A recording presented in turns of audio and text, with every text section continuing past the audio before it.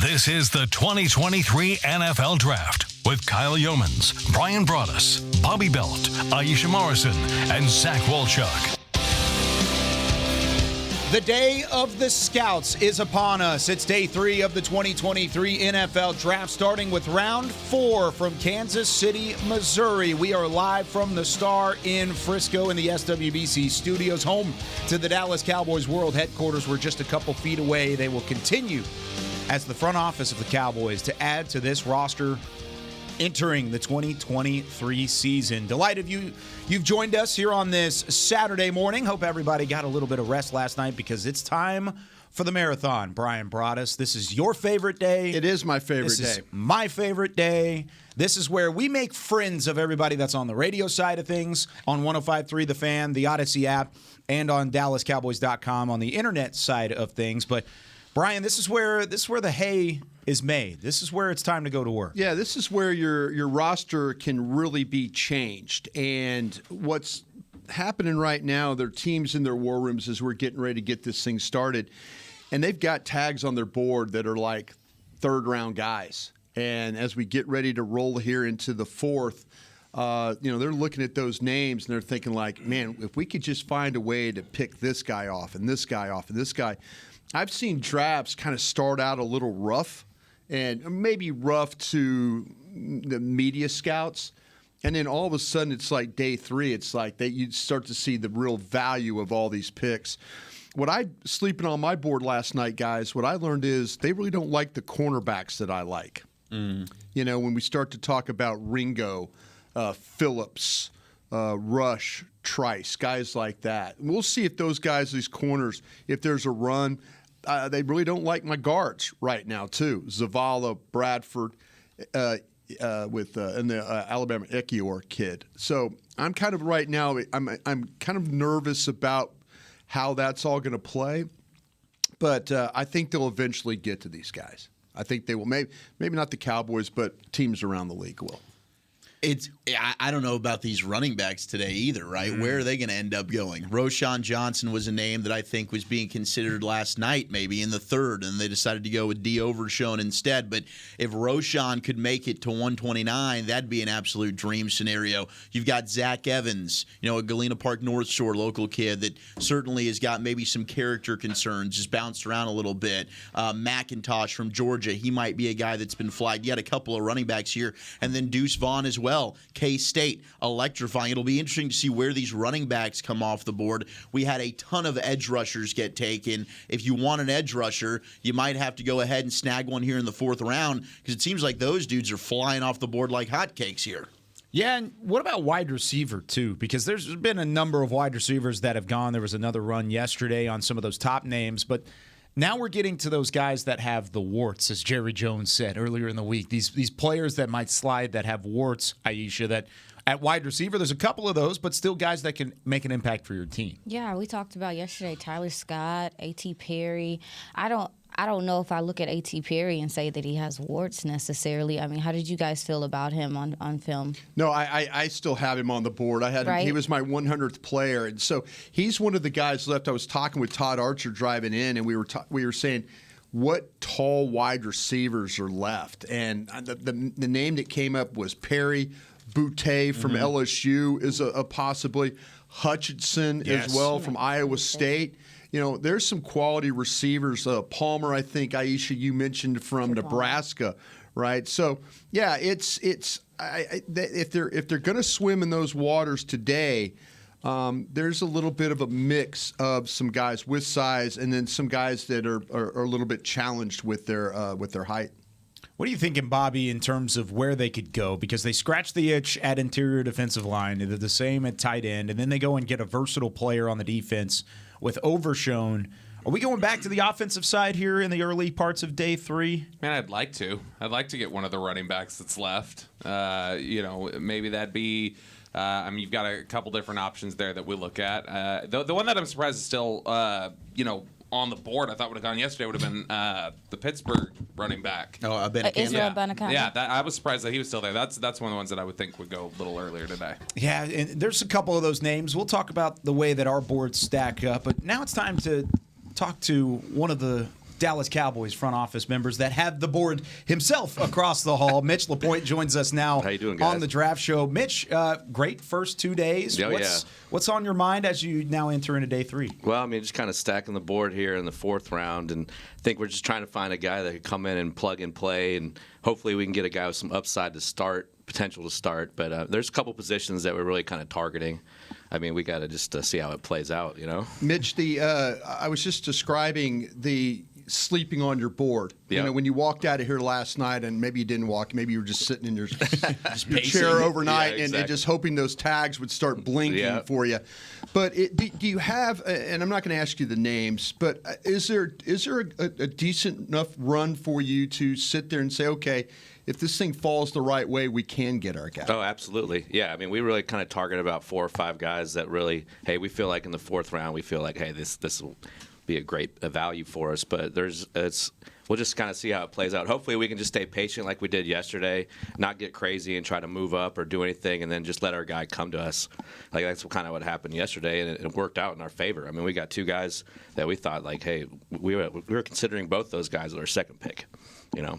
Wow, that's good to look at. And Director of College Scouting, you've been around this department for how many years? I've been here 2005? 18 years. This is my 18th draft year. Where does this class stack up? I'm just curious overall to some of the ones that you've had in the 17 previous years. Yeah, I think it's probably a little bit lighter up front and a little bit stronger kind of in the middle, kind of where we are. But I would say like first round value, like maybe in 18 years, maybe one of the weakest classes that we've had. Wow.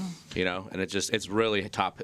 Second, third, 4th round, it's really thick. Is that because of the pandemic? I would Mitch? think so. I think it's pandemic, and a lot of those guys now, I think we're going to see this, I think, some of these kids that want to come out maybe get paid by their schools. I think it's just it's going to change, I think, the draft a little bit for us, especially those guys in the mid rounds, you know. Because they can make more money in the SEC than they would be coming in as an NFL rookie, which is crazy. It is. You know? It's absolutely nuts. Mitch, I was wondering, you talked about positions maybe that you'd be looking into. How do you weigh, like when you're drafting last night, and then you look at maybe some of those positions and how they stretch to where, okay, we could probably wait and we can take advantage of that maybe today? Yeah, no, that's a big-time juggling act because there's some spots that we want to fill, and then you start looking at the depth, and you're like, okay, if we don't get this guy, then we're probably not going to get one.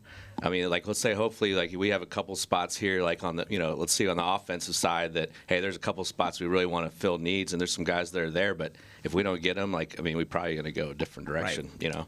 Would you say that you guys, when you just look at the class that you've had so far, with Mozzie Smith and Schoonmaker and then Overshown last night, would you say that these guys are certain things right now? Mozzie, a really great run defender, Schoonmaker, a really good blocker, but that you look at it and say, but we believe Mozzie's got the ability to tap into this pass rush. We believe that Schoonmaker's got the ability to be a seam threat. How much of that projection is part of what you guys do with I think guys? It is, absolutely. I mean, I think one thing with Mozzie, like we talked to him through the process, even when he was here for the 30 visit, like, okay, his plan this year, he was going to be part of their nickel package. Well, they lose a guy, and then all of a sudden they can't have him out there. He wanted to be a part of that and wanted to develop there. But we look at the athleticism, the quickness, and we feel like, I mean, obviously the power. I mean, he can push the pocket. And that's one thing we talk about with our quarterbacks a lot of times. Hey, we want to firm up the middle. And Mozzie's he'll be driving guys back in the quarterback's lap. And then the one thing with Overshown is just like, I mean, okay, he's an elite special teams player. He plays like Dono. I mean, he hits like Dono. I mean, he runs, hits, and he's all over the place. I mean, the guy plays with the passion.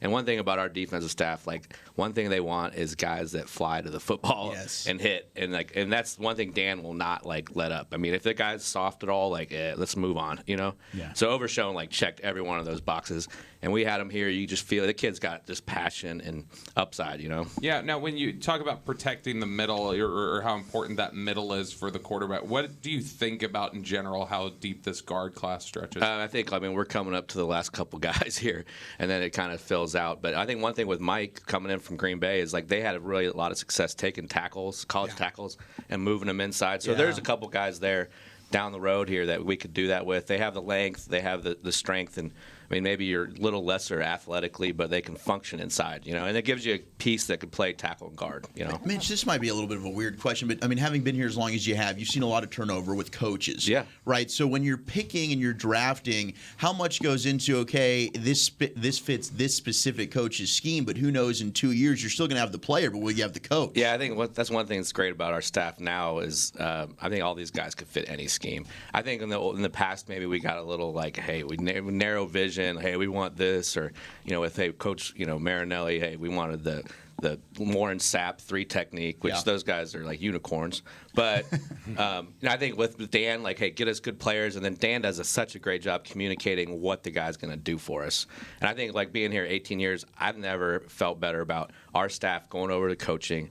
We can have conversations with our staff. Everybody gets along, and then when you see things together, it just makes it easy, First, I want to say thank you for your honesty with your answers. But there was some genuine excitement from every pick. And you mentioned that you guys actually got 2 of the guys that you felt very sure about. Yeah. How much did this group of gentlemen impress you guys? Because it seems like it's not just the player. There's a lot of character in all of these gentlemen. Yeah, I think it's one thing with Will, and just even from our head coach down, is like, hey, love what they do. Like, they gotta love the process. They gotta love the practice. Hey, our guys, we don't get our hands on them as much as we did 10 years ago. Brian remembers the 2-a-days. I mean, you got to have guys that are self-motivated that you can trust, and I think it makes them better pros, and I think it's good for your locker room. And hey, Schoonmaker, I mean, he's like his brother. He's got a brother that's a Marine. Like, the guy's like, he's squared away. He loves ball. All 3 of these guys are going to be great for our locker room. How hard was it? Oh, you going to reset this? Yeah, I was going to reset it real quick. Reset this guy. Director of college scouting, Mitch LaPointe, joining us here on the Draft Show. There you go. Yeah, I always got to reset. Good radio man right there. Yeah. Bad scout, bad radio man. The situation, how did Mitch, I've never been a part of a draft, and I've been doing this since '92, and you've been doing it a long time too. I've never seen a draft with as many short receivers in this draft. Yeah, it was, and I found myself struggling with the evaluation because of my days of saying I would never take a 5'9" guy here, and then guys like Dell and Aisha's over there schooling me up like, this Dell kid's going to go fast, Brian. Just get ready. Yeah. And I'm like, man, I don't know. He's 5 this. But how did you guys look at the shorter receivers in this class? It was tough because it's like one thing with Coach coming in here from Green Bay is like, hey, I think he sees kind of, let's get the guys that are all big and they're versatile. You can play inside, outside. And then how many of these guys can you have on your roster? I mean, we have Turpin. So it's like, okay, where's the Cooks. value? Yeah, Cooks now. I mean, Cooks, exactly. he's 5'10", 180, and 4'3". And it's like, I think some of the times they're window dressing, honestly, when you go through it. And we went through our mock drafts and kind of playing out how it would go. I don't think that those were the guys that we were just really excited about. Like you said, you have to value them right. Right. And then I guess the way you would take one is if they fell. But yeah, it was tough because you had the kid Josh Downs. I mean, Zay Flowers. But Zay Flowers feels like a guy that he feels sturdier. Plays big. Yeah, I mean, then like Tank Dell. I mean, just the routes and then the return value. He was one of the guys that we were like, okay, we could see this guy really coming in. That's nice to hear. Yeah, absolutely. Yeah, it was cheerleading going on over there for no Dell doubt. there. Yeah, for sure. What about the big school versus the small school debates? Like even yesterday with the tight ends, we get Schoonmaker here. Yeah, great player, big school, fellow Michigan guy. But then let's say another tight end like Tucker Kraft, who went a little bit later, South Dakota State. You hear, all right, these small school guys, they better walk on water. Yeah. How do you judge the projection between the small school going up against the lesser competition versus the big school guys? Yeah, I mean, you better dominate. I think Cody Mock, like he checked that box. I mean, you put on any tape, he's burying guys into the ground. I think Tucker Kraft's in the same way. Like when he got his hands on players, I mean, it was like a man amongst boys. But I mean, he got hurt, and then it's kind of like I don't know. I think we all felt like he had a ton of upside, and I think Schoonmaker for us is just a better fit right now. I mean, he's more ready to plug and play. You know what I mean? So it kind of came out a little bit after the Mozzie Smith pick, but that Smith was one of Will McClay's pet cats. And that he really liked. We really liked Mozzie Smith. Do you have a pet cat that went in this draft and that you really liked overall? That you maybe not stood on the table for, but you just really enjoyed doing the scouting? I mean, I think Overshown would be one of my top 5. Absolutely. I mean, you just love the way the guy can play. I mean, the speed, the coverage skill, the blitzability. I mean, he's a guy that can come in and do a lot of stuff for us. So we're excited about that one. That's awesome. Mentioning Overshown, one thing I realized about him is that he had some changes in coaching, and then obviously the COVID year. For him, I feel like stability is important, and to really instill confidence in what he can do is important. Yeah. How did you feel about him? If he's your pet cat? Oh no, we feel like he's ready to roll. Yes. You know what I mean? Like just talking to the people there, and we got some good sources on the staff there. Even like Tashard Choice is on the staff there. Yeah. Right. But their strength staff is awesome. I mean, they're very wide open, and just the way the kid handles his business. Yeah, I mean, he's going to be great. We got some 332-pound guards still on this board. Yeah. When we're looking at these guards, what are we looking for a Dallas Cowboys guard? Well, I mean, I think we want a guy that hopefully they have position flexi, whether it's tackle or it's center. I mean, because, you always want guys that have multiple spots. I would say we want a guy that's athletic and that can pass protect and play firm like we were talking about. I think that's one thing. NFL play strength is kind of, I think, would be a checkbox for us. Mitch, this has been awesome. Thank you so much for taking some time with us. We're on until 5:30 if you want to keep Yeah, the headset. honestly. We'll give you a bottle of water. Come on down. Well, you got a Miller Lite here. You are kind of like a natural. Oh, thank you. Appreciate Do it. you want to take a headset You've in got the a war room future. for us? Yeah, absolutely. You want to take one of the war room? Are they warm beers or are they cold? No, I'm just kidding. Mitch Check Lapointe. back with it. We'll get you a cold one. Hopefully, There you go. LSU, we can get somebody on the board here one of these days. I'm trying. No doubt. I'm like Aisha. Like she talks about players. I can't talk about these LSU Yeah. kids. I get too emotional about them. So when you There's a take couple one, good ones hanging there are around. a couple of good ones. That's why I was So I asking. went to Kansas. I mean, we took Dorrance Armstrong, and I was like doing backflips. I was like, hey, that one played out pretty good, Thank you, Mitch. Yeah, Appreciate it, thank man. you very Safe much. travels Yeah, to you, man. appreciate it. There he goes, Mitch Lapointe, Director of College Scouting for the Dallas Cowboys, taking some time with us today. That was so much fun. I mean, so much great insight from these guys, and they put in the work 12 months out of the year. I mean, it is every day. Brian's been a part of it, and he's not the only one we're going to get to talk to. We've got Chris Vaughn coming in here. Oh, yeah. In a couple of seconds. We've got the headset ready for you, Chris. This one's going to be fun. We're going to hop on the headset because not only is this a big day for you in your profession, this is a big day for you as a father, as Deuce Vaughn is on the board still heading into day 3. What's your thoughts right now, just both from a work standpoint and from a life standpoint for you? Well, from a life standpoint, I've never been as anxious in a draft as this one. Right, a little more skin in the game on one of these guys in particular, but it's been an unbelievable experience so far, and my wife and Deuce are probably. They're at more calm than me, probably because I understand the process, right? So every little thing that happens, I'm kind of analyzing and going, okay, what does this mean, and what would that mean, and so I think they're sitting back and enjoying it, and I'm pulling out any hair that I would have had, and professionally, it's when I put on my NFL evaluator hat, I see it one way. When I have my dad hat on, you see it a little different. So it's it's that conflict a little bit but that's the way the process goes. Right. That's the way the process went in recruiting. So that's been a big part of our conversation. Well, I did want to ask you about that because Todd Archer obviously wrote the story, went out on ESPN about how this was one of the first times you had to be kind of taken out of the evaluation process. And we love Deuce. I mean, we've talked about that on the draft show. I'm not just saying that because you're sitting in the room. It's one of the most electric, exciting players to watch in this class. But what was that like for you, not being a part of that conversation and having to remove yourself from that? Well, number one, I appreciate the Joneses and Will and Mitch saying, hey, why don't you sit this one out, which was good. Now, it was good on a couple different levels. The great news is that the way the organization sees him is the way I see him.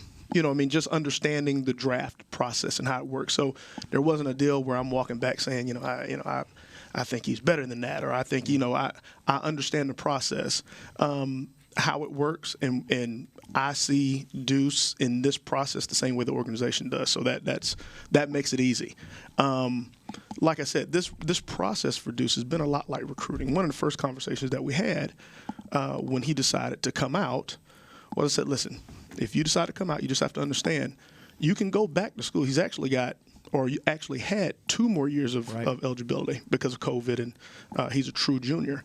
I said, if you come out, you've got to be happy with this decision if you go in the 3rd round, 4th round, 5th round, 6th round.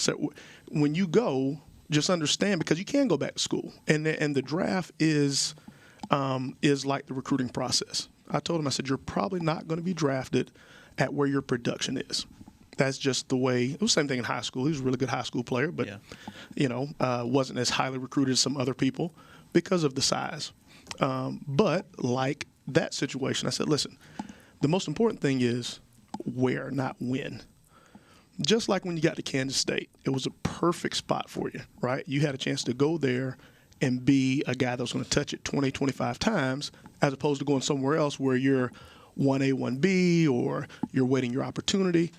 You kind of had a chance to be the bell cow as soon as you stepped on campus. That's why you're in this situation. So once we get to playing football, everything will take care of itself like it always has. So I think he's got a very mature look at the draft situation. Now, I can imagine last night seeing a run on backs, being the competitor that he is, the way that he's wired, that he was taking some mental notes. He's really even keel.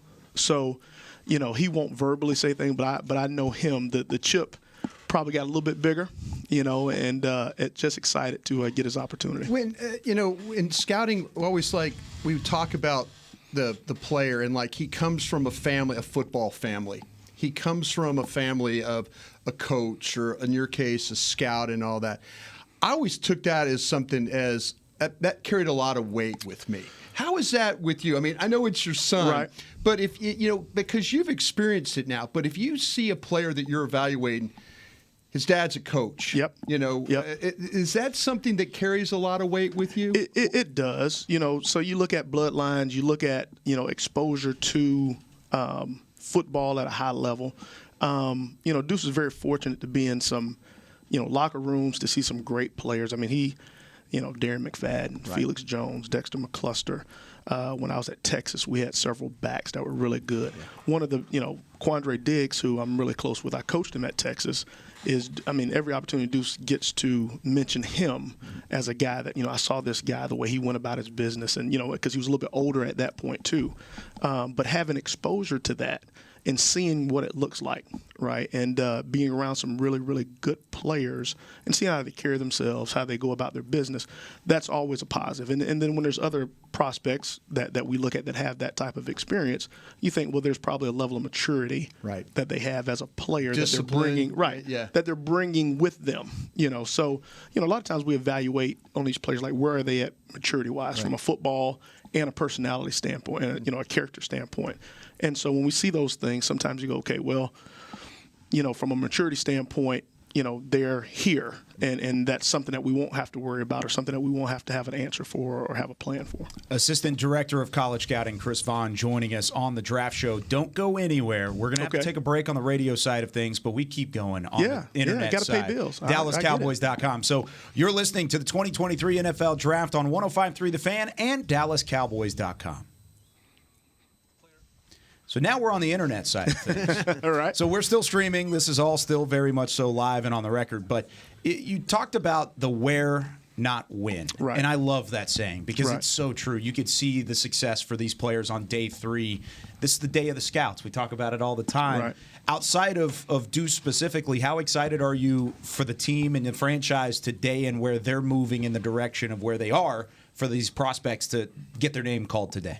Well, this is, again, when you look at the history of the draft and how things usually work, there's a lot of really good players that come out in these rounds. Yeah.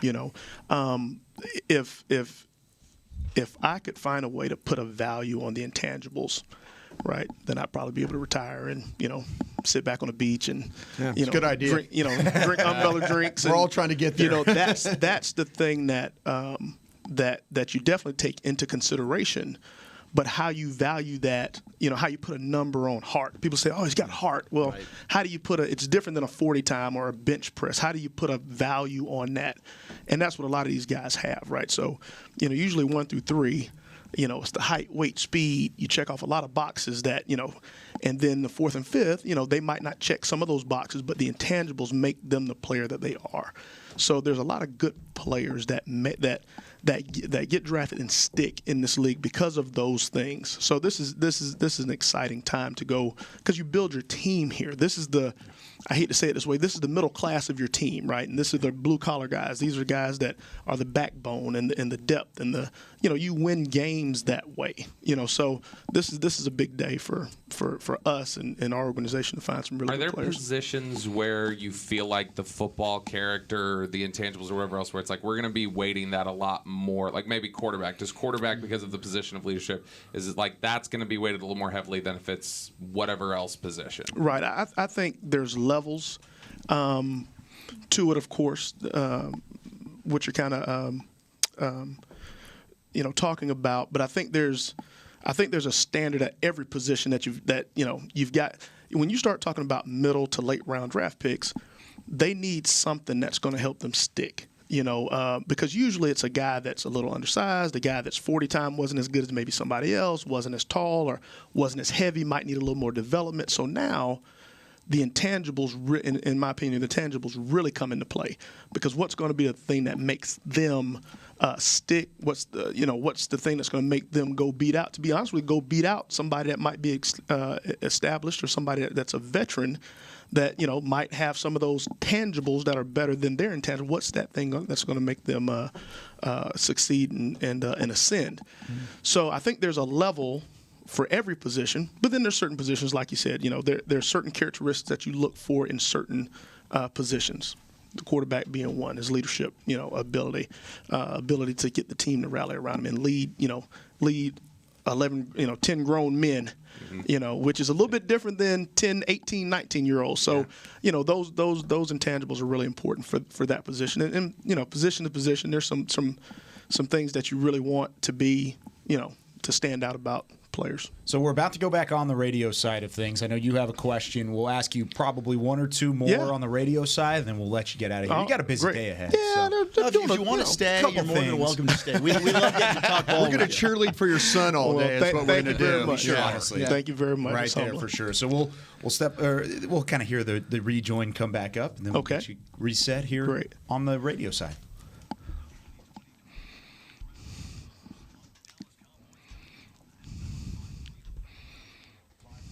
Day 3 of the 2023 NFL Draft is here. We are about 33 minutes away from the start of round 4. Then it's into 5, 6, and 7. It's the day of the scouts, so we're talking to the scouts. Chris Vaughn, the assistant director of college scouting, is joining us currently. Aisha Morrison, you had a question for Chris. So you spoke about the opportunity that Deuce had to be the bell cow at Kansas State.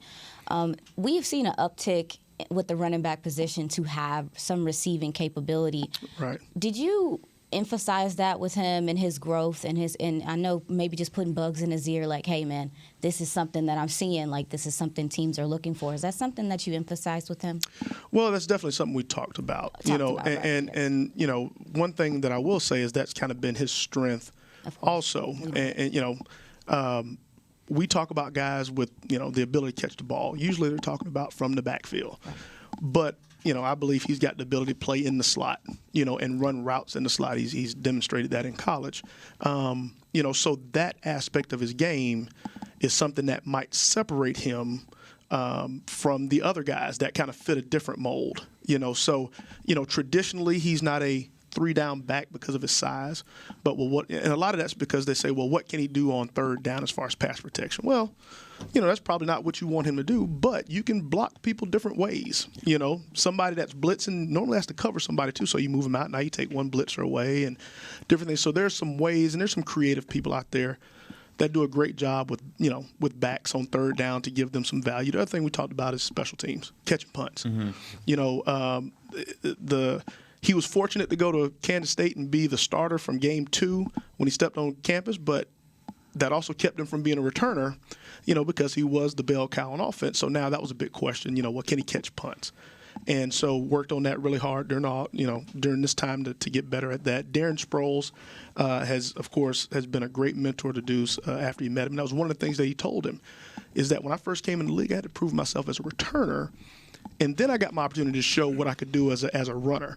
So of course that stuck with Deuce and said, I've really got to go make my name in this facet of the game too, to maybe earn more opportunities to get the touches. So again, you talk about value. It's the two things you can do. I'm a runner and I'm also a specialist. So we've talked about those things. That's a great question. We've talked about those things and just how your diversity is what will be appealing to different teams. And that's why I think different teams will look at him differently based on what they have on their roster, and an offensive guy going, well, here are the matchups. Here's a matchup that we can use Deuce in this role. So that's a great question. We definitely have discussed that and talked about it. So if Deuce is 4 or 5 inches taller, I don't think he's even available right now. Just personally. That's what his mom says all the time. And I have to remind her that, but if he was, he might not be the same guy. No, that's very fair. The wiring is because of the chip on the shoulder, the underdog, but my wife looks at it exactly that. My dad, the exact same way, But I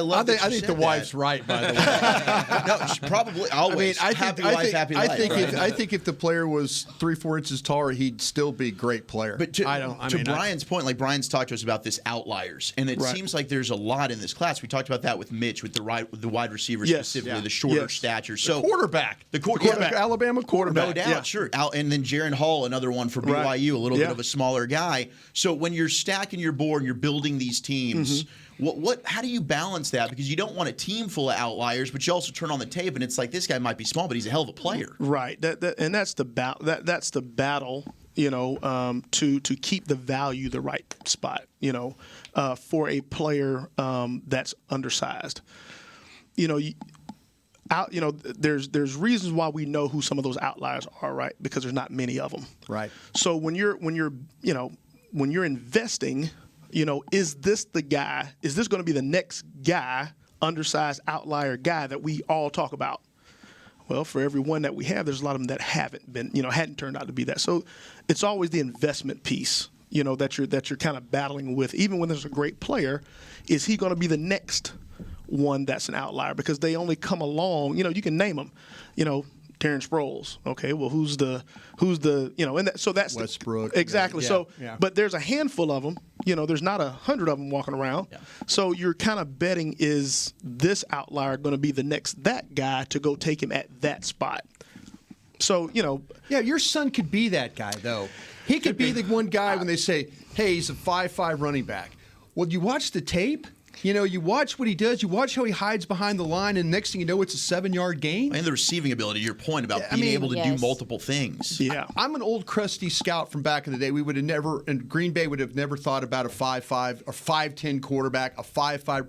You could play with these guys now. If you get creative enough, you can play with these guys. And you don't, I've had to change my attitude about the smaller player. Yeah. With the Packers, like when we put them on the board, all the smaller guys were getting vacuumed off the floor. Their tags were so low on the ground. Yeah. But nowadays you have to think about that. You have to say, man, if a coach can get creative with my guys here, we can have some success with these guys. Yeah. And we're not lying to you, by the way. We are cheerleading for Deuce Vaughn because you can go back and watch the tape. If you want to watch all the draft shows to find it, you can. I don't know which one it was, but we have talked about him in extensive. Final question before we let you go. But you hear about these milestone moments as a parent throughout life. Right. Has there been a number one milestone moment for you in football specifically with Deuce? And when he gets that phone call today, where would that rank on the list? Probably number one. Yeah. It's almost like your child trying to make the Olympic team, or So how do you feel when you get that call? Your son made the Olympic team, or he's So it'll be, we had a dinner the other night, and we kind of. I got emotional there. There's been a lot of stories about this dynamic with me and him, and so as long as I'm talking, I'm good. As soon as I stop talking, like the eyes start to well up, and then it's like either drop or go back in because they're just like sitting there. I imagine the guy's been joking with me, and I'm like, yeah,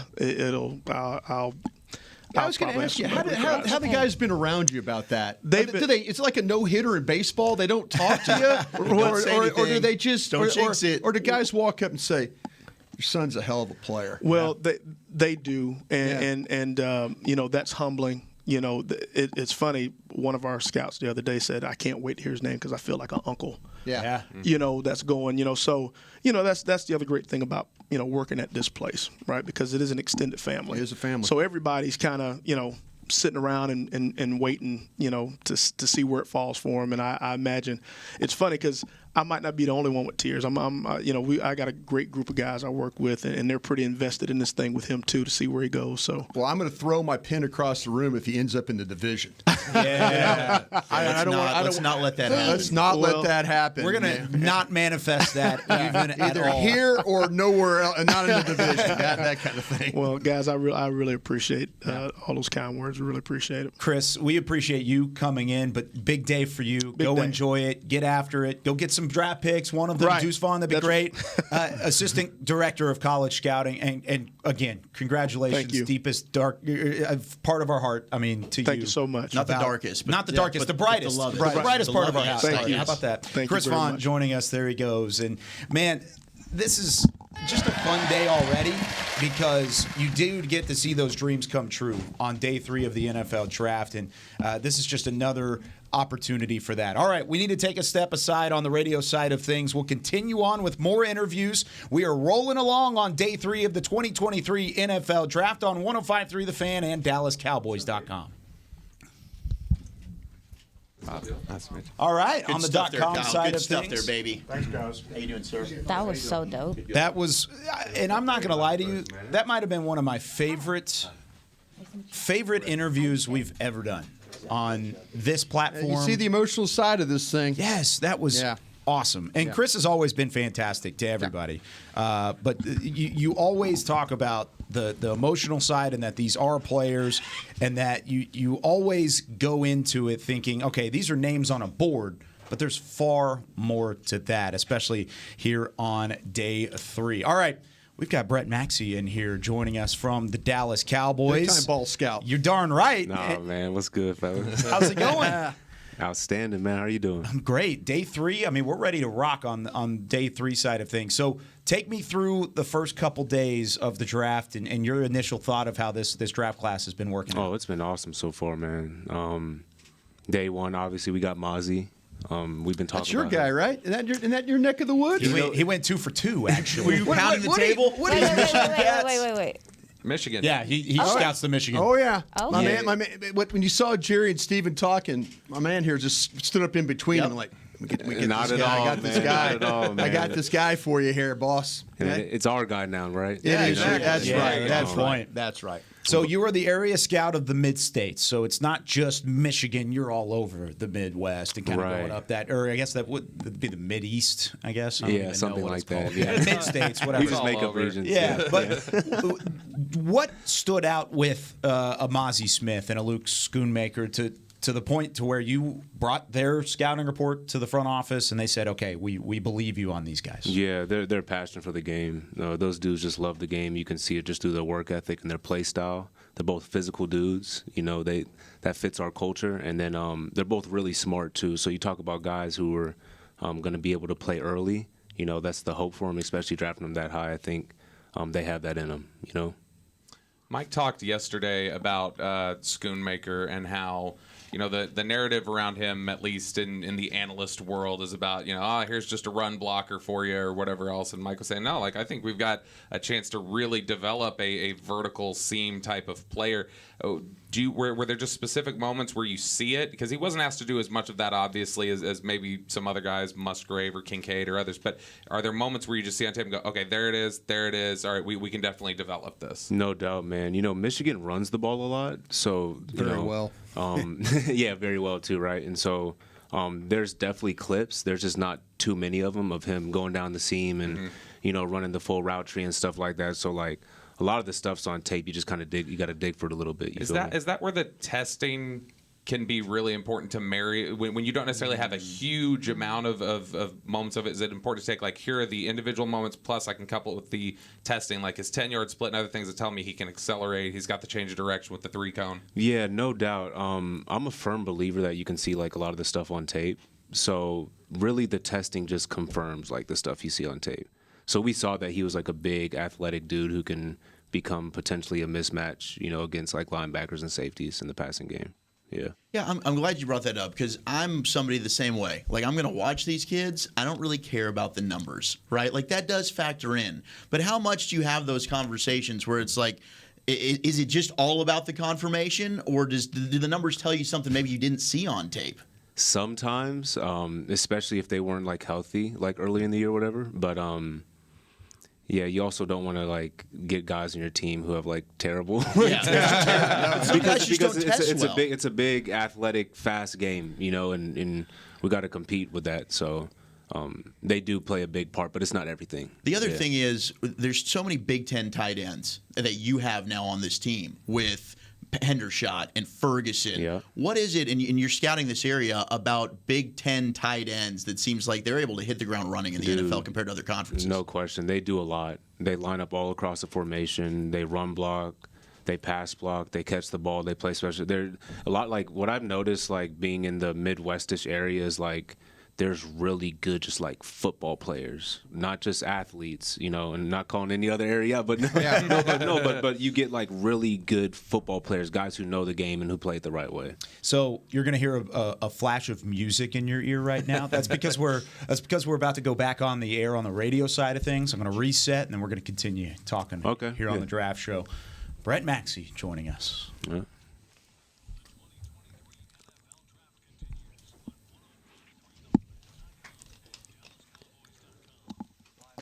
About 20 minutes away from the start of round 4, day 3 of the 2023 NFL Draft. We are live from the Star in Frisco. We have Brian Broaddus, Zach Wolchuk, Aisha Morrison, Bobby Belt. I'm Kyle Yeomans, as we are currently joined by Brett Maxie II as part of this Cowboys scouting department. You've been around since 2017. Right now, you're the area scout for the mid-states, so Michigan, the Big Ten, lots of talented players up there. And we just talked about it on the DallasCowboys.com side of things. Before our radio listeners, tell us what stuck out about Mazi Smith and just him specifically as the first-round pick, because you scouted him, you've known him for quite some time. What set him apart? The power.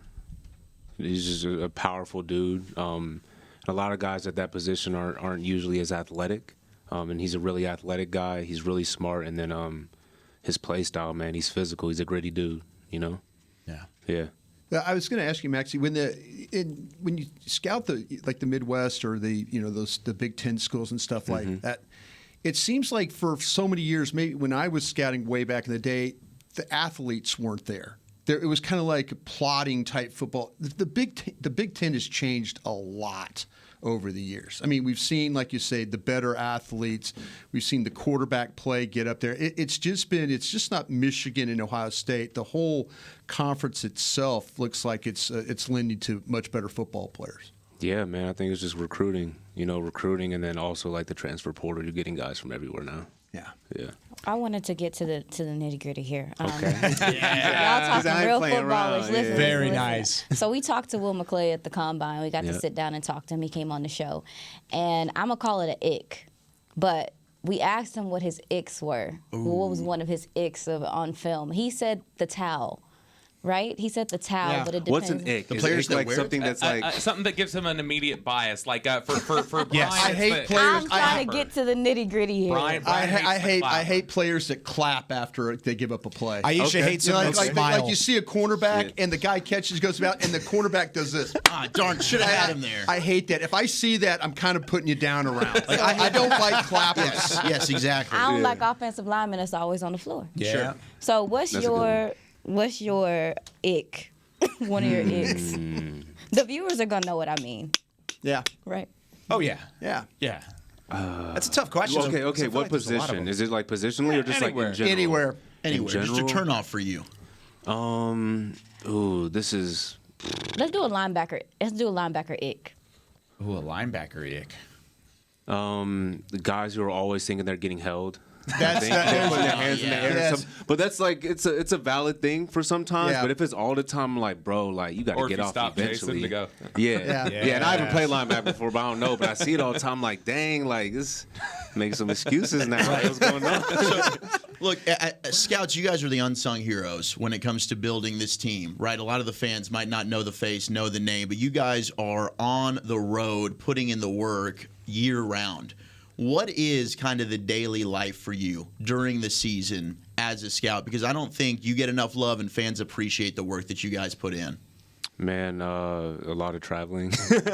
It's a lot of being on the road, a lot of being on the phone, gathering information. Yeah, man, I feel like we're just like always on the move. Do you ever forget where you are?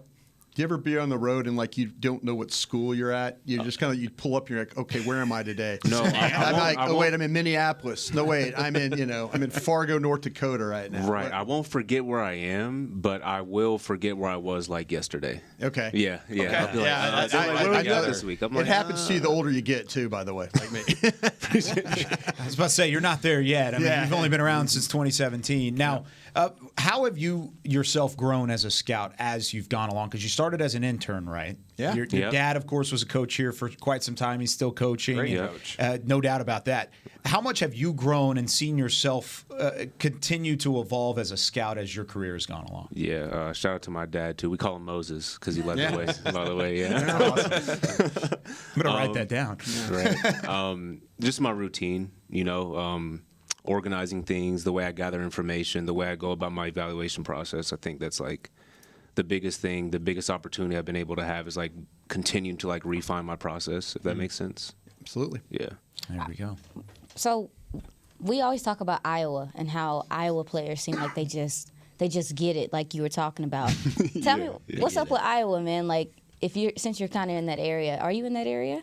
That's not my particular school. Okay. That's Justin Stuckey, but it's still Midwestish. Yeah, what it is kind of like I was saying before, like they're just really good football players. They like know how to play the game. They know where to line up.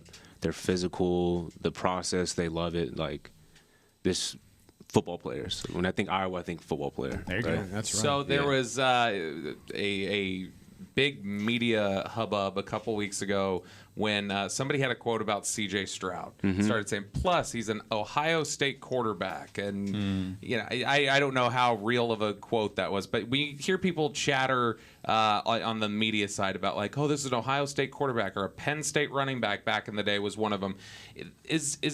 That's not something that ever registers for you guys? Does it program more so unless it's a coach, right? Like a Jeff Tetford quarterback or something like that. Yeah. It's not like a program thing, right? That's more a coaching staff. That's okay. So you're talking about icks, right? Like that's one of my icks. Because media. Let it out. You can always call Brian, me, and Bobby out if we ever say something you don't like. Just say, hey, bleep those guys. He's done it a lot driving around, I'm sure. No, because it becomes like a negative connotation on the player, and like it almost takes away like from what he's done. And that's not fair to him, and that's not fair to the people who's helped him get there, like for the work that they put out there. You feel me? Yeah, absolutely. Yeah. Well, this has been so much fun getting to catch up with you and really get to kind of dive in. Good luck today because it is the day of the Scouts. You got any more? You got two already. It's the day of all of us, man. Yeah, I was about to say you got two of them already. This will be really fun to watch. Brett Maxie joining us here on the Draft Show. Good luck today. Hey, appreciate y'all, man. Thank you, sir. Yeah, there he goes. All right, so we're not done just yet. We've got a couple more guests coming in, and we've had a lot of insight here over the last couple of minutes. And really getting to know the guys behind the picks, right? I mean, that's part of it, Brian. Yeah, absolutely. Not only are we learning about the prospects. These are your engines right here, man. These guys and gals that are going to come in here. This is awesome. Yeah, we got the car wash going. This is a blast. This is a car wash. You're exactly right. Hey, and you wanted to ask about Iowa, right? Here's your guy. Here's your guy. Oh, my bad. We've got Justin Stuckey in here. Yeah. I gave your team to him on there. We were thinking Big Ten, mid, but you're on the Iowa side of things, and I mean, overall, it's been a fun couple of days. Kind of your first thoughts, your gut feeling after the 3 picks the Cowboys have made so far.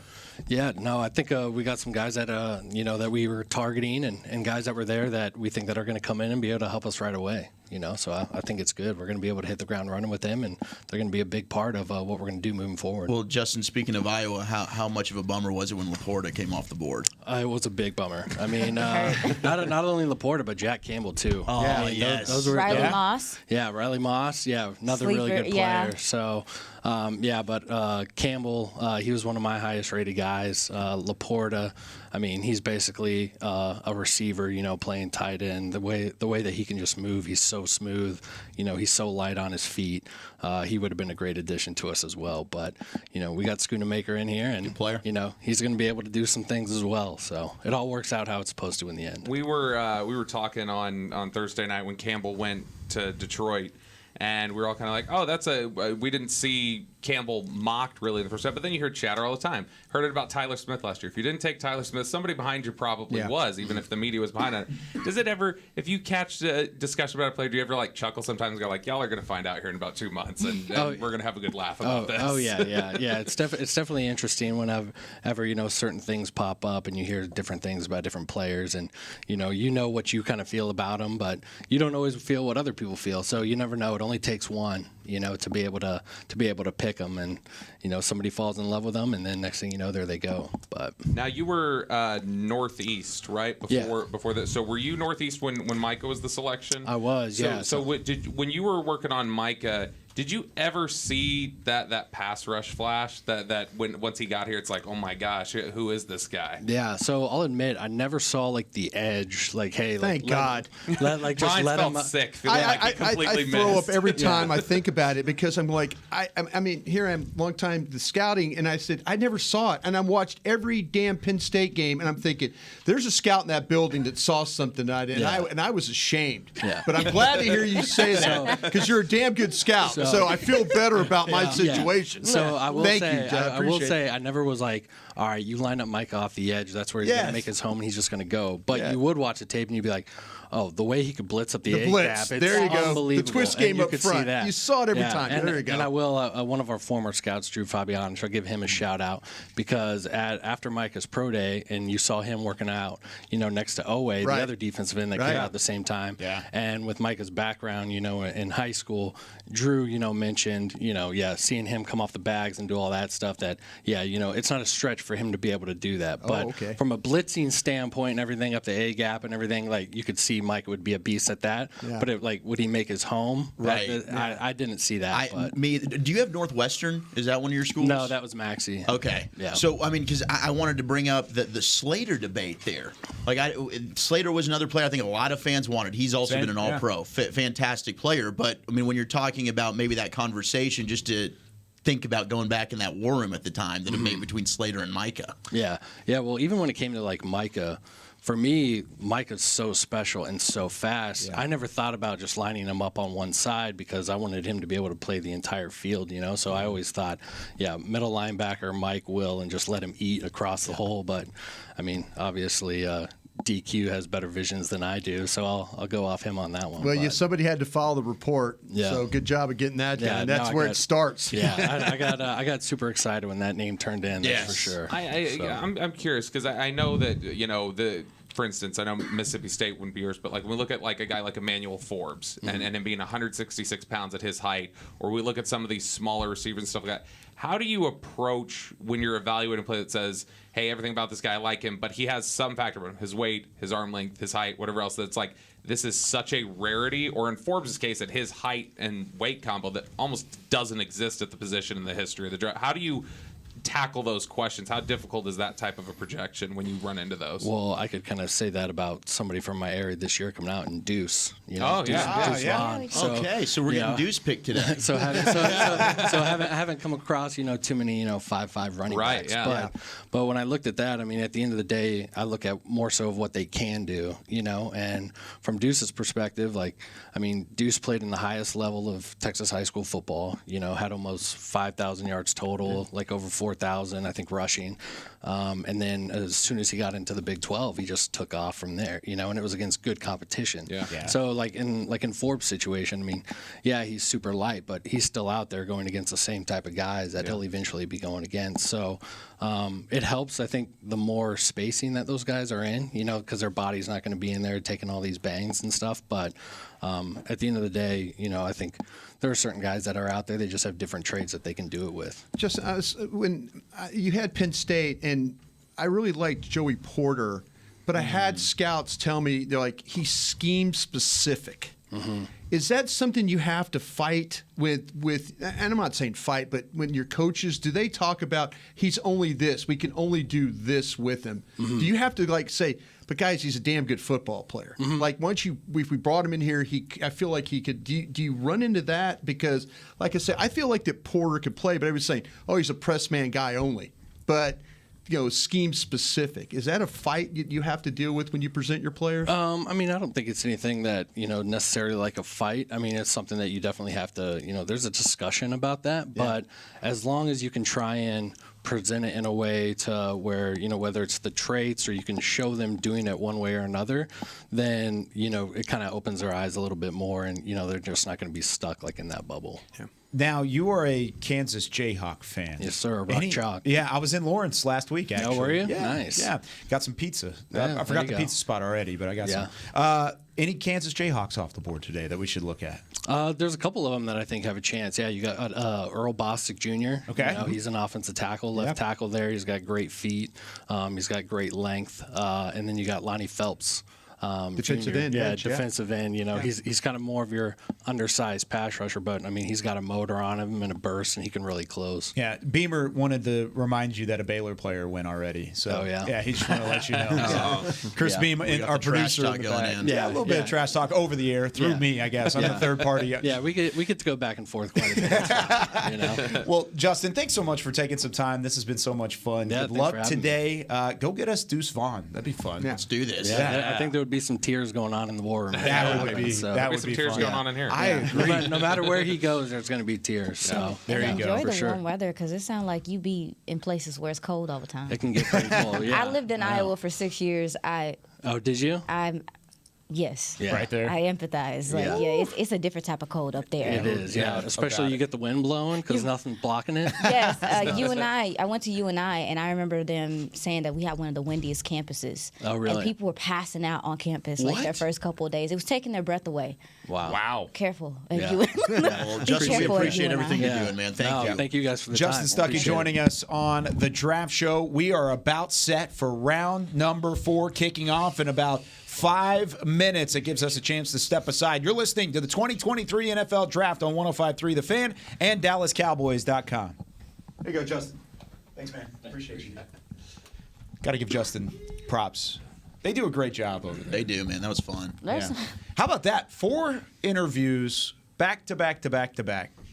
And thanks to Roxy and Beam and everybody that set us together. I'll tell you, I really appreciate the scouts and the Joneses for allowing. Poor Roxy's coming over looking through like, I got somebody else coming up. But he's got K-State, Justin does. And I wonder, for him, it probably doesn't matter. But for us, like Brian, we started December 1st watching these guys. One of the guys we watched was Cooper Beebe, a guard from K-State. Yes. Decided to go back. Don Beebe's son. And is it Don's? No, it's not. He became one of my favorite guards. Just go ahead and say it. Just go that ahead and I say watched. it. Going to jail. Yeah, let him know. Let him know. But I wonder what that's like for a scout. He's just going to scout him again, and then he'll have a report next year. But it's like, gosh darn it, man, I wish he came out this year. You probably saw him already, and you're right about that. There were like 4 or 5 guys that you did that with that you were like, man, they're coming back already. But they're right about the NIL money. They're right about the extra years. I mean, kids are wanting to stay in school another year and develop. We've had a lot of things going on with these 6-year senior guys. I can't remember if I said it here. I know I've said it elsewhere. But, I mean, this has been an issue. That reference is absolutely correct. There are lots of NIL collectives that are going up to players and saying, "What's your round grade? Where do you think you're going to go?" Oh, all right. It makes Especially sense. a running back, right? Here's the slot money for that. Yeah. Yes. Stay. Wow. And they will. I mean, why not? What's the hurt? You get a full education. You get the degree. I mean, yes, you don't get an opportunity to come and learn from. It's all above NFL. the table now. So yeah, I mean, now it doesn't matter, right? I'm terrible though. I did. Once we started getting into these, I was like, we just got to start taking advantage and start asking them like scouting questions about how positions work and like how do you view this? I was trying to get Mitch to tell me about them guards. Yeah, you did. You tried. Power. Who's your most powerful guard? He said, he said position flex. Position flex with tackle power. and center, athletic, You're starting to check pass it. pro, play firm. I was listening. You wrote them all down, but I mean, That's that what you do. describes That's pretty what much I- anybody, right? I mean, not Not necessarily. Like, everybody ain't got real position flex. They may look like they do, but that for just decoration. covers everybody. I kind of feel like Zavala is a guard only. But when he said tackle and center, that puts some things in perspective. No, that puts some stuff in perspective for me. But pass pro, baby. While we wait for the start of round 4, do you want to reset the board here, Brian? Kind of talk about some of the names that are at the top. And we know about Jones from Ohio State. There's some medical concerns there. So he's still going to go though, right? He is, but at what round will you take that? Some people have him completely off. Yeah, concussions. There's a lot of things going on there. Ringo from Georgia at the corner spot. Phillips from I got a good run. I said this earlier. I got a good run. I got some quality corners with Ringo, Phillips, Rush, Trice, my guy from Purdue. Big fan player. So I feel like Herbig. I think Aisha mentioned him, the Wisconsin linebacker. This thing might stretch for him. Roschon Johnson. I think if the Cowboys are sitting on a guy right now. Yep.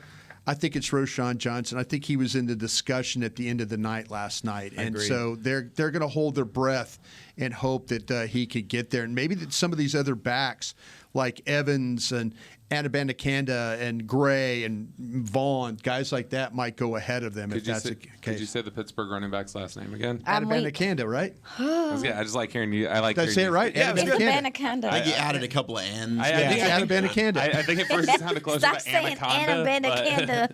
It's right, isn't it? No. It's Abanikanda. Abanikanda. Kyle, what the hell is it? Abanikanda. It's Abanikanda. Okay, so I got it right. Israel Abanikanda. Okay, whatever. He's a good running back. I like Anabana. I'm Karloftis. Yeah. Just go right back to last year. There's some defensive ends on this board too, guys. I mean, there's some good defensive ends. Who's going to ask about Winnebago? Who's my Winnebago? Ooh. He always we did a fake yesterday. We did fake players, and I did scouting reports on fake players, and I said, "These guys looks like they're stacked into like Winnebagos. They're so wide, you know." It was amazing. Y'all, I'm sorry. Listen. Was this on the radio? Yeah, he was talking about the Winnebago? Winnebago's ass and all kinds of stuff. It was great. What's a Winnebago? A bus. It's a home. trailer. A home. It's like mobile home. It's like an RV. RV. RV. That's what it's called. Is that a brand? Like RV Hoover Winnebago. vacuum? It's just. It's like this. It's like a. Ford has an F-150. A Winnebago is a brand like that. Fancy. Yeah. A Winnebago. A Winnebago. All right, here we go. What's round that Pitt 4 guy's getting running underway. back's name again? Abanikanda. Anabana. Abanikanda. Gotta keep it loose.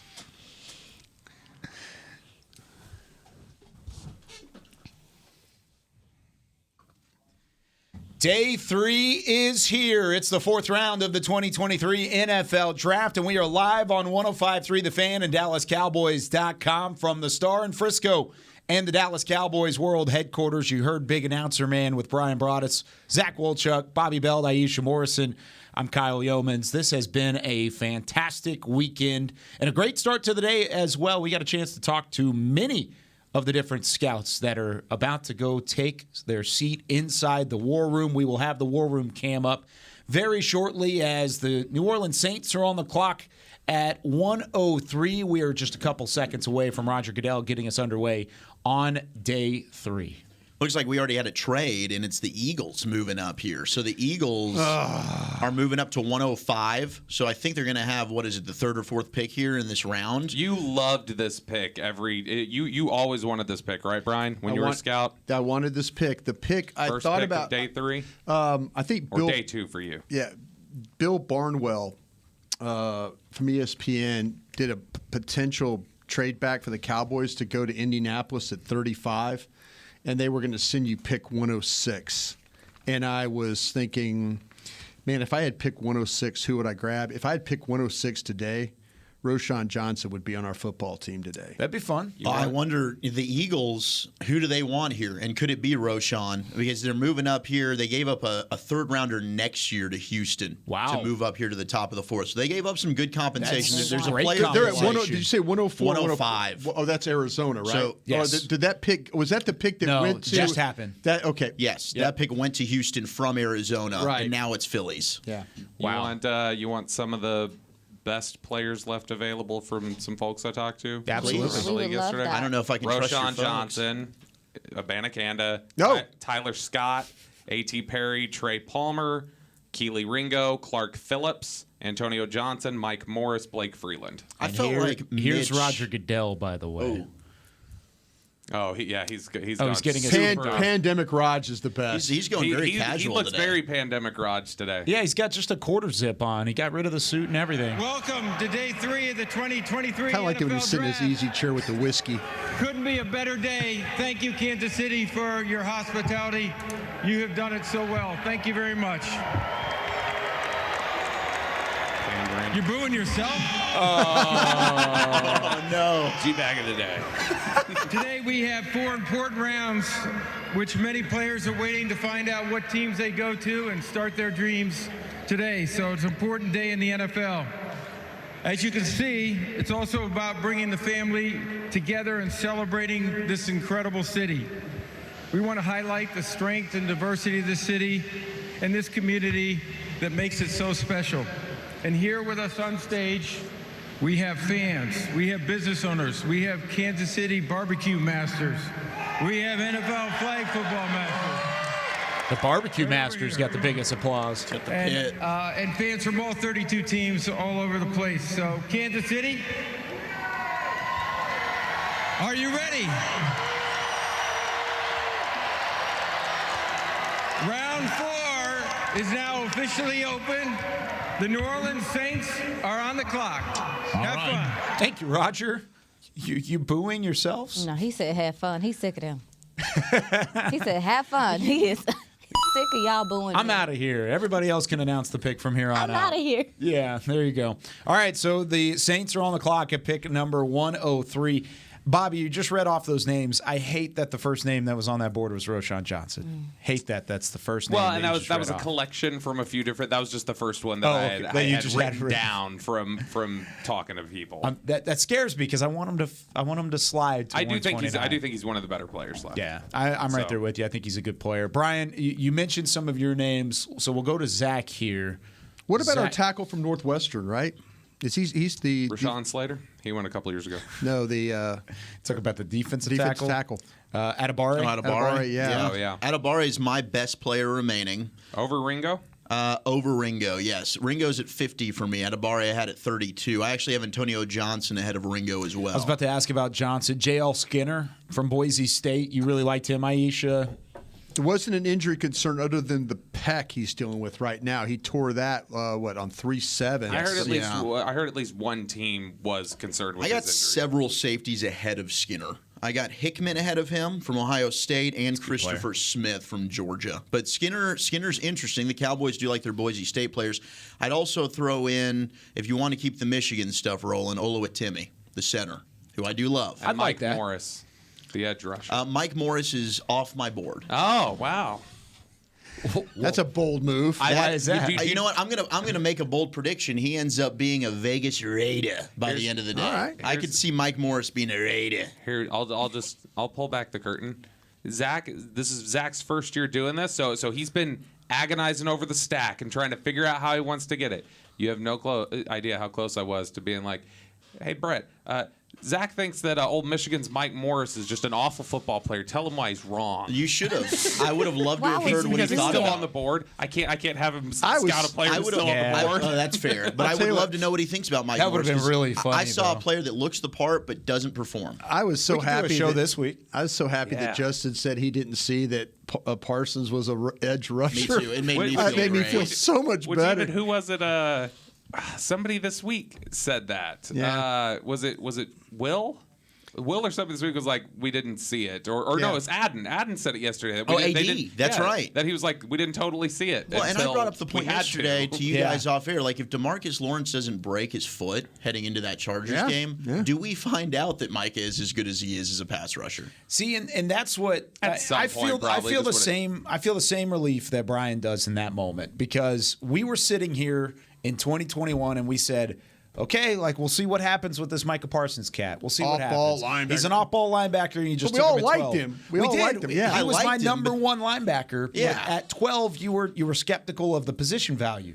But then he turned into an edge rusher. Yes. And then position value skyrockets, and he's one of the best players in the NFL. So the fact that they didn't, their scout didn't even shout see out it. to Brad Sham. Brad was on that. He loved him, and he dunked on me the night of the draft. Definitely dunked on when you. I was have that not happy screenshot about it on Yeah, my well, you phone. should delete it. So does Zach Rowe. And Zero sends it to me every year, but I love you, Brad. Are we being literal? Should I send it No, I'm to being you? literal because I didn't like. I wanted Slay. Well, really, I wanted Sertan. He gets taken. Wait, so I'm go talking find about it. the Hold dunking. up. so wait, this was the top No, pick you don't of need this to go round was find it. We don't need to traded? talk about Yeah, it. it's find this it. New Orleans Saints pick So now. New Orleans came up for it. Yes. for the with the Okay, Bears. Okay.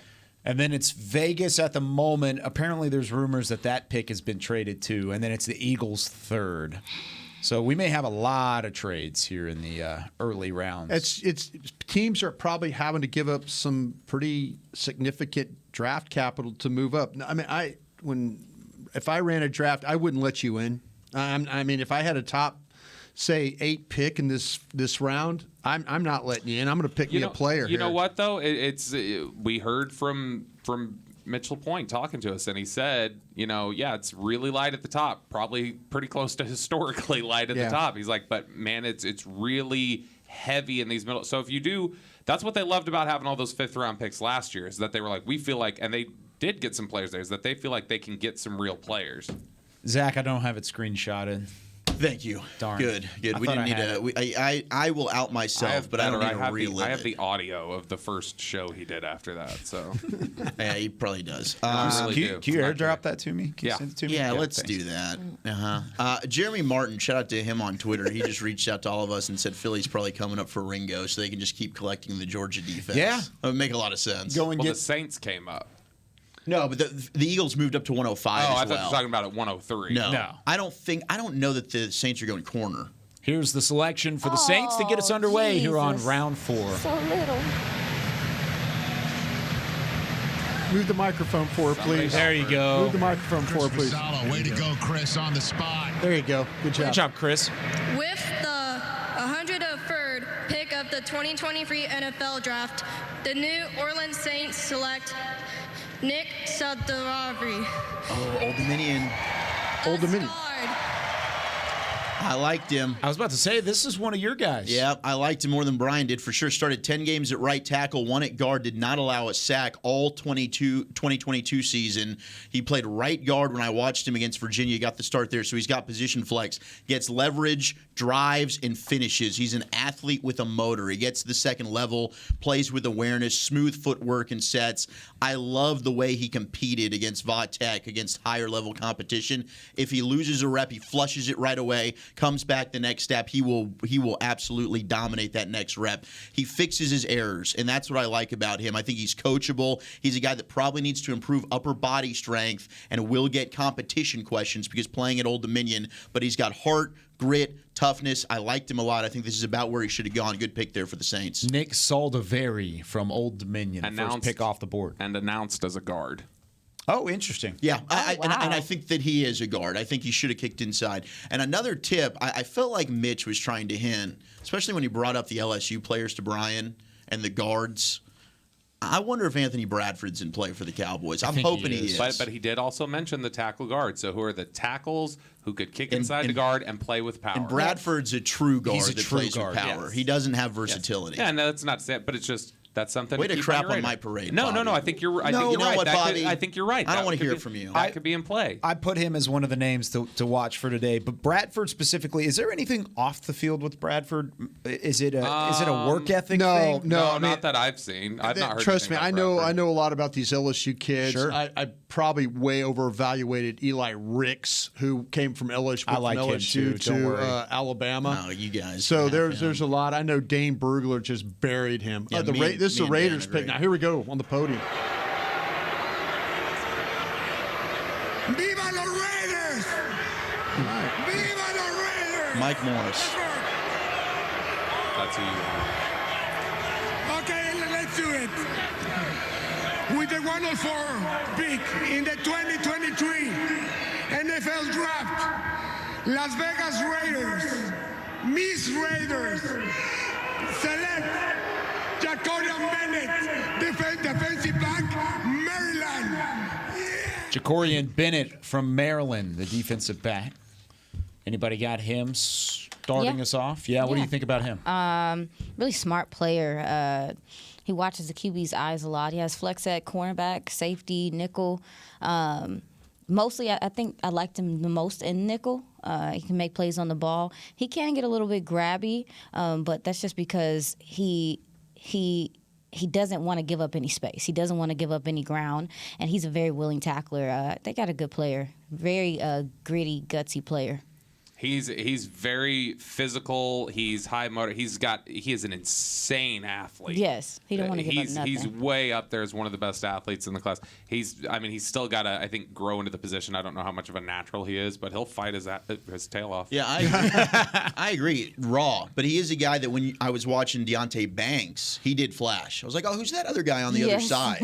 And he does have some dog in him, which I'm always looking for. I talked about this last night as well. When you're playing corner, you need that. Now, the Eagles are on the clock here at 105. Who do you guys think they're coming up Who do you most like left on the board? So they need a defensive end. Who do you most like left? Adibare. Okay, they're taking Adibare probably then, just to mess with you. Oh, my God. Just to get after Zach? Yep, Zach specifically. Edge, though, if they go for an edge, I got Hampton and McGuire are my two best left. They've gone what? Edge, defensive tackle, offensive tackle, and safety? Yeah, I mean, they got Nolan Smith, so maybe they don't do that. Linebacker could also be in play here. I wonder if they want a Cam Jones or a Noah Sewell maybe. Herbig's still on there. I'd love them to take Herbig. I'm not as high on him as others are. I have him. I like him Still pretty high. I don't know what he is. So To's on the board still too. Safety, running back. Do you think a Roschon fits here for Philly? You think that's a possibility? If you're looking for the best running back on the board, absolutely. They lost Miles Sanders. They could use a runner. I think there's a chance you pick a running back. By the way, the pick is in for Philadelphia. Then it's Indianapolis, New England, Seattle, Houston, and then back to Indy. So Indy on the clock twice in the next 5 picks. I have a feeling that this is a running back. I don't think it's going to be Roschon. I don't know why. Abanikanda, Chase Brown, Eric Gray, Kenny McIntosh. Kenny McIntosh fits the Georgia fold for them. Yeah, that's fair. This team has a history though of having shorter running backs. Could they go with Deuce Vaughn here? Oh, that would be a really big bump. He mentioned that would be the most devastating thing. Well, Westbrook, they've played with short running backs at the but again, that was an era gone by. There's something about the Pitt kid though that I think fits what they like to do. Abanikanda? Yeah. Well, here we go. We're about to find out. What's his name again, Brian? Abanikanda. He got it now, y'all. Anaconda. It was the Anna Abanikanda. He kept putting the Anna at the beginning. Let's see who it is. With the 105th pick in the 2023 NFL Draft, the Philadelphia Eagles select Keely Ringo. It's Georgia. Surprise, surprise. Why do we talk about anybody besides Ringo there? We are a bunch of schmucks. We really are. We're going to talk about the pick. Keely Ringo, one of the top players on the board, goes to the Philadelphia Eagles, another Georgia Bulldog, joining a couple other Georgia Bulldogs. We'll talk about that in a moment. You're listening to the 2023 NFL Draft on 105.3 The Fan and DallasCowboys.com. Just dang it. Fire Nick Sirianni and hire Kirby Smart. I'm totally okay with this. Keely Ringo's a guy that I think is going to get eaten alive at the next level. I really do. Man, if it ever clicks, though. The talent's there. It clicks, yeah. The speed, the traits are all there. And it's not that he's a horrible player. But I'll tell you, there's multiple ways to beat Keely Ringo. Like, he runs well. He has a similar play type to me to when I watched J.C. Horn. He doesn't play scared. He's confident. He's a willing tackler, but double moves give him fits. He can get beat inside when he's playing off coverage. And when he played against the better corners in college, better receivers in college football, he would lose those matchups.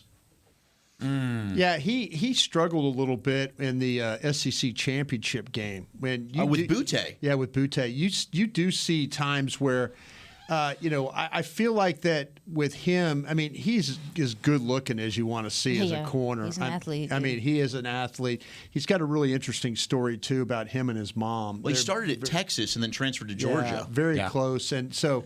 But yeah, the ball skills and stuff like that. I mean, he's one of those guys when it goes in the air, he was going to get it. But he is a big guy, and he can be very, very physical. But I think the off-coverage stuff gives him some problems because I think people run up on him, and then all of a sudden now he's a long-legged guy having to turn and go. And that's a little bit of a problem for him. Albert Breer, we knew about the rawness. Albert Breer said there were character problems. He reported that this morning. That teams had character issues with him, and they felt like he didn't answer them well. Probably why he felt. But you're right, Brian. I think bump and run. That's where he was at his best. But when he played off, I was just so nervous. Yeah, most of his success came when he was having to press or if he was playing in man. Yeah, I agree. I still think he's a big time player. If he it's great value. If he can put it all together, yeah, that's what day 4 is, though, right, Brian? 106th pick in the 2023 NFL Draft, the Indianapolis Colts select Blake Freeland, tackle, BYU. I bet he's smiling at this very moment. There he is. There you go. There you go, Aisha. Smiling. Tell us about Blake Freeland. Y'all, don't start with me. Don't. You liked him though, right? Seems like a good dude. Well, he was one of the players I had to go back and watch because I felt like when I said that about him, everybody came down on me like, "Dang, you don't like that the guy's a happy guy." But no, I went back and watched him because Brian's up and down about guys that are tall. I really am. He killed the Senior Bowl with the athleticism, and we heard from Mr. McKee, just how you have to marry that the testing to the tape. He does struggle sometimes with leverage and being under his pads or staying under his pads because he is a taller guy. But he has some viciousness to him. He has some finishing qualities to him, and he also likes to he will push guys around. So I was impressed with him. The foot movement is really good from him. So if you have an offense where you're trying to do screens and move the ball, do outside stuff, this guy's going to see some success there. Not super duper powerful yet, but he could put on some strength, some play strength. Yeah, I worry about that, Aisha, a little bit because of how tall he is. Yeah, he's so tall. And when you have long limbs, it's hard to put on weight. It just is. You just can't bulk up like you need to. And he is a really good athlete. There's no question. You're right. I wouldn't call him the strongest player, but he gets the job done. He's tall. I didn't see knee bend with this guy. I mean, everything is so upright. Stiff. His hands. He's really kind of good initially, and then he loses that sustain. But the finish, he tries. It just doesn't always work with him. I feel like he needs to play in a scheme where it's all about athletic ability. Right. And that's what we'll see with the Colts.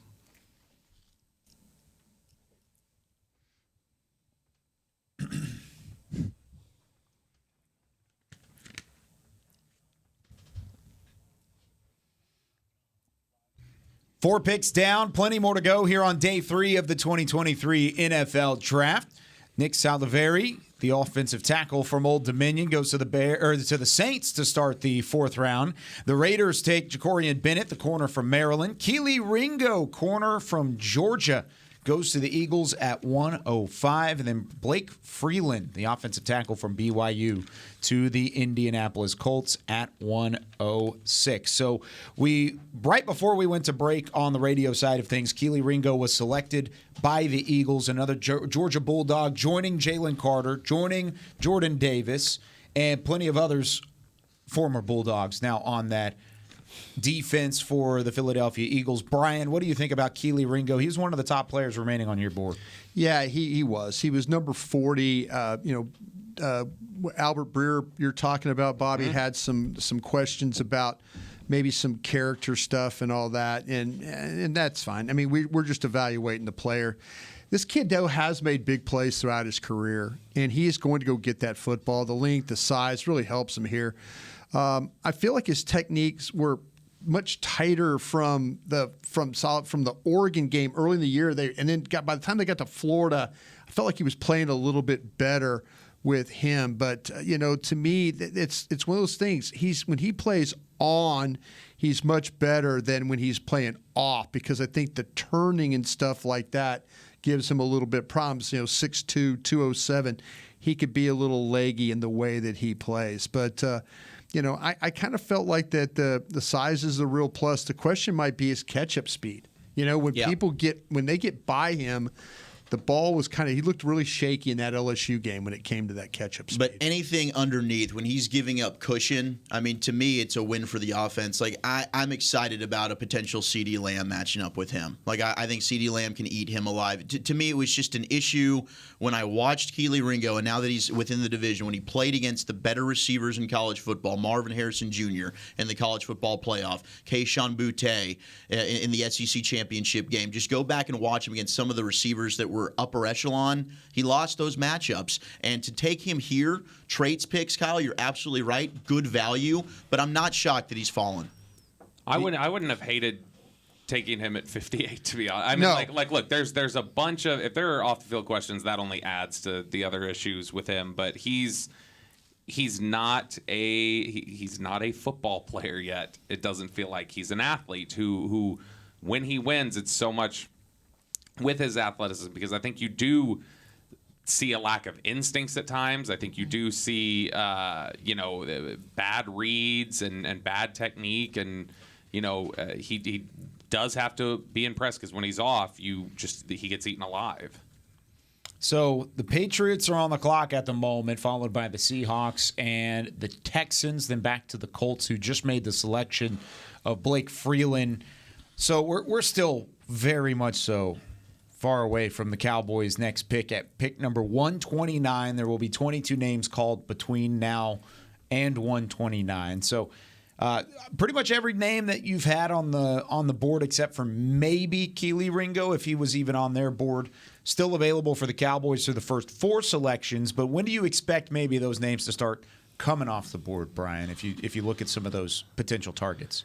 Yeah, I kind of feel like I was just going through my guys, and I was wondering a little bit about Tyler Scott. And I'm sorry, it doesn't really pertain to your questions, but I was just looking at my own board, because you're looking at your evaluations and you're saying, okay, why did I have this guy at 46? I know I always compare my board to others like Dane Brugler. I mean, I had Tyler Scott at 46, the wide receiver from Cincinnati.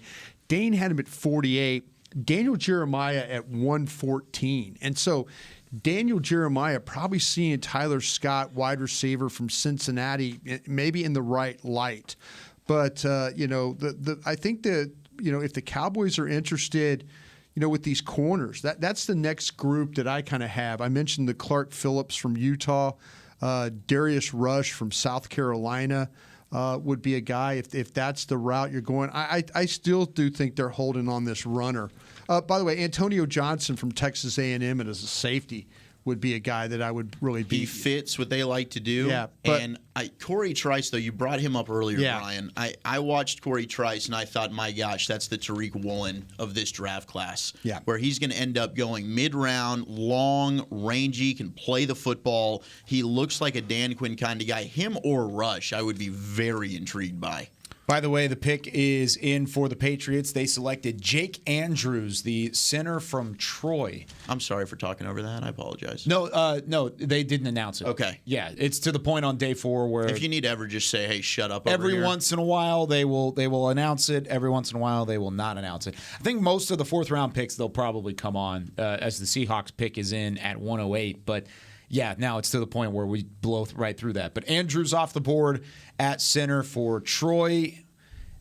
Another offensive lineman, the third one to go in the first 5 picks. Do you think if the Cowboys are going to stick around and look at a guy like an Anthony Bradford that they could do so at 129, Bobby, and still get away with it? Yeah, I think Bradford. Zavala higher than Bradford on their board, you think?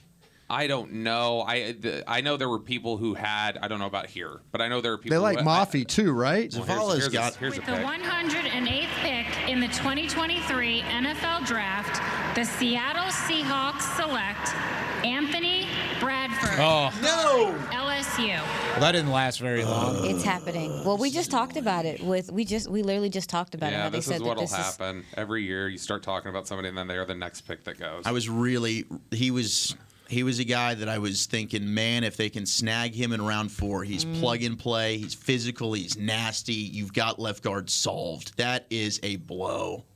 It hurts. Yeah, that one hurts. He's the only guard that I have left that I think you could really plug and play and you'd be fine. I think he'd be a great fit too. 6'4", 332. You talk about somebody like you said that finds value in it, because he played sparingly his first 2 seasons, became a starter as a sophomore and as a junior. And I mean, transfer from Michigan, Brian. He was an anchor for that LSU offense that struggled at times, but I don't think he was necessarily the reason for that. No, and they had a really young offensive line and last year, and he was, like you said, he was one of the anchors of it. I mean, this guy is massive. You know, it's 6'4", 332. Well, here's the selection. We'll carry back after this. Texans here. 4th round selection after they've already traded out twice.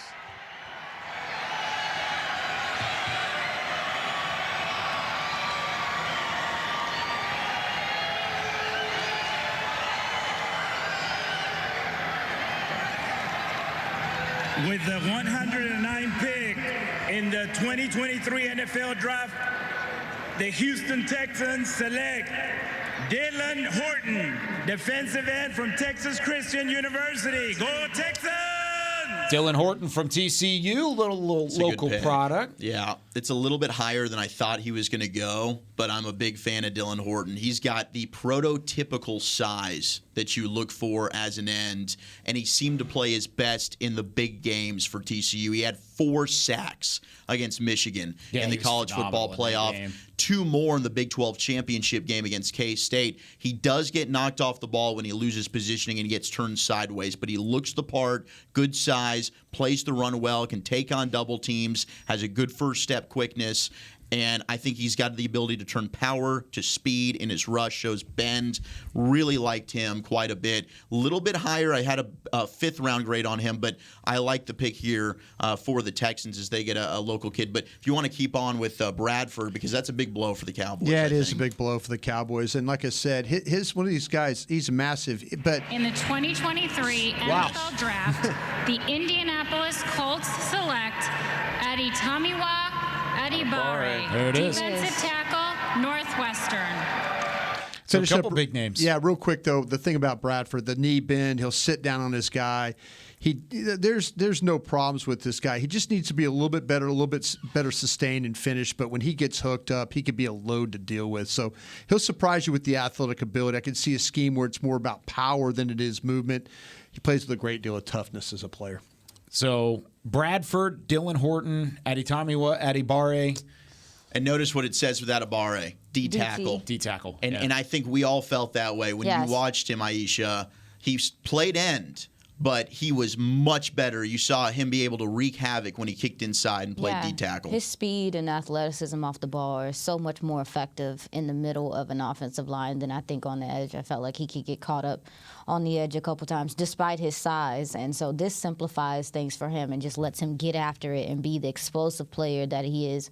Colts got him a dude. Yeah, no, that's a good pick for the Colts in round 4. Great pick. I mean, he was my 32nd best player. Mm-hmm. Wow. And you end up getting him at 110. He's a guy that I really thought, in talking with the Senior Bowl director, when you guys had him on Love of the Star. Nagy? Yes, Jim Nagy. Nagy, rather. He was really high on him, thinking that maybe the NFL liked him more than the media scouts did. I'm surprised he lasted this long. I am too, but he's one of those guys that when you look at film on him, sometimes watching tape on him, you did lose him in the tape. The testing really was another one of those situations where you have to look at the film and then everyone knew his name. You're right, after the combine. Marry it to the testing. The testing is so hard to ignore when it's that through the roof. People are going to think, yeah, I can do something with a gentleman like this. So the Browns are on the clock at the moment, followed by the Patriots, the Falcons, the Panthers, and the Bears. Out of the names off of the board here in the 4th round, probably the Anthony Bradford's the one that hurt the most for the Cowboys specifically. Yeah, for me, yes. Probably. Bradford. I mean, Bringo was the highest rated left for me, but Adibare was a highly rated player. But in terms of specifically hurting them, probably Bradford. Okay, so Brian, you've brought up Zavala and Mafi, right? Yeah. And I like Mafi personally a little bit more than Zavala. Very raw. I got Mafi as a 6th round guy. Mm-hmm. I think this is too early. Zavala. Here's the thing. I know that Aisha, you've loved him. I liked him quite a bit, and we're talking Chandler Zavala, the guard from NC State. He's just an injury guy. Yes. And I wonder how far that's going to push him down the board. I don't know that he even was able to play a full season healthy in college. Yeah, I don't know how that. I mean, I know some teams flag Zavala. I don't know if they did, but I mean, I know that there's some teams that did.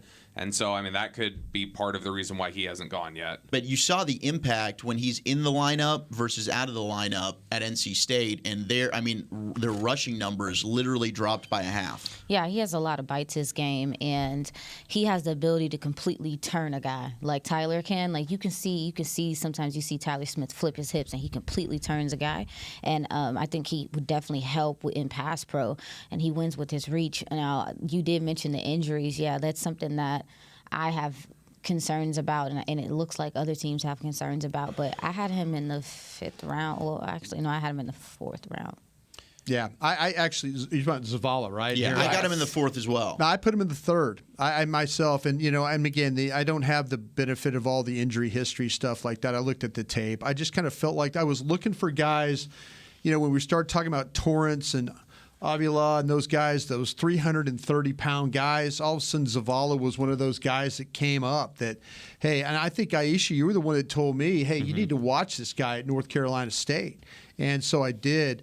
And I felt like that he was, he's my 72nd best player. The injury history and all that, probably a factor why he's not being selected right now. But if they were looking for a guard that would play with some power, and like our scouts were talking about here, that the firmness of the pocket, the front of the pocket, this guy's not a bad option there because of his size and that ability to hold the middle of that pocket. I lied. I had him in the 3rd, but he also, if I'm not mistaken, I think his dad's a chef or something like that. Yes, he was a 2-time champion of the show Chopped. Like he was like not just a chef. With the 111th pick in the 2023 NFL Draft, the Cleveland Browns select DeWand Jones, tackle, Ohio State. Somebody did it. Top player left on my board. Of course, like Brian said, we don't have the injury reports. I do. Now we do, but we didn't have it beforehand. He is a big mountain of a man. Yeah, this is 6'8". Yeah, this was one of those things that clearly that they, he's dealing with a couple of things here. He's got concussions. He's got multiple stingers since 2020. He's got left wrist fracture in 2018. His left knee MCL in 2022. Right ankle issues and the toe sprain. The stinger issue is the one I think that's given him the most problems on teams' boards. Okay. Yeah, but just a huge, like you said, a big mountain of a man. He's crazy in the run game coming at you. Like a lot of people don't expect the movement from him at that size. I remember even seeing him at the combine. I'm like, this guy he's so tall. Like the way he carries his build is different than what you expect. I thought he would be a lot more heavy, but he's leaner than what you would expect for a tackle. I know that Brian again worries about the height and dealing with the bend, the knee bend, and dealing with these fast edge rushers that play in the league now. But you are getting, I think, someone that is very dominant in the run game. Yeah, you're right. To the Bonder family. It's the Patriots on the board at 102 or 112. Pick in the 2023 NFL Draft. The 6-time Super Bowl champion, New England Patriots, select Chad Ryland, kicker, Maryland. Yeah, the Maryland. Let's go. That's the second kicker off the board. Kickers are coming off the board. Push the good players down. That's all right. Going back to Jones, you're absolutely correct. I made the point of he puts people on their rear in the run game, but he can get put on his rear in the pass game. Yeah. And he does struggle against some of the speed rushers, but he is a big guy. It's tough to get around him. New England. So we have England. the kicker off the board. We need to go to break on the radio side. We'll continue on DallasCowboys.com as the Cowboys are about 15 picks away from being on the board at pick 129. You're listening to the 2023 NFL Draft on 105.3 The Fan and DallasCowboys.com. I had Beamer in my ear. I didn't even hear you. No, you're good. You're good. I heard Zach going, so my bad. I'm laughing at New England doing New England things. Yeah, Marte Mapu. Apparently, there was a nice little humor with the pick yesterday. There was supposed to be like 3 kickers that could go around. I saw 2. I thought a guy from Michigan in this Moody went in the 3rd. Here's the Falcons at 113, by the way. Select Clark Phillips III, defensive back, Utah.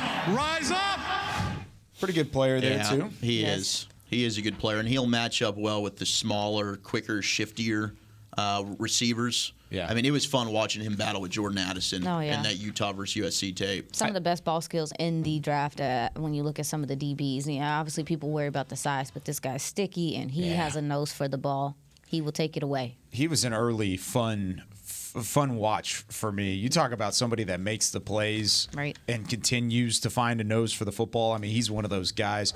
Right mindset, too, because you could see it in the way that he pursues. He's got that motor, very heady player. He uses his footwork and good awareness to patrol the secondary, good strength for his size, and he uses it. Of course, the length is where there's limitations, though. I mean, he doesn't have the long arms. He's only 5'9", 184 pounds, 29-inch arms at the combine. Missed plenty of tackles, I think, because of that, because he's not physical, but the footwork is stout. The mindset is there, and he plays hard. And I think he does. He has great ball skills in the backfield, too. Couple things to look at for Clark Phillips. I do want to give credit for Beamer though, because he had kicker B-roll on Chad. Sure did. Yeah, Beamer, you are I'm Johnny Hecker, punter for the Carolina Panthers, coming to you live from Frankfurt, Germany, the heart of the NFL. That's cool. In Europe. I'm part of the IHMA initiative to grow the NFL and the Panthers globally. I'm here with my incredible German fans in the beautiful Wimmerberg. And with the 114th pick in the 2023 NFL Draft, the Carolina Panthers select Chandler Zavala, guard, NC State. Well, there you go. Tater tots. Not the punter, but they got the guard. It hurt. You brought him up first, Aisha. You were on him. This is the first non-combine invite, by the way, to go off the board. We always look for that guy. How did he not get invited to the combine? Shocking. I texted nuts. Dane. I texted a couple other people. They just said the scouts missed him in the early process, but he should have been there. I believe that he's new to football. He has not been playing football super long. I think that has something to do with it also. Well, he got a sixth year of eligibility by the NCAA. He missed the last 7 games with a back injury in 2021. I think that's what I mean. Yes. I think he just hasn't played a lot of football because he's been hurt. This is a raw player. And in a sense, this is a raw player that is really playing off of just playing off of talent right now. Also, too, I brought up the diet and everything. Well, I brought up the father because a lot of people had questions about his diet and his health and his ability to stay healthy. And so he talked about how he's really been working with his father to keep his diet, the way that he needs it and to, keep weight off of him, dealing with back issues and stuff like that. So you do see that he's trying to do the right things to stay healthy and have longevity later on. He had some Ron Leary vibes to me. Yeah. I'm a little upset. Yeah. No, he would have been a fun pick, man. I mean, as we're looking at these guards flying off the board, he was a transfer from Fairmont State, plays with a lot of power. And this was the note that I had, how he impacted the Wolfpack run game. They averaged 172 yards per game with him in the lineup. It dropped to 93 with him out of the lineup. Wow. So we are currently 14 picks away from the Cowboys at 129. Come on, Roshan. The Bears are on the clock. Here is the Bears selection. They've got a virtual selection here. City where the Chicago Bears are currently running a flag football league for girls aged 12 to 14. Majida is one of the players. She's captain of her school team at Elm Green, and she's going to announce the pick for the Chicago Bears. With the 115th pick in the 2023 NFL Draft pick, the Chicago Bears select Rashawn Johnson, running back, Texas. Bobby, stop saying stuff. We gotta stop talking. It said the pick was in before I said it. That didn't magically change it. This is your fault. No, Bobby got powers. Bobby jinxed us. I did it the first time with Bradford. I'll take credit for that one, but yeah, that one was on Bobby. I didn't want to even bring him up because he was just slowly sliding. The Bears listening to our draft show. That's now you got to end up taking Deuce. Okay. Yeah, let's go. Now you got to take Deuce Vaughn. I'm cool with that. We'll talk about the Roshan Johnson pick and how that affects the Cowboys when we come back here in about 5 seconds.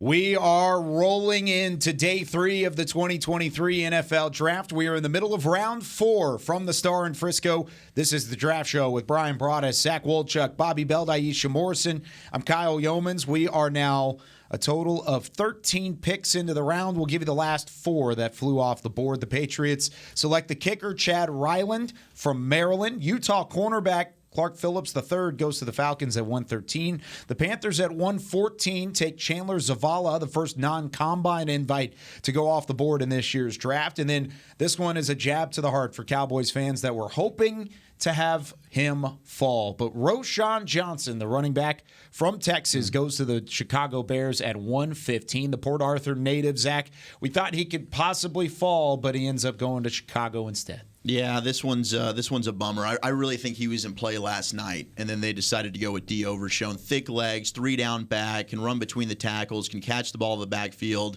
can stay in, and he shows great blitz pickup awareness. He is a phenomenal pass blocker, and that's something that it is hard to find with running backs. Zeke was one of the best. You've lost that. How do you fill that void? I think Tony Pollard's improved in that area, but that's another reason why he couldn't get on the field for the first 3 years of his career. Not the fastest guy, but he can make people miss. Tough runner, good athlete, hurdles some guys. Can be a really good value pick, I think, in this draft. I think the Bears got a home run. Worked in a tandem backfield with Bijan, not a lot of wear and tear. Was a converted quarterback to running back. Sometimes he will take a wrong running lane with his vision. He'll try and kick it outside instead of turning it up inside. But that was just me being picky and trying to find a thing to knock on Roschon. I think he's going to be a better NFL player than he was a college player. Yeah, it reminds me a lot of Dameon Pierce. He's not going to break a whole bunch of tackles, but you're going to feel him. He's going to make sure that his presence is known, and he's so physical at the point of attack. He's big, strong guy. So I definitely felt like him paired with Bijan was something to behold in the Texas tandem. Yeah, that's this one. I think you're absolutely right. I think they were discussing a couple of Texas players last night. You know, whether it was Overshown or was the situation with Johnson here, and you know they made the determination to go with Overshown last night. Yeah, and they the thing about it is though, this running back room, there's still guys on this board that I feel like that you would love to have. You know, with Evans and our kid from Pitt that, I butcher his name all the time. You can go ahead and say it. You've got it down. Say it. I'm good with it. Abanikanda. Please say it. Abanikanda. There we go. So, but Gray, Vaughn, we've mentioned. I don't think the Cowboys. Thank you, man. I don't think the Cowboys they're a little disappointed here, but I feel like there's quality of running back still on here. Where I'm starting to get a little bit nervous is about what they're going to maybe do at guard. Now, guys like McFadden. Mentioned Mafi. Curtis was a guy from Chattanooga. We'll see. We'll see. Are there one of these tackles that you would move inside? Warren from Pittsburgh would be a guy that I would look at. Duncan was a guy I would think about there too. So, I feel like the offensive line thing is holding up pretty decently for you right there. Some of these linebackers too. We mentioned about with the linebackers. Would you be? I know Aisha really likes Pace from Cincinnati, and then you also Sewell from Oregon. What about Cam Jones, Indiana? Sewell's my top guy remaining. Yeah, I tell you what. I kind of mentioned Winters from TCU is another guy that I kind of like. But I think they like him a little bit too. Yeah, Really? yeah. Nick Hampton's still on the board here, right? From Yes, Appalachian Nick State. Hampton's still as an there. outside backer. Yeah. Okay. With Here's the Packers. 116th Another tight pick end. in the 2023 NFL Draft, the Green Bay Packers select Colby Wooden, defensive tackle, Auburn. Colby Wooden off the board from Auburn. So then it's the Patriots, the Commanders, and the Vikings. Continue on, Brian, what you were saying. Yeah, I will. Let me do some house cleaning here a little bit, but I'll say this about Wooden. I had him as my 102nd player on my board there. But I will let me give him on the defensive tackle side of things. You guys see him at all? I'm literally trying. He struggles to get off blocks, lack of pass rush move. I think he does do a good job in the run game. He can crash down the line, chase down some plays, but he's slow when he tries to track down the quarterback to the sideline. Can kick inside and rush. He played end, so I think D-tackle's probably better, works the stunts well. He does show some good dip and rip to shoot the gap, get upfield to make stops in the run game. And he might be at his best when he stands up and rushes. 13th pick in the 2023 NFL Draft, the New England Patriots select Sidy Sow, guard, Eastern Michigan. Not surprised by that. Aisha, what do you got on him? So Sidy Sow, if I'm not mistaken, has some guard tackle flex, and when you start talking about, being a guy that can play across the line, he's helpful there. Athletic guy, he's another Senior Bowl guy that really showed his foot quickness. Now, still struggles with some of the catching and the pad level at times, but he is a flexible player that you can put in and could definitely develop into a serviceable guard. But he does have some flex at tackle, and I'm sure teams care about that moving forward. Also, super durable. Played a lot of snaps where he played, and I know, Brian, we talked about the experience and how that's becoming important in this league. So I expected for him to get picked up a little bit earlier. This is where I thought he would be, yes. You were talking about experience with these starters, these offensive linemen, Brian, and he has plenty of it. 55 games started. He was a defensive lineman in high school, but then flipped to offensive line whenever he got to Eastern Michigan. And then he started 55 games. I mean, that shows just how versatile and how durable he is. Mm-hmm. Doesn't get hurt a lot. So if you want a guy that's going to play, he going to play. He going to be there. All right, so Washington. 118 for the Washington Commanders. The pick is in there, so the Cowboys are now 10 selections away from there. They could take a lineman here too.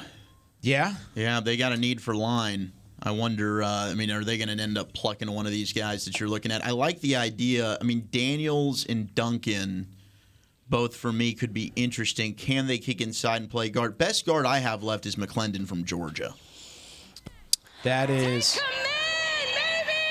With the 118th pick in the 2023 NFL Draft, the Washington Commanders select Braden Daniels, tackle, Utah. Take him. Very close. They're telling you that my top tackle left. Yeah, I was about to say they're telling you that there's far and few in between at this point. They're starting to go off the board.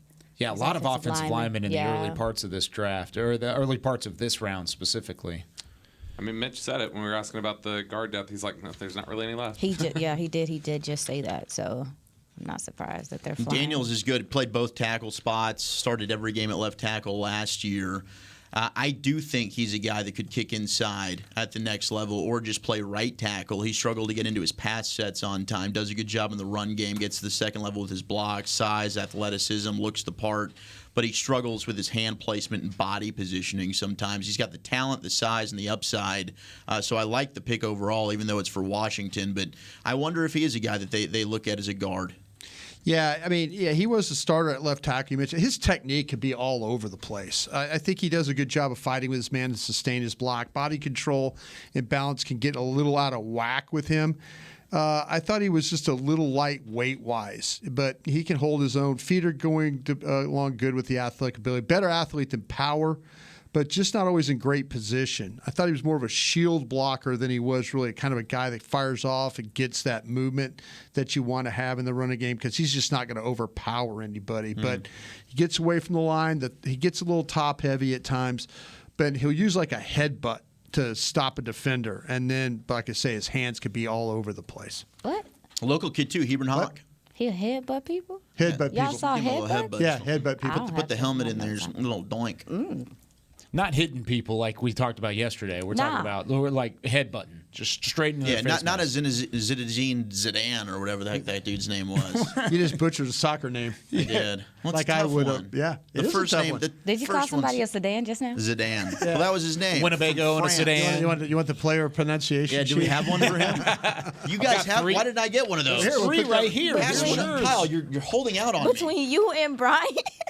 goodness, guys. A couple of radio professionals. Only on day What are you 3. laughing about over there? I'm laughing at Anna Banacanda. Anna Banacanda. And you just called somebody a four-door sedan. It's like 5 syllables.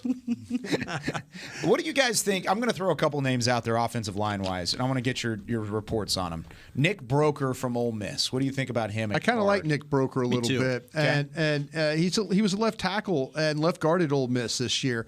6'4", 305. He should be a guard in the NFL. Well, gosh dang, here we go. Talking about a guy, and all of a sudden we got a report. Oh, is this fake Andy Reid? Oh, no, it's not. I did kind of look like Andy for a second. I thought it was. I think it is. No, it's Eric Stone. Yeah, no, it's not. Yes. Hey, real quick. No. I'm so proud of our hometown. You guys showed up and showed the National Football League what a great, welcoming city Kansas City is. So thank you. Let's bring it back to Dallas. We love all NFL fans. Please. We love everyone. We love Make the pick. All right. The Minnesota Vikings have traded the 119th pick to the Kansas City Chiefs. And with that being said, with the 119th pick in the 2023 NFL Draft, the current Super Bowl champion Kansas City Chiefs select Chamari Connor, defensive back, Virginia Tech. Chamari Connor from Virginia Tech. He's a safety is really what he is. And let me read you about him here if I could. Connor, it's a really unusual name, by the way. I think it's kind of cool. I'll probably butcher it. But Chamari, Connor, 6 foot, 202, Virginia Tech. He plays really, really close to the line of scrimmage, and he's comfortable playing that way. He wants to be a part of the action. He's willing to step up and make his share of plays. He's a physical player, but he could be inconsistent as a tackler. He tends to either throw his body or make the wrap up. Strange but somewhat effective way he plays. Coaches will put him in coverage in the slot for the most part. He was able to do that. He knocked the ball away on some deep passes in the pit game. I don't think I want him to play a ton of man coverage, by the way, but he has an experience as a big nickel, true safety, able to line up over the tight ends. He's got some quality balance with those eyes and stuff like that. So I feel like, though, that you could see he uses this guy as a blitzer. So anything around the line of scrimmage, that straight line speed, things like that, he's going to be able to use. I'm glad you mentioned. Sorry. Real quickly, we do need to take a break. We're flying through these picks, and we want to make sure the Cowboys are on the clock whenever we get back on the radio side of things. You're listening to the 2023 NFL Draft on 105.3 The Fan and DallasCowboys.com. Back here on the DallasCowboys.com side. Sorry to cut you off, Aisha. No. I like that you mentioned that he's a true safety because he is one of the few free safeties that we see. I haven't seen that many in this draft. It's weird. I wanted to ask the scouts, like, what is this with the free safety position and how we're seeing? I just feel like less and less true free safeties. What do you guys think? Yeah, I think a lot of it has to do with the position, like you're talking about, or with the way college football is. Everybody's spreading people out, but people have also figured out, though, like these big safeties or the tall safeties, like we'll play them down on the line and use them for the coverage and stuff underneath. But the true free safeties, you're absolutely right. It's few and far between. I think college football has a lot to do with that. Do you think players are losing value at the safety position if they can't play in the box, if they can't come down and do some if you don't stuff? show that you can have some, if you can't play with physicality, I think that's a big thing right now with a lot of these teams. I don't think you want a guy back there that can't tackle. Right. That's the big. I think that's a big thing right now. Bobby, what are you thinking in terms of the Cowboys here over the next 8 picks? I've been quiet over here, but it's because I'm literally just like scanning through trying to figure out like what lineman would make sense, and I don't see one that makes like complete. Now, obviously, you're going to run into people with flaws this late, and so you're not going to find anybody. But I'm just trying to think. Go ahead and take the Michigan center just to kind of clean sweep this thing. I'd be okay with that. Like we're talking about, like, okay, who's got position flexibility? Yep, that's what they told us. Plays with power. Yep. And I think it's always smart to look at somebody who's got. He also said plug and play. Mm-hmm. big program competition, I think would matter too. Out of the names that I had kind of highlighted coming into today, only 2 are off the board so far. The number 1 was Roschon Johnson. I think if he would have been there at 129, that was the pick. I wouldn't be surprised if they even had conversations to go up and go get him. Bradford was the second one that I thought would make it to 129. And the fact that he's off the board is a little shocking to me, but it ended up being that case all the way through. Couple other names that I had. Darius Rush, the corner from South Carolina, is still available. Yep. I think that would be an interesting pick if they want it. You talked about it earlier, Brian. They could go get a corner. They need depth at the position, but then that would be their 3rd defensive player taken in 4 rounds on an offense that absolutely needs an influx of talent. So I don't know if you go there. I tend to lean toward Bobby. You may try and find an offensive lineman I think you need to get it out the way. Do you like any of the centers outside of Oluwatimi? Oluwatimi, excuse me, that Whipple? Is that how you say our guy's name? Oluwatimi. No. Talking about Ohio State. Talking about Ohio State. The best one for sure. Whipler? Yeah, I have Whipler higher. I'm sick and tired of the slander on I Oluwatimi. like Oluwatimi. It's Whippler. Is how I wouldn't mind Oluwatimi. Whippler. And it sounds like, Whippler. I was listening to the scout, and he says, You think he can play guard? Center that possibly. Who? Possibly, but Mafi is also there too. I think Was Mafi a 30 visit? I think it's too high for Mafi. No, Mafi was not. Mafi was not a 30 This is visit? where I have him at. I thought he was. I thought he was too. Let me see. I thought he was. I don't have him as a 30. If he was, I think it was because he was not a combine invite. I think they wanted it would just be one of those guys that wanted to check out. I got some whispers on Mafi that he's not as high on teams' boards as we think he is. As we think, yeah. I can double check the 30 visit thing. Hold up real quick. I got to do some things first. What? I don't know. But I do like him, and I would take him later. I like Patterson. Jarrett Patterson. Brian doesn't like He Patterson. was a tackle recruit. We're here at the TalkSport offices in London, home of the NFL on UK radio, with Jets players from the first ever UK Girls Flag Football League. So, Mariam, take it away. With the 120th pick in the 2023 NFL Draft, the New York Jets select Carter Warren, tackle, Pittsburgh. Damn, that's what I was just going to ask about. Yep. Seriously, I was scrolling down to find Warren here. I think he's a true tackle. Yeah, that's what I was trying to think. I was going back to my notes to see if there was any way. I really like this guy, by the way. He's really a super athlete, super light on his feet. Movement skills are good. He gets away with the line from ease. No wasted movement, no struggles. Position ready to strike. The balance, all that, the feet, the hands, everything works really, really. You see him get some push once he's engaged in the running game. The movement to get to the second level is good. But, man, I'll tell you what, I was kind of – he's one of those guys I really, really liked. I didn't know if he could play guard. So we're a couple seconds away from going back on the radio side of things, and then we're going to talk about what the Cowboys could do as we are just a couple selections away. Right now, the Jacksonville Jaguars are on the clock.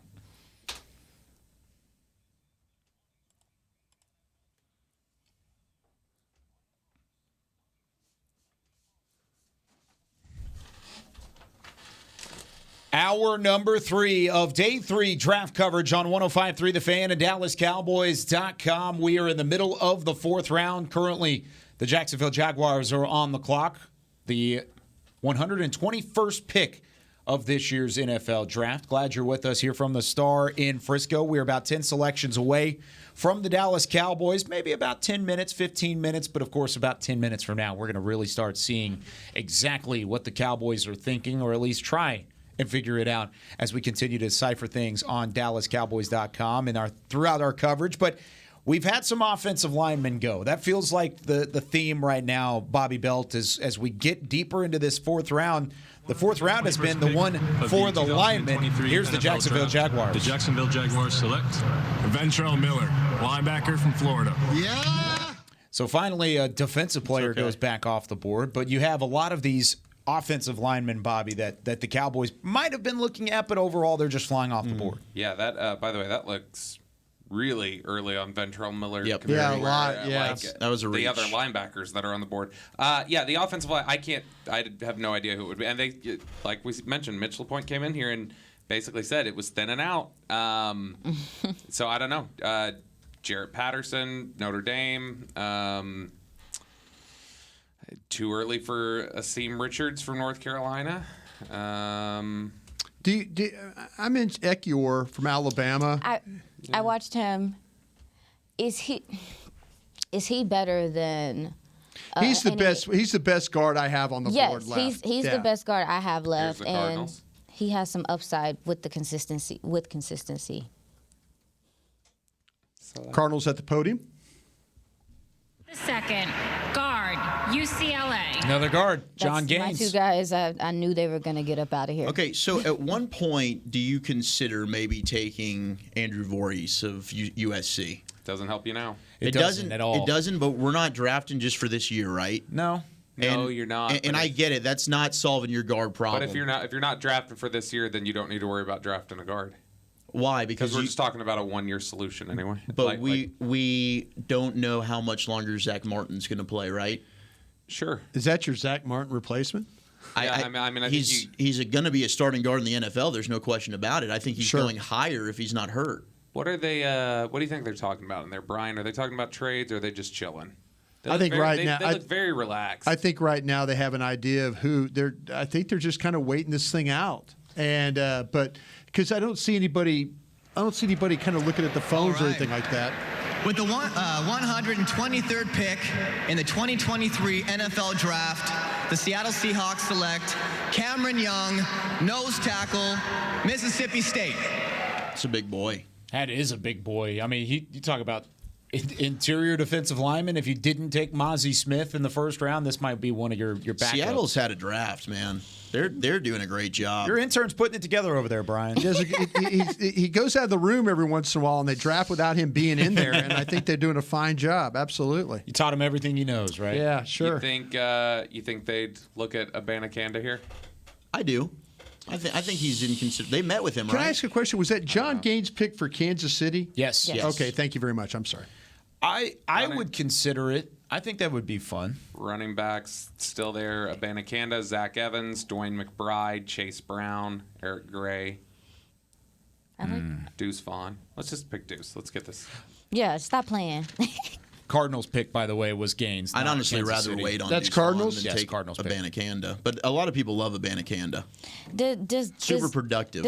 I like Eric Gray a lot. I like think Gray he too. would probably fit that mold for me better, but I do like Abanikanda. This is a little rich for me for Gray, but I like him as well. And you might not be able to get him later. This center from Ohio State, Whipple. Whippler? He Yes. was pretty Whippler. high. What the hell is he's it? pretty high on my board. Any reason why you guys have any information on maybe why he's falling? I had him in the third. And I did too. And does he have flex at guard? Not that I had seen, but Maybe he you also project didn't him play there, it. but If they think I don't think he's naturally powerful enough. if they think Oluwatimi can play guard, I think I would Oluwatimi draft the heck could. out of him, man. But I don't know. If I love Oluwatimi. Whippler got to Ohio State. He was an all-state tackle in high school. So he was tackle coming into Ohio State.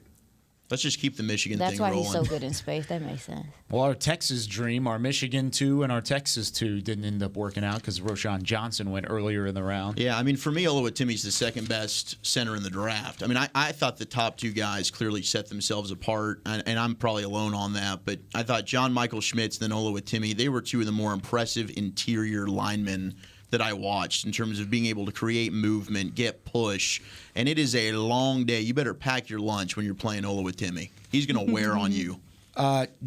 Going back to Antonio Mafi, the offensive tackle from UCLA, different guy that they brought in on a 30 visit was Raekwon O'Neal. That's who they brought in. Yeah, it wasn't Mafi. Yeah, other UCLA linemen. But they also brought in a couple other of those offensive linemen from the Pac-12. I'm just going to throw this out here. Is it too early for them for Aiden O'Connell, the Purdue quarterback? Maybe Fourth not. round? Too early for me. I had a fifth on him. Okay. I mean, this is O'Connell. But do you think he fits to the fifth? Well, see, that's what I'm saying. No. To me, this is the whispers were this was a Mike McCarthy guy. That this was a guy. They did a private workout with him. They did, I think they had a Zoom meeting with him, stuff like that. This might be one of those things where McCarthy, third round, too early. Fourth round, maybe that's one of those things where they don't feel like they're going to get back around. They might like tune. You guys don't have an interest in Jaron Hall? I don't have as much interest as Hall as you do. Not right I now. do. I do. like Hall. I've got O'Connell ahead of Hall. I think he would be a really good really good backup to Dak too. But I love Hall. I mean, I would not be upset with that. And then you talk about that. You talked about all the playing time. I'm very high on Clayton Tune. I think Clayton Tune. He's a heck of a player. No, a heck of a player. I know. I just wonder. I wonder with McCarthy, is McCarthy going to swing a big stick here? He is the head coach, and if it's a deal where he's like, listen, I'd like to coach this Aiden O'Connell kid. I mean, maybe, we got Dak Prescott. I'm throwing it out there because I kind of feel like this would be like 4th, 5th round. No, you're right. And because we're talking about guards and all that, but maybe there's not one that's better on their board than a graded player than Aiden O'Connell. No, I like what you're saying. I mean, I've got 4 4th-round grades on quarterbacks, and it's O'Connell, Hall, Haener, Tune. Okay. So any of those So you guys, don't have to take O'Connell. You're comfortable taking any one of the other guys. I am. I mean, yes, I would love to take Hall if I don't get O'Connell. Here's the Ravens selection at pick 124, just a couple selections away from the Cowboys. Fans booing fans. Hey, Ravens Nation! With the 124th pick in the 2023 NFL Draft, the Baltimore Ravens select Tavius Robinson, linebacker, Ole Miss! We got a lot of SEC guys coming off the board here. That's a fake Ravens fan. Why is that? She called him Ravens Nation, not Ravens Flock. Oh, let them know. Call her out. Let them know. Fake Ravens fan. Fans booing fans, as Rich Eisen just said, and then media booing fans at the same time. Fake fans, anyways. All right, so Tavian Robinson was that? Yes, Tavius Robinson. Ole Miss edge rusher. 5 forced fumbles in 2022, second most in the FBS. I mean, he got after it a little bit.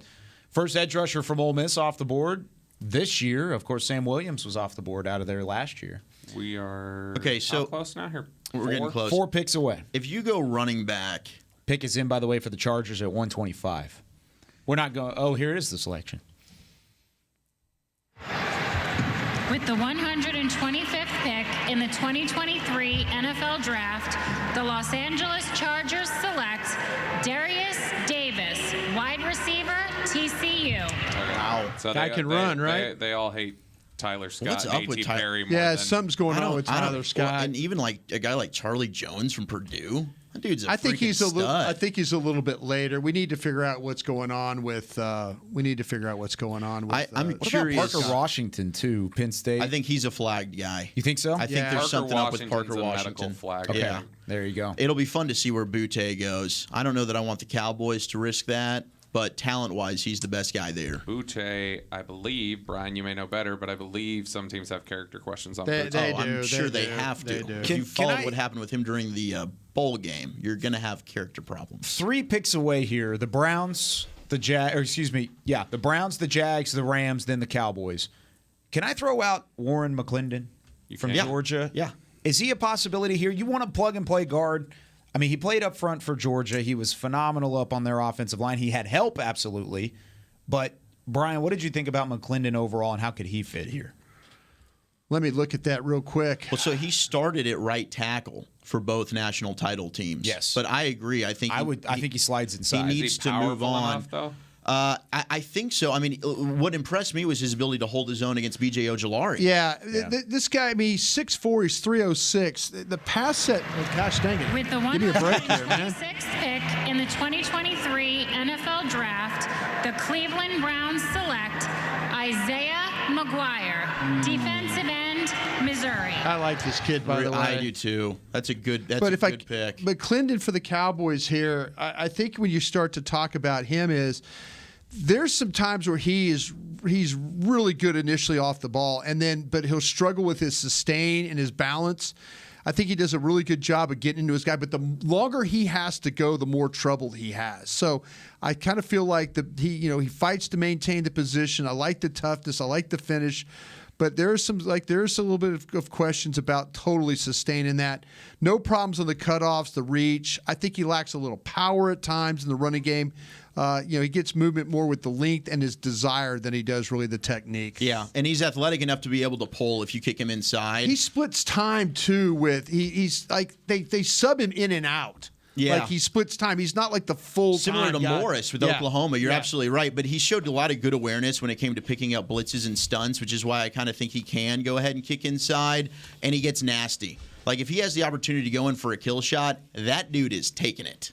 So there is a trade. New Orleans is on the clock currently. The Saints just jumped up to take this 127th pick. The Rams are on the clock after that, and then it's the Cowboys. Who are you gentlemen just talking about? McClendon from Georgia. Okay, tracking.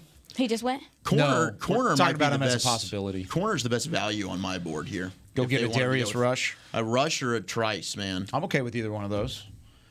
I think the only I thing, like Trice a lot. I don't know if the league likes Trice as much as we do. I think he's a hell of a player. So we're taking a look into the war room currently. Not a whole lot of movement here. Yeah, I think they're sitting this Steven thing. looked like, right when we had cut over the last time, it looked like Steven had just put a phone down. So I don't know if he was calling around, seeing about something. Well, that's what I'm saying. You know, McCarthy's chuckling. I'm tired of how giddy. They just been giddy every day. Every day they giddy. Yeah. Well, that's. I mean, if they feel Couldn't like play offensive they tackle for obviously feel like they have their guy there. Man. I mean, they're not. There's no real movement around. There's nobody. I mean, we'll see if they're really not fielding any calls. I mean, we're a little bit behind, right? A minute behind them. About a minute at this point. Yeah. And it gets deeper as the draft goes along because TV's got to run their commercials. You know, why take any calls? Well, Deuce, Saints. Deuce is right there. I'll be interested to see who the Saints that'd be take fun. because the Saints have traded ahead of the Question Cowboys. Question though. I have a question. If you take Deuce, are you putting Cavante Turpin on notice? Yes. Yeah. I mean, Cavante Turpin's He's gotta not a go guy somewhere, I right? don't think Cavante Turpin should probably just from where he's at on the roster should live on notice. Yeah, Not as anything offensive Oh, to Turpin. Right. I don't Not think as there's anything any- offensive to Turpin. Turpin's Yes. a specialist Absolutely. too. Like I mean, It's the nature of the position. He just needs to show more growth as a receiver before you're going to say he's automatically on the roster. Great returner, no doubt about it. And I think we all feel like there might be more ability to utilize him, and maybe McCarthy has a plan for that Kellen didn't. But he's not a guy that's an automatic roster spot. Yeah, we just talked about though, like the outliers and having how many outliers do you have on your team or have on that side of the ball. So that would be my thing with bringing in Deuce is like, yeah, there's some competition in that special teams room. there's a lot of Mike's talking a lot right now. Mike and Steven, it seems like. I wonder if he's talking about that quarterback. Could be. I mean, that the only reason I bring up Aiden O'Connell is because of Mike McCarthy. That's the only reason I bring it up.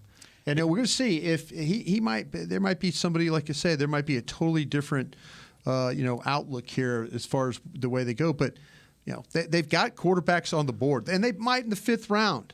Well, and it might just be, hey, one team takes one, and now you're thinking, okay, we got to get it because here's the run. It might just take one team to take one of these guys. I think the Saints traded ahead of you for something. I think and then we're about to find out who. Here's the Saints selection currently just traded up. The Rams are now on the clock. Jacksonville Jaguars have traded the 127th pick to the New Orleans Saints. With the 127th pick in the 2023 NFL Draft, the New Orleans Saints have selected Jake Hayner, quarterback, Fresno State.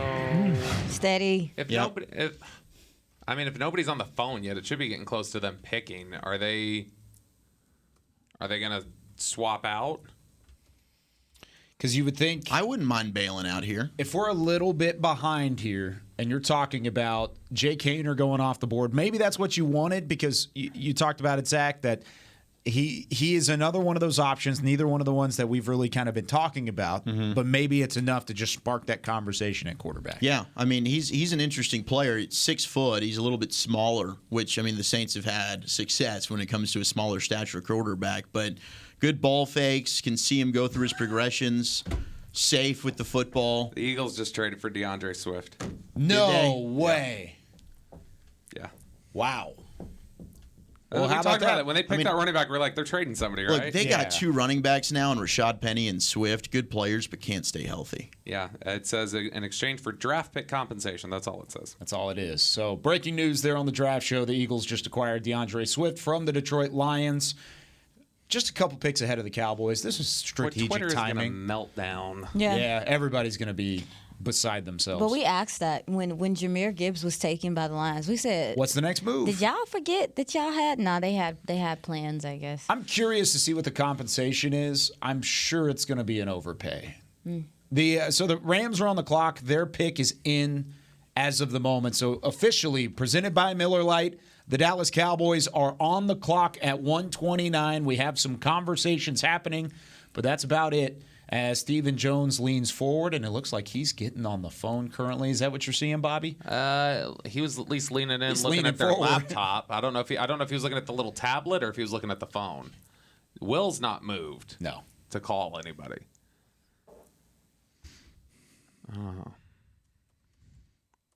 Well, Will takes the call. Will make the call to the player. Should I just call Tad or Scott Golnick and just be like, hey, what are they talking about in their guys? Yeah, you should. That would be really, really funny. Well, I'm trying to watch. If Chris starts getting emotional, then you got to feel it might be Deuce. But I'm not think seeing everybody's going to be emotional. I'm not seeing him really react to this. Well, I don't see anybody reacting or moving. So I wonder if they're just trading. They're going to pick. That's what they're going to do. I think they've got their guy in mind. And McCarthy was bringing up probably a little bit why you would do with Haener. I don't know if Haener was on their board, but does that get your attention that a quarterback just went?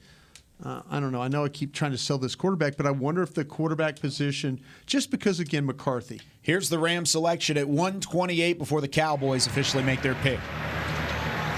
With the 128th pick in the 2023 NFL Draft, the Los Angeles Rams select Stetson Bennett. Wow. Quarterback. The quarterbacks are going. Wow.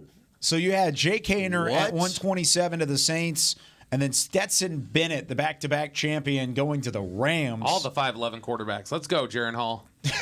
Look, maybe. I'm a big Sean Clayton Tune's McVay only guy. 6 foot. I mean, we can make Maybe it work. Sean McVay sees something he can do with him, but I am stunned. I just think it's that. I think a lot of it is very similar to Anthony Steven, Richardson. Is that they're there's clapping. athleticism. What are they? But applauding something, but Will McClay is now dialing the phone.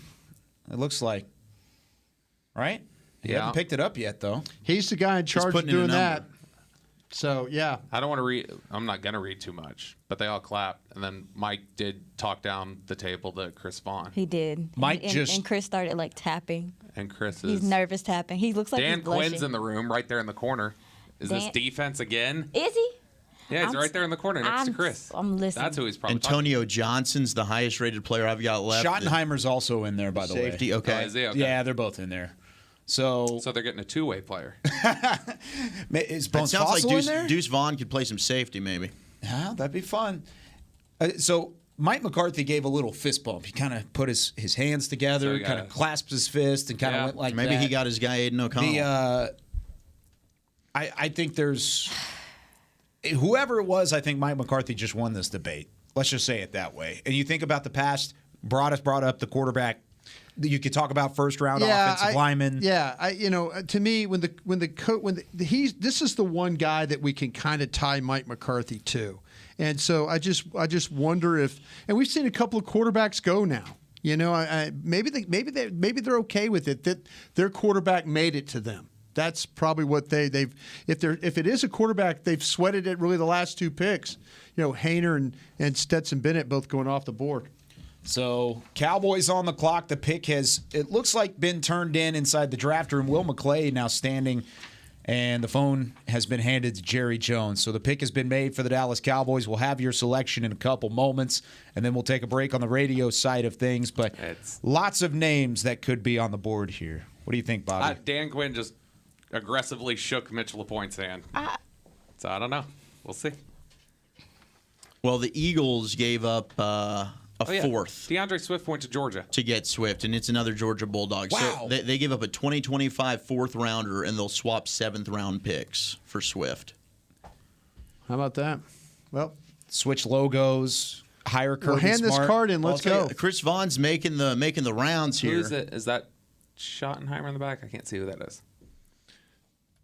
Man, it looks like. I wonder if he hands the phone to Chris Vaughn. I didn't notice Chris Vaughn doing this in the previous picks when it came to just going around the room with the hugs. I don't think this is the emotion we would see. Yeah, in I think you're right. I think it would be, and more. we just want it to happen. So I'm trying to look at everything. I think we're wishing upon a star. I was trying to spot area scouts. If it's a defensive player, I'm very curious as to who it is. Like, is this? I think it is an offensive player. I wonder Well, who's Dan's the about highest. to talk to him, so I wonder no, if it's not. No, it's not. It's definitely a defender. Are you going to touch offense at Defensive all? Well, I mean, guys on my board. about Darius Rush? Darius Rush. I've got him. Antonio Johnson, safety from Texas A&M. Johnson would make sense, I think. Corey Trice, Nick Herbert. Herbig. Herbig. Kind of hoping it's not Herbig. Yeah, I mean, yeah. Oh, what about Sewell? Oh, Noah Sewell? Sure. Okay, that would be interesting. Cam Jones at Indiana is my top linebacker, but Noah Sewell would be a good pick. Seversier Dennis, the linebacker from Pitt, has been somebody they've been looking for. Dan is losing it in there. Tyler Lacey, the interior defensive lineman from Oklahoma State. Nick Hampton would be fun from App State. Eric Scott, Here's Southern Cowboys. Miss. Here's the selection. The Dallas Cowboys at 129. Texans. Latest pick. Hi. With the 129 pick in the 2023 the NFL Draft, the Dallas Cowboys select Viliami Fajoko, the San Jose State. Yes. So Junior Fajoko. That's why Dan Quinn reacted the way that he did. This was a Dan Quinn guy. Viliami Fajoko, the cousin of Vita Vea, not in relation to Simi Fajoko, completely different family, coming from San Jose State, 6'3", 275 pounds, listed as an edge rusher, but he could play a little inside as well. Hell He yeah. is a versatile piece on the defensive line. Nicknamed Junior Fajoko there, Bobby. I'm a fan. Mountain West Defensive Player of the Year, highly productive, finished 5th in the country with 19 tackles for loss. You mentioned the Vita Vea cousin, relentless pursuit, does a good job of winning inside, shows a good spin move, loved his play temperament, doesn't always finish, but he gets pressure to affect the play. Fellas, high motor player. I like this pick. You can't have enough pass rushers. Mountain West Conference Defensive Player of the Year. He led the Mountain West in tackles for loss with 19. He was tied for 6th in FBS football last year, and he had a couple forced fumbles in there as well. We'll continue getting some reaction on the newest Dallas Cowboy. We'll hear from him in a couple moments, and then we'll look ahead to round number 5, wrapping up the first round of day 3 in the 2023 NFL Draft on 105.3 The Fan and DallasCowboys.com. All right, Broadus, what do you think about the player? I didn't watch Fajoko? him. I did not watch this kid. Oh, wow. Oh, he's good. You would have liked him. I think this will be a fun study for you. Yes. He's one of these guys where I watched him late in the process because the Cowboys had met with him. And, I think his hand fighting is a strength for him. He doesn't always play with great pad leverage, but he's got a really good punch initially. I had him in the 4th round. This is right around where I had him to go. Doesn't always win at the point of attack, but he plays with aggression and an edge to his game. I like Junior Fajoko, 6'4", 276. So he goes good by size. Junior is what he goes by? Yeah, Junior's his nickname. Viliami Fajoko is how you say it. So He's Viliami. strong. He is. Yes, he is. He is so strong, and his bull rush is really, really good.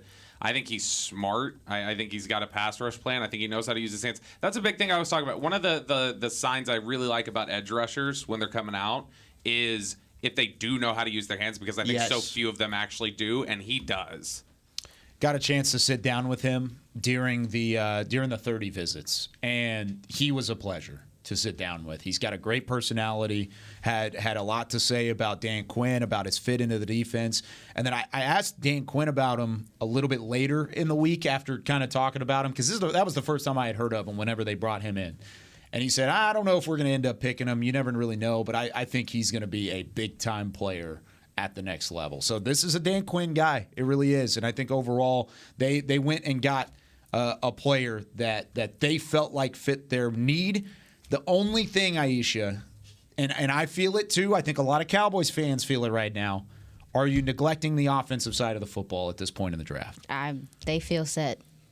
I don't even know if it's that. I think it's just you can't force picks, right? That's it. You got to follow your board. You can't force They're picks. following their board and how their board is falling. Yeah, exactly. This is the edge that they I don't take. think you're set on offense by any means. They need to improve there, but you can't. You stack your board for a reason, and Brian talks about this all the time. You can't window dress the board. If Bradford's there, if Roschon Johnson were there, I think that they'd be under consideration. But you can't just go ahead and reach for a position, even though people do think that they might do that, like with tight end.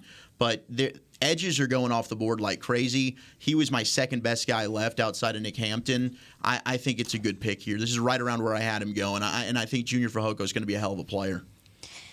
Yeah, I did not have him into the 5th, but I do understand the pick when you talk about the motor, the power that he plays with, and he also has some weight on him too. It's about 270. This isn't a small guy that's coming off the edge or playing DT. Hey, Chris. So we're talking between Kyle and Chris right now, but we are in the middle of a break currently. Yeah. Are we? Yeah, gotcha. Yeah. Yeah, we're not on the radio side of things right now. We're on DallasCowboys.com. That's not a break. Yeah, well, not for us, but for radio breaks. Purposes. Yes, for Beamer in the back. And that Beamer is where matters too. Yeah, because we're trying to get him on. We're trying to get him on the phone, and we want to make sure that we're on the radio side of things for that as well, so we can get everybody listening. They're looking at Philly's offensive line. Are like, okay, well, fine. We're just going to rush the passer at a very high clip. We don't care. Where would you see the value offensive line wise in the remainder of the draft? Because of course we can't change what just happened. It doesn't exist. It doesn't. Yeah, at this point. Is it too late? I mean, it's at the end of the draft. Yeah. You're not. Well, they're telling you that they're happy with potentially playing Cowboys Tyler Smith. And oh wow, yeah Tyler Lacey, Oklahoma State goes off the board. Or they're fine with Chume Doga being your left guard. Yep, I think there's some confidence in him at your left guard spot, more so than we thought. I see.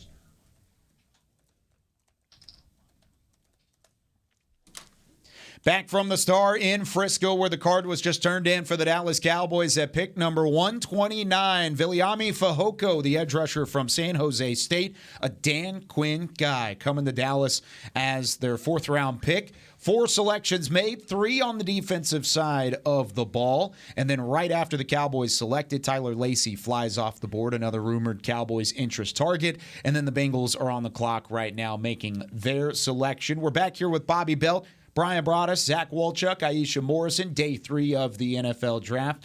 Still plenty of time to keep on rolling, but overall the Cowboys have already made the majority of their picks, at least at the moment.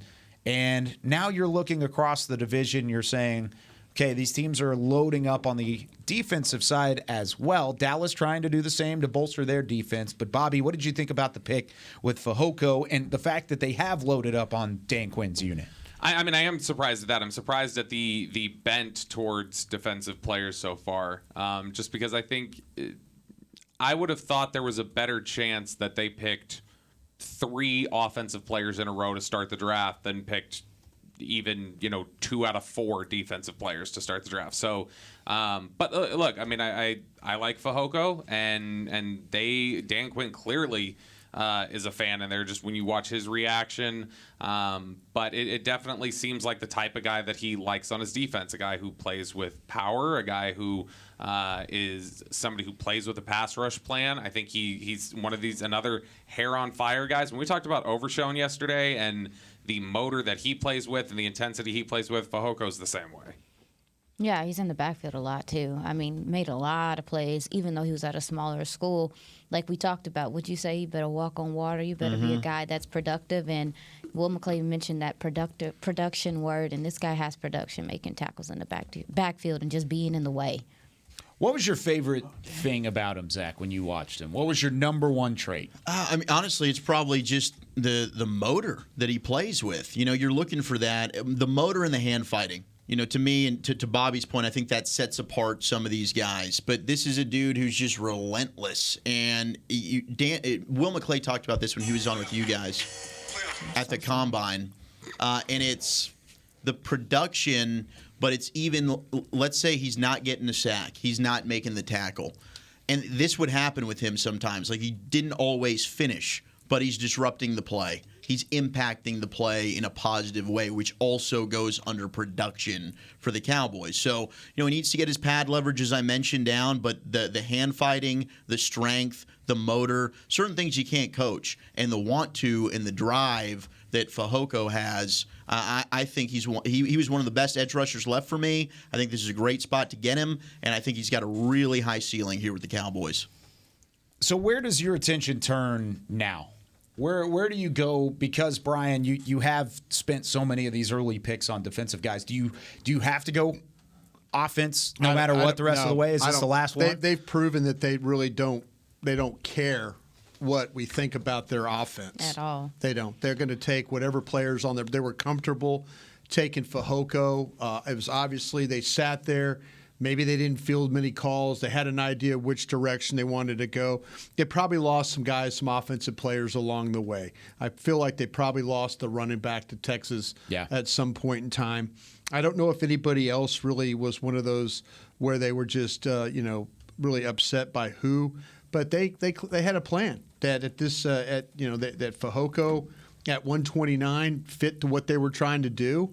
And they made the pick, but I don't think it's about taking offensive players. I think they're going to take whoever's on their stack. That's the direction that they're going to go. And in their defense, it makes sense, right? Like the edge rushers, if you want one, and there's a guy you like, there's been more edge than any other position drafted. Meanwhile, you've got tons of running backs left. And there must just not be an offensive lineman that they felt was a better player than Junior Fajoko there, so don't force it. I mean, I think the quarterbacks are hanging around. The running backs are hanging around. What's interesting is at wide receiver, we just saw Charlie Jones go. Yeah, I was about to say, there's a lot. I mean, there's still wide receivers left, but are we starting to see, I mean, they have – well, I know that we heard Mike McCarthy mention Brandon Cooks as like – one of the fifth-round picks, Stephon Gilmore as a fifth-round pick, in that regard. Does this show them not touching receiver? Does this also show some of the faith they have or ideas they have about Jalen Tolbert? They want him to succeed. I mean, they really do. Point. They're not interested in putting anybody and making a third-round pick look bad. They're going to see they're going to throw him in the deep end of the pool again this year, and if he doesn't swim, then maybe this time next year or during the season they'll go get T.Y. Hilton or somebody like that can make a difference. By the way, Nick Herbig just went off the board to the Steelers at 132, so there's one of your guys. I didn't think he was going to fall that far. I didn't either. Pick. I didn't either. I really didn't think he was going to. But he's kind of that. Oh, sorry, my bad, Brian. Go ahead. No. I didn't think. I really liked him as a player. I mean, when you start to talk about the size and the toughness that this guy plays with, I had him as my 77th. Best guy. So, yeah, Cincinnati, I think, does a good job of kind of just I could work in Cincinnati the way they draft. I was just realizing they got some. Yeah. Their program is really coming along. Yeah. Like their program's coming along. Their coaches and their scouts do a really good job working with each other. They got a lot of good players. Nick Herbig is multiple sport athlete, and that's something we saw with Will McDonald. He has the pursuit, natural push. Played basketball too. So I think teams are just trying to figure out what he does. Like he had 18 sacks in 2 seasons. He's kind of that tweener, I guess you guys call it. So maybe that's why. Because outside linebacker DN is what I had. Right, and he played the same spot T.J. Watt did. Right. So the Steelers know what to do with him. Tyler Scott goes off the board. There he is. Oh, Tyler Scott. Wow. Bears take Tyler Scott at 133 overall. We have 2 picks remaining in the fourth round. That's such good this value. is a burner, dude. I love Tyler Scott. This dude's a burner. Tell me about him as we await the phone call from Fajoko. I just really like the breakaway speed. This gentleman is a former running back, ran a 4.4, 4.40. He has big play ability, return ability like we talked about, and I love me a multiple sport athlete, basketball, track player, and he's really good at tracking the ball. He had about 7 drops in 2022. That might be a concerning thing for people, but you know how they say, like, you got McDonald's at home, people want Jalen Hyatt. I got Jalen Hyatt at home. Yep. Yeah. Yep. This is you him. want the McDonald's which is Tyler Scott. The Whataburger. The Whataburger at home. He's shorter, but he's got long legs, finds holes in the zone, and he sits there, can go deep, good route runner. You mentioned, I think he does have solid hands even with the drops, but the ball tracking was outstanding. And if you play off, and people do, right, because they think of the speed, but he's going to eat you alive. Yeah, and actually you're right. He does have more route running ability than Jalen Hyatt. It just the breakaway speed and the ability to separate is something I really see from him. So, in the open field, he's a problem because of that running back vision that absolutely. He has. Really good yak there. So as we continue on in our coverage, and the Cowboys, of course, taking Viliami Fajoko in the 4th round, the edge rusher from San Jose State. We now have the distinct pleasure. First off, welcome into the podcast studio for the first time. Sharif Floyd, the assistant defensive line coach for the Dallas Cowboys. Let's go. Coach Floyd, I mean, first, it's weird calling you Coach Floyd because I've watched you play for so long. But what's the feeling like this time around getting a guy like Fajoko to come on your defensive line? First off, it's an honor to be here. Thanks for having me. And it's a blessing to have this guy. I think he brings a lot to the team in terms of physicality and passion for the game, and he displayed a bunch of knockback ability. He displayed, motor chasing the ball, and he got good get-off, so it equates to a good pass rush and an array of moves that come with it. I think this guy can easily get into our rotation this year. And then within the next year or so, I see him moving inside to be a true 3 technique. He got the quickness and the get off and the power to do so. So we'll probably get a little bit more weight on him and let him play inside and be disruptive for us. Barnacles, that's what I was going to ask you. Yeah. I was going to ask you, do you think that he has the ability to kind of move inside and be disruptive there? And you answered there, so. Yeah, Barnacles. he sure does. Well, Coach, one of the things that I loved about you coming out of Florida as well was the hand fighting, and that's something where I'm always looking for from a college player transitioning to the NFL, because it seems like that's always a challenge. Yeah. And working your hands, winning with your hands, it seems like that is so important at the next level. That stood out to me with Junior Fajoko. Mm-hmm. Do you agree with that? And can you kind of explain maybe the challenges that it is moving from the college game to the NFL when it comes to certain elements like that? I agree. I think he did a great job of learning how to play with consistency with his hands and playing through them.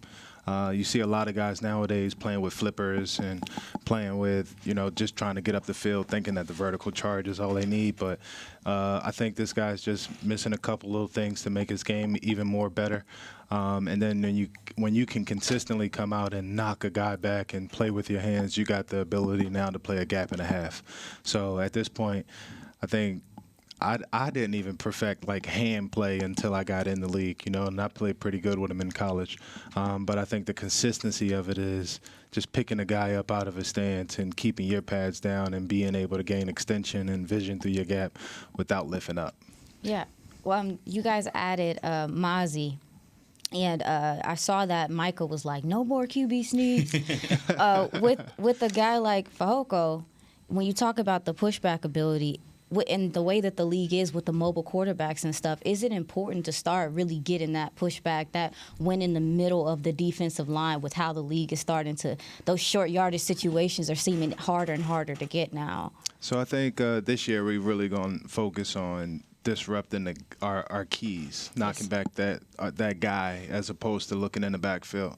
I think by doing so, we'll give the linebackers a chance to play in their gaps as opposed to always trying to fight to get in their gap on a down, So it's most definitely important, and we're going to definitely fix those things and play harder in those areas this year to make the defense better. Yeah, and speaking of the 3-tech position, you talk about the guys wanting to get upfield and the pass rush. You're really having to. So, are you looking to instill more discipline in these guys to be like, hey, you gotta stop the run on the way to rush the passer. It can't just be about getting upfield. We have to, like you said, play your role, play your keys. It allows other guys to be free. Is that something you guys are just kind of reinstilling? Because it feels like the 3-tech position is becoming, you gotta have some pass rush. Right. So, are you guys kind of reverting back to, no, hey, listen, we want you to have that, but we also want you to be fundamentally sound. Yeah, I think you hit it over the head.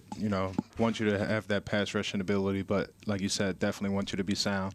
And then there's also my offensive lineman in front of me is going to take me to the play. He's going to show me what kind of play it is and things like that, as opposed to me thinking it's pass or feeling, trying to tell the D-line, hey, we're on pass rush when clearly we got a dot back. It might be a rundown. So I think on top of wanting to pass and not slowing down our pass rush, I think we just need to focus on the technique of what's going on in front of us so that we can stop what's happening. Assistant defensive line coach Sharif Floyd joining us here on the Draft Show. But not only are we talking to Coach Floyd, but we also on the line right now have the newest Dallas Cowboy, Viliami Fajoko, now joining us. And first off, congratulations, Viliami. I mean, you're on with your defensive line coach, so you gotta get to work pretty soon. Sharif's gonna get after you. But what's this emotion like in this moment after getting that call? It's definitely surreal, been a lifelong dream of mine since before I can even remember. Just getting that call, and I play football, and that's what I do. So finally got that call. I know where I'm going, so I'm ready to roll, ready to hit the ground running as a Cowboy. Hey, man, congratulations. Can't wait to work with you, and I'll see you when you get here. Yes, sir. No doubt, Coach. Ready to go. Already. Have you guys talked previously? I mean, you said you got a chance to sit down with him. What stuck out, Viliami, about Coach Floyd the most? Is it the fact that he looks like he could still get on the field and play? No, definitely. I'm just excited when I went on the third. Uh-oh. Did we lose Viliami? I think we did. I think we lost We'll get him back. Yeah, we'll get him back. We'll make it happen. It was good. It was going to be a great answer to the question. Oh, yeah. So there you go. But it's kind of cool having Coach Floyd here while we talk with Junior. Honestly, this is a new. It is. It's a first. That I've never had a part of. So this is fun. Tell me about the reverse to that question. What stuck out to him the most in terms of the personality and getting to finally get in front of him and meet him for the first time? Normally, when you meet kids that have success in college, they normally come in with a type of ego or some sense of entitlement. Well, this guy came in and he was really humble. He was excited to tell us about his past story, and he was just open. The tape didn't match the guy in terms of why do you play so violent but you're so nice? So it was it was pretty cool to see, That's the case with a lot of guys. It feels like you kind of get that vibe with Tyler Smith. You kind of get that vibe with Mozzie. A lot of as well. You a little crazy. Don't be trying to play it off. It's so funny because I've seen you around the building, and y'all don't be mad at me. I thought you was a player. Yeah. My bad, y'all. Well, he was a player. It's all good. Yeah, he was a real good player. We were hoping the Cowboys would draft you that year as you were hanging around. I was shocked. Me as well. But Coach, I do want to ask you. You mentioned maybe the ability for Junior Fajoko to kick inside. How tough is that? The Cowboys have done that with Chauncey Golston. Do we have him back? We do have him back. Well, we'll hold that question. Yes, so he is back on the line. Viliami, you got us? Yes, sir. Too much of the party, it just created a little bit in the atmosphere. It dropped your call. No big deal. We'll no forgive doubt. you for it. About 100 of my family members calling me right now. I don't blame you. We'll get you off the phone quickly, but I did want to hear just what stood out about this coaching staff and how much you clicked with them early on. I think just when I went on my 30 visit, I can just tell that, how real everybody was, and just the conversations I was having with Coach AD, Dan Quinn, and the whole staff. Like I said, I can tell they're all about winning, the culture, the brotherhood, it's all there. And like I said, I'm ready to be a part of the Dallas Cowboys family and get to work. Junior, a lot of people know your relationship as being a cousin with Vita Vea, who is in the league, one of the premium defensive tackles. How much has he helped you throughout this process and going through this? A whole lot. Just in terms of motivation, I grew up right down the street from him. And since he's been drafted, he's done nothing but, just progress every year, every day. And just seeing someone like him, Polynesian, especially someone that's my cousin to look up to, definitely a motivator for me. And he set the standard for our family and just the Polynesian culture in general. So such a blessing to, follow his footsteps and kind of try to make my own path moving forward. You mentioned your family being with you. How excited are they? And I know the Polynesian culture is such a tight-knit group. Yes, sir. I'm sure like you say, your phone is completely blowing up right now with everybody that's so proud of you and what you've done. Like you said, Polynesian culture, tight-knit families. Every phone call I get, it's either my cousin, my sister, my mom, or they're crying, they're making me cry. And just, just a testament to, to everything that we've been through in the past. And like I said, it's been a lifelong dream, and it's just surreal. I'm glad to be here. And like I said, I'm ready to work as a Dallas Cowboy. Junior, if you could describe yourself as a Marvel character or an Avenger, who would you be? As an Avenger, I would say I might be Captain America. Oh, well, fix me. Hey, okay. I'm asking because Yes, a lot of the players have their own guy. I believe that Micah is really a Thor fan, so we're gonna have to ask. See, I'm not a big Marvel guy. Thor slipped my mind. I could be Thor too. DC? I can see that. That would be Okay. a lot of fun. What would you tab him as? What I play him as? Fajoko, yeah. Fajoko, I got Or yourself, if you want to do that. too. Okay. Well, if you go Loki, I'll go Thor. Hey, I like it. That's I good. like that one. Very nice. Well, Hoko, I mean, we're really excited to get you on the way over here, get you to the Star in Frisco. Congratulations on this moment. Go celebrate with your family, and we'll see you get to work soon. Yes, sir. Thank you so much. See you guys soon. Let's work. Viliami Fajoko, Junior Fajoko on the line. And, Coach, we'll let you go as well. I know you've got a busy day ahead of you. A couple more picks still to be made. Are you going to go get you another defensive lineman? Well, Lacey left already, so. that was we were all holding on that one, too. There's a pick after, too. Right after. Were y'all maybe debating between Fajoko and Lacey there? Well, no, we knew it was Fajoko because of where we had him on our draft list, and right after that, it was some other big guys that the guys that went before Lacey were guys that we knew already had technique and already brought something to the table, and we can, add a couple things to make the game better. But for the most part, it was just what can you do and what did we have to do with you, So that's why it fell the way it did. But at the same time, we liked Lacey's character. We liked his off-the-field habits. He just had some stuff to learn, which we could have taught him. But at the same time, he ended up at home. Was that a situation, though, where because we kind of projected him, maybe some of his best work would be inside? That's what I was thinking. Yeah, I was maybe excited to move him into a It's always nice when it's RI matches yours. Okay, but with Fajoko, though, you're talking about him maybe playing some more inside stuff, too. So you were, okay, I see what you're doing now. Okay, so I got I'm trying to find a 3 technique. I know you are. There you go. There you go. He's out here hunting. Tell us how you really feel. Sharif Floyd joining us here on the Draft Show. Coach, thanks so much. We'll talk to you again soon. Yes, sir. We'll have to do this more often. We need to put him on the headset more often. Oh, yeah. We can get a weekly with you on the G-Bag Nation. That'd be great. I'm with it for sure. There you go. Thanks, Coach. Appreciate you. Thank so you. we're going to step aside. The 2023 NFL Draft rolls on 105.3 The Fan and DallasCowboys.com. All right. Back on the DallasCowboys.com side of things.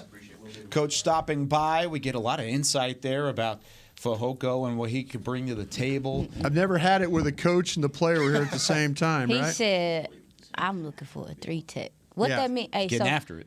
Hey, what that mean for your 3 techs that's on the roster right now? Because when you start Bohanna, Neville, those gentlemen, Neville is the one that I have circled in that instance. When they're hunting 3 technique, I don't think I'm worried about Osa. I think I'm worried about Neville, right? Neville's got a bonus coming to him if he's on the roster and at the end of training camp. So he needs to show out. Yeah, that could be a big one. Well, Coach said By the I'm way, looking for a let's 3 catch tech. you up on a couple of picks here because some of them kind of came off the board as we had a big jumble of those guests. Really fun time. The Jags took Tyler Lacey, as we mentioned. The Cowboys had some interest there, and you could even hear it from the mouth of Sharif Floyd himself.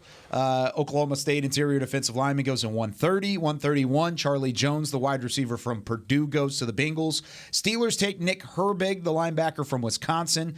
Tyler Scott off the board finally. The wide receiver from Cincy goes to the Chicago Bears. The safety from LSU, go Tigers. Jay Ward goes to the Kansas City Chiefs, Brian. Yep. That was an interesting selection. Then right after that, another Play interesting corner or one. safety for you, too. Yes, you can. Aiden O'Connell, Go Tigers. quarterback from Purdue, goes in the final pick of the 4th round to the Raiders, Brian. Yeah, and that's I kind of felt like, and they actually traded up to get that. That was a compensatory pick that the Patriots owned, and the Raiders jumped up in there to take Aiden O'Connell. They were probably holding on him. I thought maybe the Cowboys were holding on him too. But with Fajoko, though, I'm excited about looking at the young man. I know I did 210 players, but he was one that slipped through on me. I'm glad my teammates picked me up on that one. Sound like a hell of a kid. They sound like they have a good plan for him, too, so that's a good thing. Who did the Chicago Bears take to open the draft? Or the do we have a pick at 130? So the Jaguars were on the clock. The first pick of the fifth? Yeah. So the Jags took that pick from Chicago. They Got took it. Yasir Abdullah from Yasir Abdullah. Louisville. Okay, Yes. there you go. Okay, Yes. thank you very much. Appreciate that. Another guy people think is undersized. He has a lot of good rapport, being a captain. I look at him as a DN outside linebacker hybrid. Barnacles, what is it? Sorry. Who did it? Oh, Clayton Tune went. oh, I didn't realize that. To the Colts? he did? Or is just this to the It's the pick before. Is it Arizona? Never mind.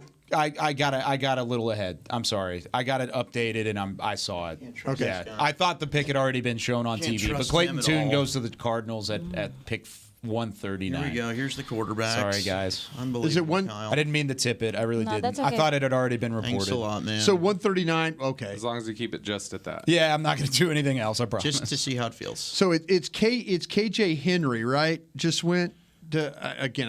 That's My- the Washington You have a 137. computer that you can have these picks up. If you Well, no, wanna it's not follow. loading. It's not? The Yeah, draft the tracker is the stopped. NFL, the NFL.com one is stopped. gosh, so I'm on dang it, CBS Brian, I'm sorry. right now. Now Would I you feel like? like it- That's why I got five would teammates you- here to kind of tell me who the hell's getting picked. Here's what I've got according to CBS. What's Okay. been announced? Yasir Abdullah, 137. Washington takes KJ Henry, Clemson, and then Indianapolis at 138 takes Darius Rush. Okay. No. Darius I Rush. cannot believe Darius fell that He far. fell very Character. far. He's going to be. Is he a character issue guy? Barnacles, Bobby, you just know Well, how at this to ruin it. point, when you're talking Character. fourth, fifth round, I mean, unless you really No, just but you think about it, probably a third to teams. Yeah, knocked and then down. falls with some That's fair. character. Right. Sure. I think Darius Rush is a guy, similar to Trayvon Diggs, where he moved positions from wide receiver to corner, and much like you saw with Diggs when he was coming out of Bama, there's times where Darius Rush is running the route for the receiver, and he is just outstanding. The pick is official, by the way. Clayton Tune from Houston goes to Arizona. Well, hey, Jaron Hall's still hanging around. That's okay. Yeah. That's my guy. That might be maybe Max Duggan. Maybe Max I don't Duggan. love Jerry Max Jerry Duggan as a seemed to like prospect, Duggan. but as a developmental guy, I think he would be fun. I wonder if you could wait till Peyton. the 6th on him. Yeah. What'd you say? I was messing with Peyton back in the studio. Of course you were. That's what you always do. That is what I do.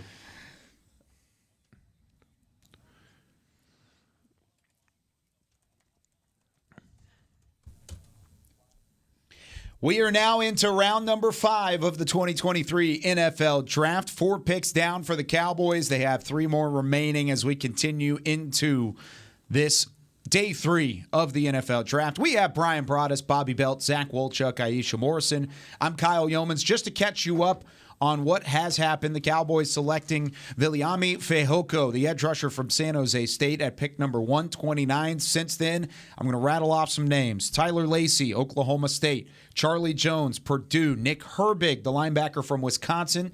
Tyler Scott from Cincinnati. Jay Ward, the safety/corner from LSU. Aiden O'Connell, quarterback, goes for the final pick of the 4th round as the Raiders trade back up into the round to snag O'Connell at quarterback. And then the first pick of the 5th round, the Jags take Yasir Abdullah from Louisville, the linebacker. KJ Henry, the edge rusher from Clemson, goes to the Commanders at 137. 138, the Colts take Darius Rush, who might have been in consideration if the Cowboys saw him slide all the way down to pick 169 out of South Carolina. And then another one of those names, Clayton Tune, the quarterback from Houston, goes to the Arizona Cardinals at 139. 140, the Browns are on the clock, followed by the Colts, the Browns again, and the Jets as we look into this round number 5. Based off of what we just heard from both Viliami Fajoko, who we had on the line, and from our friend across the hall in Sharif Floyd, the assistant defensive line coach, there is a plan for Fajoko. Let's listen to the secret audio on the phone call and what exactly went down whenever Jerry Jones in the front office got in touch with the newest Dallas Cowboy. Junior, this Jerry Jones with the Dallas Cowboys. How you doing, Jerry? Thank you. Good to talk to you again. Well, I'm doing fine. It's sure good to talk to you again. And we're gonna turn you in right now. We're gonna make you a Dallas Cowboy. Yes, sir. Let's make it happen, Jerry. Well, appreciate it. Well, I'll tell you what, you do have some. Ready to work. Well, you really do have some exciting coaches around here, and I sure enjoyed our visit. But looking forward to having you on the Cowboys. And no doubt, no doubt. Boy, I'll tell you what, you just you keep that motor rolling like it rolls, and you'll have your heck of a career with the Cowboys. Yes, sir.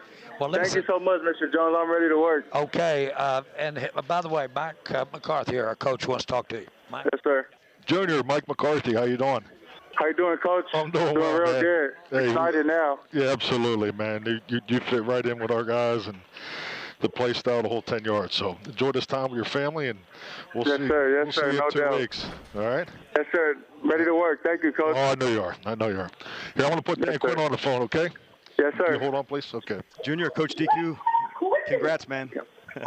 How you doing, Coach? Thank you so much. Oh, dude, I'm so pumped for you, man. So we can't wait to Man, yes, sir. Enjoy the time with the family, man. We'll see you soon. Yes, sir. Thank you, Coach. I'm ready to roll. Yeah, this I know, my brother. All right, aloha. Yes, sir. See ya.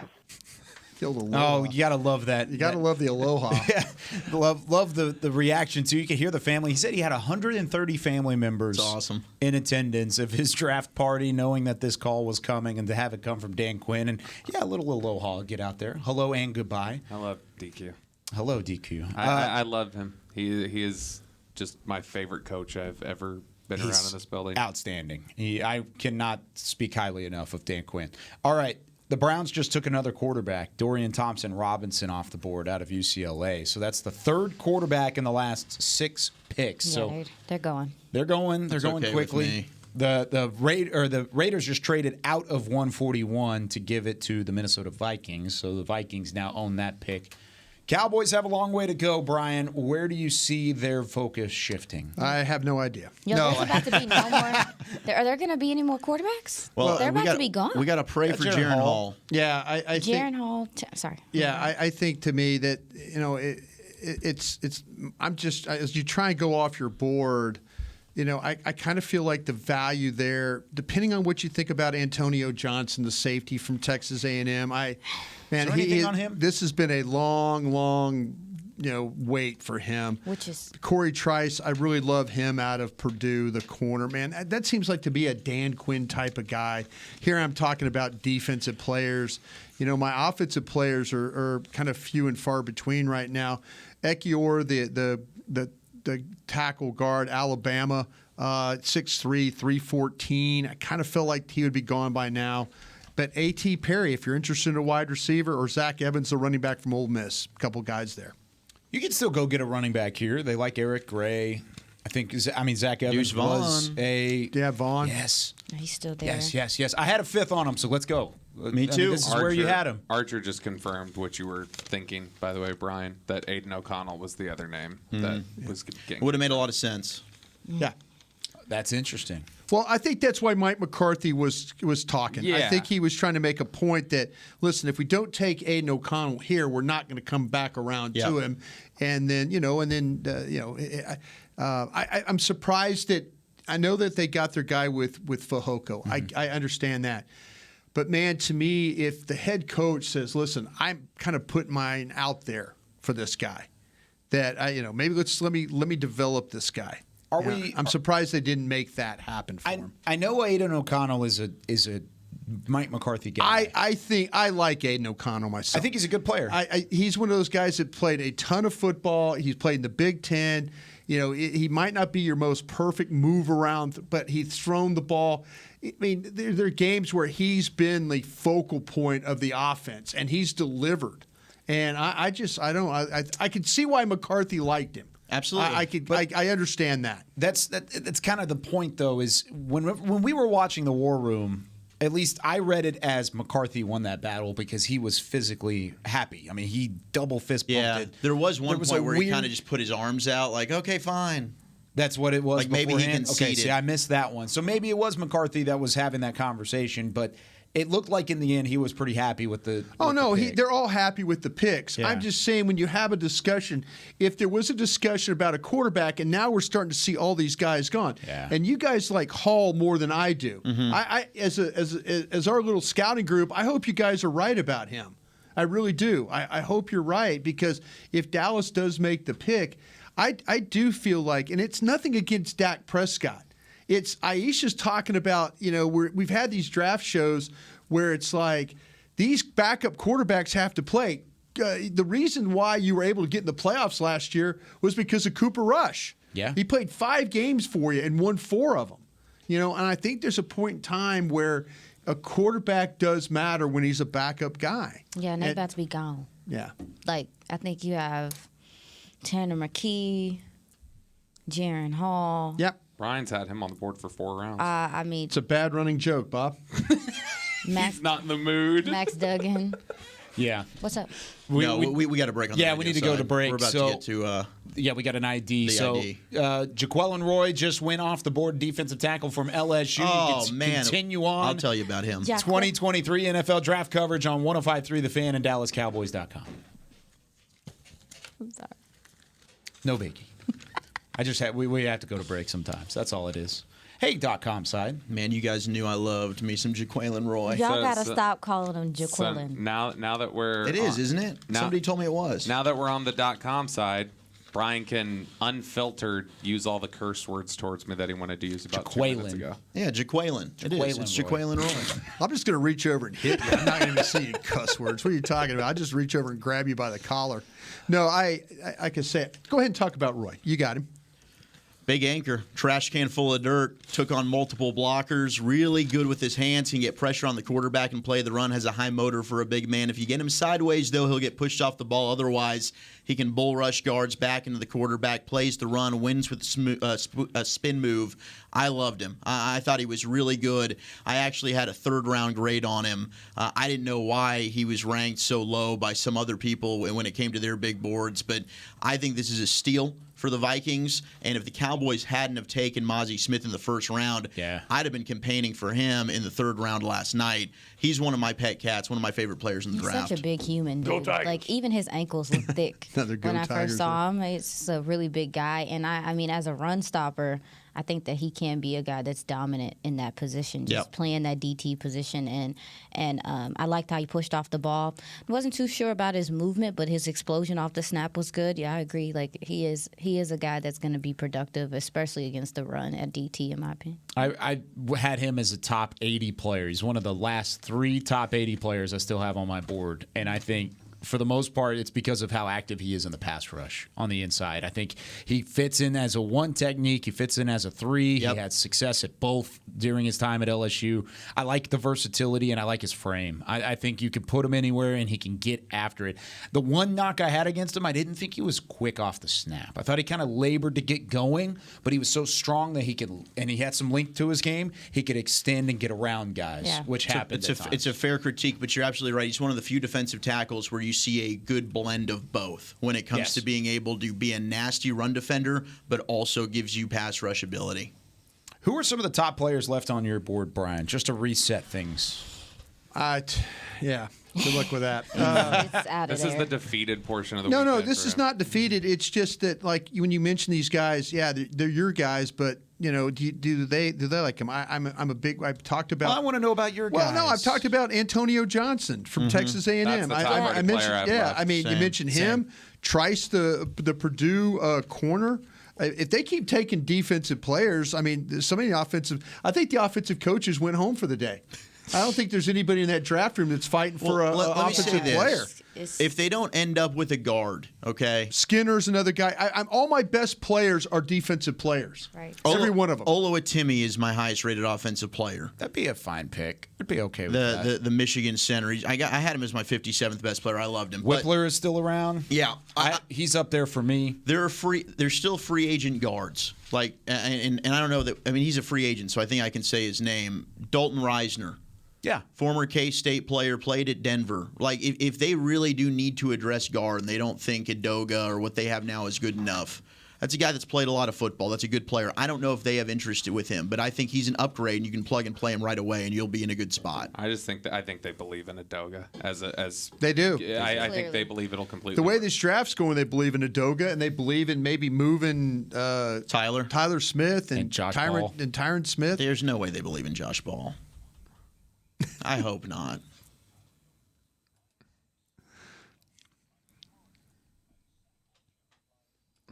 Into the 1 o'clock hour here from the Star in Frisco. It is the 2023 NFL Draft. We are in the middle of round 5 of the weekend, and we are continuing to see some of these popular names. The Jets just getting rich out here. Rattle off the board. Israel, Brian?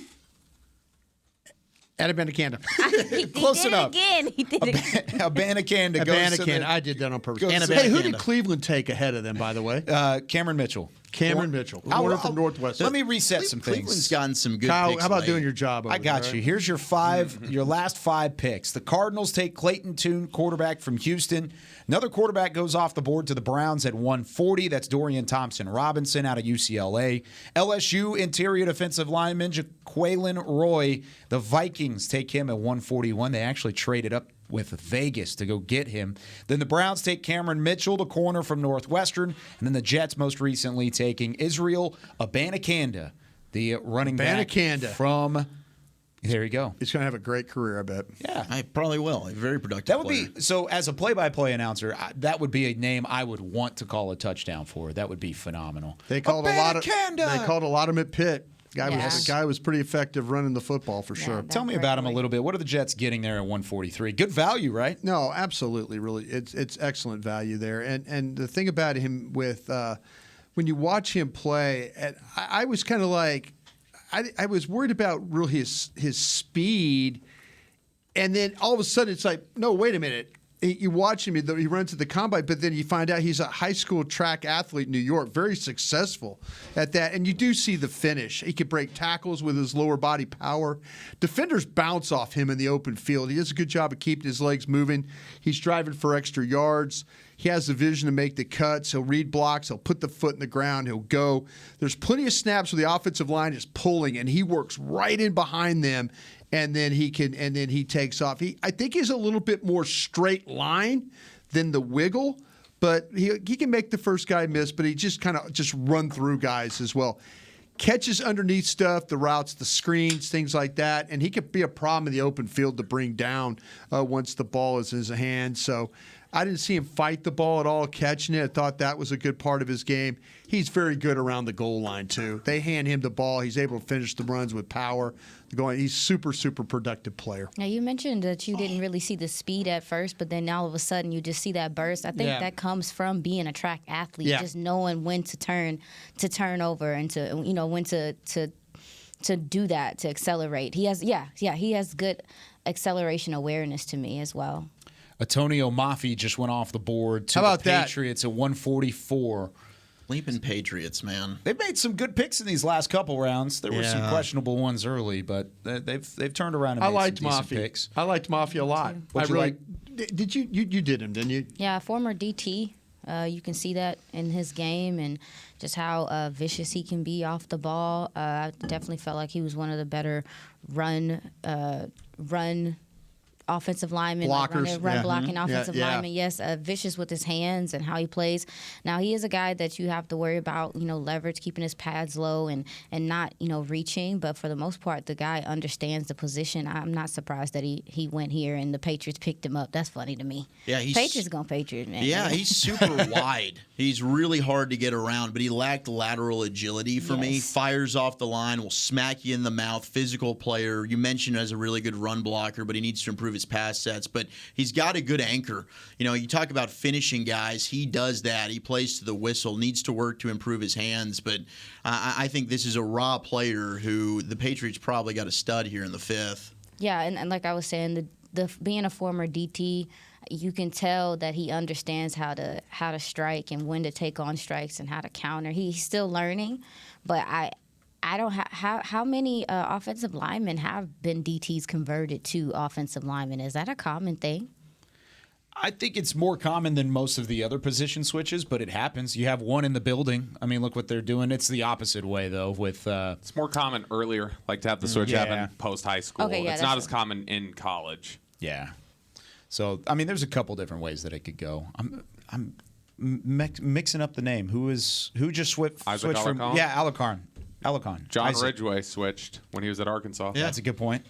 So he was at Illinois State when he did it. But it happens every once in a while. Okay.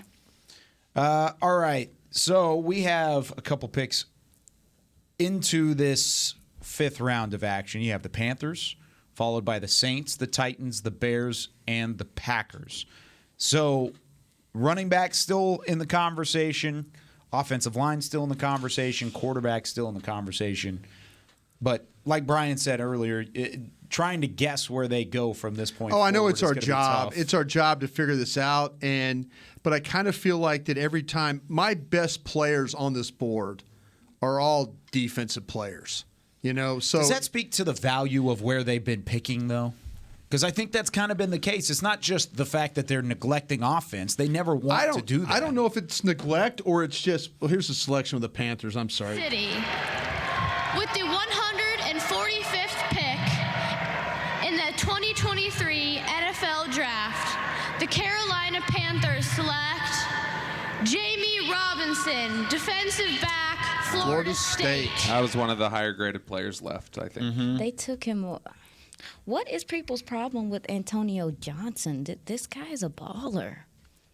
So no clue. It is a bit weird. I haven't heard anything medical. I haven't heard anything character. I don't know what's the deal. I mean, Christopher Smith's another one from Georgia. He's a really good player. And I thought he was a better safety than Robinson. Yeah, but they're just waiting for the Eagles pick to come around. That's true.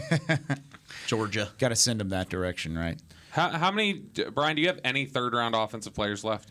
Like third-round graded? Perry? Yeah, I do. Let me third-round players. Let me see him. I had a third on Perry. A.T. Perry from Wake Forest. I'm Perry in the fourth. Ekiyor, the Alabama. It? That's the only one. Where'd you have Whippler? I have Whippler in the fourth. I had Stromberg, who went from Arkansas yesterday, in the third.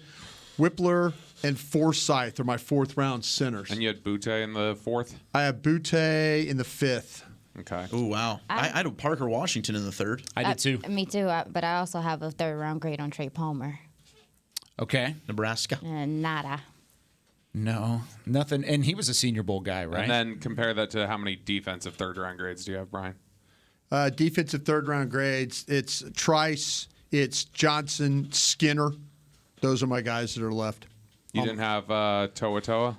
Toa Toa's in the fourth. Yeah, me too. I got him in the fourth. Did Dorian Williams already go? Yeah, he went to the Bills right after the Cowboys pick last night. Yeah, he went right after Overshown. Barnacles. Well, then I don't think I have any. I have Quan Martin. He was gone too. Yep. Well, I just that's it. Yeah, he's out of there. They're gone. Yeah. Where did you have Ricks? Let me make Brian? sure I have him in the fourth. The problem with Ricks is I gambled.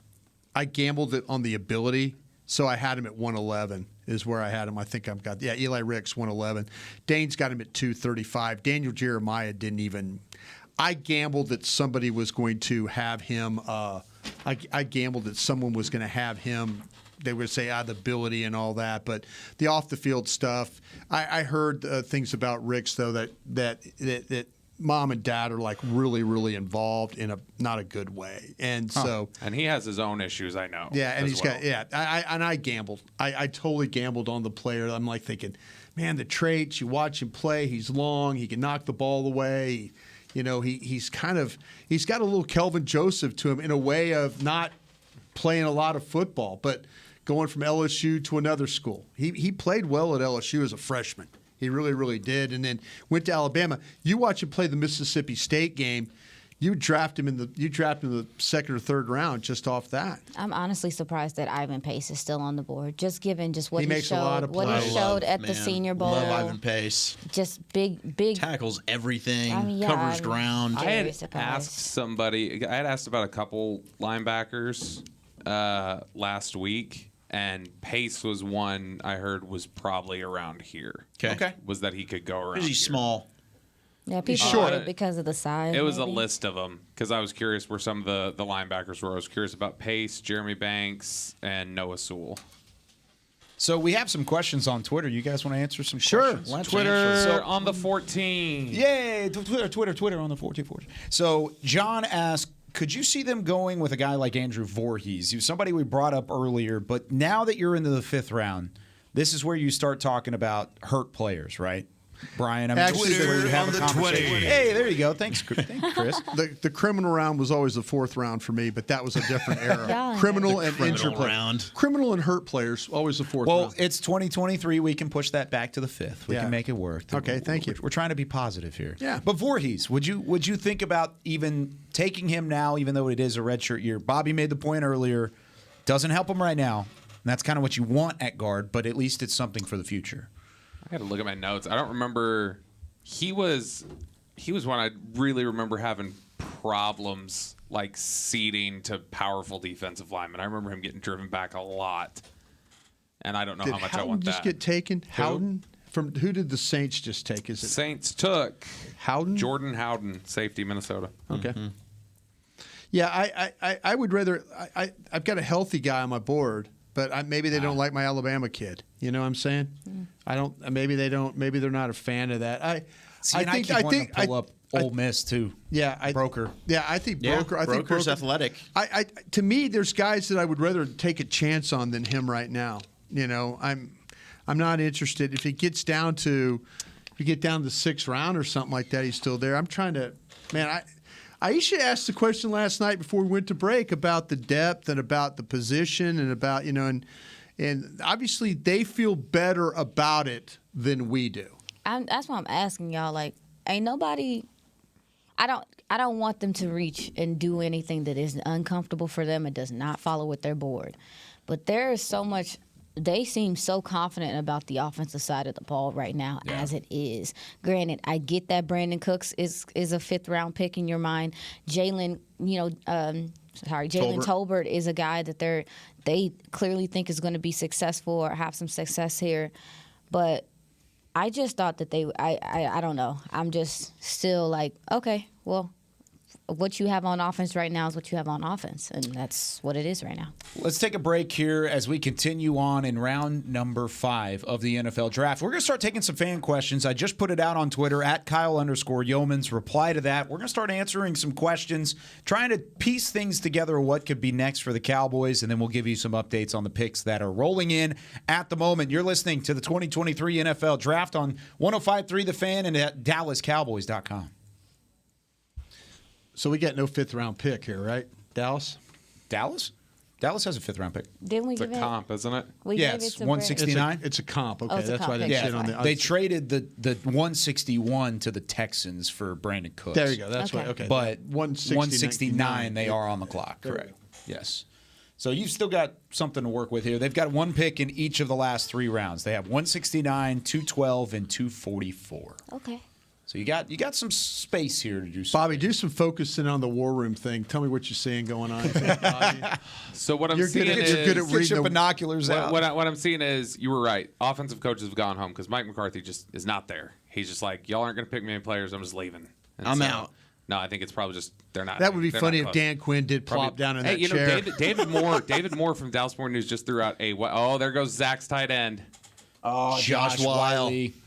He's so good. It was interesting. David Moore just tweeted that they've had 31 picks during Mike McCarthy's time here, which is he's obviously an offensive coach.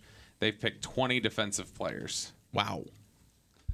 Out of 31. So he's Wow. got 11 offensive players through 31 picks. That is nuts. Wiley out of Cincinnati was my top tight end, by the way. Yeah, me too. Titans just got a steal. Talk about him. Oh, this dude's huge. Since you did the work. He is huge. He catches everything that's thrown at him. He's quick with good bursts, adjusts well to the ball in the air.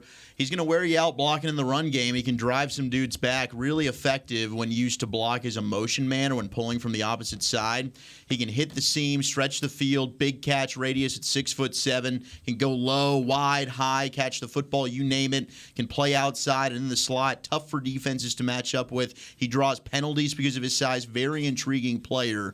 And he could be that mid-round tight end that ends up being one of the best in the entire draft, in my opinion. Comes from a good school there with Cincinnati. Travis Kelce, an alum there as a Bearcat.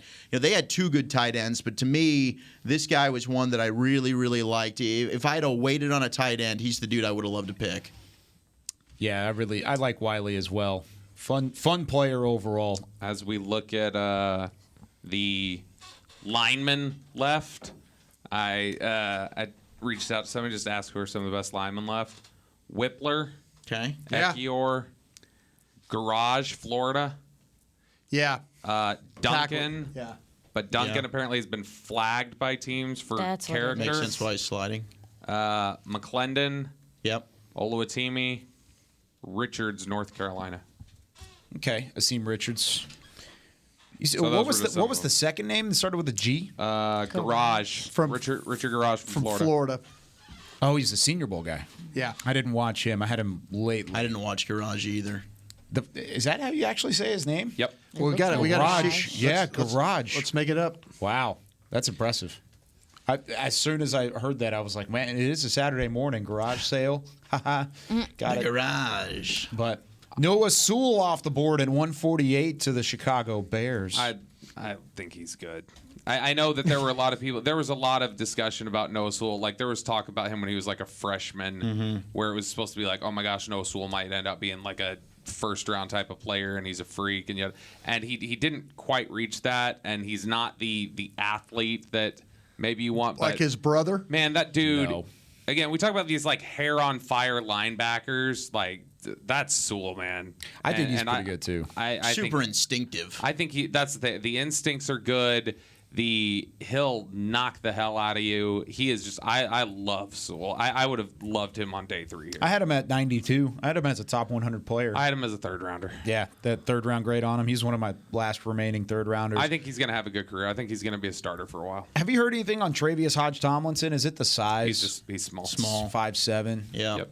It's a Waco Midway product. Noah's Is he? played a lot. Panthers, go. baby. Noah's played a lot of ball too. Yeah. Yeah. Oh, yeah. So and you can see that, and I think that makes up for, you talk about he's not the super athletic guy, but because he's played a lot of football, there's not a lot of wasted motion, as Brian says. Yep. What about Jalen Duncan? You said something about him earlier. Is it character? Flags. Yeah, apparently. I don't know what. As just. I was a fan of his. I liked him Tell too. me about him, Brian. Yeah, let me get to him. Now, and again, this was just reports. Yeah, best players left, and I don't know what it was. I was just told there are some character flags. If they took a Jalen Duncan in the 5th round, I think I would be excited about that. Actually, I would be very excited about that. Hey, this guy, he was the starting left tackle for the Terps, and he doesn't. I'll come back to it if I could. We can talk about it. Yeah, I'll set you back up. Set me back up on this one No because doubt. this guy. I mean, he's a good athlete. He really, really is a good athlete. Sean Clifford. Whoa. We just had a curveball thrown by Green Bay in the 5th round at pick 149. We'll reset the board as we continue our draft coverage of day 3 from the Star in Frisco. Antonio Mafi, interior offensive lineman from UCLA, goes to the Patriots at 144. Panthers at 145 take Robinson, the Florida State safety. Jordan Howden goes to Minnesota, also a safety. From Minnesota, he goes to the Saints at 146. The Titans select one of Zach Wolchuk's favorite, Josh Wiley, the tight end from Cincinnati, 147. The Bears take Noah Sewell, good player, linebacker out of Oregon, at 148. And then at 149, Sean Clifford, Penn State quarterback, selected by the Green Bay Packers. That one's interesting. I'm going to be honest.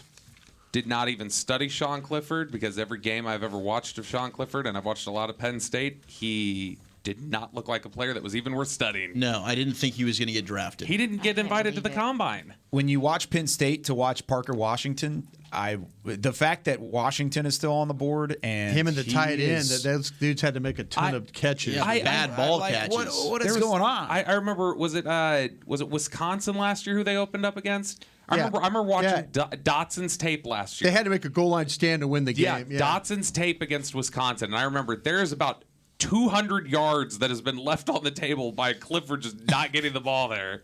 I mean, Sean Clifford's claim to fame right now is the fact that he won the job over Will Levis, forced Will Levis to transfer, go to Kentucky. But I think if Penn State could do that over, they'd have said, "Sorry, Sean, we're going to bench you, buddy." You think Ohio State would like to have Joe Burrow back? Yeah, probably. Yeah, Well, probably. they did okay. They with did all right. quarterbacks, No, they did all but right. they probably would. Joe's special. I had Sean Clifford as the 375th player on my board, and he was the 20th quarterback. I'm gonna. I can't believe you even had him on the board. I don't even have him on my board, y'all.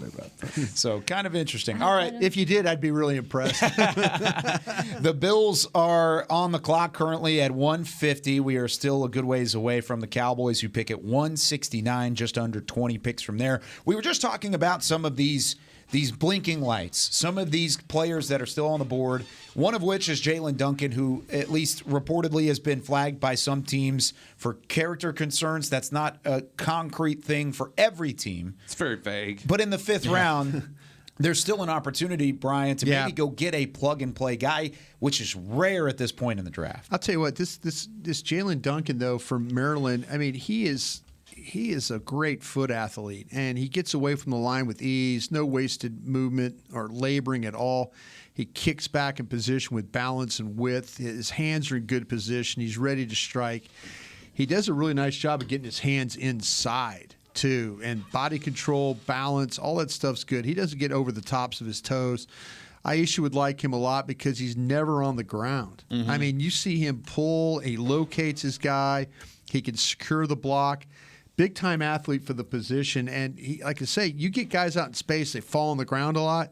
This cat doesn't do that at all, man. So if there's some character things there, it has to be pretty serious because this guy's tape, you know, when you watch play against Purdue and Michigan and like that, he's blocking those cats. Do you like how aggressive he is all the time? No, I don't like. There's times that I look at him and I felt like that's what I put in my notes, is that he lacked aggressiveness sometimes that I didn't like. Like you'll see, same thing for Emil Ekiyor. You'll see some games, some reps, you're like, man, this dude's dominant. And then you'll see some of that technique, like some of that, like you talked about, Brian. You'll see with Jalen, you'll see him a little bit more sluggish, not on the ground, but just a little bit more sluggish with his hand tech and things like that. The feet work, but the hands sometimes are. Yeah, I'm with you because one of my notes where he needs to add upper body strength is I think bull rushers gave him problem, like the power. Are you talking about Ekiyor or Duncan? Duncan. Okay. Duncan. But and then the technique at times would Mike get Morse. I will say, Bless you. bless me. I will say that he has had a steady uptick in improvement. If you looked at him, I looked at him in 2020, a little bit in 2021, and obviously 2022, and you see that he's consistently gotten better. So the work, I guess some of the work ethic is there, but super if you have athletic concerns though, with no doubt. the character. By the way, last two picks, the Bills took Justin Shorter, wide receiver from Florida, who I do have on good authority the Cowboys had an interest in him. I don't think they would have looked at him until the next round, though. Makes sense, though. They had some interest in him. Good player from Florida. A little bit further down the board, but still somebody they had at least an idea of. Buffalo takes him. The Seahawks just took Mike Morris, as Brian mentioned, the edge rusher out of Is that Michigan. the guy you didn't want, Mike Morris? Yeah, I don't like Mike Morris. Although with Tim, he's still on the board, though. He's a pile jumper. He's got a good bull rush, and he plays as a stand-up edge rusher. Has the build of a true hand-in-the-ground 4-3 end, but he just didn't make enough plays for me. He often finds himself out of position, which I found disappointing. Does at times have a solid get-off, can drop back in coverage on occasion, but he just struggled to get off blocks.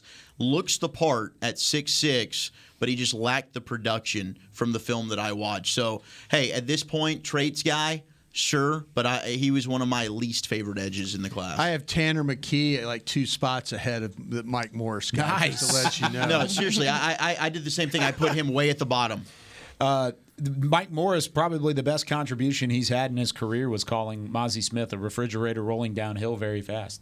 That's what he said in the press conference. Was it Morris that said it? Oh, I didn't realize it was All right, Morris. well, there you go, Here's Mike. the thing. When you look at it, it's so funny too when you look at like Morris's measurables. Like you're like 6'5", 275, like 10-inch hands, and then like you look at the athleticism. He runs a 4.95. His 10-yard split is 1.72. His vertical's 28 inches. Oh, yeah, that's like 0 for 4. He's the first guy you want off the bus to try and intimidate the other team. But He's a Raiders pick. Probably don't want him playing much. That's the type of pick the Raiders like, right, Brian? They like love those that kind of guys. pick, yeah. All right, so continuing forward into round number 5, we're at pick 152. The Lions have just turned in their pick as they are showing their draft room at the moment. They're having a little draft too, huh? Dan Quinn, yeah, they've had a nice draft. Sam Laporta was one of their picks. They just traded DeAndre Swift for nothing. William and Mary in the house. There you go. What? Corby Sorsdal. Did not watch that guy. I didn't either. Barnacles, let me see. Kind of tough Can't getting. say I had him either, guys. I'm sorry. So with that being said, I've got some Twitter questions. All right, Cal, fire Send away. it out there. You got some? All right. So, oh my gosh. Kevin says, I know they love complete backs, but any chance they target Deuce Vaughn? We kind of talked about that. Deuce the Juice is loose. You got Deuce Vaughn. Sure, there's a possibility. Yeah. What do you two know? What do you guys think that they would take Deuce? This is a perfect spot to take him if he's there right now. I think that I would take him. I would take him here. And I mean, look. You know the guy. And I mean, and we talked about it. We talked about it. The offensive side of the ball, something you have. This guy. You want juice? You want playmaking ability? He has some slot ability. He has some big play ability, even though he's undersized. Heck yeah. You know what? I'm sorry. I'm going to rain on this parade. Rain on it. I'm going to rain on this parade. You're going to rain on this parade? How? I can't stand you. I've got names. This is a deep class of running backs. I got names. Zach Evans from Ole Miss. Problem. Okay. I think we're to that point now where we're looking at problems. Your running back's 5'5". You're right, but I know that I can rely on him, and he's not going to go ahead and get himself in trouble or quit on the team. I can't say that about Zach Evans. McIntosh. It goes back. Kenny McIntosh from Georgia. I love McIntosh. He's going to be a Philadelphia Eagle. But he's down the list. But guys like Evans and Gray and guys like that, I've kind of thinking you're not better. I'm trying to trust me. Deuce Vaughn. I love Deuce Vaughn. I've got guys rated ahead of him. You know, like I say, the Zach Evans, and we could say about quitting on team and all these things like that. We're to the point of Jerry Jones warts right now. Is where we're at. We're trying to find some guys that might be really good fits at 5'11", 201. He's got more power and speed. I mean, that's when you look at starting to pair him with Tony Pollard. There's a guy right there with some power. No, Brian. He lower his shoulder. He plows for extra yards. I mean, as you like to say, you're not wrong. I like, obviously, poking fun, messing with you. But Zach Evans is clearly the most talented running back left. I have him as my 93rd best player. I had a third-round grade on him. There's no question that if you wanted a runner, Zach Evans, Galena Park, North Shore. I mean, you do have to just check off. You need to meet with him and make sure you're comfortable with the character. And they did. Does anybody hate Eric Gray? How about Eric Gray? No, that's my top guy. I have Eric Gray slightly ahead of Deuce Vaughn. Eric Gray would be behind. But I have him behind McIntosh. Would be behind Vaughn, Evans, and Chase Brown. I actually have Dwayne McBride in front of all of those guys. Can I bring up a 30 visit name? Yeah. Chris Rodriguez Jr. from Kentucky.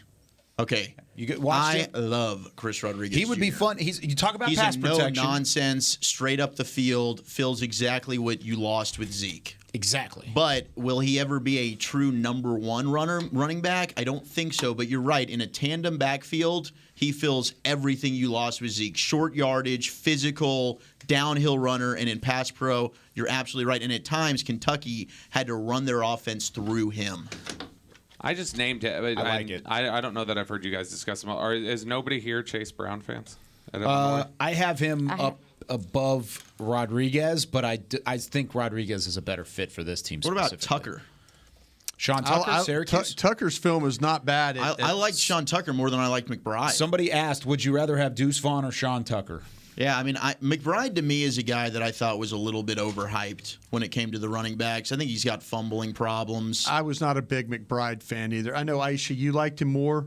I just like the big playability. Sure. Separation, anything over 10 yards, he can. I mean, he has a lot of 10-yard runs, so that lets you know that he can separate. Yeah. But when you guys mentioned Sean Tucker, I have Sean Tucker ahead of Chase Brown and Deuce Vaughn. So I have him ahead of most of these guys, actually. Zach, don't turn around. Don't turn around. Don't look at the screen because Mr. Snyder in Seattle just took what a draft. Oluwatimi. They've kicked John out of the room. No, Seattle didn't. This is 2 drafts in a row they've done it then. Yeah, they've locked him out. He's freaking killing it. Boy, Oluwatimi, Charles Cross. He's building that. They're giving that middle finger to He took somebody else earlier that was a good offensive lineman. I remember Seattle's offensive line literally was like Did they have one? at Home Depot. Those two guys. Right? Did they have one? And if I'm wrong, then I'll have to reevaluate how I'm watching these. We'll talk about him. But John Michael Schmitz is going to be a pain in the butt to deal with. He's going to be the next Jason Kelsey in the division for the Giants. And now Oluwatimi, to get him at this point, Remington, an Outland Trophy Award winner, began his career at Air Force, transferred to Virginia where he started 32 games at center, then transferred to Michigan as a grad student. He's clean with his snaps. He had to do mostly shotgun at Michigan, good movement, has quick feet, finishes blocks, does a good job getting pad level low to drive in short yardage situations. He can get overpowered by some stronger defensive tackles in the middle if there's a knock on him. But he can mirror and stay with his guy in pass sets, and he's going to wear you down over the course of the game. You're in for a long day when you play against Oluwatimi. He's aware, he's intelligent, makes calls at the line of scrimmage, can call out linebackers. I thought he was the second best center in the draft. To get him at this point for Seattle, an absolute steal. So right before that pick, the Buccaneers took Seversier Dennis, the linebacker from Pittsburgh, who was on the Cowboys list of potential prospects. And then we heard from William and Mary's offensive tackle, Corby Sorsdahl, off the board to the Lions at 152. Dennis is interesting because he's very similar to the height and weight of what with Henley. Like 6'1", 226. Yeah. This guy, he's got a feel for how to, like, as a blitzer, and he can kind of work through the line and arrive at the quarterback. He's outstanding when it comes to the finish. He'll beat blockers to the spot on plays, flowing, over the tackle spot out there. He can kind of flow and get that. I don't know how much he can really challenge guys coming downhill on him, though, like, dealing with blockers, going toe-to-toe, standing there, where I think Henley can. I think his size does limit him a little bit there, but what he makes up or lacks for the size, the hustle, the effort, the smarts, he's always around the football, and he has a feel for how to create turnovers. He's a team captain, big role on special teams, and then so he's the kind of player that lacks a little size, but I like him attacking the line better than kind of playing in coverage for him. So let's take a break here on 105.3 The Fan as we continue our draft coverage. We're in the middle of round 5. The 49ers just made their pick at 155. We'll update you and continue moving along on 105.3 The Fan and DallasCowboys.com. Guys, that Peyton Russell is just killing our I know. man. Peyton really ruins it. By the way, we got sidetracked because you're on the internet, so don't say anything illegal right now. I'm not going to. Y'all Syracuse running back. You remember he got flagged at Combine, couldn't participate, then had to do his pro day. Apparently there are some teams that have him off the board. All the way through for medical. Okay. Yep. Okay. Got it. You mentioned John Michael Schmitz. Mm-hmm. Man, that battle between him and Mozzie Ooh, that's going to be real. for some upcoming years is gonna going be to real. be one to watch, man. No, it will be. That'll be fun. That will be fun. Darrell Luter Jr., corner from South Alabama, just went to the San Francisco 49ers at 155. Going back to Dennis real quick, he was actually roomies with Elijah Cansey at Pitt. Oh, really? And now they're both Tampa Bay Bucks. Luter. Oh, okay. No, I'm talking about Bucks. Dennis. Sorry, I was thinking about Luter. I didn't watch Luter. Yeah.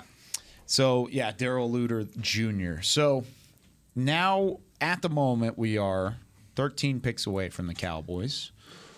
Coming up on what would have been their pick at 161 to the Texans. That's kind of there, but that turned into Brandon Cooks. I think you're pretty good about that. Feel pretty good about where they are in terms of selections, Bobby, and what it turned into instead of getting a Brandon Cooks here. I think it's a great trade-off. Yeah. No, I will absolutely take Brandon Cooks over. Oh, there goes Jordan McFadden. One of the higher-graded linemen left. Is that the Chargers? Yeah. Yes. I liked McClendon more Boy, than are they? McFadden, I did personally. too. I want Jordan McFadden to start a game on the offensive line so that the Chargers could have like the shortest offensive line in history. He is short. He's a short arm guy. He is short. He's 6'2". Yeah. Tackle. He is short. There's no question. He's got to be guard at the NFL, right? Yeah, he's that's right. He's a guard for sure. Absolutely. By the way, I think, and Brian, I think you may have heard the same. I think we're getting more confirmation that is the issue with Jalen Duncan, is just off the field Mental stuff. makeup. Off the field. A lot of just, I think it's character, mental makeup. That's a shame. The guy's it has to be something because the athletic ability is too good. So, Brian, how do you weigh that? You having been I don't. in these I hand the card. so seriously, like you just say, I'll deal with that at this point. I've won games. I'm to the point in time now in this draft where I'm trying to find guys that the ability and stuff like that. It's just. You watch him play, there's so much smoothness to his game, and his ability to get away from the line and the way he attacks. And I know Aisha was talking a little bit about maybe he wasn't aggressive enough, but, man, the athletic ability is just – it's super impressive. It is. I'm curious for you. You've talked about how you wanted to take Randy Moss. And I did. And Jeffrey Lurie did not. He did not. And you've talked before about how your favorite team in the NFL for years has been the Bengals because they'll take anybody. I love the Bengals. Dang it. I love the Bengals. Has there ever during your evaluation, because it seems like you're a lot more likely to give a pass to the character stuff that you're like, I am. So have there been players that stand out in your mind as like, that's a player I just wasn't going to touch based off of what I knew about him as a character thing? It's very rare. But nobody stands out in your head? Like, would you have drafted Justin Blackmon? No, Blackmon, I probably wouldn't have done it because I wasn't as high on him. But if he was there in the 5th round, like we're talking about, But I mean, it was obvious with him because you've talked about sending like an FBI agent, and I know talking with people at Oklahoma State, they did, and they tracked how many times he went to a certain bar there. Like it was obvious he had alcohol problems. Did you? Because, and I know I think you've mentioned the player before, but if not, we're not going to mention the name. I remember you told the story before that when you were in Green Bay, you had somebody just own up to you, a player own up to you, and tell you, I have an alcohol problem. It was a Miami. Went to the Bengals in the 2nd round. That figures. But would that have been a guy you would have taken, or after that conversation, were you like, I can't take this guy? No, it was like God dang it! It was 2nd round, Cincinnati Bengals. University of Miami. Some of these names, I got too many names. What year was this? No, you were in Green 93, 94. I'm not going to be able to tell you this one. I'll find it. But anyway, the player admitted that he goes, I'm an alcoholic. And I was interviewing like at midnight, and I told Ted Thompson, I said, this guy admitted that he was an alcoholic. And Teddy says, "Oh, we got to check into that." And sure enough, we did. And he was out of the league in 2 years because of alcoholism. Wow. Would you have taken him, or would you have pulled him off your board? I think it was one of those things where we had taken, but we didn't have him in the 2nd round. So, yeah. I'm going to find this guy, Brian. Who? You're going to say it's University of Miami. God dang it. I'm sorry, folks.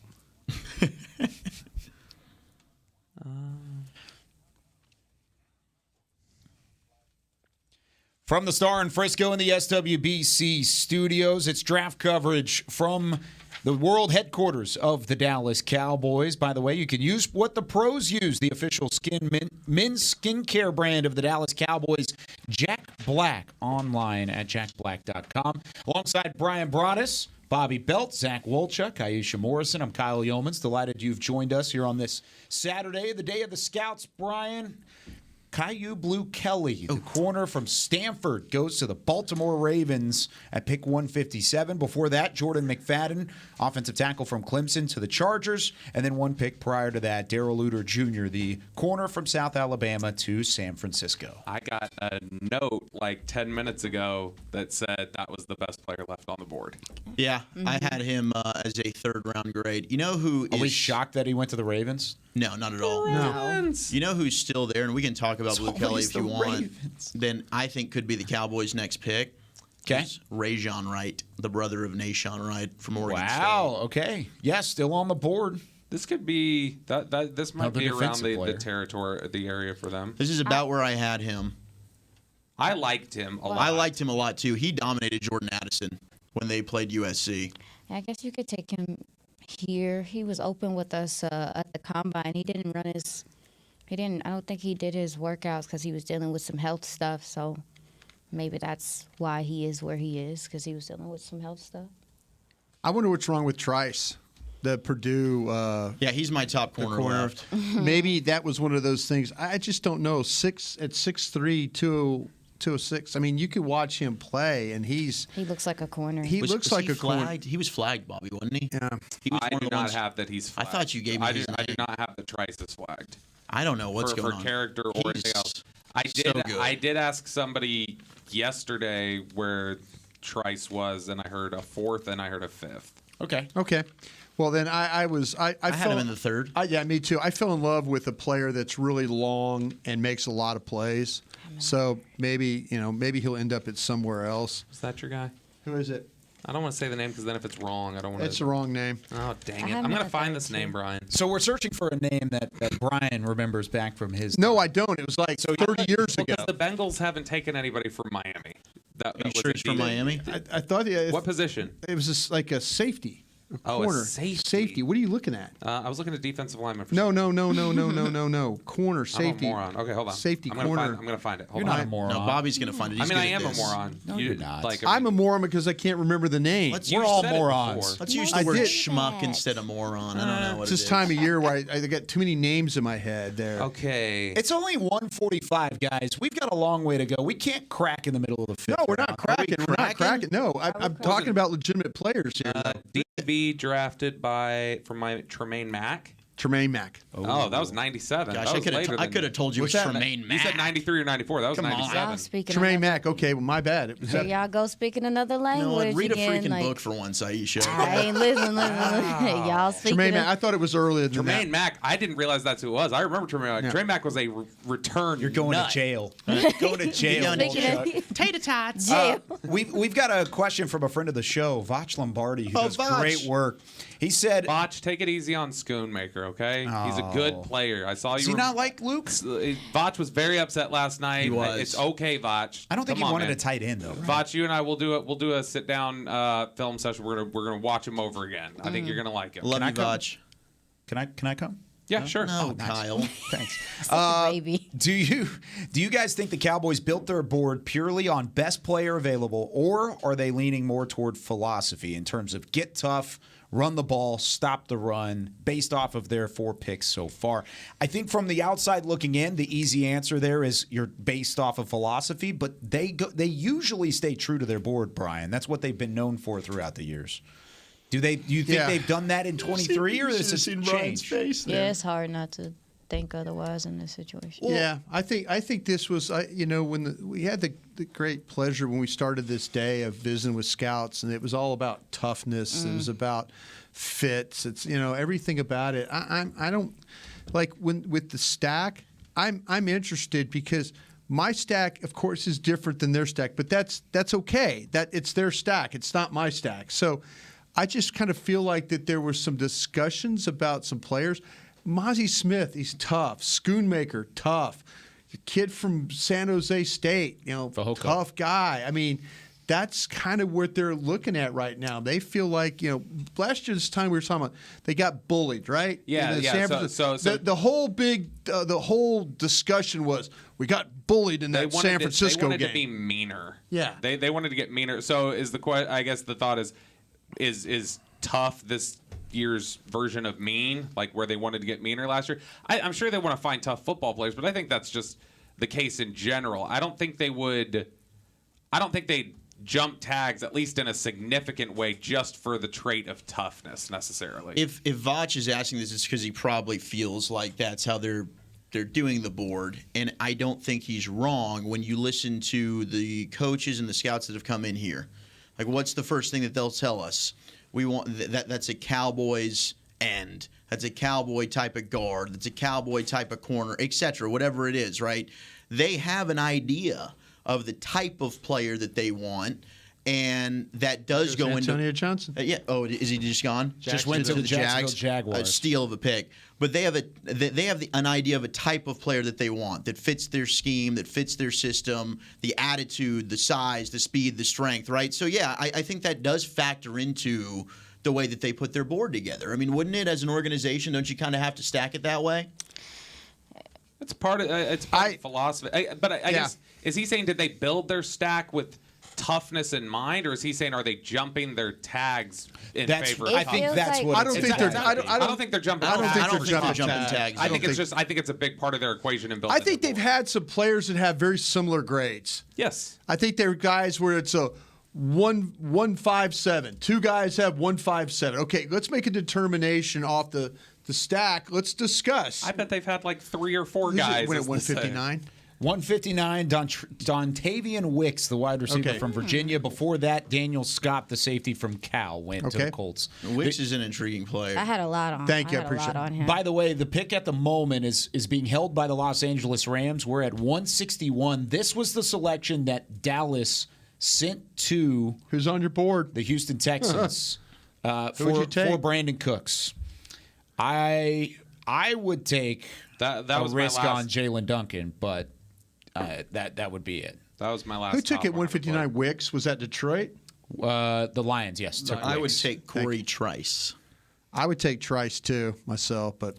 So, would you rather have Corey Trice or would you rather have Brandon Cooks? Because this is that selection. Well, I mean, today, right now, obviously, Brandon Cooks. Brandon Cooks, absolutely. Good selection. Good job, Cowboys. Wow, they did pick a good player, though. Edge rusher Nick Hampton from Appalachian State. Zach, you really like him. I do like Nick Hampton a lot, man. I kind of thought maybe the Patriots would take him because he's a guy that can do a lot of different things, and I got Jamie Collins vibes when I watched Nick Hampton. Good athlete, high motor, always working, explosive off the edge. If he learns to fight with his hands, I thought he could be a real problem. He will get overpowered at times.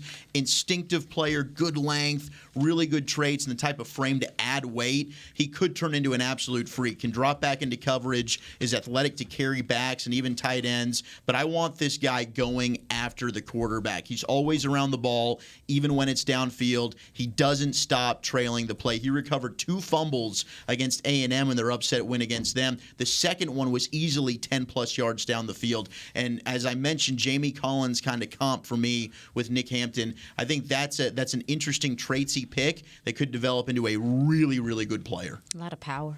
Yep. A lot of power. Did you like him overall? What? Hampton specifically. I mean, yeah. I think he has some upside as if I'm not mistaken, he has some flex as a linebacker. Yeah. Yeah, so the pursuit is there, some of the motor is there, some of the stuff that you just look for in the edge. If you're going to go trace right now, this is a guy. And he is in the yes, bendy, but he's an athlete. He's an athlete. So if you're trying to get long arms, also really long arms, I think that plays a role in his ability to get off blocks and to tackle. He can close too. Yes, yeah, close really and speed close. is nice. So I get the pick for traits.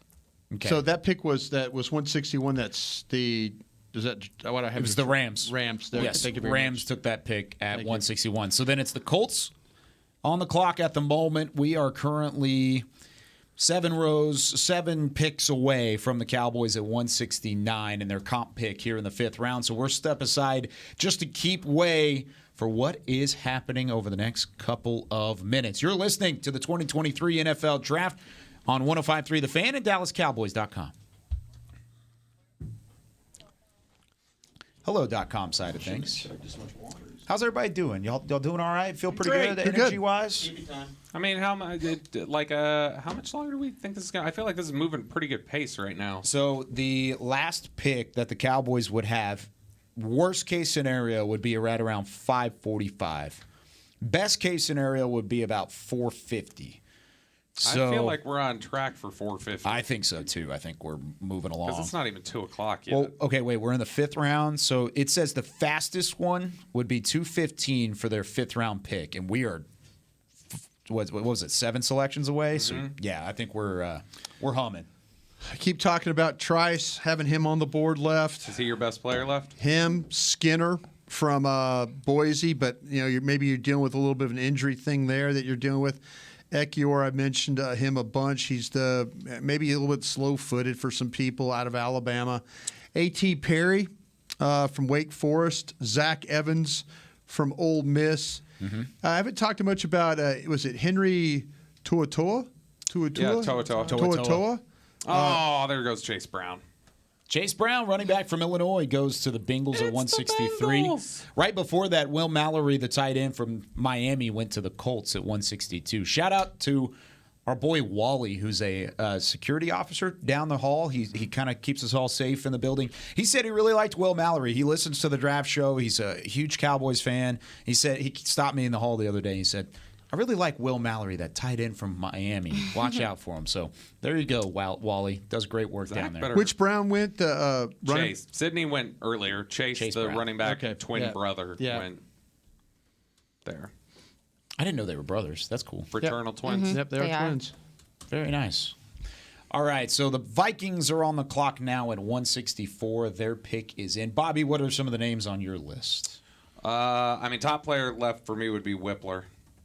And then Toa Toa's there. Christopher Smith hasn't gone yet, has he? Georgia? No, he is not. No, he's good. D. Winters. I mean, we're getting close to Jaron Hall territory, and then you have like A.T. Perry. Interesting to keep in mind is maybe a running back here. You mentioned Zach Evans. We brought up Chris Rodriguez Jr. earlier. I did not stack after 100, by the way. I stacked to 100, and that was it. And then I just had grades after that. Yeah, I mean, that's kind of how it is for me. I stacked it, but I don't really pay attention to it outside of All right. Let's see if they get Mike his guy.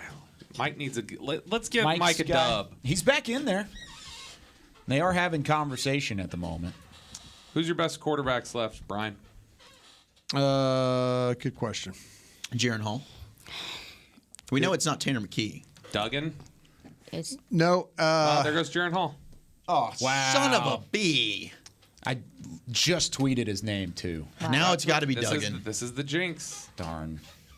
That's on me, guys. Sorry. I'm actually, real down about that. I don't know. Minnesota didn't take a quarterback, right? That's their first one? Yeah. Yes, that's their first one. Jaron Hall will end up being the starting quarterback for the Minnesota Vikings next year. Oh, my gosh. Daniel Jeremiah had Hall way up. He had Jaron Hall like 96. He did. He sure did. I like Jaron Hall. I do think too. he's a good player. I 96. I think he would have fit really well here, actually. Me too. I feel like think he'd be a perfect mentee for Dak Prescott. I think he would have been. But Hall's going to sit for a year behind Kirk Cousins. Cousins will leave, and I really do think Jaron Hall is going to be the next quarterback of the Vikings.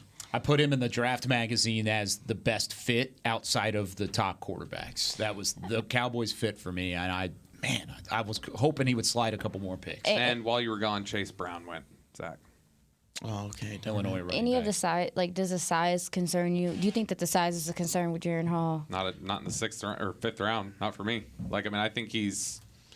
I think he's really good. I think that I think what would have been good here is the fact that when you're implementing this West Coast offense. Jaron Hall, quarterback from BYU. Jaron Hall. Okay, to Minnesota? Yep.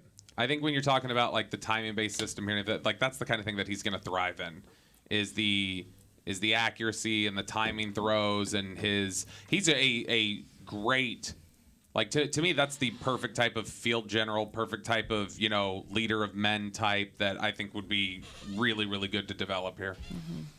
Would you consider a wide receiver? Would you consider an A.T. Perry? Would you consider an Xavier Hutchinson from Iowa State? Those are some of the top names on my board. I've got a lot of wide receivers still left. They don't like the guys that I like, apparently, in terms of wide receivers. Eric Gray's still there from Oklahoma, if you wanted a running back. I'm actually surprised that no one's.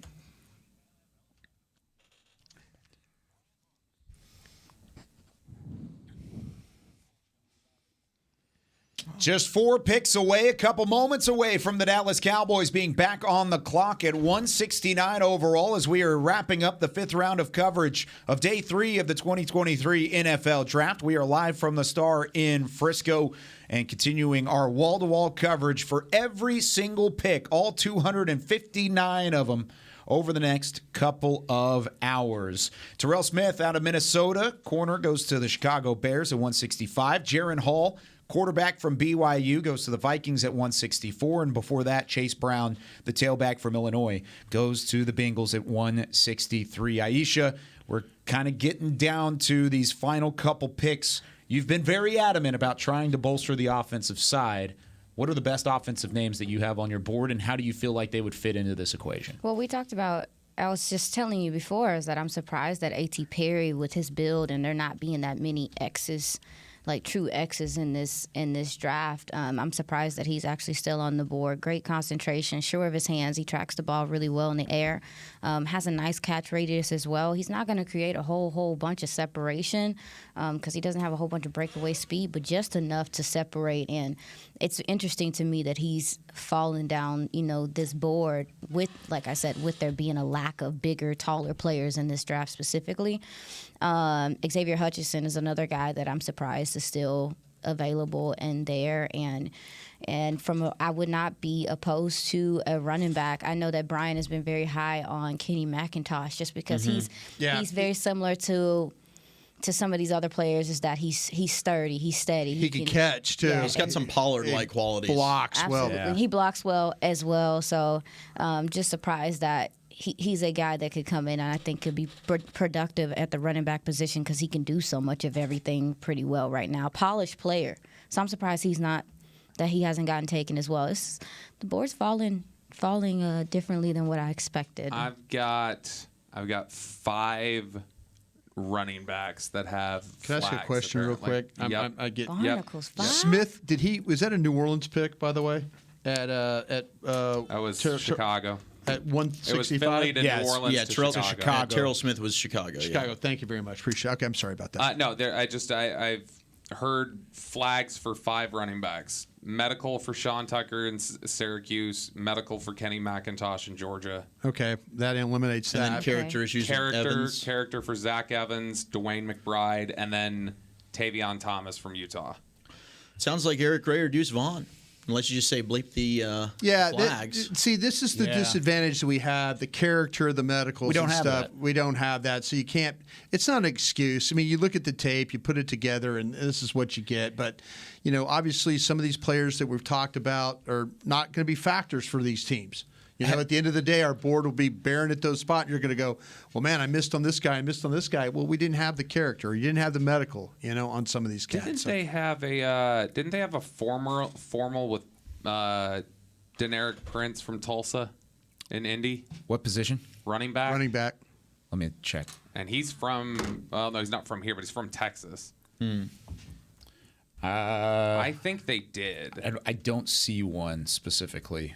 But I can double check. I'll find something. I'm just looking at running backs that are left on the list that they might have been interested in. He's big. He's athletic. He's 6 foot 216, 4.41 speed. Yeah, he transferred from A&M. Yeah, he's from Manville. He's a Manville Maverick.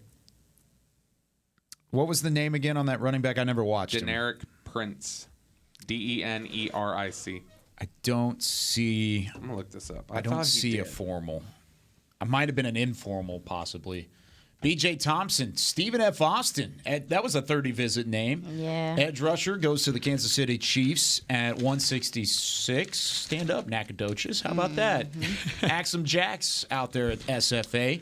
2 picks to the Cowboys at 169. He was not a formal. What his thing was, that's why his name was so prominent in my mind, is that when I was cross-referencing their draft history and their free agent acquisitions under McClay, Prince physically checked more, was the closest representation of a running back. So that's why his name was. Wow. Okay. Wow, that's next level analytics. It looks like it looks so much. In fact, I might have that sheet over here. B.J. Thompson getting picked up is actually, in the 5th is something. He really acted up in the Shrine Bowl, and I described him as he looks like Venom in his stance.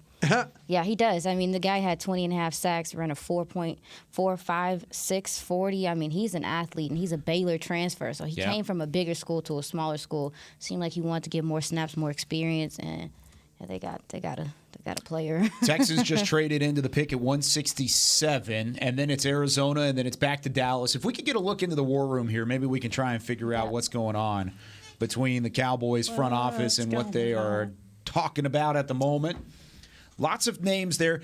I keep going back to offensive linemen, and I'm curious because we talked about Duncan. He's my top offensive lineman left. Mm-hmm. The only other one that would even be a remote top guy would be Asim Richards from North Carolina.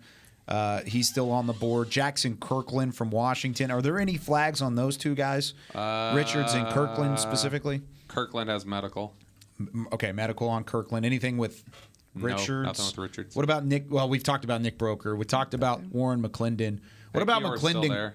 Oh, yeah, Ekiyor is still there. Whippler's still there. Jarrett Patterson, Ekiyor, Asim Richards. McClendon is my best offensive lineman left. Yeah, McClendon. Yeah. I'm not going to lie. Did anybody to do Forsyth from Oregon? Yep, I got him. Guys, we just got a fan call in. Beamer just let us know. A fan called in. He said, please run a note up to them and tell them to pick J.L. Skinner from Boise State. Oh, wow. Somebody's trying to get on the phone. They like their Boise State guys. We know that. Hey, you don't have to convince them to pick somebody. I love Boise. it. They love Boise. You didn't hear anything about Ekiyor being flagged or anything? I'm floored on that one too. But it might be. It might be they think he's slow-footed and not a good enough athlete. When I had asked about Ekiyor being flagged, I was told no, and I was also told that person had them in the 5th. So we're in the 5th right now. I had a 5th on him, and then I had a 3rd on Duncan, and I had a 4th on Richards. And those are my top 3 guys right now that are still available. 5th on Kirkland from Washington. I even threw Mark Evans in there, too, from Arkansas Pine Bluff. Yeah, he's way late for me. I had a 5th He's on a him. 5th on my board. So, I mean, we're in back half territory of these offensive linemen. You like any defensive backs? Anybody like any defensive backs? Trice by far. Trice would be is my top guy, and then Christopher Smith, and Ronnie Hickman from Ohio State. I wish Rush would have stuck around I a do little like more. Jalen Jones at A&M, the corner. Yeah, Jalen Jones. Which you think he could be a safety, right? I've got There we go. right ahead of Jalen Jones, but yeah, I think he's a safety. Brian, I know Brian, you did too, right? You thought Jalen Jones was safety. I list him as a corner. Oh, you do? Okay. Yeah. I thought you had him as a corner, but you said you thought he could. He could end play. up I think it projecting might to safety. be. Yeah, it might be. He looks like the kind of guy that can lock down some tight ends just with his body type. Henry To'oTo'o goes to the Texans at 167. The Cardinals are on the clock at the moment. So here's where we start breaking things down. Again, I mean, guessing is part of what we do on this show, but at the moment, I think it's pretty wide open. You could go any sort of direction here, right? Well, they've proven that. They've proven that we just when you think that they're going to take an offensive player here, they'll pick a defensive guy, and so I kind of feel like that. Man, offensive. I think you have to kind of look at an offensive line. I think Aisha was onto something last night. I'd take Whippler now. Yeah, I would love Whippler. For sure. I mean, for the value you're getting, I mean, I did not expect for Whippler to fall this far. I've been clamoring for Jalen Duncan this whole time. I would still love that pick. I would too. I would be open to Jalen because, again, like he shows promise. You're just trying to get it out of him consistently. Same thing with Asim Richards, just for the record. Jerry was just on the phone and then hung it up. Probably told somebody no. Oh, trade? Probably said no. Well, now Will's we're on the phone. We're good. That means Will's calling a player. Yep. But Will, I guess. The pick is in for Arizona. Hasn't been announced yet. Will McClay is on the phone, and we're seeing some of our guys to the left, Mitch LaPointe and Chris Vaughn. Fist pumping to somebody off screen. Yeah, they're pretty excited as it looks like. Owen Popo is the pick for there's a the linebacker Cardinals. off. Linebacker for Auburn. Those are the 2 highest linebackers left Yeah, for me. this dude started a lot of games. He Yes, he understands did. the position. So the Cowboys pick seemingly is in. We'll have the announcement, and then we'll also get them on the phone. And, I mean, we've been pretty good about getting their position coaches down here, too, to have a conversation. Maybe at the same time as Jerry Jones. We got to see who's coming in the room that's getting the fist pump from Mitch and Chris. Again, not a Deuce Vaughn situation. You can say that. Bobby's good at doing this stuff. He's got this figured out. Yeah, let's see who's coming in the room, boys. Yeah. It helps. It It does. You're right. Brian, just stop being cranky. No, I'm not being Brian. cranky. Okay, so I'm saying This is honestly the most I've seen I'm saying you're doing a good. today. Who's in the blue shirt? I can't see. Is that? That's Schottenheimer. I think it's Shoddy. So it might be offensive player. Offensive. Who are the highest graded offensive players left? I got Is that the offensive line Washington, coach? Parker Pick is in. Washington. Butte, A.T. Perry, Perry, Palmer, Whippler. Zach Evans. Do we see Zach any other Evans, position coaches in there? McClendon. Chris Rodriguez from Kentucky. Who just walked in? So that's Schottenheimer Rodriguez. on the phone currently. Rodriguez would make but some sense. Who's off to the right there? I can't tell. It's hard. It's so dark. He walked in for like a second and came away. All right, who's the pick here? So the pick is in for the Cowboys at 169, their 5th selection of the weekend. Went Mozzie Smith, Luke Schoonmaker, followed by Overshone from Texas in the 3rd round, Viliami Fajoko in the 4th round. Who is the newest Dallas Cowboy in round number 5? We're waiting for the official selection to pop up on the screen, and we will let you know. I don't believe we're going to get an announcement for this one. Only Jerry talked to him, it looked like. Schottenheimer was on the phone a second ago. Well, I saw he was back there. I didn't see he actually got on the phone. Yeah, he was on it. Yeah, and McCarthy handed him the phone, so they both talked to him for a little bit. I think this is going to be a lineman. You think so? I think it's a Whippler? lineman. I just don't know I would which love one. it as a lineman. McClendon's my top guy. Duncan, Whippler, Richards. I got Richards up there. Richards. Asim Richards, North Carolina is the pick. Offensive tackle. I love this selection in the 5th round. I had a 3rd round grade on him. I think that's a phenomenal pick. Guys, what do you think about Richards overall? Hang on just a second. I'll tell you what I think tell you about it? Yeah, hang on. I'll outline you a little bit. 3-year starter for the Tar Heels. Give us your love. 3-year starter for the Tar Heels. Played both inside and outside. We talked about position flex. That's part of the scouting report for him. He started all 14 games last season. He had over 1,000 snaps at left tackle and just 3 sacks allowed. Long enough to sustain blocks on the outside, but his mobility may be a better fit on the interior. Either way, the tape is impressive enough, and the traits are there to commit resources and get Richards to a prime spot on the offensive front. Extremely powerful lower body. He's built to drive, sets his feet well, fundamental hand placement, solid with some length up top as well. That's what I've got as the good things. The cons is that he has the limitations in terms of getting from point A to point B efficiently. He doesn't take great angles to set up his blocks, and it takes a few steps to get him ramped up off the line of scrimmage. Yeah, this is one of those guys. He's the starter at left tackle for those Tar Heels, and you got him right. I mean, he does a really good job of adjusting when it comes to blocking. His positioning is good. His balance is good. He doesn't get knocked off balance or driven back. He can hold his own on the ground. He keeps between the defender and the ball. Really good pass set. He gets away with the line from ease, doesn't labor at all. Hands, feet work well together. The knee bend, I love the knee bend for a guy like this, though. He does do a good job of staying with his man in the running game. You don't see him losing sustain. Sometimes you get in space. Guys do that, but he's able to stay with his guy. He gets to the second level with absolutely no problem. He's got a well-developed lower half of his body. Yeah, very strong. And he understands where to get those hands. So I think he's one of those guys that we talk about climbing blocks. When he gets on a guy, he's climbing that guy. And then I feel like that he's got that kind of that pop, that snap to his game. And his playing strength, I think, really benefits him, especially when he's in a situation where he's, when they're scrambling and the quarterback's moving around and he's kind of having to stay with his guy. He's pretty good at that. I feel like he could play at a couple different spots. He might be able to play a little bit of guard here, but as a tackle, I think he does a pretty darn good job. Look. What did you just say? What were the last 2 notes you shared there, Brian? Well, he can play guard or tackle. And what was before that?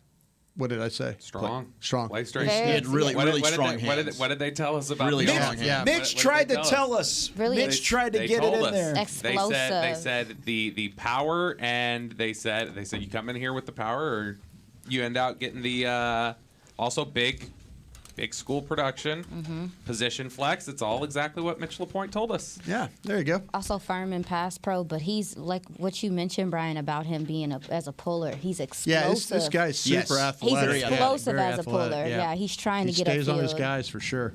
So we do have the selection here with the Cowboys making the pick at 169. They go and take Asim Richards out of North Carolina. We've got one of the few faces that he'll see very quickly coming into the fold here for the Cowboys. And how excited are you to get off the ground with Asim Richards and to have an opportunity to work with him now that he is the pick? Oh, Coach Solari, I thought I'd said that. Coach Solari joining us online you gotta now. let the people listen on radio. I know. Sorry, guys. This is introduction to the crowd. Completely blanked out. I was excited about Asim Richards. How excited are you? Great. I mean, it's a great addition to the offensive line. He brings a young man that's athletic.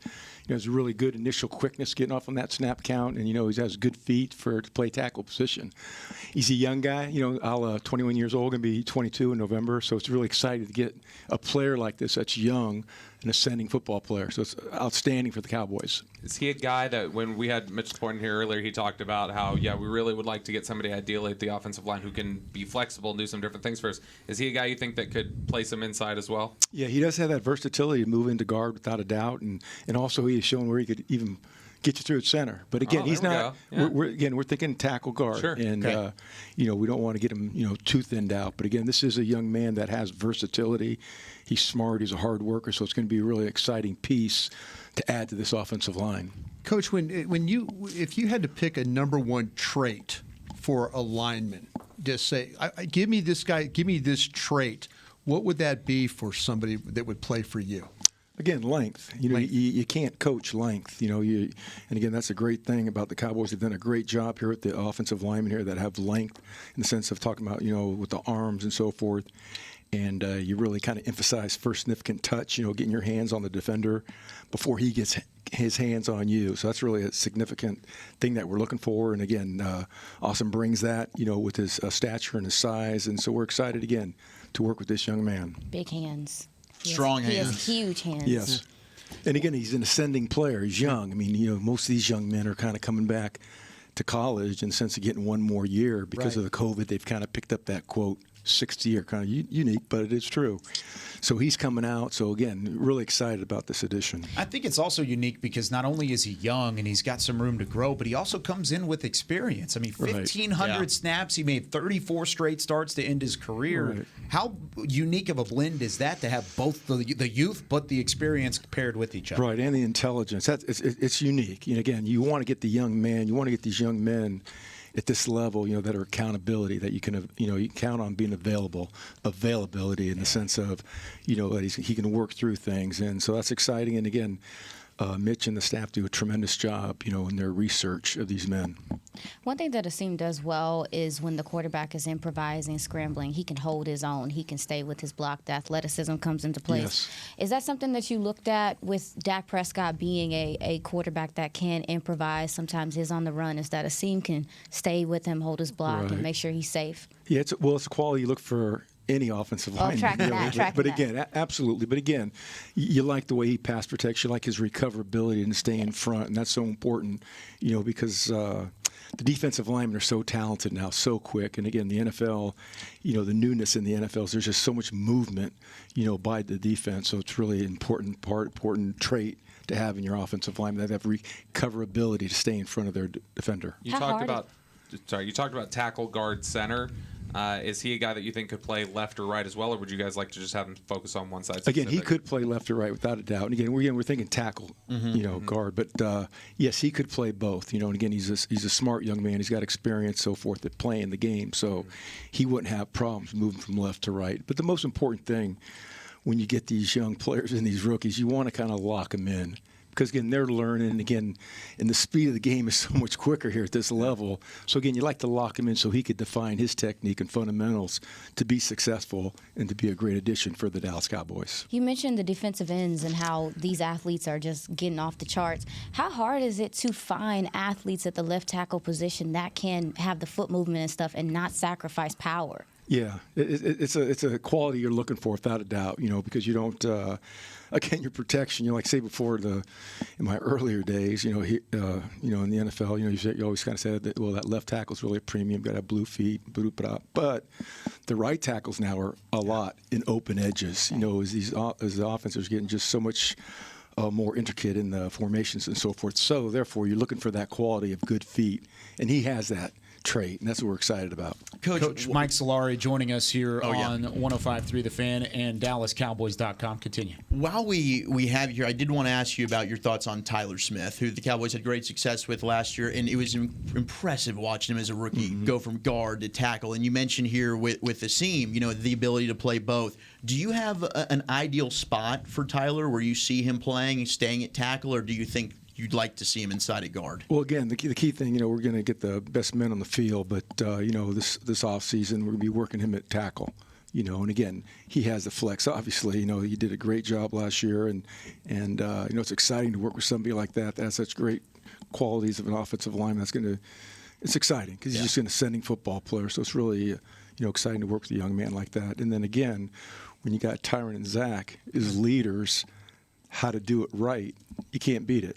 Because, again, all you do is just look as far as their example and follow their theme. They do a beautiful job. I mean, right now we're just kind of in the phase one, but they're such great leaders of men. And, again, we're just in a classroom setting. But, again, just their aura about them, they have that leadership. I mean, they are focused, locked in, and there's great examples for anybody to learn from.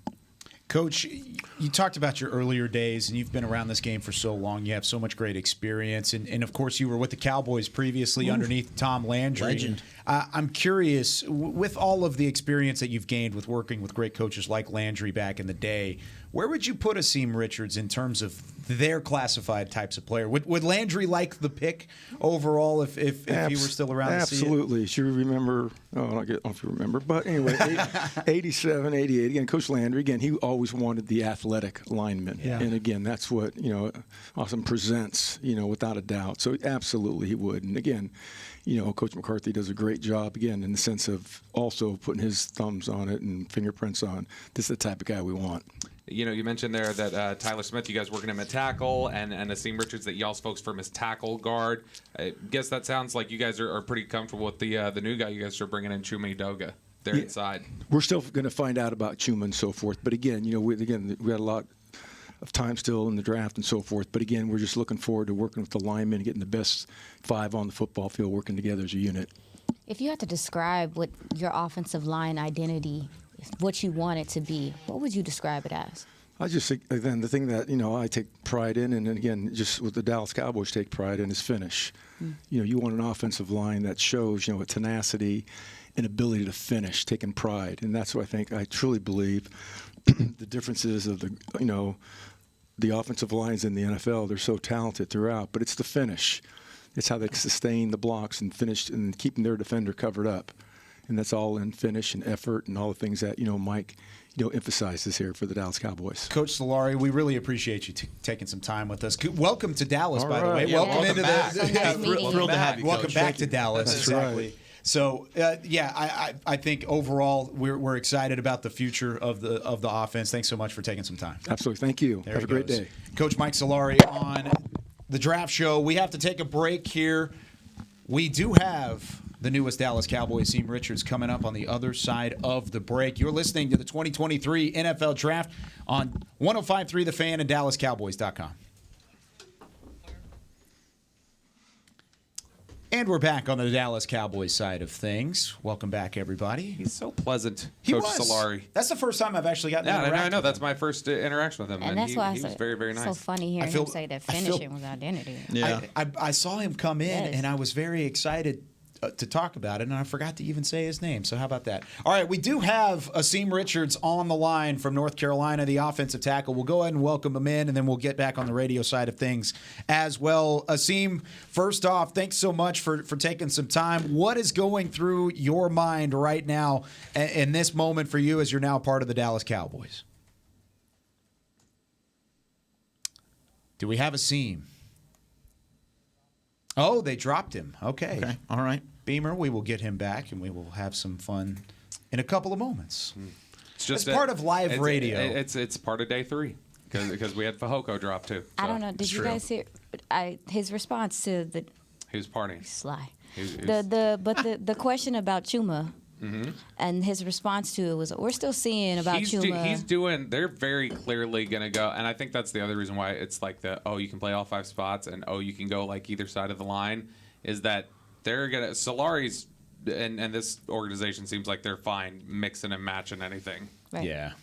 By the way, some picks that went off the board following Richards. Christopher Smith, corner from Georgia, goes to the Raiders at 170. The Buccaneers at 171 take Payne Durham, tight end from Purdue. Kind of wondering when he was going to fall off the board. Later than I thought. Yeah, he's good. When I was at It's the top tight end I had left. When I was at the Combine, he answered some questions from the media regarding his transfer. Or regarding him, not transfer, but Payne Durham? Well, yes, regarding why he was at the school that he was at, and he was apologetic about his actions at some point in time. It was, I don't know, you didn't mention any character stuff, but they asked him directly, like, what made him come there and how his progression has been there and everything. So. And he had transferred? I don't know if he transferred. I know that I think he got into trouble for something because they confronted him. It was one of the first questions he took, and he owned up to it and said that he was improving and showing himself honest or whatever. So maybe that's something you can look into, Bobby. Yeah, I'll ask. I hadn't heard anything about him.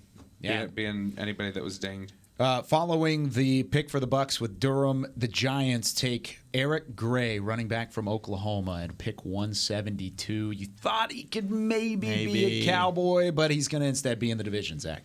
Yeah, Eric Gray's good. I mean, he's one of those players that I think can do a little bit of everything. As a pass catcher, he was solid. Now, he was a guy that at Oklahoma, he's a smaller back, runs well between the tackles, plays behind his pad, finishes runs really quick, shifty, weapon as a receiver, as I mentioned. He can line up on the outside and in the slot, good hands. Doesn't break a ton of tackles, but he usually falls forward, sets people up well in the hole. He's got a good juke move, usually makes the first guy miss. Not an overly big guy, not the best in pass protection, but he's a fun player to watch, and I liked him quite a bit. I thought he kind of had some Alvin Kamara-like traits, not quite as explosive, but some similar qualities there. So, just so everybody knows, update on the pronunciation for the newest Dallas Cowboy. Asim Richards. Asim. Almost like awesome. Awesome, but Asim. He is awesome. Actually, I don't know. That's kind of a confusing pronunciation. I'll get clarification. It may be awesome. What is that? S-I-M-M. Is that seam? No, because if it was seam, it'd be S-E-E-M. That's awesome. We heard you, Pate. Awesome Richardson. Or Richards, sorry. Awesome. Awesome? Awesome. Maybe? I don't know. Awesome. I don't know. That's tough. We'll figure it out.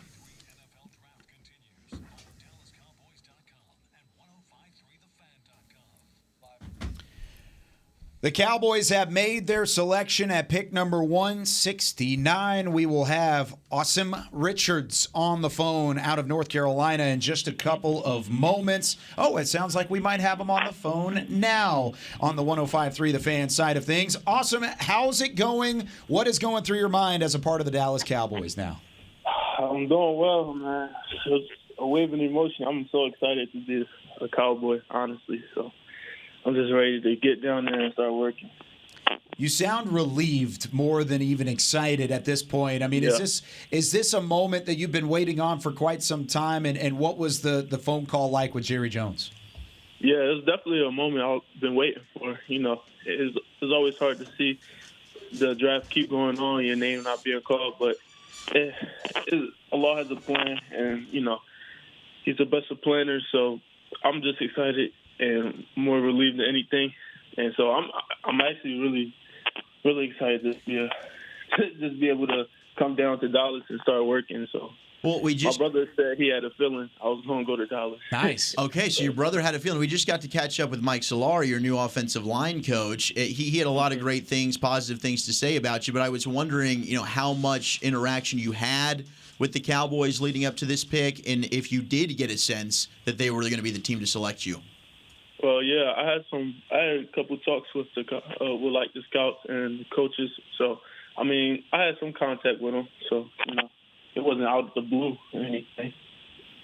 Where do you feel like you fit best with your skill set? We know you played tackle in college, but you have some opportunity to maybe move inside. But either way, where do you feel like you're the best at the moment, and where do you feel more comfortable? Honestly, I could play wherever. I think that's one of the reasons the Cowboys came and got me, because I'm a versatile player. I can play guard, I can play tackle, I can play center. And so, really, I've been a left tackle for 3 years, and you can plug me in anywhere. So, just ready to be able to be that versatile guy. You played a lot of snaps at your time in North Carolina, and it looks like towards the end of your career, you really started coming along. The technique everything started looking great. What work put into like your ascension as a tackle in college football? Did you change anything? Just coming in, changing the mindset, watching more film, working on my sets more, and I see it really paid off my last season. The first couple of seasons weren't as good as I knew I could play, and so once I did some work on my game, I had some better plays and stuff like that, and really just took off from there. But I still got a lot of work to do on my game, and I'm just excited to be able to put that in. So. Well, one of the things that really stood out to us when we watched you is, man, you got some strong, violent hands. Is that something that just came natural to you, or have you tried to work on that? I've been trying to work on that, and even now, I still have to play a lot better with my hands, But I'm glad you was able to see me use my hands a lot. That shows I've been putting in some work with that. So hopefully I'll continue to build on that. Well, awesome. It's been so fun getting to catch up with you. We really appreciate you taking some time. Good luck, because you're going to have some Cowboys teammates excited to see you, Cowboys media excited to see you over the next couple days.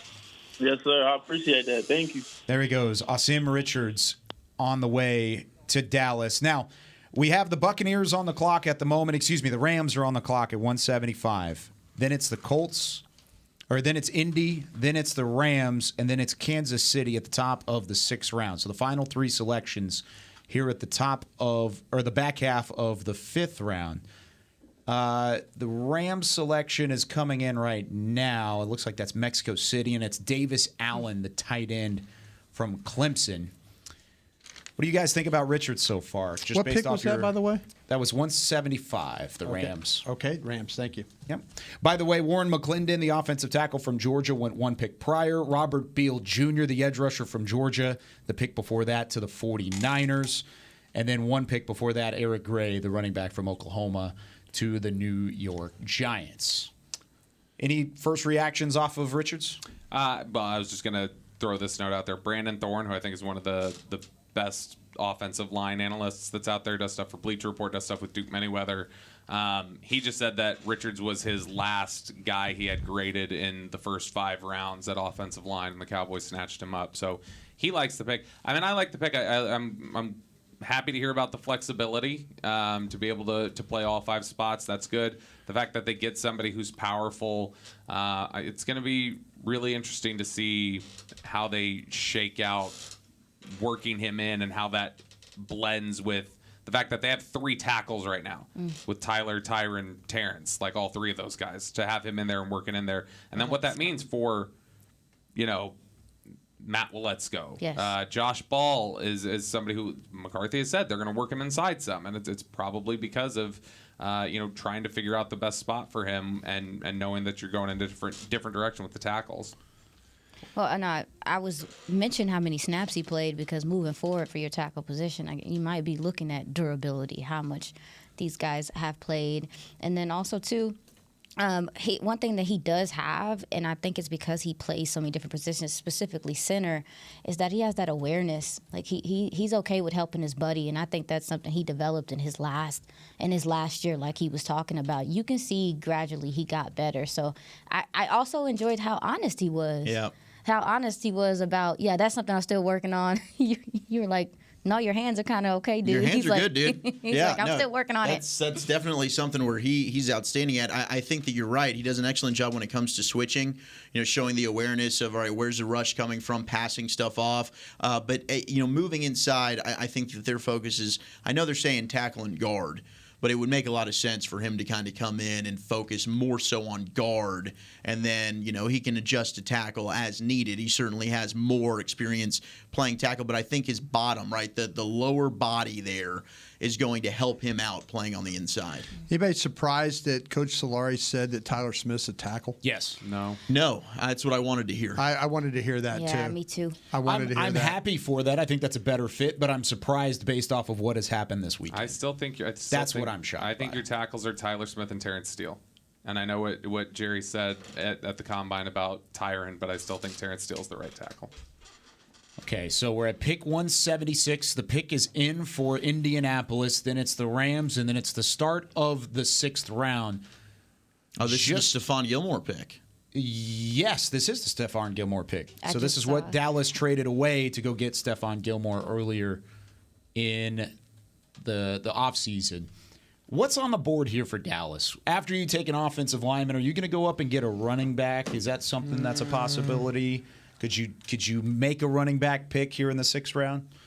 Yeah, I Sure. mean, a bunch of those running backs are still there. I think that's definitely a position they need to address. I mean, Zach Evans still hanging around, Kenny McIntosh, and then we've talked about Deuce Vaughn. Chris Rodriguez is there. Yeah, Chris Rodriguez is one, too, you have to think about. What if they went and got that fullback? Hunter Lepke? Okay, Here's what's just happened. The Dallas Cowboys just traded up to the first pick of the 6th round with Kansas City. Ooh. They will be on the clock right after this Colts selection is made. The Rams, there's the Colts. Running back Evan Hull from Northwestern is off the board. Then it's the Rams. Then the Dallas Cowboys just traded up, and they have already made their selection in the war room. Jerry Jones is on the phone at the moment. From early reports, I believe this is a 5th round next year. Okay. But there's still got to come through. Still got to see what the actual compensation is. But Dallas just traded up into the first pick of the 6th round. I think they've done that before, where they'll try to just get an extra 6 and instead they just push off a pick to the next year. Well, the compensatories too. They know they have compensatories. Sure. Compensatory picks too. Yeah, they've got those things kind of figured out. And now we're trying to do what the Bobby Belt read. Where do you see anybody in the room? I mean, I don't know who. Well, I mean, Stevens giving high fives and punching McCarthy in the arm. So a running back makes a lot of sense. I mean, yes, and to trade up. I mean, they must want the guy. Yeah. Whomever. And it's not going to cost you a ton to move around at this point in the draft, so it's really a relatively low risk factor. I mean, assuming it's offense. I have a question for you guys. I hope it has no bearing, but Mike Solari did say that Tyler is a tackle. Yes. Do you guys think? I think Tyler's a good tackle. I think he's going to continue to go. But do you think that maybe they feel like Asim is maybe going to grow to be a good tackle, and maybe eventually they'll have the capability to put him at guard, to put Tyler at guard? No, I don't want it. No, I'm not saying. Tyler is their building block. That left tackle. That's the future. That's their plan. I think you would start Asim at guard versus moving Tyler over. You would just develop him as a guard, and then you keep Tyler as your left tackle. Okay. The pick is in for the Rams. The final pick of the 5th round is Puka Nacua, the wide receiver from BYU, and now the Dallas Cowboys are officially on the clock. Jaron's favorite. Oh, yeah? Jaron Hall's favorite, one of his favorites. Oh, yes. One of his go-to Puka's guys. a good player.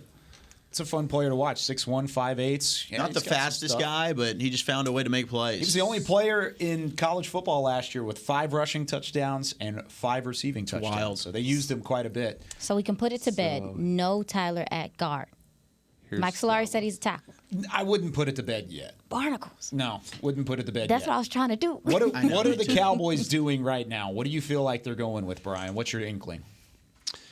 It's kind of tough. Yeah, it is tough.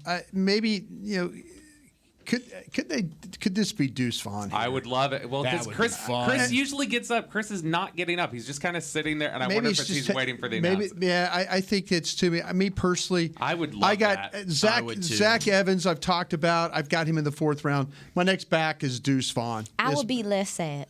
Yeah. From the offense, I'm saying from the offensive side. Jerry just fist bumped Chris Vaughn for what it's worth. Ah. And every's leaving the war room. He's a weapon. Not Time super to go with some big. catfish. Yeah. Oh, it's Quinn. Dan Quinn just walked in. Defensive player. Wow. Can we get Corey Trice? It's not Chris Vaughn. Wow, Deuce Vaughn. Well, you got Trice on my board. You got Trice and Skinner. Those would be the two. Rajon Wright. Yeah. D Winners. They liked Eric Scott Winners. Yeah, D Winners would be interesting. Jalen Jones.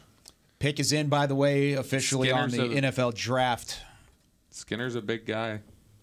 6th round, 178. It's the opening pick of the 6th round. Dallas said, we led the league in turnovers and sacks and stuff. We still want to keep we're going to keep. We're making a strength a strength. They literally said, well, you're just not going to be able to do anything. I'm telling you what, the offensive coaches now are working on college free agents is what they're doing right now. You're not going to be able to do nothing offensively against Dallas the way that they are not playing about the defensive side of the ball, apparently. So now we're just waiting for the name to flash up here for Dallas at 178. Skinner, Jalen Jones, D Winners. We're just all defensive players, right? It's got to be defensive. Definitely defense. Is it Trice, trenches? Skinner. Well, Did we see a position coach? No. I didn't see one either. So that could Bones mean is right defensive there. line. Eric Scott Jr., Southern Miss cornerback, taken with the 178th pick. The Cowboys trade back up into the 6th round to go get Eric Scott Jr., they were rumored to like this guy going into the day, something to keep in mind as you move into the latter parts of the round. We'll find out what the compensation is. We'll find out why they liked Eric Scott so much, and we'll have our reaction to the pick. You're listening to the 2023 NFL Draft on 105.3 The Fan and DallasCowboys.com. All right. Do you want to do the? I got the scouting report. You want to do it on when we go live on the radio, or what do you? Yeah, want to do? let's save it. Let's Okay. go right back into it here in a minute. I did not watch this guy. I did. And I watched him earlier just because, but I think. Well, the testing is insane. Yeah, he's big. got some traits. I mean, he's a big guy. He was a 30 visit guy. 6'1", 204, 39.5-inch vertical, 11.1 broad. That's an explosive guy. He had 3 pass breakups, 2 interceptions, and a QB rating when targeted of just 82. Was even better in 2021 with a couple of interceptions as well. So those are the two things I had on him stat-wise that stuck out. 23-year-old, played his high school ball at Bashor in Kansas. Is that how you say that? Basehor? Bashor. But then he went to Southern Miss. Yep, 30 visit. Yep. And they liked him from the East-West Shrine game. That was kind of the first connection that they had out of him. But 6'1", 205 pounds, kind of that long, lengthy corner with some testing that was interesting to say the least. Yeah, he was. He wasn't on Daniel Jeremiah's top 150, nor was he on Dane Brugler's top 300. But on my board, he was player 204, and out of the 210 is what I had. So. But yeah, I could see when you I'll do the scouting report when he gets back, when we get back on the radio side of things, because I think there's some interesting things about this particular player. So they gave up a 5th next year, you said? Yeah. That's what I was. That what the compensation was? Okay, I was trying to find that. They have 212 in this round. I believe so. Yes, they still have 2 picks left, and then they're in the 7th. Yes. Okay. That's what I've heard. I haven't heard anything concrete. 7th would be 244. So if that's the case, I mean, everybody's leaving the war room. By the way, Carl Brooks from Bowling Green, defensive tackle. I like Carl Brooks. Yeah, he goes 169 to the Packers. But, I mean, to trade your 5th rounder next year, they value 5th round picks. Yeah, they must like Eric Scott a lot, Yeah, he seems like a Dan Quinn type of guy. When you look at the length, the tools there, I mean, he really does a good job when it comes to jumping underneath routes. From what I saw, sometimes I can get him in trouble. He's a little overly aggressive, but there are a lot to like about there is a lot to like about him, and he did test incredibly well. Didn't he run like He didn't run the 40, but 740 though. The vert was it's 39 inches, 39 and a half, right? Yeah. That's pretty impressive. Explosive. Do you guys think that this has anything to do with them not wanting to deal with having to fight for him and like undrafted free agency type stuff? Absolutely. Yeah, it's a good point. One, it's part of it, but if they're it's part of it. I was blowing. Welcome to the earlier. draft. Yeah, thanks, buddy. I think that's part of it, but also the fact that they went up and they still had 2 picks behind him. I would think that means they thought somebody was going to get him. Sure. And that it wasn't even going to get to free agency. Yeah, I mean, they didn't waste any time. That pick that they made at 178 was traded 4 times. It went from Miami to Chicago to Kansas City and then to the Dallas Cowboys. I do wonder what's up with Corey Trice, though. Yeah, why is he still sticking around? His medical or something. Real name, no gimmick. Something's got to be going on with him. Ooh, you know what's fun though? They just took a corner, so we'll get to talk to Al Harris. Oh, sweet. Yeah, I love talking. Are you to sure Al. we'll get to talk to Al Harris, or you're just assuming? I'm assuming. Oh, okay. Yeah, I'm assuming. Making statements? Assuming? I am assuming. I mean, by the time we weren't even on the phone with Awesome Richards a little bit ago, and then all of a sudden Solari walks in. I forgot to say the guy's name. Roxy Beam. We can't thank them enough for what they've done. No, thank you, Beam. Thank you, Douglas. Thank you, Roxy. It's a good time. Yeah, Roxy is she's amazing when it comes to this stuff. She has the best reputation in the entire building, and I will stand on. She talks people into doing stuff they don't want to do. No doubt. It's because people love rocks, and that's what it is. One of the things that I will say about Eric Scott, I didn't have a whole bunch of notes on him, but there's some durability there. I mean, he played He played in a lot of games. He played in almost all the games his senior year. But he also, too, he gets stops in the run game. He is not a corner that's afraid to come up and stop the run, man. The Cowboys want to stop the run.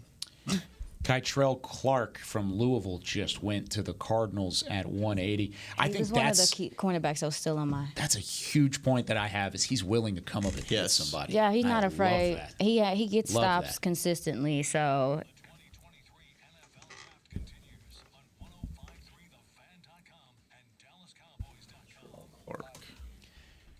From the Star in Frisco, as the Dallas Cowboys trade up in the 6th round to go get Eric Scott, the cornerback from Southern Miss.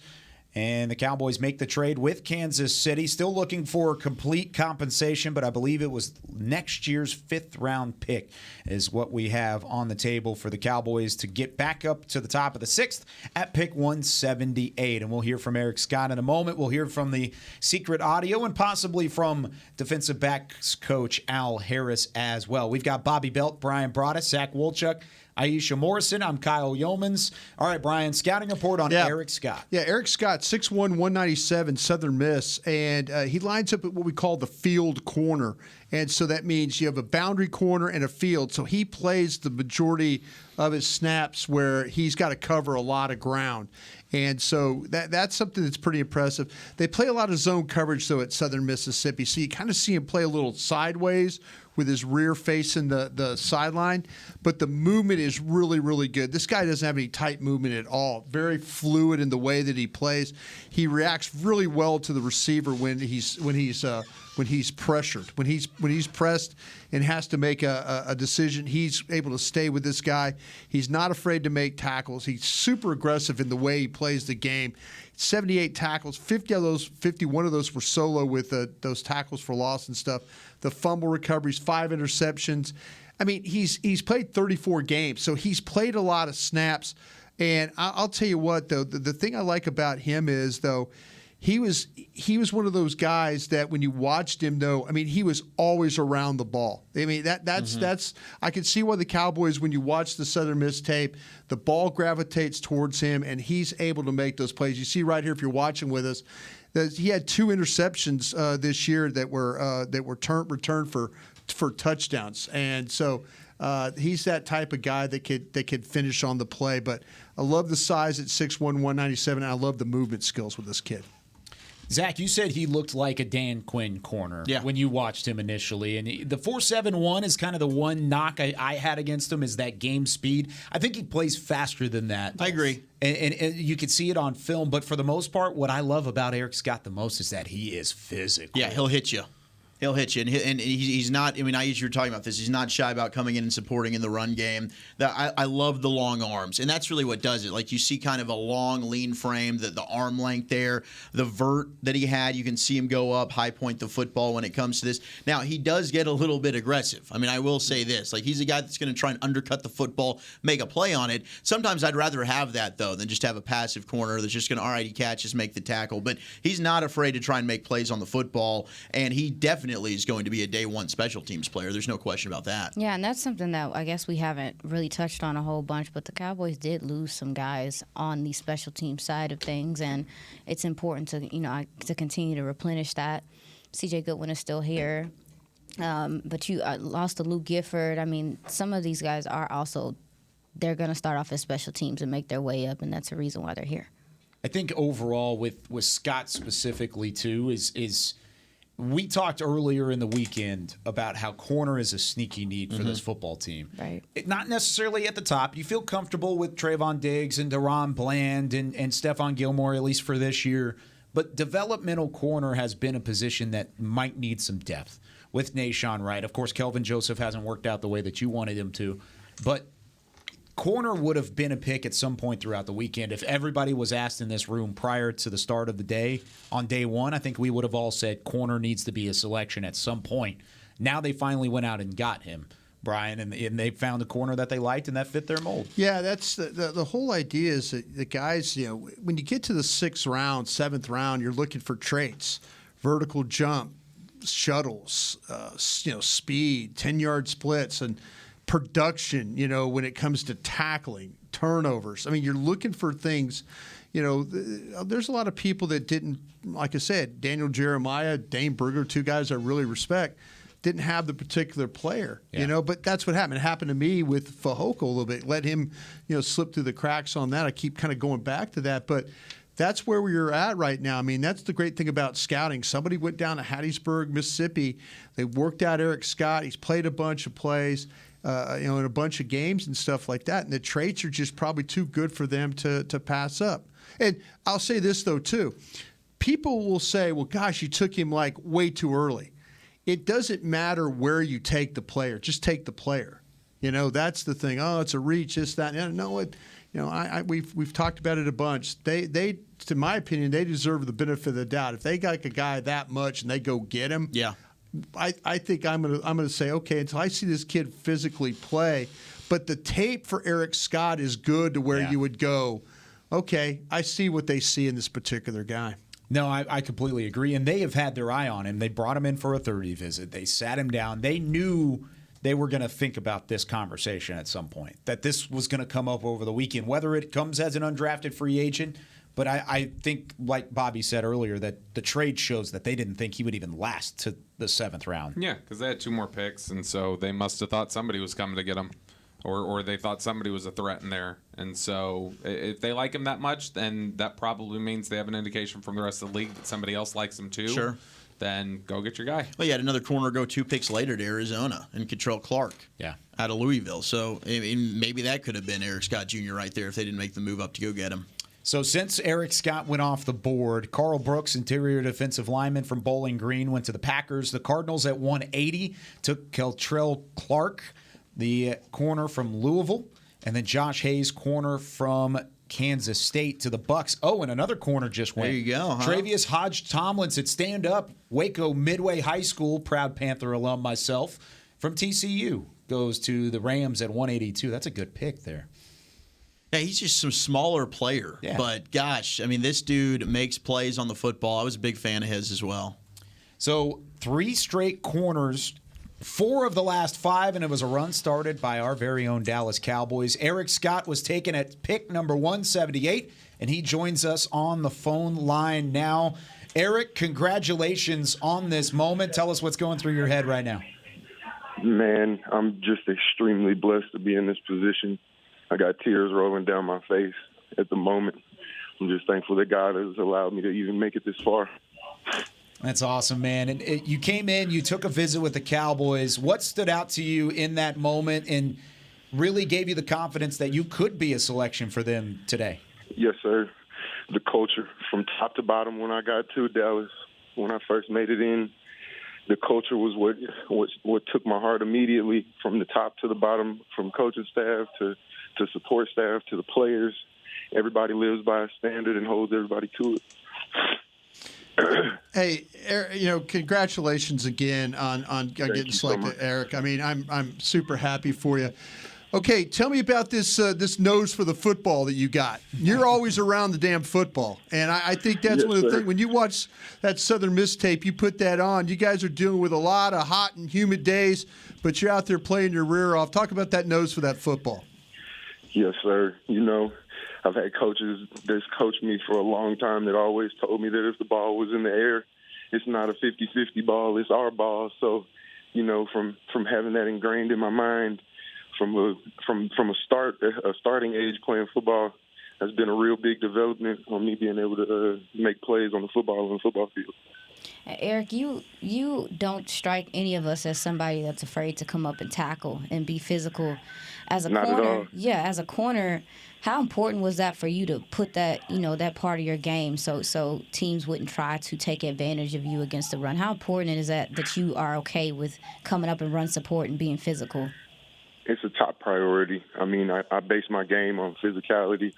I mean, that was one of my main points from taking away this season is to improve as a tackler and make sure that I'm being as physical as I can, setting the edge when it's a nub tight end to my side, or just making open field tackles when the ball squirts out. So tackling and physicality has definitely been a top priority of mine.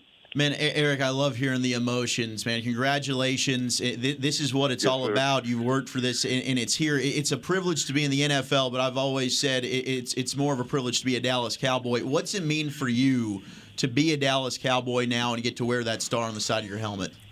You know, it's a blessing. I keep giving it to God because that's what it is. It's a blessing. Being able to play for America's football team, I mean, that doesn't get any better than that, so. And you said you base your game on physicality, and it shows on the film, like Aisha was just saying a moment ago. But where did that start? Did you have a coach, an inspiration early in your career that allowed you to say, hey, I'm not just a coverage corner, I'm going to be physical at the same time? You know, I got to give props to every single coach that I've had, man. Every coach that I've had has always toughed me on mental toughness, physicality, and just outwilling your opponent. So, I mean, every coach that I've had, that's been one of the main focal points. Speaking of coaching, you talked about the Cowboys and the identity and just the culture here. On the defensive side of the ball, they take the ball away a lot. Is that something that you think that you bring to this team and just the coaching that you're going to get from this coaching staff? Is that important to you? Yes, ma'am. It is. Being able to take the ball away and being able to get it back to the offense is always top priority. I mean, like I said earlier, when balls are in the air, it's not a 50-50 ball. I've got every right and opportunity to that ball just as much as he does. So I have to go and make a play. You score turnovers. Yes, sir. Yeah, you score with the ball in your hands. Do you have an offensive background, like in high school or anything like that? I mean, you definitely make plays once you get that ball. Yes, sir. I did have a little bit of an offensive background in high school, and I played a little bit of tailback, a little bit of slot receiver. So that definitely came into play a little bit this season. What's something you want to get better at? Absolutely. I'm a press man-to-man corner. Okay. And being able to get hands on guys is something that I'm really good at, but hand placement is something that I'm going to have to improve on because the caliber of receiver that I'm going up against is definitely about to take it up, which means that I have to improve my game as well as hand placement. So, Eric, we just had a guest barge into our studio, and he's now on a headset. It's your new defensive backs coach, Al Harris. And Coach, any message to Eric Scott? Yeah, man, I'm wondering why you weren't picking up the phone. You down here big time. Coach, stop it. You down here big time, man. Congratulations, man. Congratulations. Coach, I appreciate you so much. Man, you know appreciate what it means you, to me. bro. Appreciate you. Yes, sir. What was the interaction like between you two during the 30 visit, Coach? And how much did Eric stand out to you? You know what? My whole philosophy, just as far as how I approach this, is to get to know the man first. That way the player, whoever that player is, you got him once you know the man. So we talked very little football. Just was talking. I thought it was very organic. And I told him that's just my process and how I go about business. So I thought it was great. And, you know, everybody I talk to, I tell them I want to coach this guy. Thought he did a great job. Humble young man. Hey, we're going to work. Same question to you, Eric. What stood out about Coach Al Harris? Oh, you there, Eric? I might have hung up.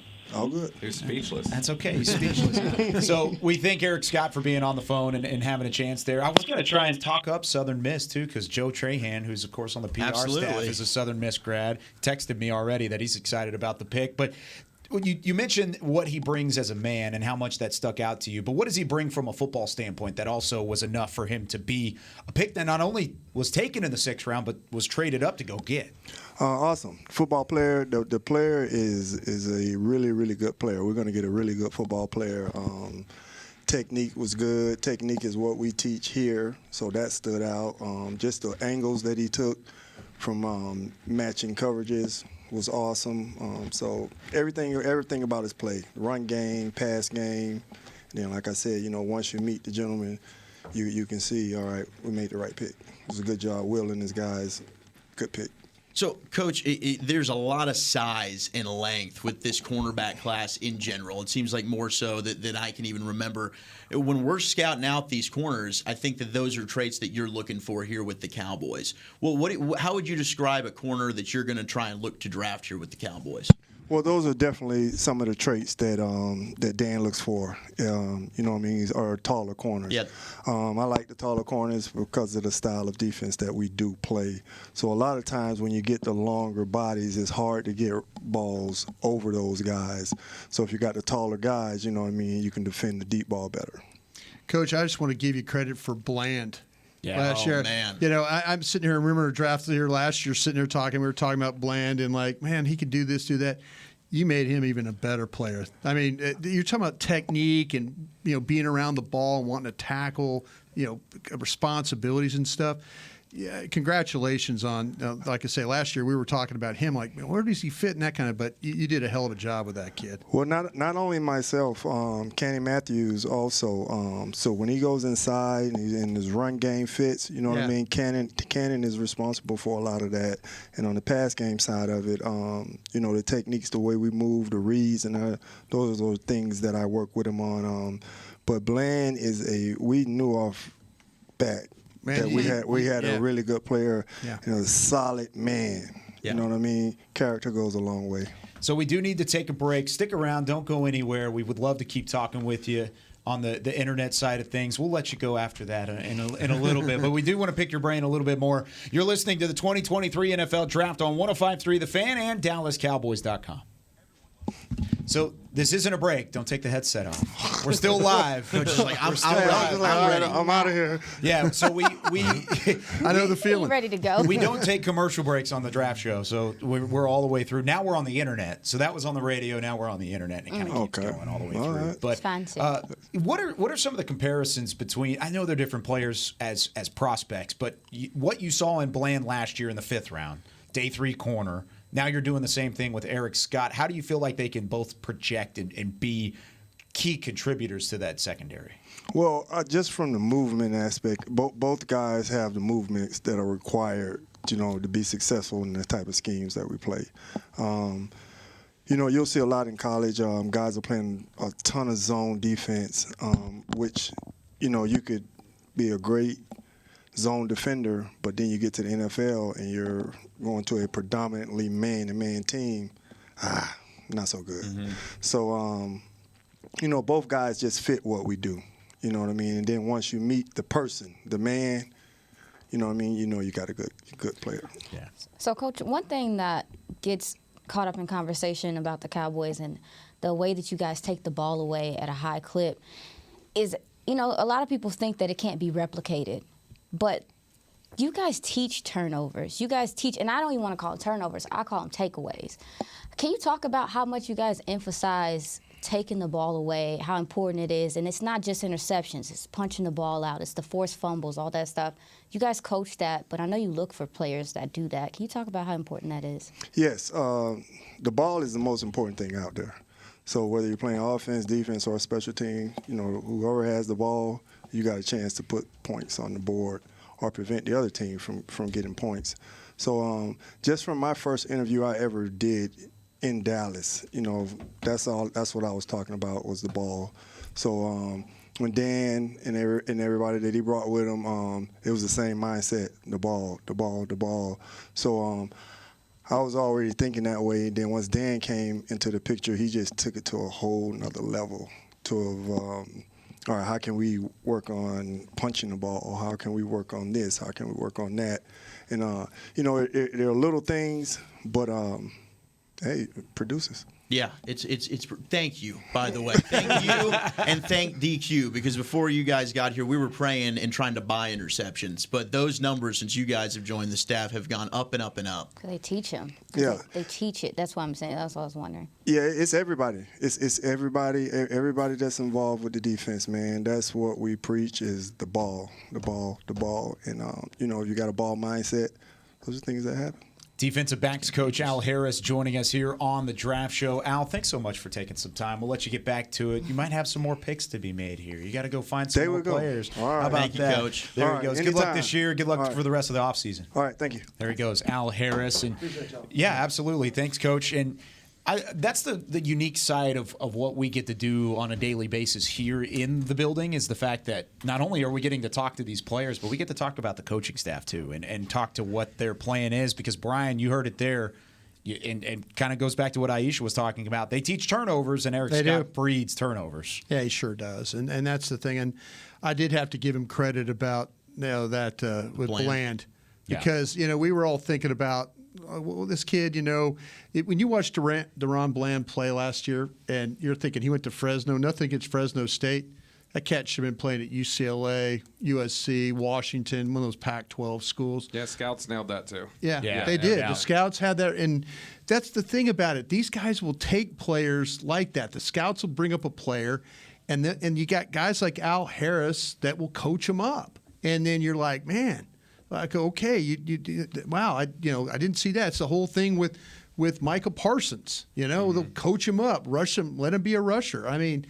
That's the ideal situation right there for a scout, is to be able to bring a player to the coaches and know that the kid has a chance to make it because they're going to work with him and they're going to find his strengths. Yeah. And that's like Aisha's talking about. Hey, you play the ball in the air, we'll put you in position to go play the ball in the air. Yeah, and one thing he did mention also too is just how it could not benefit a guy, how it could hurt a guy to go from a press man program and then obviously be asked to do things in zone. I wanted to ask him, the Cowboys started when DQ came, they played a lot of man. They played a lot of man. This past year, you saw more disguises, you saw more zone stuff, and so I wonder if they feel like he can fit into that too and not just be a press guy.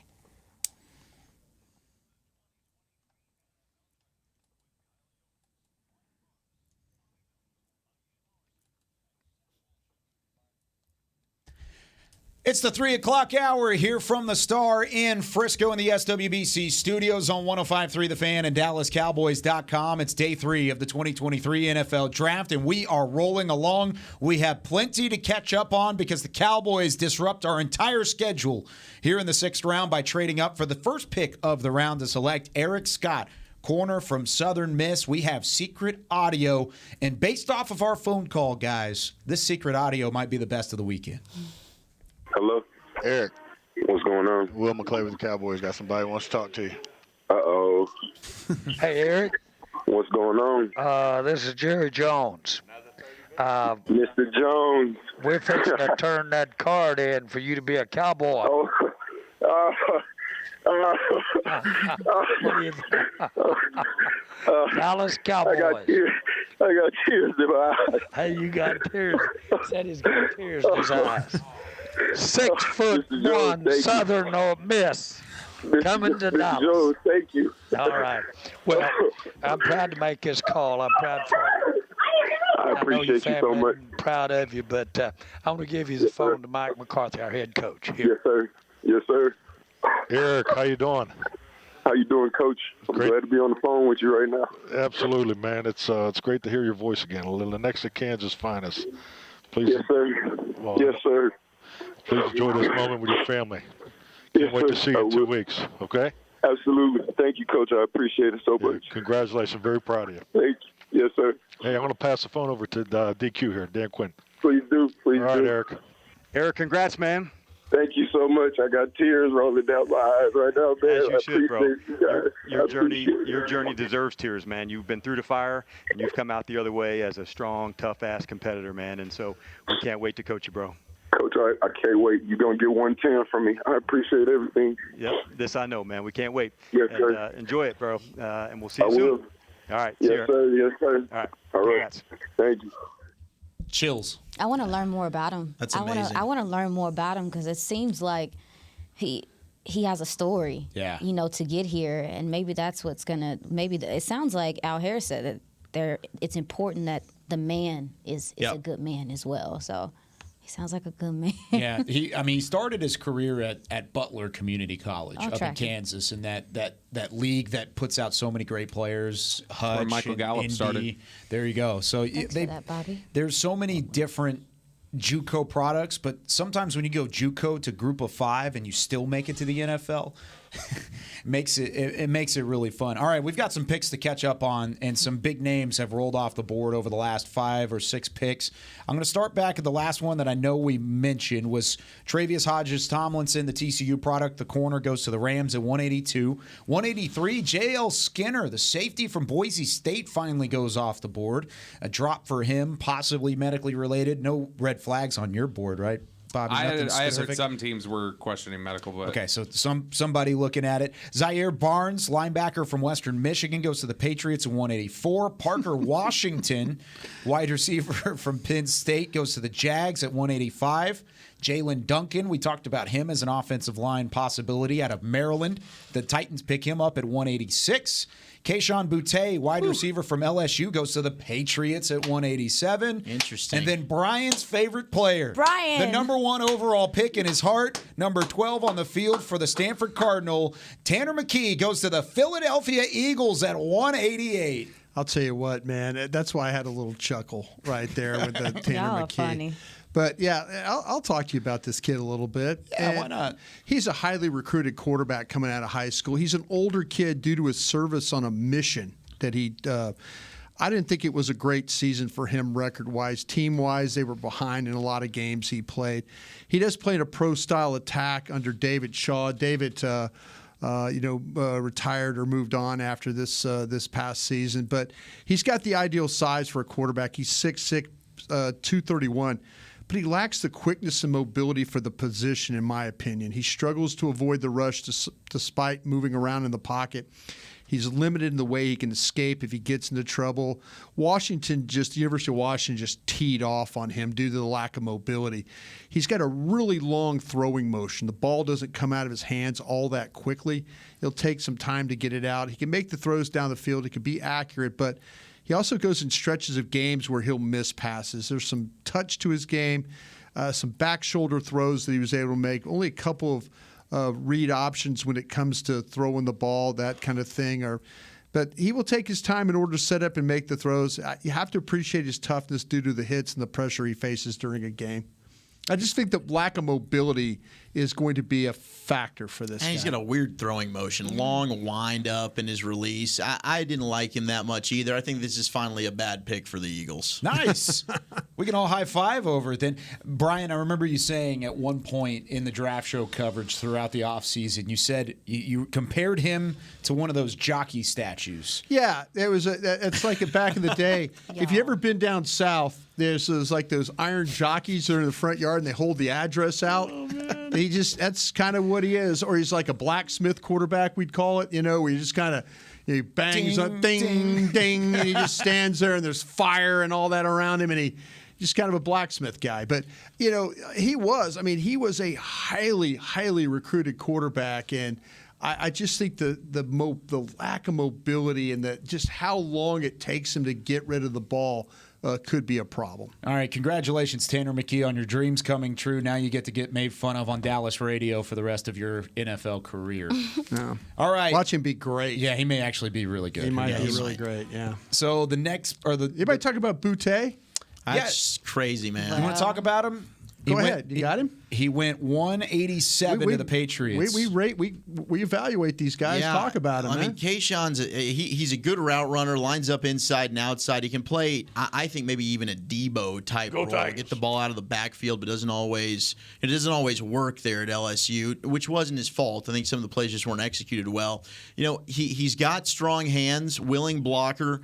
I wondered why he decided to go back to school, then changed his mind because I just don't see him. They asked him to move on. Is that what it was? They were just like, look, we don't want you here. Yeah, they asked him to move on. Because he wasn't going to go ahead of some of the other guys in this class because he's got baggage, but he's got good acceleration once he gets the ball on the move. And I think his tape from 2 years ago was much better than his tape from this year. 2 years ago, he looked like a first-round pick. Yes. It's really hard with him because you just see like we talk about traits. You see all the good stuff. You see the explosiveness off the line. You see the release.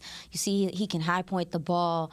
But then you ask, does this person consistently, love football? Does this person consistently want to continue to get better and grow in the game? And so that's the frustrating thing about him is that you see his talent and you just don't always see the effort there. Right. That you got him nailed. Both you guys got him nailed. I mean, he had to come back. If you Google him, there's some things that happened in the SEC championship game in Atlanta.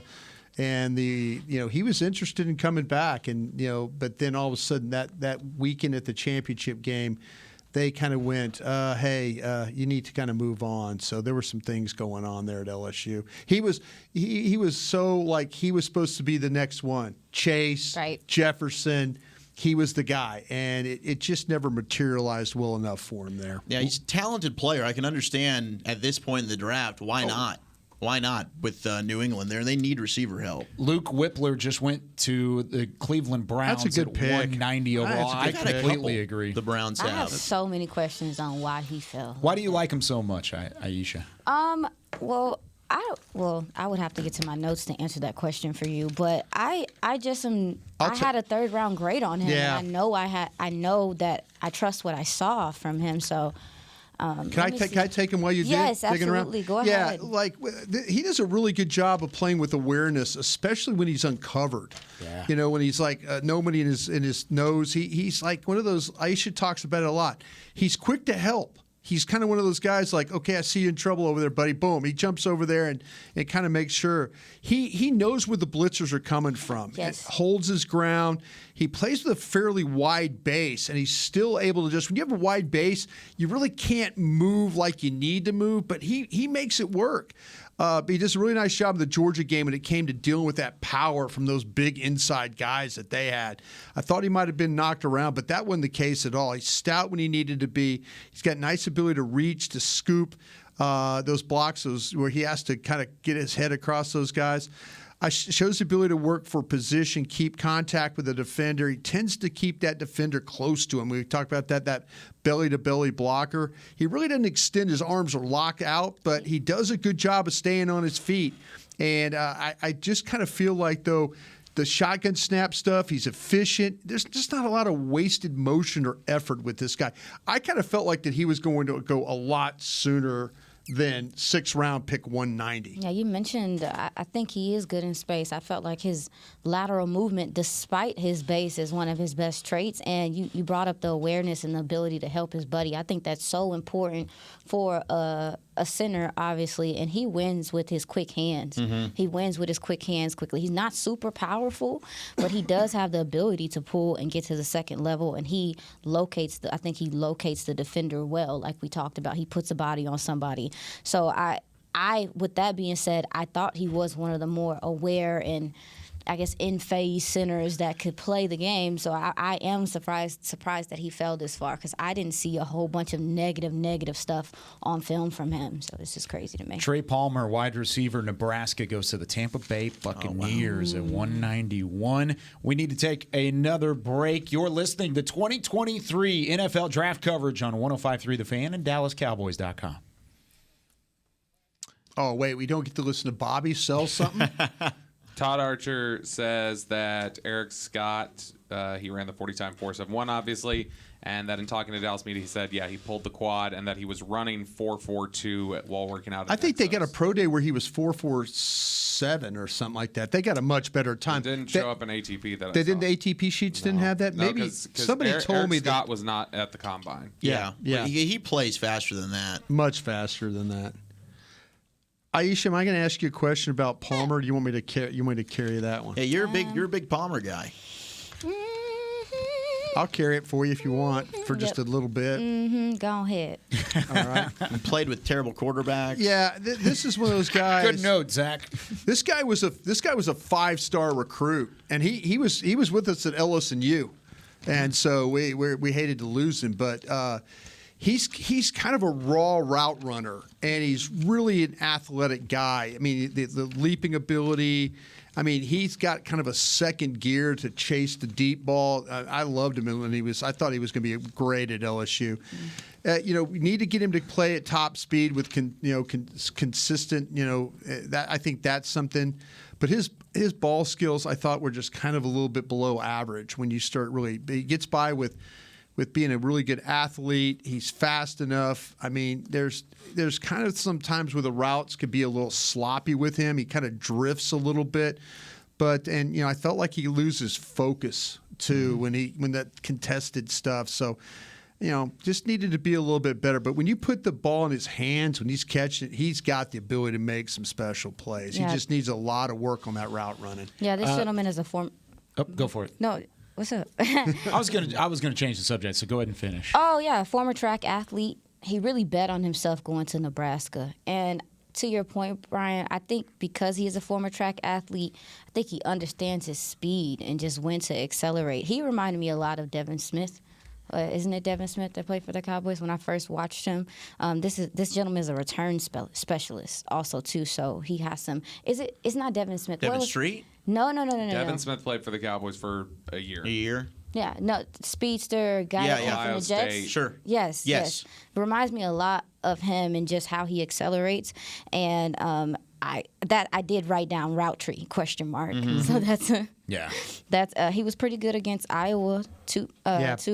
He torched Purdue.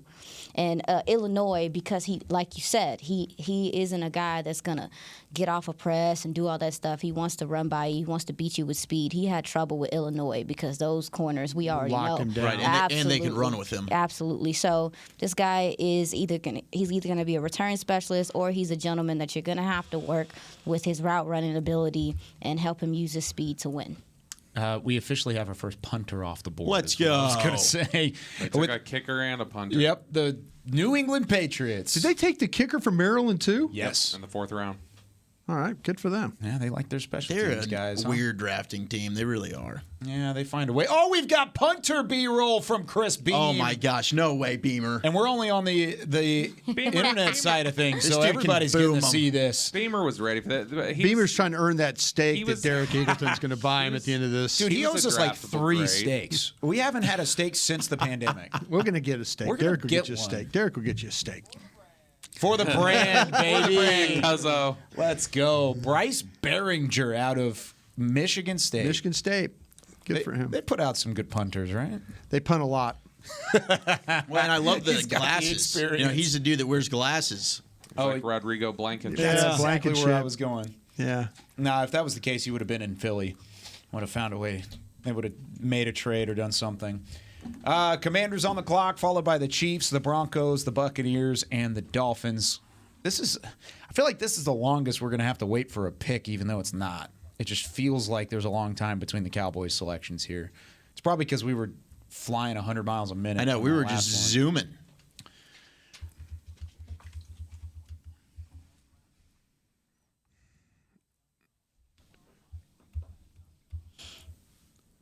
The picks are rolling off the board here in the 6th round of the 2023 NFL Draft. Welcome back to the SWBC studios at the Star in Frisco.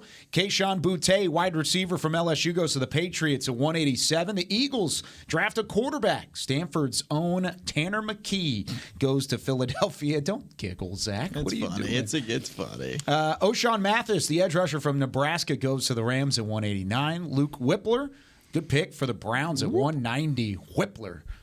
Good name, too. Center from Ohio State. Trey Palmer, the wide receiver from Nebraska, goes to the Bucs at 191. Bryce Behringer, the first punter off the board. And, of course, it goes to the New England Patriots. They took a kicker in the 4th.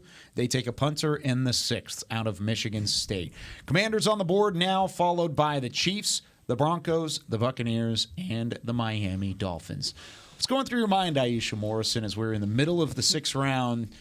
What has been – this is your first NFL draft to work with us. You've been around the game for quite some time now, but getting to work an actual draft weekend and go all the way through pick by pick, what's been your initial reaction in year one? I can't believe how fast it was. To get to this point? I ain't even going to lie to y'all. As many players as I studied, this too fast for me. Yeah.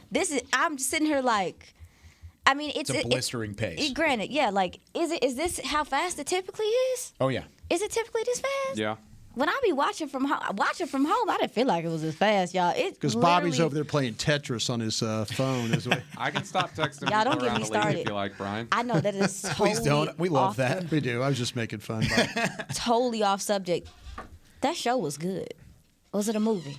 Oh, Tetris? Tetris? Oh, Tetris? Apple TV movie? It was bomb. Yeah, I haven't seen it yet. But, It's good? But back to answer your question. Oh, there goes the Cowboys guy. Barnacles. Whoa. Chris Rodriguez. Chris Rodriguez, running back. He's a That's fine. freaking... Push Deuce down the board So, to but us. we didn't talk That about would be so let's- fun, guys. Yes. Why not at this point? We might cry. All of us. I would collectively. love that. That would be really fun. That was such a pleasure meeting Chris Vaughn. I never, Yeah, he's awesome. I've never gotten a chance to meet him. I will say that's been the dopest part of the process. I agree. To Having the talk to- scouts and the coaches. Yes. Oh, yes. Because that gives us direct information on what they're looking for. I mean, they ain't going to give us everything, but just what they're looking for, what traits they're looking for. And they honestly helped explain some of these picks that maybe we didn't even understand. No doubt.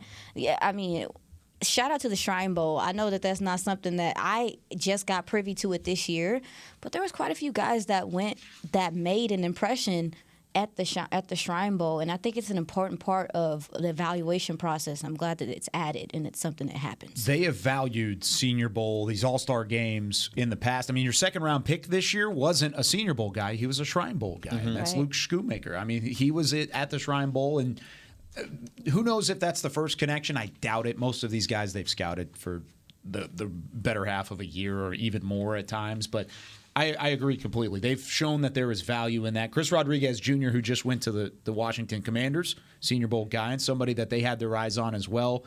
That one kind of hurts a little bit, Zach, because pass protection is a need right now for this football team. They haven't drafted a running back yet, and he might have been one of the guys that was still on their board. I really liked Chris Rodriguez. You know, he's a no-nonsense, one of the late-round guys that I thought could maybe be a steal, physical, tough, downhill runner. There's no quit in his game at all. He gets involved in the passing game, doesn't have elite speed, so he doesn't wow you in the open field, but he's productive, and he gets the job done. And at times, he had to literally carry that offense with Will Levis out.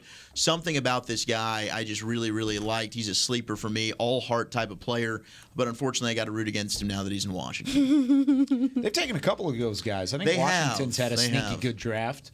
Keandre Coburn, Texas Longhorn, Kinda defensive liked him. tackle. I honestly am surprised he fell that far. He goes to the Chiefs. What'd you like about him, Brian? I'll tell you what. It's funny. My son Bennett. By the way, happy birthday, Bennett. Happy birthday, Bennett. Yeah, he was Bennett. born. Yeah, he was. The two things I love: Bennett and the NFL draft. Love and it. so, I think with I was talking with Bennett about it because he kind of gives me the scoop on these Texas guys. He goes to all those games and stuff like that. But here was a guy that when you watched him play.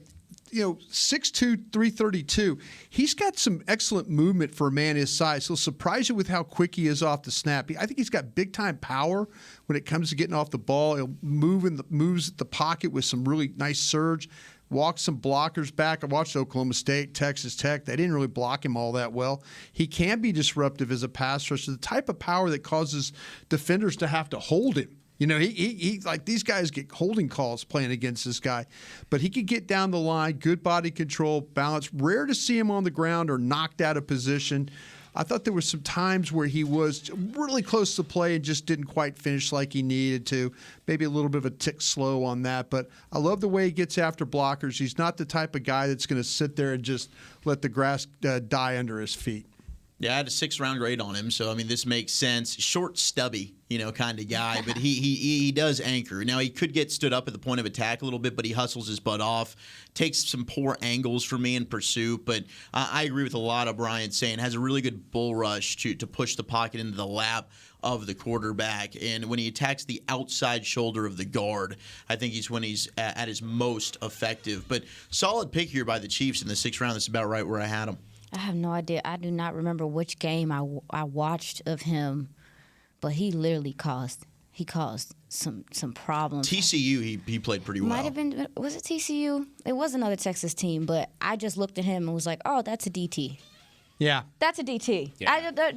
There's no other way to put it. Is like that's a steady DT. He can play the position. Yep. Yeah. So I kind of want to start the conversation on blinking lights here in the 6th round. Just looking at that. Because there's a lot of names that still... Andre Carter, the second edge rusher from Army, he's got some upside. Is there a reason that he's still sticking Perry around? Just went. That was going to be my next name. That was the name I was about to say. That was the biggest. Say it again. A.T. Perry went. He did. Yeah. Tater tot. To the Saints. Saints. So the Broncos trade that pick, and then the Saints take him. Perry. That's funny. He was one of the names, so take him off the board. I like Xavier Hutchinson from Iowa State. If you're talking about a wide receiver late. That's right. Jarrett Patterson, Ekior. Yeah, Patterson. I had Patterson. Broker's still there, right? From Ole Miss. Yeah. It's not like everybody doesn't like Evans. Yeah, Zach Evans. Zach Evans, yeah. It's just too much. Of course, Deuce you know what? Vaughn. Now we're to the point where Elijah Higgins. if you want to get sentimental, you would take Deuce Vaughn here instead of Zach It's not Evans. about sentimental though. We're 200 picks in. That's. No, he's a really good player. Yeah. I mean, I think they're both really good players. When did you ever have a sentimental pick during your time in the front office? Was there one that popped up? You know, I'm sure there was, and I just couldn't. I can't remember. Hell, I couldn't remember who we talked about in 1997. We found the name though. Yeah, but to me, that's there was never. There's guys you you do cheer for. Yeah. There's guys. You know, I'm sure they were cheering. They were cheering for Eric Scott.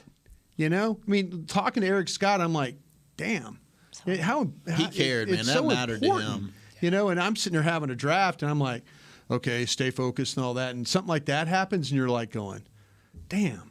You know, in his life, this is life changing to him. Mm-hmm. This is life changing to a lot of guys. Yeah, That's no one doubt. thing I will say about the process and what we do is that a lot of people, we have a lot of influence. A lot of people hear us, and what these guys, we have to keep in mind that this is these guys' life. They've worked their whole lives to be at these points. Some of these guys have been playing football since they could walk. Amen. So we have to be. That to me was a moment that reminded me that we are dealing with not only young men. They're young men. These are kids in comparison. Yeah. And we're dealing with guys that are still learning themselves as people. I was so happy he was vulnerable on the phone and shed the tears on the phone. More players need to see that. Yeah, that it's okay. I love the emotion. That it's okay to be that way. Absolutely. Yep. Yeah, I think it's forgotten in a weekend like this, but it's also not at the same time because you get to see so many fun reactions. Yeah, You get the to see stories. the emotion. I mean, Mozzie Smith coming here with his mom and just having the chance to take her around and just be able to show off like we did this together. We did this one-on-one, and I think it is really cool. And that's my favorite part of the weekend, that and getting to spend time with you guys and really get to learn these players. But I think the culmination of it all is what makes it so fun from top to bottom. Jose Ramirez, Eastern Michigan, goes to the Tampa Bay Buccaneers at 196. I do got a question for y'all just because they show Green Bay's picks again. They really took two tight ends like that, y'all. They did. Yes, they did. They took two tight ends. Did they take a receiver at any point in time? They did, I believe. I do think they took a wide receiver in between, possibly. Let me pull up the Packers and what they've done. Green Bay's draft so far, they took Lucas Van Ness, Luke Musgrave, Tucker Kraft, and Jaden Reed, Michigan State. Michigan State, Yeah, that's Michigan right. State. Yeah. Which felt like a reach. It did. There were other names on the board for sure. They also took Sean Clifford. And they've got Dontavian Wicks. I do like the Wicks I pick. like Dontavian Wicks. I didn't mind him. I like Wicks a lot too. Well, Clifford was just weird. I mean, I can't believe anybody took Clifford. I can't believe you said Packers. The Packers? Like an alpaca. The Packers. Alpacas. That's what I immediately thought about, an alpaca. They got a couple picks in here that I do like though. Musgrave, Kraft, Wicks. I thought that was a good pick there in the fifth. Yeah. And Carl Brooks is a guy that I like. The defensive tackle from Bowling Green. Carl Brooks is a player. I'm surprised he fell this far too. The Dolphins are on the clock. How many times have we said that this weekend? I feel like Have we said it a lot? Second time. Well, they stole A-Chain. They did steal A-Chain. They took Cam Smith from South Carolina earlier today. Did you see the Mike McDaniel call with A-Chain?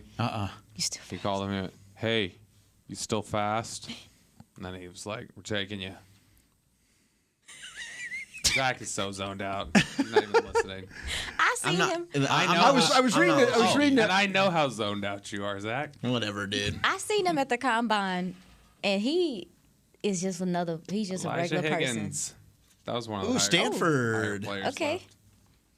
You know, looking at receivers, Yoshivas from Princeton.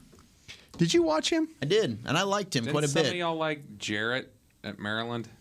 I didn't watch Jarrett. I did DeBose, which is did. the too small guy from Charlotte that Beam loves. I went back and watched him. He's also interesting. He's kind of hanging around here if you wanted to go receiver. Both those guys are bigger too. They're like 6'2", and they've got speed. to hit you with big plays down the field over the top. Rakim Jarrett's got some confidence to him. Yeah. He was a formal visit at the Combine, and I mean he has got just an unworldly confidence. He can take the top off a little bit. I don't think he's a great route runner. I don't think he's a great contested catch guy, but he's mostly just pure speed. Just go and do it and get after it. Plays faster than what his 40 time was. I don't even have this 40 time in front of me. I'll find it. What was that? Where did you guys have Demario Douglas? Further down. Elijah Higgins was 4.54, by the way. 4.54. Okay, yeah. See, I think he plays faster than the 4.54. He was a lot of what Maryland did well on offense. Outside of run the football, I thought they ran the ball pretty well. The Terps. Pick is in for the Seattle Seahawks. Couple names off the board. A.T. Perry, wide receiver from Wake Forest to the Saints. The Bucs take Jose Ramirez, edge rusher from Eastern Michigan, and Elijah Higgins, the wide receiver from Stanford, to the Dolphins before the Seahawks, Ravens, Chargers, and Texans are the next ones up. And it's Jarek Reed II from Mexico at 198 overall. Brian, any blinking lights for you? Man, it's like I said, it's one of those things where I'm kind of looking right now. I'm trying to think, would they go back on offense? And offense has gotten picked over. It feels I'm just kind of feeling like the running back spot. Evans is. I think so too. I mean, highest rated guy by far. I've had people I've had my dear friends around the world are texting me like, "What's wrong with Evans?" You know, I mean, it's character, right? It's got to be character, right? Character flag. Yep. It's got to be a character flag there. So. What about D. couple Winters, guys? Diabate. So I've got Keaton Mitchell from East Carolina. I like him as a potential under the radar guy. Mm-hmm. Cameron Peoples from Appalachian State. Sean Tucker went right. Syracuse? No. I know his other guy. Sean Tucker's got a bad medical. Okay, Sean Tucker's still available. Zach Evans. Kenny McIntosh from Georgia. You said he had a medical something. Okay. Right? Muffins. But there's names there. And we knew this was a deep running back There's class. several running backs that are worth taking here. Can you talk about Deneric Prince? I heard you guys speak about him. Tulane? Yeah. Tulsa. Tulsa, I'm sorry. Different American Athletic Conference. Yeah. I hadn't watched Prince. I just knew that I thought Prince was a guy that they had visited, and Prince hits a lot of measurables for them. Okay. He checks a lot of athletic boxes for them.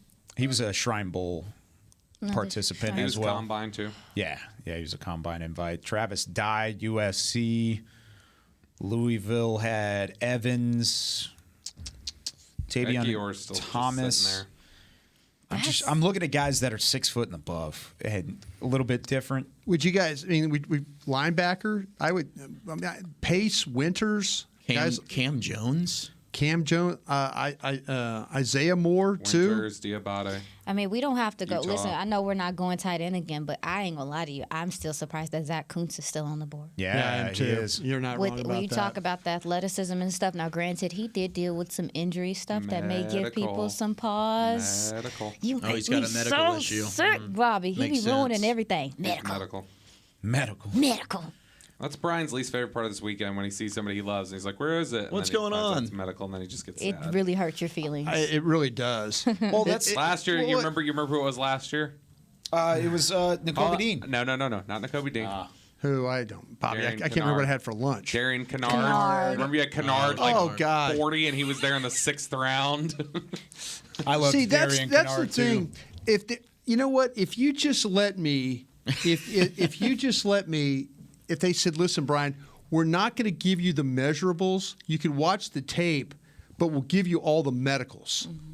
I would give up the measurables if they told me who was hurt and who's not hurt. It would give you a better idea of what's going My on. board wouldn't be as wonky as it is right now. No doubt. You know, because I'm trying to wonder, and I need to get on the phone now with the Gang of Seven here and try and figure out what's wrong with this running back. And you keep saying it's character. Evans and McBride were character. Yeah. Were character flags. You got that? You got that on good authority? Yeah. Okay. Well, then I don't need to call. I don't know what it is. I don't know specifics. I just know that's what they were flagged for. So Schefter just gave us this little bit of knowledge that the Patriots, we talked how they drafted both a punter and a kicker.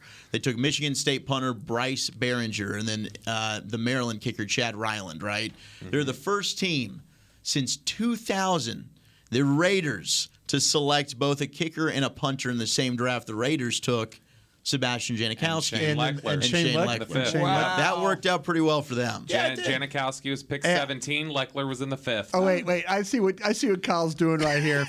The Ravens just took a player, and I was gonna. The Ravens just took a player, and Kyle is looking at the pronunciation. Oh gosh, go for it. I have the pronunciation, and I still have no idea. I don't know what in the world this is. Malay Sala Amave Lalu. Wow, pretty close. Sala, okay, he just goes Sala, which is nice. Okay. Sala Amuvi Laulu. That's who just got picked by the Ravens at 199. So. Yeah, well done, buddy. No, it was not well you done. Crushed All it. right, that's about time for us to step aside. You're listening to 2023 NFL Draft coverage on 105.3 The Fan and DallasCowboys.com. By the way, Scott Matlock, 200 overall defensive tackle from Boise State. What's on your mind, Aisha? I just want to know, since we're learning about the different scouting ranges and stuff, who in Philly's scouting team is in the Georgia area? Because, baby, they got somebody in the Southeast that's working that hard, don't they? It's literally their whole roster. Yeah. Have you ever seen something like that? Other teams, I'm sure it's happened before, but other teams, Brian, that just hone in on a team, hone in on a college, and they just go all in on it? Yeah. This team used to be accused of that with Boise. Yeah. It's true. Boise. They did. It's funny. I have a friend of mine. It's like, again, the whole thing about Evans. And he goes, it's the 6th round. Who cares? Well, I love you, man. Yes. We're kind of getting to that point where you just kind of take the gamble. Well, I mean, they got there with Duncan. Jalen Duncan finally got taken. So Bote. Well, from the running back standpoint, though, it's like you might be, whoever you are bringing in, though, might be somebody you want to have here next year. I think they passed that point. You think they're past that point, period? I just feel I'm like surprised the Cowboys have not taken I'm surprised. The closest they've got to maybe addressing this running back room is it with Roshan? Roshan probably in the 3rd. No, well, I mean, if Kendre Miller wouldn't have gotten snatched up before their 3rd-round pick, I think he would have been in play for sure. Who's the other running back that they picked up from Kansas City this past offseason? Ronald Jones. Ronald Jones. Okay. So are they confident in their running back room? With Malik Davis, Ronald Jones, and they like Davis. They like Tony Dowdle. Pollard. Dowdle. I mean, they like guys. It's just Dowdle hasn't been able to stay healthy. Yeah. True.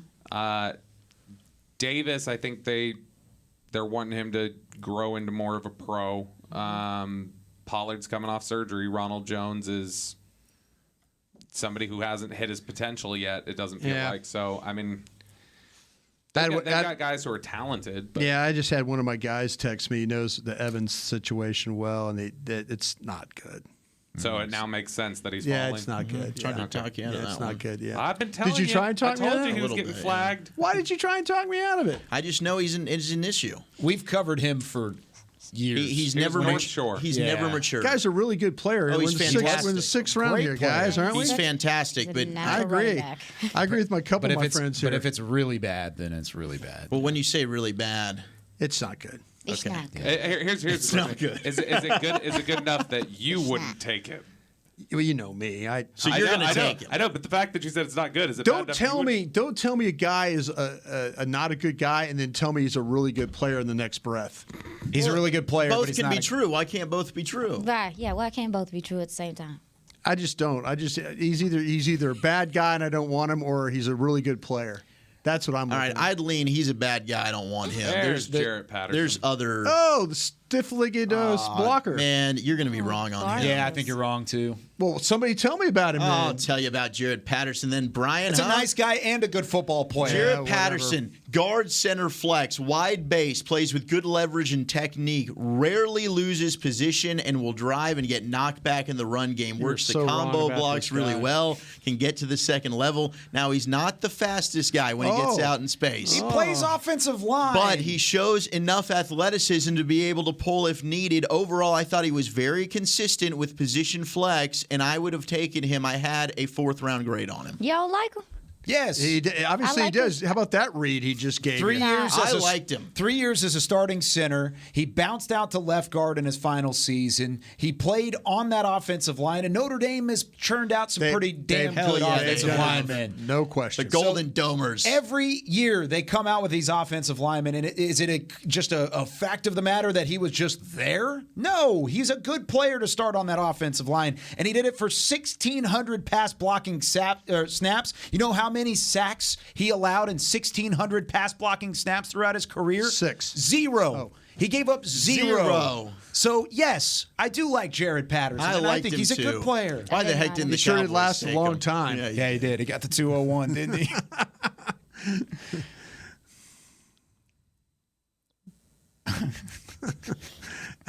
That was impressive. Oh, Lord, look at the dog. Oh, that's cute.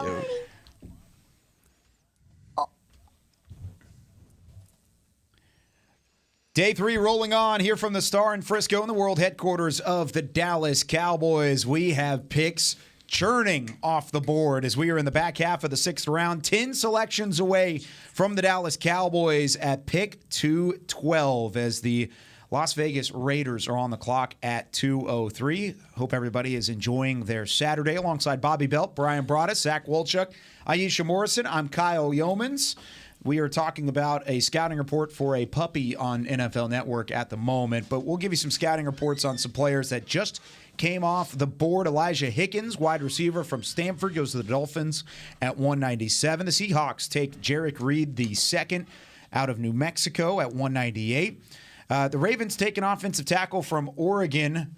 I'm not going to say his last name. His first name is Sala. No, say the last name. I'm good. Chargers, 200. Professional broadcaster over there. Scott Matlock, defensive tackle from Boise State. And then the Texans at 201 take Jarrett Patterson. Great pick. Center from Notre Dame.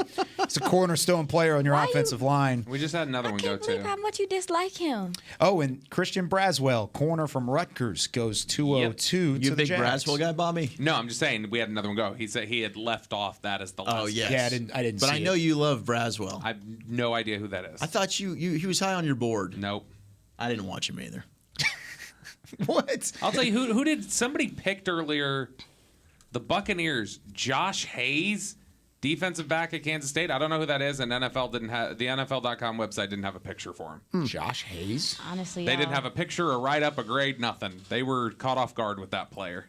Interesting. You know that it's getting late on NFL Network when they're doing scouting reports on puppies. First of all, They haven't done Stump the Trust It's yet. adorable, but what are we doing? them people been sitting up there holding their mics like this. They need some stress relief. They need them puppies. Should we get some puppies up in here? That would be nice. I would have brought my kittens, my grandkids, My kittens. my grandkitties. If y'all allergic to cats. No. I'm not. I am. No, but Are you? I didn't know for that. some reason, It's I knew you would be the allergic worst to allergy. cats. that's not a surprise. I'm That's not awful. surprised I'm that you sorry don't like about that. cats. I don't like them. I just I'm allergic to them. You kind of look like you could have been the crazy old cat guy. Is that a thing? It I might think it's be. a thing. I got a buddy who is. It might. Why would you call him that? Well, I'm Look at his face. That's true. Bobby. Is it cold in here? It's freezing. It is really cold It in is here. freezing. In I've been here. sitting feel there great. I've been thinking am I dying or something? Do you want a no. jacket? My extremities No. are so No, I cold. like it though. They trying to keep it cold in here because it's 5 humans in here. I think Brian told him to turn it They down. want us to be funky in here. Yep. For hours. Amari Burney from Florida, the linebacker, is off the board. Had 4 sacks last year, 6 pass breakups. So we're nearing Dallas's pick at 212. They do hold 2 more selections in the draft at the moment. They already traded into the 5th, or at the top of the 6th, to go pick up Eric Scott. They used next year's 5th round pick to go and do that. So they did not give up any of their draft capital to make that selection at the top half of the 6th round. But we've been talking running back. There's a look into the war room. Is Chris Vaughn in there? No. Or he's not on camera. Yeah, usually he's sitting down in the left-hand corner. Now it's Scott McCurley, who is, of course, the regional scout for Kansas and Kansas State and in that area of the country. Do you think they said, hey, Scott Chris? McCurley is? Yeah. We're going to talk about He's Deuce. a linebacker. Oh, I said Scott McCurley. I said Scott McCurley. I meant Justin Stuckey? Justin Stuckey. Oh, I don't know why I said that. Oh, Lord. Look at that baby. I was very confused. Is that Loomis to the left then? Where? I don't know who that is on the left. I didn't see who came in. Yeah. My bad. I just said the wrong name. How far are we away? I was going to say, I didn't 10 notice. picks. 8 picks now. Oh, Barnacles. Oh, there's Chris. Chris just tapped somebody. He's back there. He's in the back. Oh, right there he is. Yeah, he's in the back right-hand corner. So the sport coat has come off. It's time for business. Are y'all taking my son or not? Let's get down to business. Good song.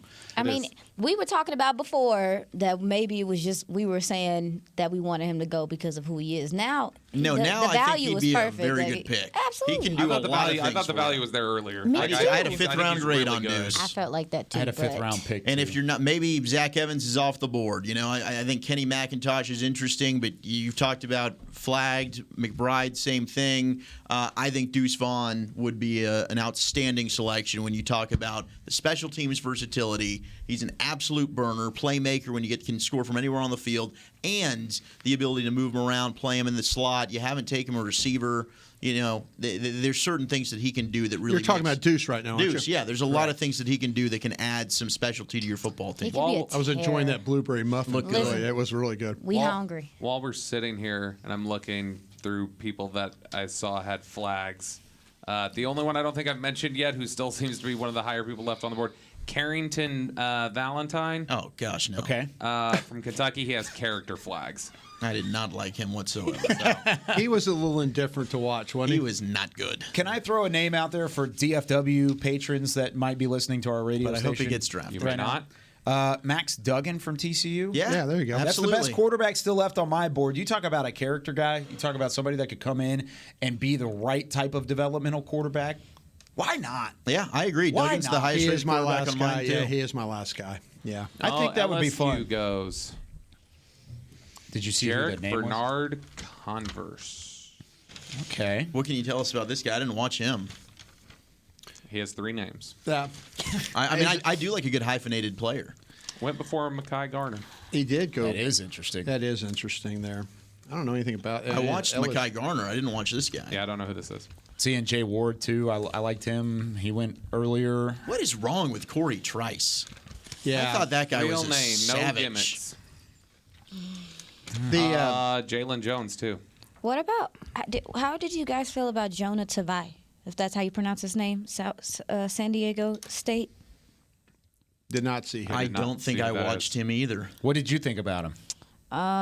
So I think he's an excellent run defender. He had 19 sacks in his time. I feel like he has a feel to how to counter naturally with his hands.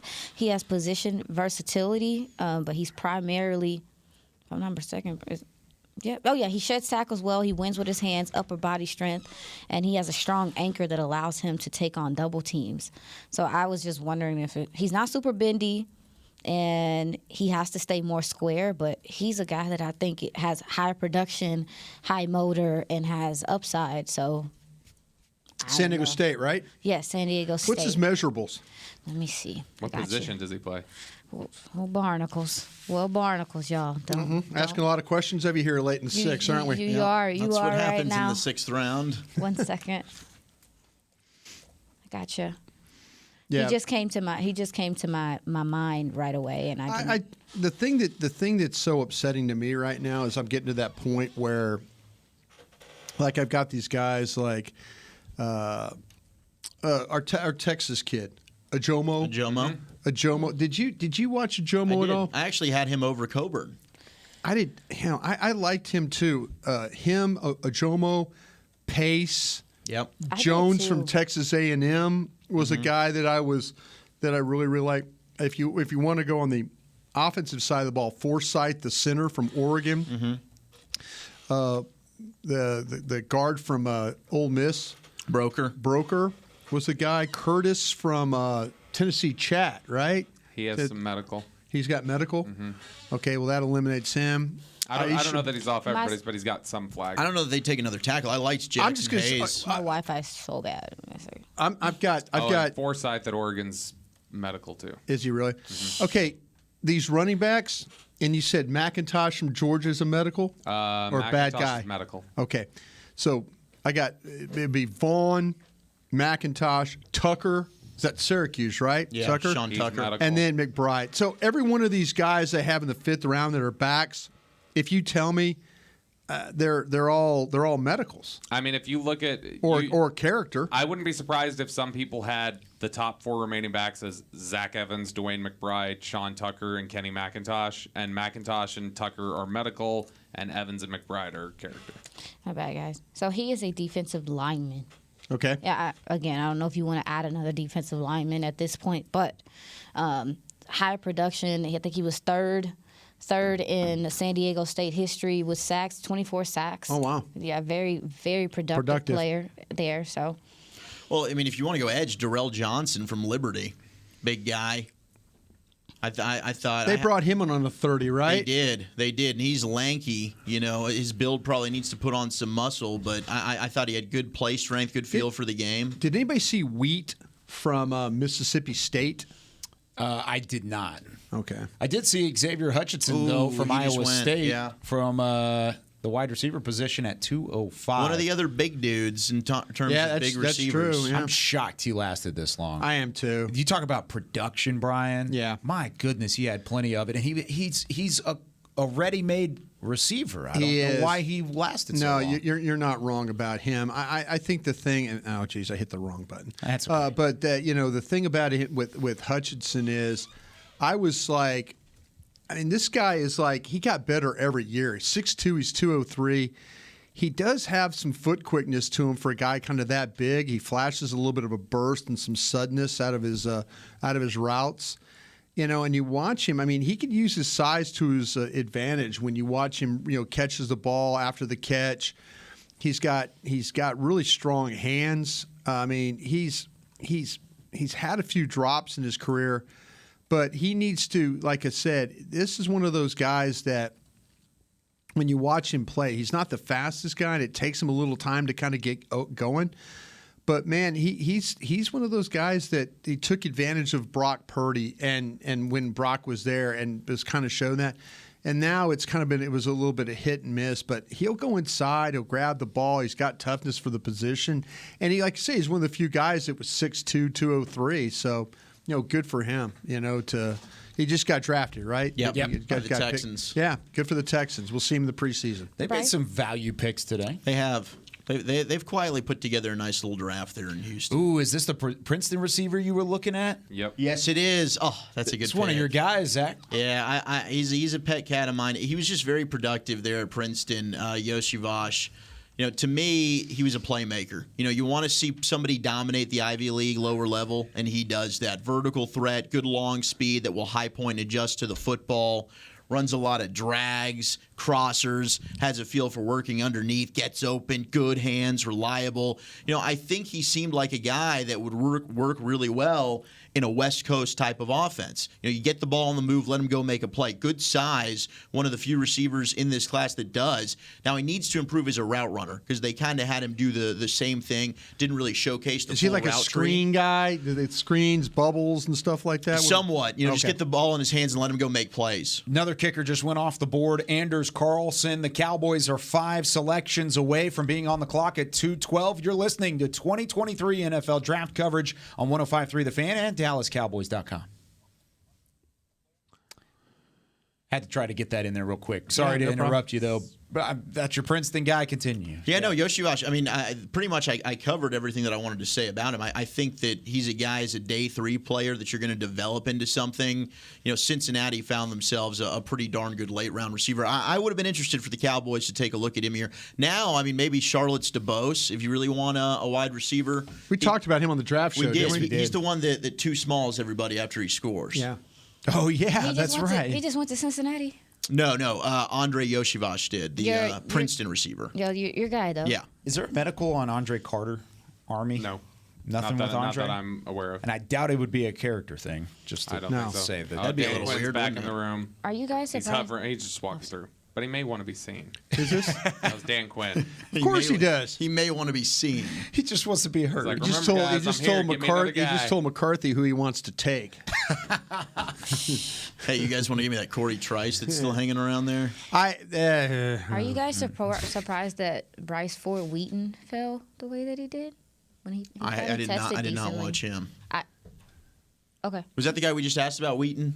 No, that was different. That was Mississippi State. Tell me about that. Tell me about him. No, he tested really well at the combine, so I thought he would get enough people's Sure. attention. He's another bigger. Might be a trade steal. No, too. but that's kind of what you're looking at here at this point in the draft. Yeah, but he is another bigger physical type receiver. I mean, and sometimes it's the inconsistency, I'm assuming. Sometimes you watch him, you just like, dang, like this dude can really play. And then other times you watch him, you see him high point the ball, you see how big he looks, and then other times you just like. You just got to tap into the consistency with where him. he be at. Yeah, where he be at. And one thing I'm noticing is that inconsistency is something that is making some of these guys fall. Right. It seems like that's the question of how consistent they are or how often they can play at a high level seems like a pause for concern. This Carlson, that's the brother of, right? I would guess so. Brother of the kicker from Auburn, both of them. Yeah. He's the one, his brother kicks for the Raiders. Daniel Carlson. Yeah, I believe. Yeah, you think a kicker's in play? I don't know if there's any that are worth taking here. No, I don't think so. I think, only had the 2 graded and 3 have gone. I think so they look at free agency. Yeah, get another leg in here. A couple other names that I had kind of noted, but they're still on the board. Rakim Jarrett from Maryland, the wide receiver. Yeah, and then the edge rusher or linebacker, I should say, from Liberty, Darrell Johnson. Yeah. Those are kind of the 2 other guys that I had as potentials here at this point. Several safeties, though. Like Ronnie Hickman from Ohio State's a good player. That would be fun. Merriweather from Iowa. I liked Dean as well. Trey Dean. Florida, right? Yeah, from Florida. You shocked that he's fallen this far? Because I'm a little shocked at. I had him in the 5th, but yeah, I mean, I thought that he'd be gone by now. No, I think that we're just seeing continuously just safety is. I'm not gonna say it's a devalued. I'm not sure it's a devalued position, but it just feels like for the last couple of years now, like we just been seeing it. Some guys are taking high, and then the rest are just taking where they're taking. Trey Hawkins, Old Dominion defensive back, goes off the board to the Giants at 209. So they've had 2 players drafted. Kuntz, though, and I know Brian likes Kuntz. I do like Kuntz. Yeah, Still not taken. Old Dominion has a nice program, huh? Yeah. Yeah, they do. Yeah, great program there at Old Dominion. What you saying? Why y'all laughing? I just Why like y'all the so way. giggly? I just like the way Kyle goes. Yeah. No, I'm saying. Yeah, they do. No, this process has allowed me to see different teams that I might not have ever really looked at, and I'm starting to see some of these programs are up and coming and getting better. Eric Hallett, defensive back from Pittsburgh, went before that to the Jacksonville Jaguars. They didn't have a picture on NFL.com either. Yeah, I don't know who that is. I don't know who the last guy that went was either. Hallett's a hell of a DB. You didn't know Trey Hawkins? Oh, okay. All right, here we go. Cowboys getting closer here. 2 picks remaining. Really? Mm-hmm. Yeah, really. Unless they trade. I might take a shot at Rick's here, too, if it was me. I'd rather gamble with Evans. Yeah. Better player. Just take Deuce. Yeah, take Deuce. Take Deuce. I'm Team Deuce. Will McClay's right hand is hovering over the telephone as the Cowboys are just a couple moments away from making their selection at 212 overall. And the final couple picks of the 6th round on 2023 NFL draft coverage right here on 105.3 The Fan and DallasCowboys.com. Glad you've joined us here on this now Saturday afternoon. We've got plenty of picks to catch you up on. We'll start with 207. The Jets take Anders Carlson, the kicker from Auburn. Eric Hallett, corner from Pittsburgh, goes to the Jags at 208. And then the Giants take Trey Hawkins, the corner from Old Dominion, at 209. That's the Patriots, the Vikings, and the Cowboys. Brian Broaddus, if you had to have a gut feeling on where the Cowboys could go here, where do you think they would head? I'd like to believe that. To me, I know Bobby went through all those running backs that I had. I mentioned Evans and Vaughn. Vaughn's the cleanest one on the board, right?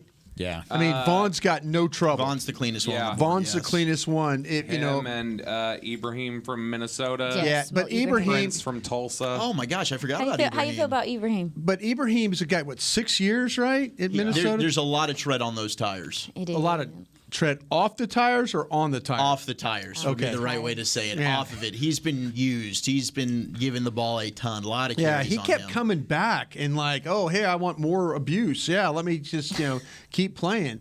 But yeah, I think that if you're looking at one of these, if you're looking at the backs, and the cleanest one on the board is Vaughn. That's the cleanest player.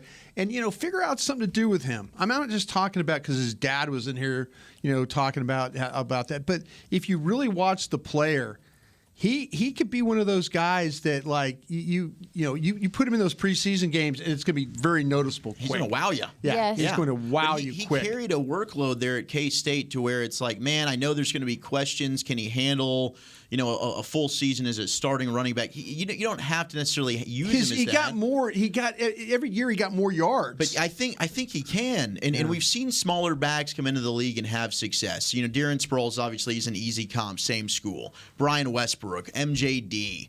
To me, he could be one of those outliers. I think he is that can have a really outstanding NFL career. Cowboys are on the clock. Yes, they are. Demario Douglas, wide receiver from Liberty, goes to the Patriots at 210, and the pick is in for the Indianapolis Colts as the Cowboys are having quite the discussion here. Chris Vaughn is in the room. Would you hand the phone to Chris Vaughn to let him make that call? Not if I didn't want to tip us off. Ah, that's fair. I would let Jerry Jones handle it. Oh my gosh. Oh my gosh, they're going to do it. They're going to do it. They're going to do it. Oh, he's crying. Oh, they're going to do it, baby. Let's go! Let's go. The deuce is loose. The deuce Cowboys is loose. We're not supposed to tip picks, but you can't just help but feel the emotion that is going on in the war room across the way. Chris Vaughn breaking down at the moment, and this is going to be so fun. Oh, this is amazing, dude. This is incredible. I can't. This is too much. How about that? This is too much for I me. am you and you are me. I can't handle And there's this. a hug between Chris Vaughn and Jerry Jones as the call is currently being made. Wow. Titus Leo from Wagner, the edge rusher, goes at 211 to the Indianapolis Colts.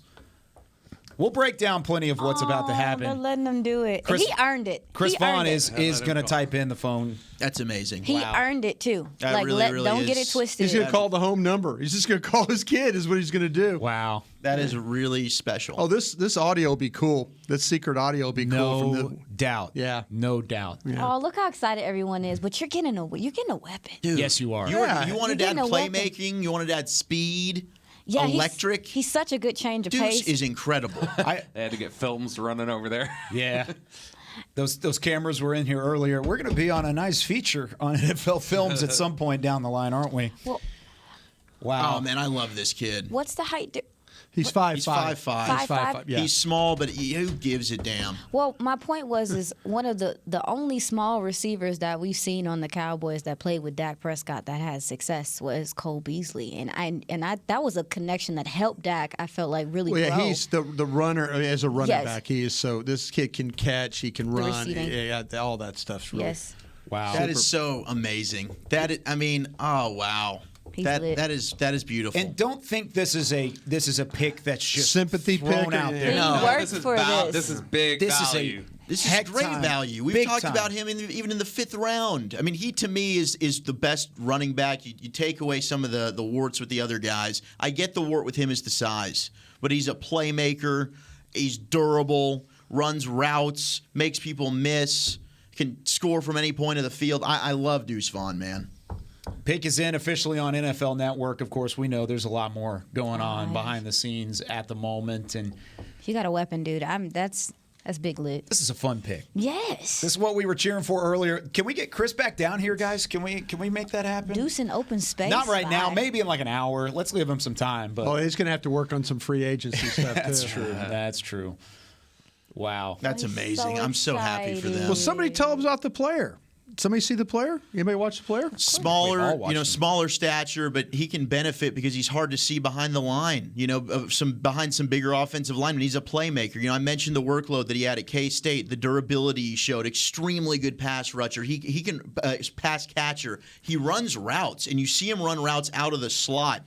good body control, good hands, makes people miss. Pass pro, not great. Okay, he's smaller. That's fine. Sometimes he'll leave some yards on the field because he tries to bounce it outside instead of cutting up inside. But overall, this dude, one of the most fun players to watch in this class. If he was 5'9", we wouldn't be having. He would have been gone in the second round. Yes. And he can also add value as a returner. Punt, kicks. Deuce Vaughn is just a playmaker. Home run ability. The dude is electrifying. The Cowboys got themselves a steal and one hell of a player. I'll tell you what, he has a knack for making tacklers look silly. Hey, they're going to go announce it. Here we go. Here's the pick on NFL Network. With the 212th pick in the 2023 NFL Draft, the Dallas Cowboys select Deuce Vaughn.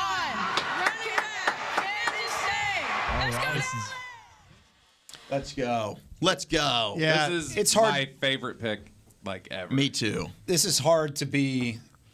I mean, we all know Chris. We've known Chris for a long time. Chris Vaughn is one of the best people you will ever meet. Absolutely. Genuine, down to earth, just a hard worker, and his son is much of the same. I remember it was really funny. I went to the Stanford and Kansas State game that they had at AT&T Stadium. It was the season opener last year. I just went as a fan, just hanging out, watching college football.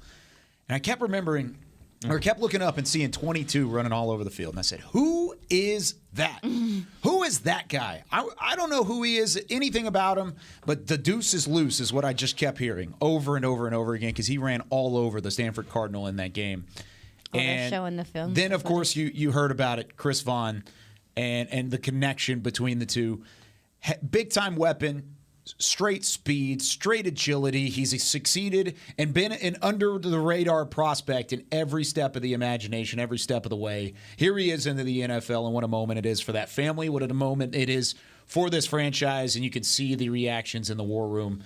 Cannot wait to hear this secret audio. Might be the best one we've ever had. Look, on the draft show. Beamer's showing the highlights, but you see this guy in space. The cutback ability is.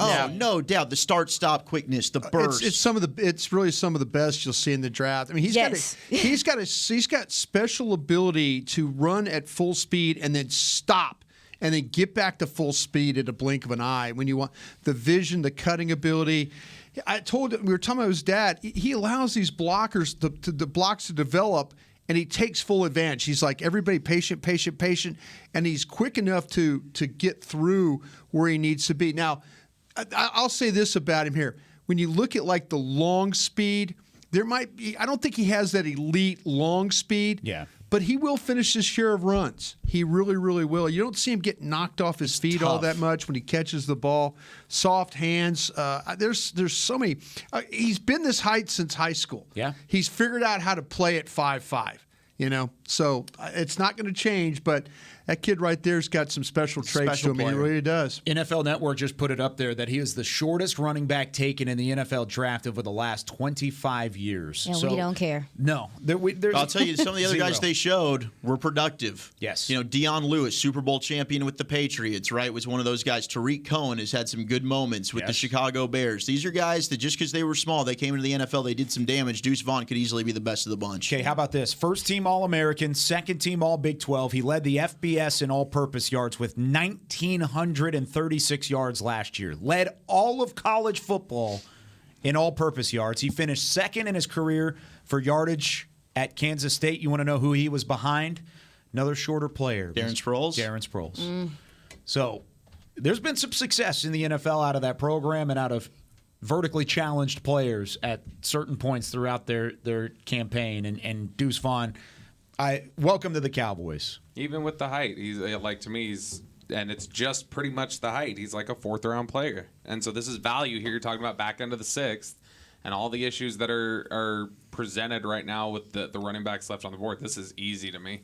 Yeah, I had a fifth-round grade on him. You got him in the sixth. Between the medicals and the character stuff, he's the cleanest player at the running back. I mean, if that's the spot they were looking at running backs.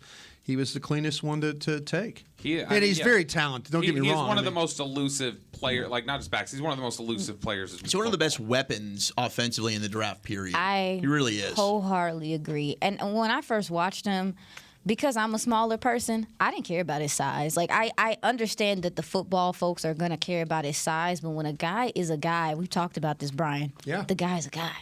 Like, he can play the game That at a dude's high a level. dude. He can play. He can ball. Yeah, exactly. And so I really I looked at what he was able to do on the field and really put the size to the back burner. Brian, you mentioned the fact that he can kind of hide behind some of those blockers and stuff, man. How about him hiding behind the tight end? How about him hiding behind the tight ends? Yeah. I mean, how about this draft class? You know, you got Schoonmaker, lead block in there for That's Deuce what I'm Vaughn, talking about. touchdown Cowboys. 6'5", you ain't gonna see him. You gonna see out of nowhere. And I think that might be some of the stuff they want to do. I just got really excited to Isn't it fun? call preseason football. Hell yeah, this year. man. That's what it's all about. Just the first look. You're of building that. the future of your team. That's what we're doing in here. That's what we're that sounds drafted really for. fun.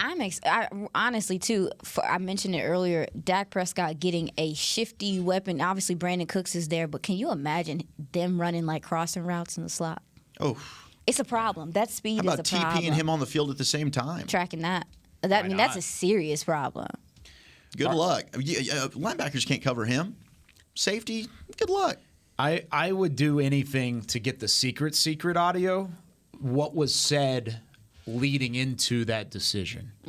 What was going around in the war room? Because we could see it. You could see the emotion when the decision was actually made to actually make that pick and to put the value on the table. Yeah, I want to know, were they like having this discussion and then they just make the decision, or Well, like, Jerry, did they plan it? Like, did they know and they had planned it and they were like, all right, we're gonna act like what if Jerry just announced, like they're sitting there kind of waiting, he goes, we're taking Deuce Vaughn here, guys. Hand the card in, Chris. That kind of thing. So, yeah. Man, yeah, we got to take a break here. When we come back, the secret audio not far behind. Plus, we're heading into round number 7. One more to go here on the 2023 NFL Draft on 105.3 The Fan and DallasCowboys.com. They did it. You said what? They did it. I know. They got a playmaker. I'm so happy that happened. I really am. Got a character guy, also too, hard worker. I'm cool with it. That's awesome. I wanted really more speed on the offensive side of the ball. You got speed. So you're getting it in different ways. And this wouldn't have happened if you make this pick, you make the running back picks that we had talked about earlier with the A-Chains and the Roschon Johnsons and the Chris Rodriguez. Yeah, things had to fall into place. You're absolutely fell right. into where they needed, but it's been a notable need. They wanted a running back, and they came out with the best one on the board for the most part, the most clean one that Brian was saying on the board to go and make it happen. To me, he's right there with Evans. To me, and then when you consider Evans and the character, he's above him. And then on the other stuff, where it's like, well, look at the others on the board. To me, I don't think those are better players than Deuce. I'm not. I agree with you there. He was more productive in school than all of them. More of a playmaker than all of them. The only reason you're putting them ahead is just because of the size. I mean, that's the thing we're talking about here. You're talking about a position of need at the back end of the 6th, and you just drafted a 2-time first-team All-American. Right. Like this is a legitimate player you just took. And his value is going to speak for itself because worst case scenario, he can be your immediate kick and punt returner. And I think he can beat out Turpin for that if they want to do it. But he's probably going to have a very big role within the offense as a runner. I mean, TP, I think we're all pretty confident he's going to come back fine from the injury, but they might have to rely on Deuce Vaughn some, and I think he's up to the task. I think he can give them quite a bit. Such a good change of pace. And when you're dealing with defenders now that are fast, just like a lot of these offensive players, his shiftiness and ability to escape tackles is going to be something that's going to help out the offense. Short yardage situations. Unique dynamic to have. So a couple of the names that have gone off the board since the Cowboys took Deuce Vaughn at pick number 212, Dante Stills, defensive tackle from West Virginia. Another high prospect out of high school, just never really lived up to the expectations at West Virginia. Amir Speed, defensive back for Michigan State, and currently the pick is in for the Los Angeles Rams in the final 3 selections. The Rams, 49ers, Bengals in the 6th round, and then we go into round number 7, everybody. Archer, I guess Archer was, because we just looked up and saw the emotion breakout, so I didn't see what happened before it. But Archer just tweeted that as the Cowboys were on the clock, it appeared Jerry Jones attempted to hand a tissue to Chris Vaughn, and that was the way that they told him they were picking him. Oh, that's awesome. That's so cool. That's fun. Yeah, I can't wait for that secret audio. I'm sure that'll be a moment for sure. And yeah, within the next couple minutes, we should probably get Chris Vaughn down here and let's talk about him, because that would be a fun moment too, just to see his reaction and his emotion. I doubt we get him down here just because of everything going on. We'll get Deuce on the phone, huh? We will get Deuce. We will get Deuce on the phone. Deuce is loose. Sure. Make the T-shirts up right now. Let's go ahead and do it. All right. So yeah, Amir Speed, defensive back, Patriots. Brian, going into the 7th round, any names that you're shocked are still on the board? I've got a ton of them. I mean, yeah, and you know, and a lot of it has to do with injury or character. If I really do like Pace, the linebacker from Cincinnati, Jones, the from Texas A&M, the corner would be a guy that I would look at. You mentioned Hickman, the safety from the safety from there goes Zach Ohio Evans. State. To the Rams. There you go. They also picked Stetson Bennett, so they do not care. They don't care about character. No, do not care. They're going to just go pick the player. So, do you like the Rams now, Brian? Do I like the Rams? Yeah, like the way they your new Bengals. F these picks, man. Yeah, that's what I'm talking about. There F these picks. Yeah, I hey, Les Snead, they got, man, that team could gone a lot of different directions. You know, a lot of different directions.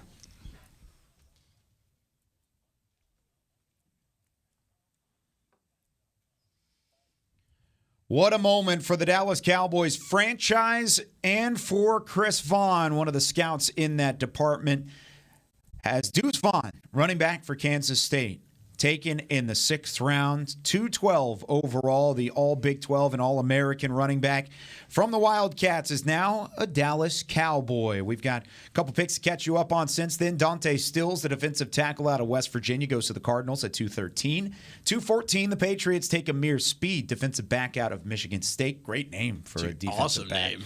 And then Zach Evans, out of Galena Park, North Shore, and Ole Miss, formerly of TCU, goes to the Rams at 215. Another good running back off the board. That guy will have a little chip on his shoulder when he shows up there in California. Yes, he will. The 49ers are on the clock right now. They just submitted their pick, and then the Bengals will round out the 6th round. And then into round 7, the final go-round prior to the end of the 2023 NFL Draft. Hope you're having as much fun as we are. We were just talking about blinking lights again. We kind of keep bringing that up and talking about it. D. Winters. Yes, D. Winters definitely was one. Yeah. Linebacker from TCU off the San board. Francisco finds a way to get them good linebackers. I think Duggan, though, is definitely one, Kyle, and you brought him up earlier. Yes. No question. But to me, and I don't know how the Cowboys feel about him, but I would draft and stash Voorhees. I would. Now, maybe he goes undrafted because of the injury, the guard from USC. I'm calling him up. I'm trying to get him as an undrafted rookie free agent. But I thought he was a super consistent player. And unless there's something else I don't know about, if he's not hurt, I don't think he's still available right now. I mean, I talked to somebody who said even before the injury, they thought he was a 6th rounder. Okay. So I don't know how the rest of the league feels about him, but that was one person. I'm surprised on one player, Isaiah Bolden, Jackson State corner. He's a Florida State. He was getting a little burn. I was watching people in preview shows and stuff talking about, burning like a little, hey, check this guy out. No, the dude is so versatile. Ran a 4.31 at his pro day, 38-inch vertical, 10.9 broad jump. He has return ability, but I mean, he's played a ton of snaps in the slot, played outside, free safety, strong safety. I mean, he has a lot of versatility. He's very hard to take off the field, and obviously they got pro-level coaching at Jackson State. I'm surprised that we have not seen him come off the board yet with some of the conversation I heard about him.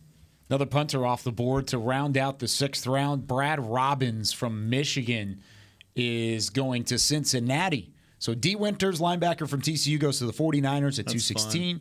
Then 217, the Bengals take Brad Robbins. So we are officially into the 7th round. They're playing Stump the Truck on NFL Network at the moment. You think we could stump Beamer? You think we could do it? No. There's no Beamer's way, too good. Do you want me to name a guy, Beamer? Do you want me to see if I could stump you real quick and see if Broadus can name somebody? You think you got somebody that Beamer wouldn't have? How about Anthony Orji? Ooh, from Vanderbilt. Oh, he's got him because he's from Rockwall. Went to Rockwall. Yeah, Anthony Orgy. Do we have him? Anthony what? Orgy. I think you say it Orgy. Yeah, it's O-R-J-I. Okay, I didn't hear you. Yeah. That's Uh-oh. what it is. Uh-oh. Yes, sir. There he is. All right. Then Chris Beam. let me give you one, Beam. Okay. Roquan O'Neal, guard, tackle, UCLA. That's a good one. That's a name the Cowboys could look at in the 7th. Roquan O'Neal, tackle, UCLA. Trying to think of. It also depends on what conference they're in. Most of the time, the Pac-12. I don't think he gets Pac-12. Pac-12 That's is usually a tough one. tough. So Beamer says he does not have. Beamer. Got him, Brian. Jalen Fowler, North Carolina A&T.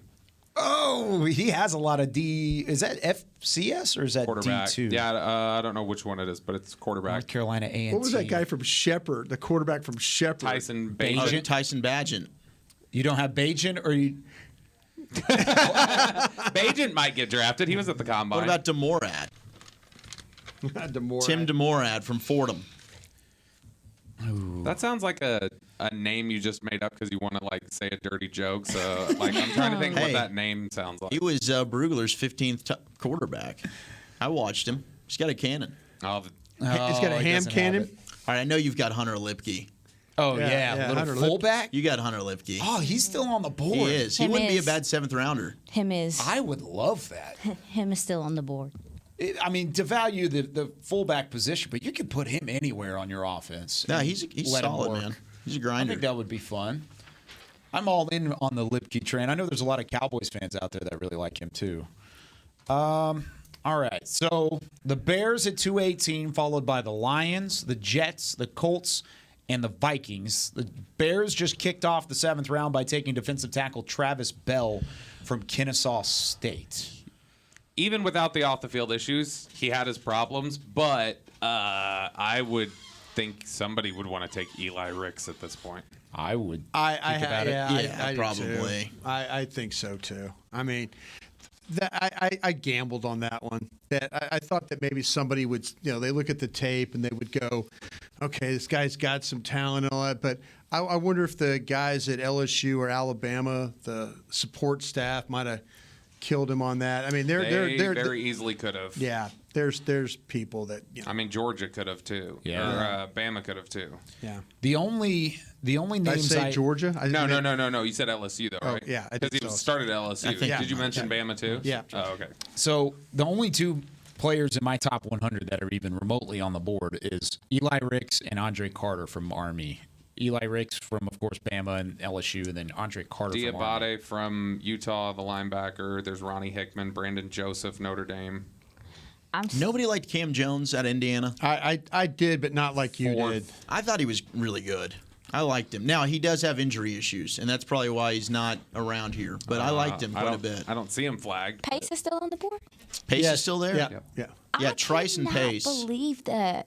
Well, it might be the height. It's the height. Well, we just saw a 5'5" running back get taken. That's because he's a good player. Yeah. Well, I mean, I think Pace is too, Pace is a but good I see what you're saying. There's more linebackers right now. Right. You still have Banks from Tennessee. Ojomo's out there. I like One of my Ojomo. higher players, yeah. Did any of y'all watch Isaiah Land? No. Yeah, no, but I know who you're talking about. Talk about him if you like him. Can you will this one to happen? Yeah, sure. I don't think I can will it to happen He's still out because there. I still wonder about Rajon Wright, Bobby. Oregon Really? State. He's still hanging out there, man, and he's Allie good. Gay. Excuse me? You got that? LSU. Ali Gay, yeah. LSU. LSU. Linebacker, good player. I'm kind of at that point now too where I've talked so much about. I don't know what's wrong with Trice. Or Jalen Jones. Yeah, Jalen Jones isn't fast. Ekior has to have something wrong with him. Trice, maybe something wrong with him. Yeah. By the way, Antoine Green, wide receiver, North Carolina, goes to the Lions at 219. Forsyth wouldn't be bad here. No, Forsyth would, and your Ole Miss guard, I don't think. Yeah, would Broker. Broker would be bad They here. must have just thought he wasn't strong enough or something. He's not that big of a guy. He is smaller. But he battles. He moves well, and he That does. is not an undrafted He's player on pesky film, as though. heck, man. No, I had him as my 127th best player. Yeah. Yeah, I don't know about Broker specifically unless there's something else behind the scenes, but pace, Ajomo, Wheat from Mississippi State was a guy that. There's your Old Dominion tight end. Oh, there goes Zach Kuntz. There you go. Is that the Jets? The Jets just been taking. They got people Rodgers' a new lot. bestie. Oh, yeah, there you go. Rodgers will love that. Rodgers. I wonder how many offensive players the Packers took compared to the Jets in this draft. Ooh. Because that was the knock on Green Bay, right? They never help Aaron Rodgers. I mean, and then they've taken a lot. They took 2 tight ends and a receiver. They might have taken 2 receivers. Dallas could take this Juriel Johnson, though. Yeah, the Liberty guy. Yeah, I would.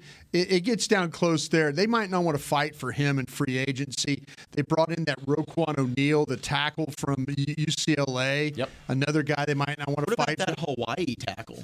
El Manning. Yes. I didn't look at him. I did not. He look wasn't at him. bad. No, I think he was an undrafted free agent possibility, but he could sneak in here. Yeah, well, because that's what you're looking at in the 7th round, right? It's a guy that, hey, I want to secure we get him. Make sure. So we're not trying to bat. So, I mean, not just throwing out some guys that we know that And they're he connected to. He did have other visits, by the way. Right.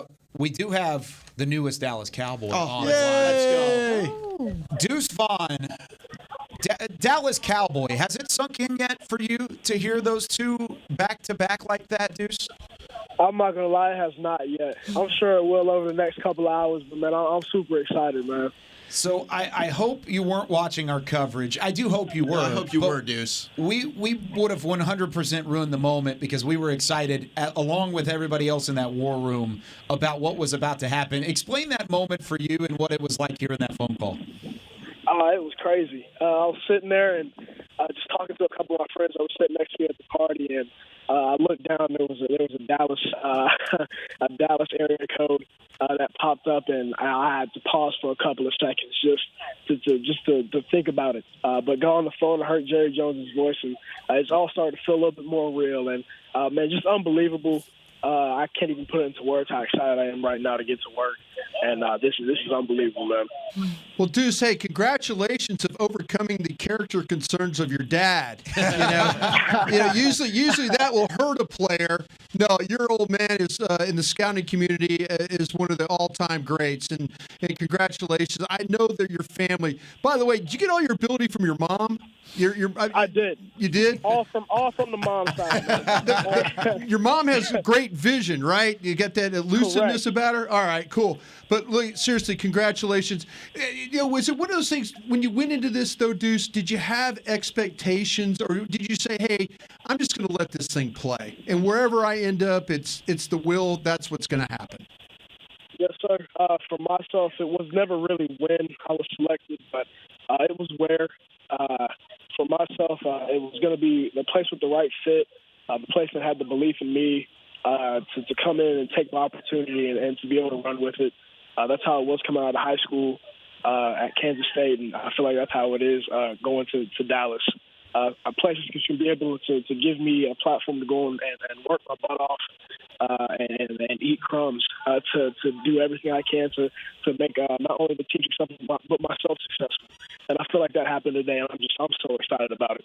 Well, we're excited, man. We've been trying to will this pick to happen all day long, Deuce. Congratulations. We got to talk with your dad, Chris, earlier. What's this process been like? Obviously, you know your dad's been a scout within the organization. The hope was, I don't know, maybe for you it was to land up in Dallas. As you said, you just kind of let things fall where they were. But between you two, I mean, were there conversations about maybe becoming a Cowboy?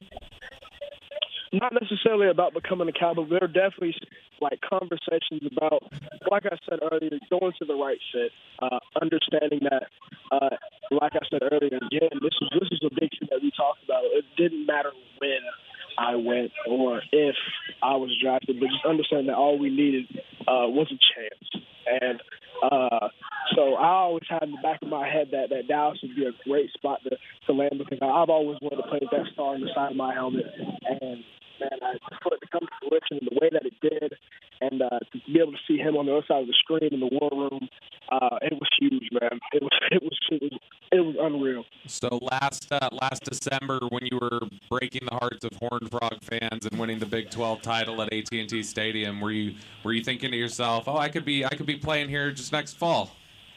Yes, sir. I'm not gonna lie to you. I played in AT&T Stadium I think 3 times throughout my my career at Kansas State, and let me just say something that's probably one of my favorite places to play. So every time that we did get to play and I would come out of the game, I'd be sitting there, I can see myself playing. Yeah. So now to call my home stadium, man, I'm super excited. Deuce, your size, obviously you've been your size your entire adult life. There's nothing you can do about that. I think you're one of the best offensive weapons in the entire draft class despite that. But watching you on tape, it seems like sometimes being smaller can actually have an advantage because it's tough to see you for some of these defensive players. Have you found that to where, like, as much as people will knock you or disrespect you for the size, sometimes it can help you out on the football field? 100%. I talked about this with my roommate and teammate at Kansas State, Fajoko. He looked at me and he said, a lot of people will knock you for your size, but he said, I think it's a gift. And that's probably the coolest thing, now that I think about it and talking with him and talking with people, is that you have to use that as a gift. I've been this height, I've been this size my entire playing career, throughout college, back in high school, and you find ways to make it advantageous for yourself. The more you play, the more you understand angles, the more you understand how your body works, the more you understand leverage. It just comes naturally. And for myself, like you said, I've been this height, I've been this size my entire playing career, but I found how to be advantageous with it. And I do not plan on stop using that up at this point. Deuce, we spoke to your father briefly about, your ability and your ability as a runner, but one thing that really sticks out to me is your ability as a receiver in the slot and what you can do on the run once you get the ball in your hands. Is that something that's important to you to showcase, especially in this NFL where running backs are being asked to catch passes and do something with it? Yes, ma'am. Absolutely. I feel like my versatility is one of the biggest reasons why I have been successful at Kansas State. I feel like the ability to be split out into the slot and running deep routes, intermediate routes, short routes, coming out of the backfield, being able to be almost like a nightmare matchup on linebackers and things like that has been one of the things that I pride myself on. Just having another way to get the ball in your hands in space. Understand that as a small back, that's how I was successful at Kansas State, which was huge. From a scale to 1 to 0, how big is the chip on your shoulder? From a scale to 1 to 0, I would probably be 100. Oh. And it's always been like that. 1 to 100, right? That's awesome. Deuce, we really love you, bro. Hey, I appreciate that, man. Yeah. Hey, so final question before we let you go, Deuce. But your dad talked today about knowing the intangibles of these prospects. And he was talking generically. He wasn't necessarily talking about your intangibles, but what type of person, what type of player is the Dallas community getting with you off the field as much of a weapon as you are on the field? Right. A hard worker. Somebody that's going to come in every single day into a facility and not only be a leader, but also be somebody that is not going to leave that facility until he feels like he's gotten better. Somebody that's going to understand how to prepare for a game Monday through Saturday, Monday through Saturday to get to Sunday and be successful. For myself, that's how I've been successful up to this point at Kansas State, was my preparation, the way that I work people. Only way that I've gotten here, the only way I've been successful. And I'm not changing that recipe up. If anything, I'm going to ramp it up. Well, you wear that deuce. There was a legendary Cowboys running back, just happens to be the all-time leading rusher, Emmitt Smith, that wore that here. I don't know that you're going to be able to get the deuce. Do you have any other number that you'd like, or would you like to talk to Emmitt about wearing it here? No, hey, Emmitt, trust me, he has proven, and trust me, that number deserves to be retired the way that he ran the football. So 2-2 is off the table 100%. And there's definitely something I have to think about now. Now that I've got to think about what number I want. Well, that'll be a fun conversation, probably one of the more fun conversations you've had. But, Deuce, we are so pumped to have you here. We know what type of person your dad is, and we can't wait to have you in the building as well. That's going to be a 1-2 punch that will be a fun thing to watch blossom over the next couple of years. Congratulations on this moment, and we'll see you real soon. Yes, sir. Thank you so much. There he goes, Deuce Vaughn. Great moment again. Still waiting on that secret audio and what's going to be a really fun moment. We'll catch you up on some picks here in a little bit. We'll step aside for right now. We are continuing on in the 7th round of the 2023 NFL Draft. Our coverage here on 105.3 The Fan and DallasCowboys.com. And we're going to hear that secret audio in a couple moments when we go back on the radio side of things. So we'll wait and save that for all of our viewership. This is about the time in the broadcast that we start kind of looking at these players and saying, "Oh my gosh, who is that?" The Rams just took Ethan Evans, punter from Wingate. They just took a Wingate punter in the 7th round. Bleeping cannon for that guy. How about I remember Wingate being really good in basketball, I think, one time in college basketball. I honestly sounds right. I don't know if my career I've ever watched any tape from a player from Wingate. What would you guess their mascot is? Ooh, the toothpaste? I didn't watch him, but he was on a list of draftable players that I had. Excuse me, Kyle, what'd you say? The toothpaste, Wingate. Oh, no, that's Colgate. Sorry, Wingate. Colgate's a college. I was thinking Colgate from college basketball. I had it. I've got their mascot. What do you think it is? Where's it located? Where's it located? Now you've got it. No, I'm trying to maybe be in a regional. Okay, I see. I don't think that it really is a regional name. Okay, then they're the Crusaders. Yeah, something like Wingate is always like a really Crusaders. I'm gonna say they're like the. It's in North Carolina. Oh, Mountaineers. No, they are the Chanticleers. You're going Coastal Carolina. You're throwing out some good stuff here, Brian, but none of them are. It's not that difficult. The Lions, the Wildcats. Okay, now you guys are on the right track, but no, Tigers. Not the Tigers. A bear. It's not. It's not the Bears. Is it a cat? Panthers. It's not a cat. Oh. It's not a cat. It's not a cat. A wolf? It's not a wolf. Tater tots. Well, no, it's not tater tots. A husky? Not a husky. Huskies, you're in the right direction here. Sugar honey iced tea. Timberwolves. Not the Timberwolves. Why don't you tell us, Zach? Bulldog. That's a puppy. Bulldogs. I was gonna say a road That's when runner. Brian got sick of. He's like, "Bleep this. I'm not guessing it." Well, it is. Just tell us. Just tell us. You guys were giving out the dogs, though. I was like, "Okay, you're going to get there eventually." Yeah. So you're saying the Eagles didn't take him? You're saying the Rams got a dog? I think they got a dog. They got a dog. Punter. Ain't it? I know this is off the subject, but like, ain't it crazy just to see what can happen to you, like just how the Rams approach winning the Super Bowl and just seeing how they're in this weird, like you're reckless. Quickly it happens. True. I mean, but then also too, you listening to some of the coaching staff. Yeah. I mean, McVay's talked about possibly not, coaching for an extended period of time. It's interesting to me just how differently every franchise is run and what people are willing to risk or give up to just win a championship. They are such a unique situation to me just to see in the last couple of years how their rosters turned over and how things are changing for them. It's. I know Les Snead-Well, they're the general manager, right? And Les was one of those guys that he's like, "Oh, Brian, I'm about to get fired. I'm about to get fired here," that kind of thing. So it was like, and all of a sudden, they get fortunate with the picks and all that stuff like that. So, it's kind of cool. So yeah, I think it's one of those things that you kind of every organization has different ways they navigate this thing. So that's what it's all about. It's just different. Just different. It is different. It is a little bit different. It's just different. It's just different. Javon Gwynn, the South Carolina guard, just went to the Falcons at 225. You can hear the rustling. That's what it's like in this podcast studio at the moment because we're just rustling with excitement over the last election for Deuce Vaughn, running back from Kansas State. We've got Jeff Blasco on the broadcast. This is going to be a lot of fun. So we're about to go back on the radio side. We are live currently on the internet. You're going to hear like a flash of music. And then we're going to be on the radio side, and then we'll get into asking. Should I start singing or? Yeah, if you want. That'd actually be fantastic. These are all our friends that we're talking to now, and then we've got the radio side. Now we got 10 seconds. A little more buttoned up. Good deal. Good deal. What would you sing if we asked you to? Oh, I'd have to think about that. I might need one of those Miller Lights to. Hey, we can crack one open for you. Give him no hot beer. It's insulting to give somebody a hot beer.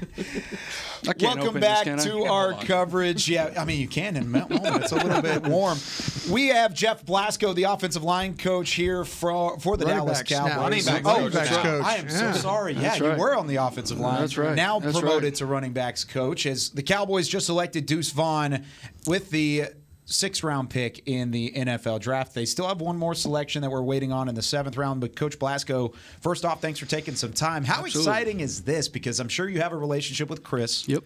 And then you've probably seen Deuce around the facility before, but what's it like to now have him as a Cowboy? It's been awesome just going through this whole process. It was to be honest, when we were in there giving the grades and giving our reports, and obviously seeing him having to get up and step out of the room for a few minutes, that hit the heart because it's special. I can't imagine being in his shoes right now, and just seeing him make the phone call and hearing Deuce's excitement in his voice. I mean, it was a pretty special moment, pretty cool.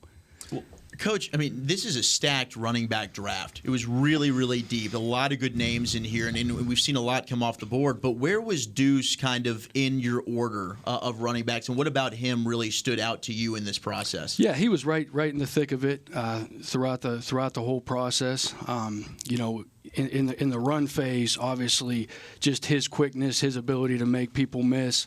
Being a smaller guy, when you watch his tape, it's surprising. You'd expect him to take more shots, and he does a good job of avoiding that. And he's hard to tackle in space, and obviously was very productive in the pass game. So there's a lot of traits in his game that I think translate very well to the National Football League. I mean, he's so. I was just talking about this. I just tweeted. It's some of the most electric tape that you'll watch of anybody this draft season. He's just so exciting and shifting. One of the things that you talk about him being a smaller guy and he doesn't take as many shots. Even when he does take shots, he's very tough and he's willing to try and dole it out to guys even at his smaller size. And I think he's a very efficient runner. He plays the game north and south, and just like you're saying there's a lot of there was a lot of gap schemes on his tape, for example, which is an A gap run, and there's a lot of pictures there where he's cramming it up in there, and again not taking those big body blows and falling forward and playing the game efficiently. Coach, a lot of versatility in this running back room now. Was that important to y'all, just to continue to have versatile guys to use for different packages? Yeah, I think that's a big part of it, just from a game planning standpoint. Obviously, the more Swiss Army knives you can kind of have as you go into the process, the more flexibility you have from a game planning standpoint. So you're not doing the same things week in and week out. I think the more versatility you have, the harder it is to obviously prepare for you. How's been the transition for you from coming from the offensive line? I was in Green Bay with Andy Reid, and Andy was a tight ends tackle coach, and then he went to coach Brett Favre, a quarterback. How's the transition been for you with the new assignments? Yeah, it's been pretty cool. Obviously, being in the O-line world, you're connected at the hip with the running back position, tight end position. You're tied into the running back reads and the courses and all the things that go into that. So that part of it was a pretty smooth transition. And then the pass protection piece of it, obviously, you're connected at the hip there.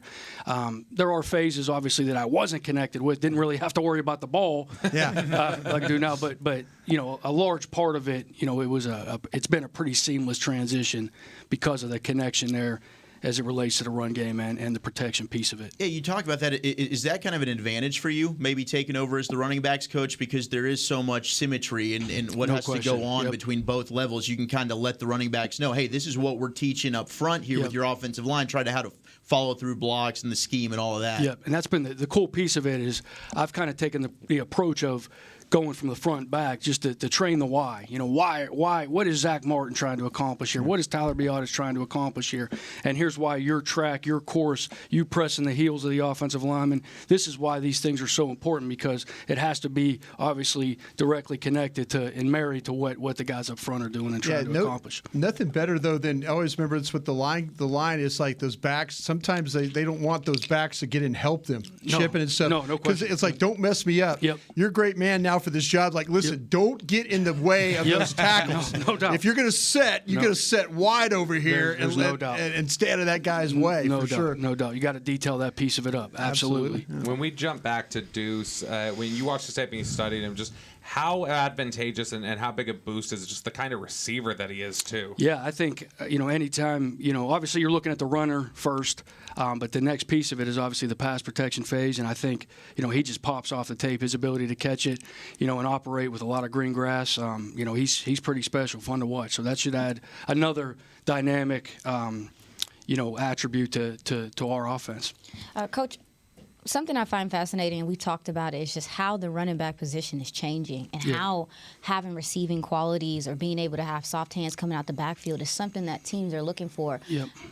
How are y'all coaching? Are y'all coaching now more the receiving things also too? Is that something you're emphasizing? Yeah, it's a large piece of it. Like I said, you're evaluating and you're coaching the running game part of it first, and then obviously the protection piece. But the passing game is a large part of what we do, obviously, and that's a huge part as it relates to the running back position. And how much does that change is that though? Like from you as a coach, I know you're an offensive line coach before, but just how much have you seen that change in the last couple of years? Yeah, it's unique. You're always seeing trends throughout the league, and it's such a copycat game where, someone sees something work, and obviously they try to emulate that and try to create that with their own offensive personnel. Some of it's protection related too. That some of the matchups, you don't. Some of these linebackers, in the single dogs, you got to be careful what you're asking those backs to do from a protection standpoint. So you're better off being in the 5-man protection world and free release in the back and, doing some of those things. So I think that plays a factor as well. If you get the screen game going here, we'll throw a parade for you downtown Dallas. Listen. Seriously, if you can find a way, I like, listen, the first screen I see, I'm going to give you full credit. If you change the running back coach, we're going to get a screen game going. Thank you, Jeff. I'm going to faint. It's been a huge point of emphasis this offseason. Yeah, it's definitely. That's really good to hear. Yeah. Because that's something that this offense is definitely, it helps relieve some of that pressure also, too, for those people. No doubt. For sure. There's no doubt. Something we've been looking for. No doubt. Takes a lot of work, though, a lot of detail. It does. No, it does. Communication also, too. You got to have guys that can get out there in space and get up to the second level as well. And the timing of it, it's something that, unless you work it, it's not something that just shows up on its own. Running backs coach Jeff Blasco joining us. Coach, good luck this offseason. Continue to get that screen game going. Yeah. We'll check back with you at some point. Parade, ticker tape. Let's go. Absolutely. Make it happen. Coach, congrats on the pick of Deuce Vaughn, and we're so excited for him, for that family, and then for the organization as a whole. No question. We're fired up to have him. Absolutely. There you go. Thank you. Jeff Blasco joining us here Coach. on the Draft Show. We'll talk with him down the line as we get closer and closer to that 23 season. Now, we keep talking about some of the growth with these draft picks, and that's what makes this so fun, is you get to see the development side of it as well, and you get to talk to their coaches and the plan that they have in store. Baltimore. He's got a plan. Lordy. Ravens just taking good players here. Yeah, you want to talk about a good player that just went off the board? Andrew Voorhees, the guard from USC. They said, we don't care. Baltimore. We don't care. It happens every year, Brian. Every year. We don't care. The more you do this, the more you realize that when Baltimore makes a pick, you're not as shocked.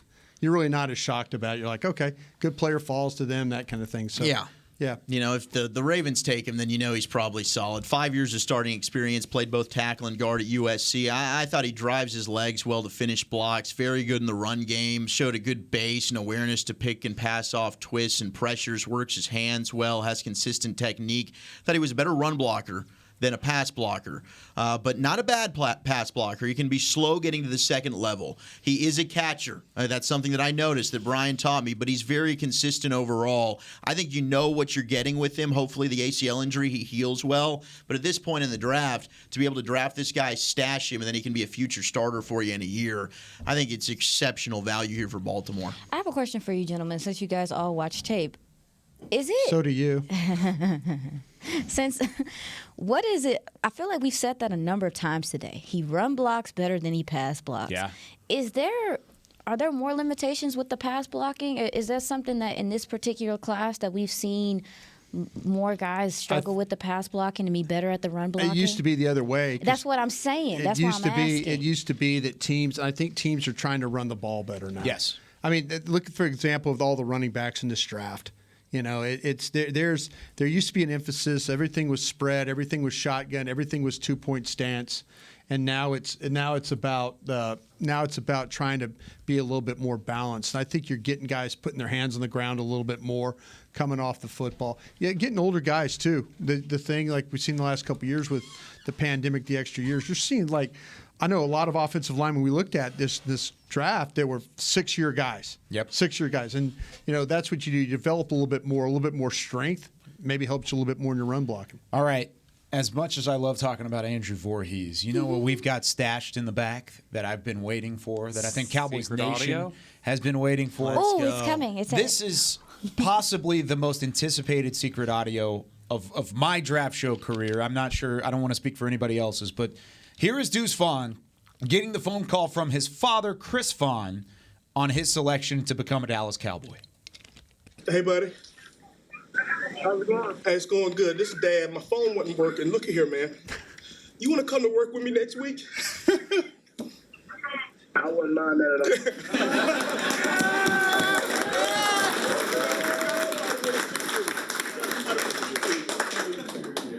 I don't know when I've been speaking for everybody that's in here, and everybody that's really in the heart of the Dallas Cowboys is standing here with a tear in our eye. We're so happy to have you on the Dallas Cowboys. Man, And I can't thank you enough. Well, what I really want to say, you earned every ounce of me being able to make this call.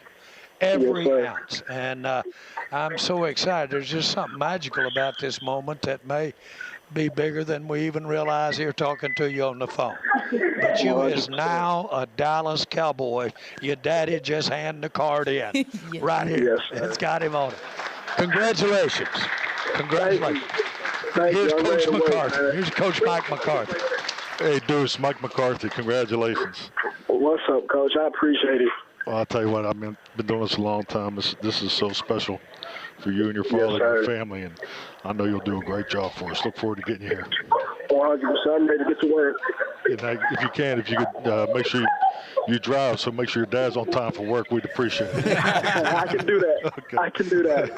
All right, Deuce, we'll see you soon. Right? Hey, we're going to put Brian Schottenheimer on our offensive coordinator. Here you go, Deuce. Deuce, man, congratulations. One of the coolest things I've ever seen in football was your dad making that call. Man, that's unbelievable. It's huge, man. I appreciate it. No, we're thrilled you're part of the family, and I know you're ready to put in this work to go do what you got to do. You already know, man. Let's get to work. It lived up to the billing. That's amazing. It lived up to it. You want to come to work with me next week? I know. The shakiness of his voice at the end of that, that almost brought a tear to my eye. That's incredible to hear about it. Your daddy. Jerry was definitely. Your daddy put your guard in. Your daddy. Jerry. Wow. Unbelievable stuff from that. And Bobby, I know you've been close with Chris for quite some time, too. I'm sure that probably made you emotional. It's awesome. I mean, Chris is just such a good dude, and it's always, I think it get us emotional, even if we didn't all kind of, have familiarity with Chris here and things like that. But it's you could tell when we interviewed him today. Yeah. You could tell how much just this day meant. And he didn't know that it was going to be the Dallas Cowboys. Nope. That has to be even more. I mean, just imagine him sitting in that room and then hearing his son, but he's in another war room and he can't really he can't do that. He's but now he gets the opportunity. And as soon as you could see him break down, and the whole room starts clapping. Yeah, it was an amazing moment. That just shows the type of the kid comes from a family where, again, his dad's a football guy. They talk about the mom and stuff like that. It sounds like it's just a really great environment for that kid to grow up in. And he's going to come here and he's going to do things on the field. We'll be watching and we'll go, gosh, dang. Look at that. That kind of thing. Yeah, you talk about fixing the screen game. Yeah. I'm so glad y'all talked about that. But I tried to fix the screen game. I'm doing my best. Now, Brian was on that all year. I'm glad y'all brought it up. But he's pro ready also, too, just from he knows what it takes. He knows what it takes to be a professional. And that's something that you have to teach some of these young gentlemen how to do. And he's ready. Yeah, he definitely is. That's what a moment that was for Chris, for the organization, for Deuce, and everybody involved. All right, before we go to break, I do want to run down some picks. We have some to catch up on. 225, the Falcons take Javon Gwynn, the offensive lineman from South Carolina. Cooper Hodges goes to Jacksonville, offensive tackle from Appalachian State. The Saints at 227 take Raymond Vohasek, the interior defensive line from North Carolina. Colton Dowell, wide receiver from Tennessee, Martin. How about that? Going to Tennessee and play for the Titans. The Ravens take Andrew Voorhees, interior offensive lineman, USC. Of course, famously was injured during the NFL Combine. He goes in the 7th round here to Baltimore. Good player, good value. Nick Broker, speaking of good player, good value. Good player there. Interior offensive lineman from Ole Miss goes to the Bills at 230. And then the Raiders at 231 take Nesta Jade Silvera, the interior defensive lineman from Arizona State. Gives us an opportunity to take a break, catch our breath. We will be back with our 5 o'clock hour. We are rolling along. It is day 3 of the 2023 NFL Draft on 105.3 The Fan and DallasCowboys.com. Boy, the Bills have crushed this draft. Yes, they have. Dalton Kincaid, Osiris Torrance, Dorian Williams, Justin Shorter, Nick Broker. Yeah. You talk about wanting to run the football. Those are all. They got. I mean, they Kincaid. upgraded. Yeah, Kincaid, no doubt. Yeah, they've had some good draft picks. If you had to pick one team that's had the best draft so far, who do you think it is? Probably Seahawks, though. Seahawks? I can't remember who. I don't know how their day was today. Yeah, I'm just kind of so it seems like I'm gonna scroll through and look. Yeah, and figure Bobby, it out. do some of that leg. I've been trying to keep up. I keep up with whoever goes off my boards and stuff like that. But I like what the Falcons did. Falcons so far, where the heck? Okay, Falcons took with their first few picks Bijan Robinson, Matthew Bergeron, Zach Harrison, Clark Phillips. I think that's a good haul. Just talked about Buffalo. Let's check in on your Baltimore Ravens, Brian. Great draft. Zay Flowers in the first. Carolina might be doing pretty good here too. Just they've gotten Zay Flowers in the first. This is Baltimore. Zay Flowers in the first. Trenton Simpson in the third. Tavius Robinson in the fourth. Caillou Blue Kelly in the fifth. Voorhees in the seventh. Yeah. And then who are you saying? Carolina. Carolina. Let's see what Carolina's done here.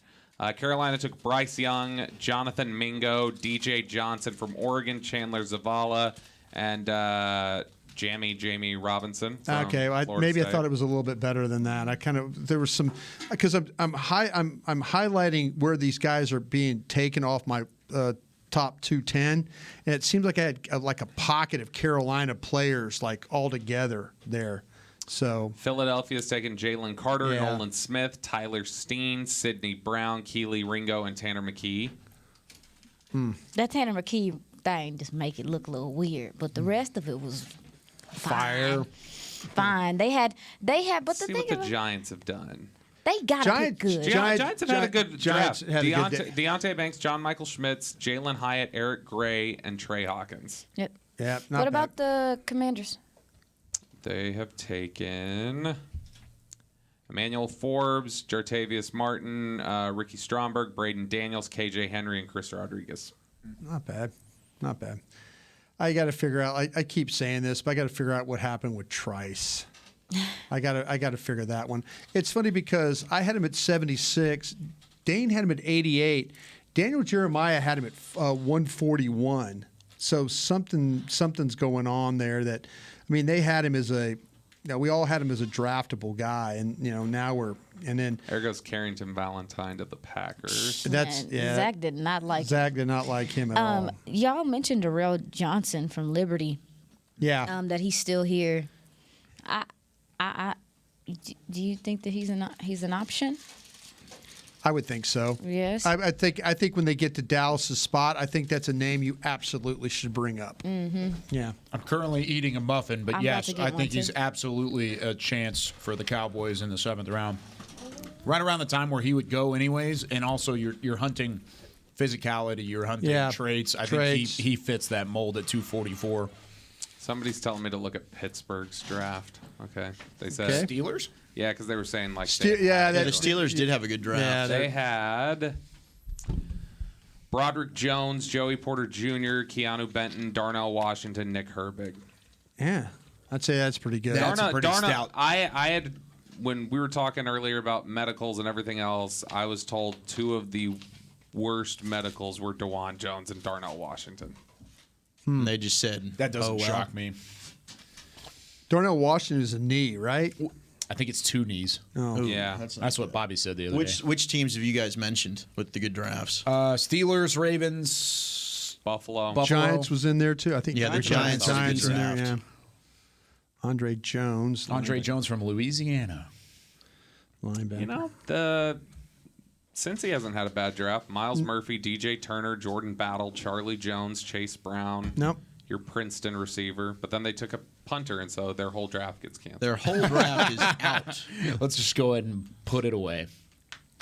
The whole draft is out. It's just gone. Wait, Valentine got drafted there. Yeah, he did. Good. For him. While you were out of the room, they would have made the pick. They've been a pen throw if yeah. I was like, yeah, I'm good on that. Sure. Are we sure? Yeah. We're good on that one? He was not very good. I didn't think he was either. So.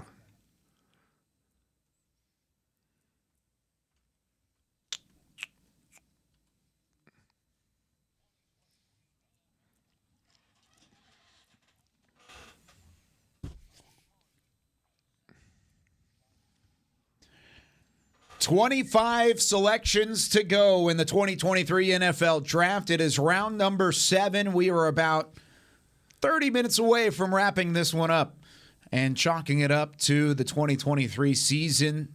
Off-season additions continue across the NFL, and the Dallas Cowboys have had quite the draft so far. We'll run down their draft picks in just a moment. Before that, we're going to catch you up on a couple of names that you probably missed while we were away. Nesta Jade Silvera, interior defensive lineman from Arizona State, goes to the Raiders at 231. The Packers at 232 take Carrington Valentine, Zach Wolchuk's favorite player, corner from Kentucky. Andre Jones Jr., edge rusher from Louisiana, to the Commanders at 233, and then the Rams are on the clock at 234 at the moment. Just like you heard, Bobby Belt, Aisha Morrison, Brian Broaddus, Zach Wolchuk. I'm Kyle Yeomans. It's been another fun draft, gentlemen, and of course Aisha, who's not in the room at the moment. You would have said lady if she was. I would have, but she's not in the room currently. She's taking care of some business. But let's run through the Cowboys draft so far.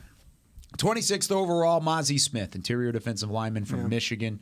Luke Schoonmaker, also from Michigan, tight end at pick 58. Pick 90 for the Cowboys, DeMarvion Overshown, linebacker from Texas at pick 90. 129, the Cowboys take Viliami Fajoko from San Jose State. Junior Fajoko. Cowboys take 169, Awesome Richards, interior offensive lineman or offensive tackle from North Carolina, depending on how you see it. Then they traded into the 6th round, taking next year's 5th round pick. Picked at the top of the 6th round, 178th overall, to Eric Scott, corner from Southern Miss. And then Deuce Vaughn, the most recent pick, running back from Kansas State, in a moment that I don't think any of us will ever forget. Brian, up and down the draft class, they've checked off the boxes, all the needs. I mentioned that you came in, you kind of gotten one. I mentioned Fajoko. That's just a miss on my part, and so, but the other ones, I have a 2, a 3, a 4, 2 5s, and a 6. So the way that's kind of rolled off my board, it's been fine. I remember last year when they did this, I think they had 3 3s and Tyler Smith was one of those guys. So I really like, with Mozzie Smith, the 39th best player on my board. Schoonmaker was 86 on my board. Overshown 108. I have Vaughn at 146, and I have Richards at 161, and then Eric Scott at 204. So they've kind of hit all the different spots and stuff like that, but I think they did exactly what they felt like they needed to do in order to make this work for them today. They got, one more pick left? Yep, one more pick coming up. One more pick. This will probably be somebody they don't want to fight for. Like 9 picks away? Yeah, they don't want to fight for whoever Is that close? Yeah, they don't want to fight for whoever they're about to pick. And so I'm interested to see who that gentleman might be. Yeah, 234 is where we're at. The Rams are on the clock, but they're doing run, Rich, run at the moment. So we got a little bit of time, I think, between now and then. So it's a good time to keep running it down. But then after that, 9 selections until the Cowboys pick at 244. This is where you hunt traits. And like you said, you hunt for guys that they don't want to fight for. And, Bobby, you're usually pretty good at knowing some of the guys that – I'm sorry, real quick, too. Yeah, I know you mentioned that, too. Aisha mentioned about Johnson, right? From Jarrell Johnson. Jarrell Johnson from Liberty would be a possibility. Is it Lipke? Is that he said? Hunter Lipke. The fullback? Fullback from It North could be the Dakota State. fullback. Okay, now I'll say this about Lipke. You watch him play. I saw a single back runner. Like he wasn't a fullback. I was expecting to see a fullback. Yeah, he played running He's back. just a one back runner. And the problem with him though is he's got a shoulder that he deals with. So do you want a fullback that's already dealing with a shoulder kind of a thing? I don't know. We'll see. But that's the one fullback type guy that I graded in the draft. Same. Yeah. Yeah, there was a lot of Cowboy fans that liked them some Hunter Lipke. I mean, I definitely think he'd be interesting. The trait stuff here, I do think Duggan could be in play from Duggan would be TCU. interesting. Absolutely. I've mentioned Rajon Wright from Oregon State, Nashawn's brother, no question. Ronnie Hickman is a player that I have really high. And then a guy that I don't know that they'd like, but I would definitely take would be Ivan Pace Jr. Yeah, absolutely. Mm-hmm. Well, you mentioned we talked about Darrell Johnson a little bit. I had a question to you, Brian, about him because the guy's an athlete. What player again? I'm sorry, Aisha? Darrell Johnson. Okay. From Liberty. Right. 6'5". Yeah. Sounds like he's put on a little bit of weight recently, which would help him because people were worried about the fact that he was playing at like 240 or something of that nature. 27.5 sacks. Yeah. So lots of production, and the game he played against Arkansas. If Jerry and them had not Yes. saw him, that's Yeah. where they saw him because he wrecked shop in that game. 9 tackles, 6 solo, 3 tackles for loss, 2.5 sacks. They had to make note of this guy because of what he did to Arkansas. This guy, you're absolutely right. This is disruptive player in the way he goes about his job. He attacks the pocket. He can rush down the middle with power, or he can hit you off the edge. It really doesn't matter. He does a fine job attacking the blocker, especially tough when he's left unblocked. I mean, there are times where like, wait a minute, this dude's making all the tackles. We're not going to block him on this play, and he'll come flying down inside, make the play. You can see him close with a hurry. He plays with a burst. He can cover ground. And so, I mean, good wrap-up tackler, physical player. I've seen him get up the field, redirect. That's something, and just make the tackle. He just doesn't allow blockers to control him. And so I kind of like the way that he was staying active, the length, his ability to finish. That's what's going to get him drafted. And 6'3", 251, that's a good-looking kid. And I watched him at Southern Miss, Arkansas, you mentioned, and Toledo were the games I watched. He times the snap really well. Yeah, he's super chirpy, too. He talked a lot of mess. But I was going to ask, so he didn't, and this is for future reference so I can learn, Brian, he didn't have a great shuttle or 3-cone, though. Yeah. And what does that – so when that happens – He might not know how to do it. Bobby, what does that mean? If a guy's I'm asking from a testing it's standpoint. Either doesn't know how to do it or he's stiff. Yeah.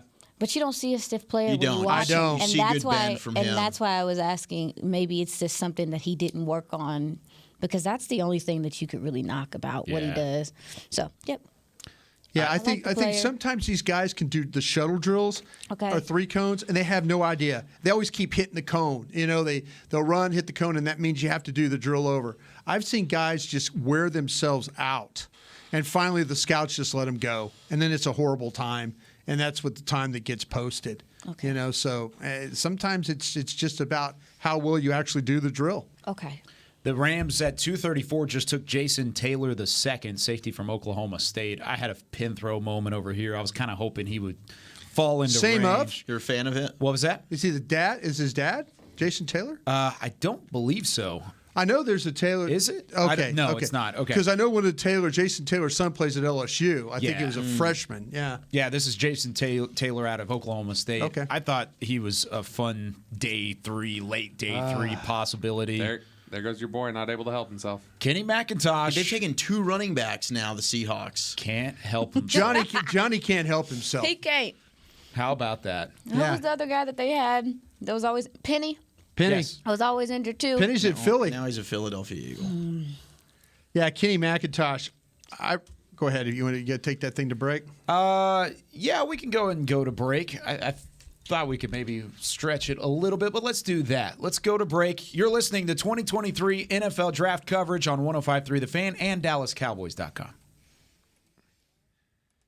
I think he's up against it because of the 5:30 get out. Oh, yeah, we probably have a 5:30. So he's probably going to tell They you. go to Rangers pregame. Yeah, 25 is the hard out. Okay, there you go. We got to stop talking then. What did I say about the running back? My guy McIntosh, right? I like McIntosh. I'm sorry that he has character problems or injury problems or whatever. This guy's 6 foot 204. He makes a number of plays with the ball's thrown in his direction, the passing game. He's not one of those backs that catches underneath but he makes plays down the field. You show an initial quickness in the breakaway speed. He'll finish when he gets down the goal line. He plays with a burst to get around the corner. He's a tough runner. He'll bounce off tacklers. He doesn't go down easy. I kind of think he does a great job of maintaining his balance in order to finish the run. I love the toughness. I love the dependability of the player. I think he needs to show a little bit better vision at times. He might run to darkness every once in a while on you.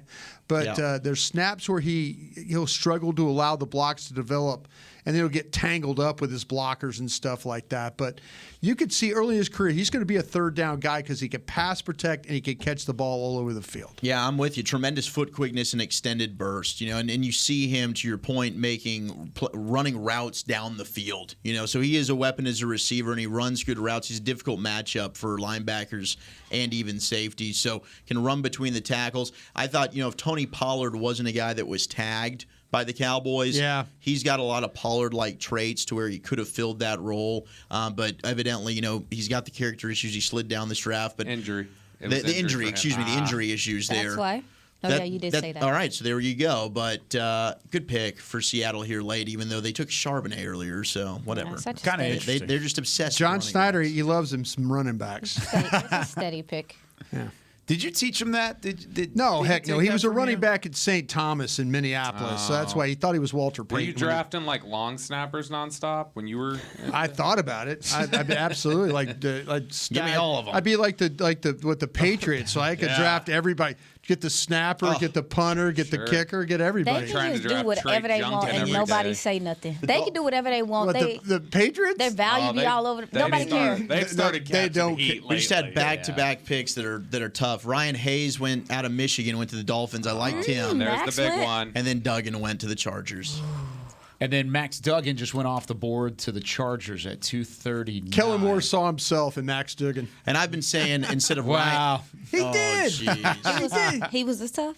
Wait, he won a lot of games. That's fair. He still doesn't he still have the 53 games? career Yes. wins record? Amazing on that blue turf with those ducks flying into the turf and ending it. Scott Matlock, actually, the Boise State tight end, already. You ever heard tweeted- that? You ever heard that story, Aisha? Oh, did he? No. He tweeted, "Dial It's a me thing. up, Chargers. Kellen's got me." Wow. How about that? Oh, I love it. Oh, man. So we've got the Jags, followed by the Steelers, the Packers, the Steelers Giants. are going to make a great pick. Get ready for this. And then It's the gonna be somebody- Cowboys. We're all going to go, oh, yeah, one I of mean, those. who's left on your board? Yeah, that's gonna top- make you top go, players. Oh, If it's Ivan Pace, I'd be. I've a little got bit some upset. guys. It's If going to be Ivan Andre Pace, I'm gonna Carter. be sick. It's going to be What Andre is Carter. I can't believe The Corey Dolphins Trice have had a hasn't been decent drafted. draft, too, huh? I believe that all I remember is That's they took stunning. A-Chain. With Who what else? At least he they're did taking guys off my board. at the Senior Bowl, just putting everybody on notice. I Corey just Trice cannot is just believe a it. stud. I don't Talk know. about Carter? Something's wrong with No, him. Ivan is also too with the production that he's had. Maybe something's going on with him. Well, Bobby would know. Rick's is just going to fall all the way out of the draft, isn't it? Yeah, right? Well, I was wrong about that one. Well, I was too. That's character. I mean, You're a character. yeah. Well, we know that. Oh, I've been flagged for character concerns before. Not the first time. How many employers do you think have had that conversation? That was good, Bobby. You got a folder? You got a folder over at Odyssey? Yeah. You would have to send. we both do. Brian and what's I your both guy? do. Who's your guy? Butchie. You said you'd have to send Butchie Butchie, after me. Butchie would tell me not to draft Yeah. you. Like This Jeff guy's a Lurie. drunk. Jeff Lurie would walk in and Ross go, would be like, "This is the one guy off my board." Where you get that from anyway? what, Butchie? Butchie? Butchie was my FBI guy in Philadelphia. Oh, that's a real human. He was a real human. I'm It's a real weak. human. He was good. Butchie I'm was weak. good. Yeah, really good. I thought you made that name up. No. I thought it was like a cartoon villain nickname or something. Dude, Okay. dude was big time. It sounds made up, but it's that It good. do. It sounds He's really that made good. up. He's that Cartoon. good. Yeah. So the pick is in for the Jags at 240. Ryan Hayes. Who else is out here? Earl Bostick, Kansas. We were Emil talking about Ekiyor, Bostick, right? Alabama. Grant DeBose, wide receiver, Charlotte. Whitehart, Wake Forest. Ronnie Bell, Michigan. I bet this is Darrell Johnson. I just think it makes too I could much see it sense. being Darrell Johnson for sure. You think so? Yeah. You talking about they gonna take the Jazz? For the Cowboys. No, the Cowboys. Cowboys. I think that makes too much sense at 244 here. They also brought in O'Neal, right? UCLA. Raekwon. Yeah, Yep. that might be one. They don't want That's to fight. true. They don't want to fight. And Elm Manning is the other one from Hawaii. Elm. Dakota's younger sister.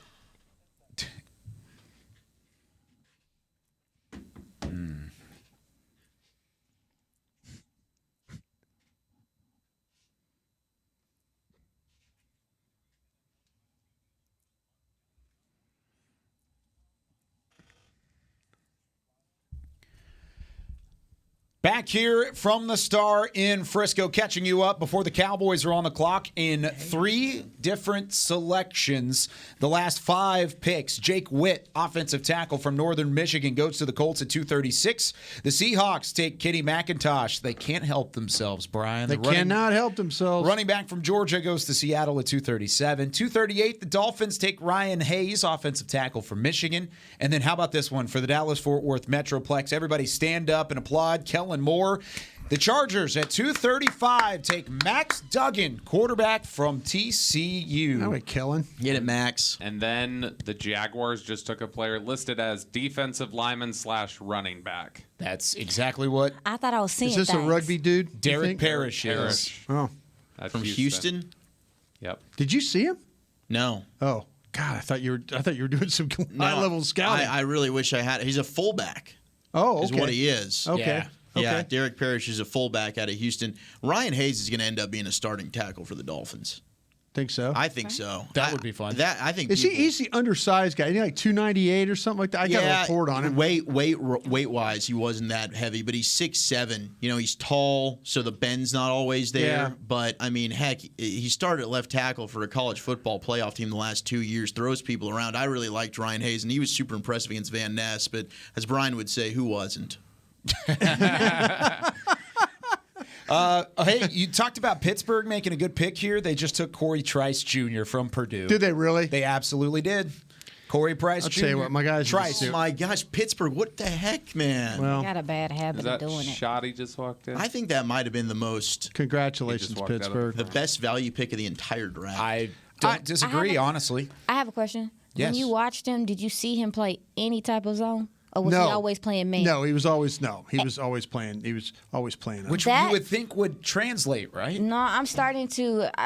Honestly, I wanted to ask Coach Harris about it. When you start looking at the NFL now, like I value guys who can press. I do. I think that's a great trait to have.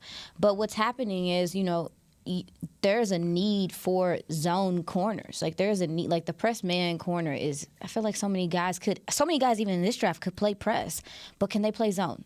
Do they understand the there's an disguise? awareness about Because that. there's awareness and there's stuff to it. And I wonder if some of these gentlemen are falling down maybe because of that, or just because people maybe feel like they're going to have to coach I think that. you're right. It's scheme specific. Yes. And that's why Joey Porter Jr. fell out of the first round from what people told Brian. And both of those players now, Porter Jr. and Trice, going to the Steelers. Now, and don't get me wrong, I think that Trice is capable. I saw him play zone sometimes, but he played a lot more man, and I just wonder how they feel like and how that translates depending on what program you're going to, how much man you're really going to be playing when you have receivers that can get off the line as fast as they can now. So we're at 242 with the Packers on the clock, followed by the Giants and then the Cowboys. The pick is in for the Packers, and there's conversations going on with Dallas in the war room at the moment as we continue to take a peek in here on the draft show. If you had any inkling, mine is Darrell Johnson from Liberty. I would say you're on to something. I think that's the number one option here, at least on my fit for the Cowboys.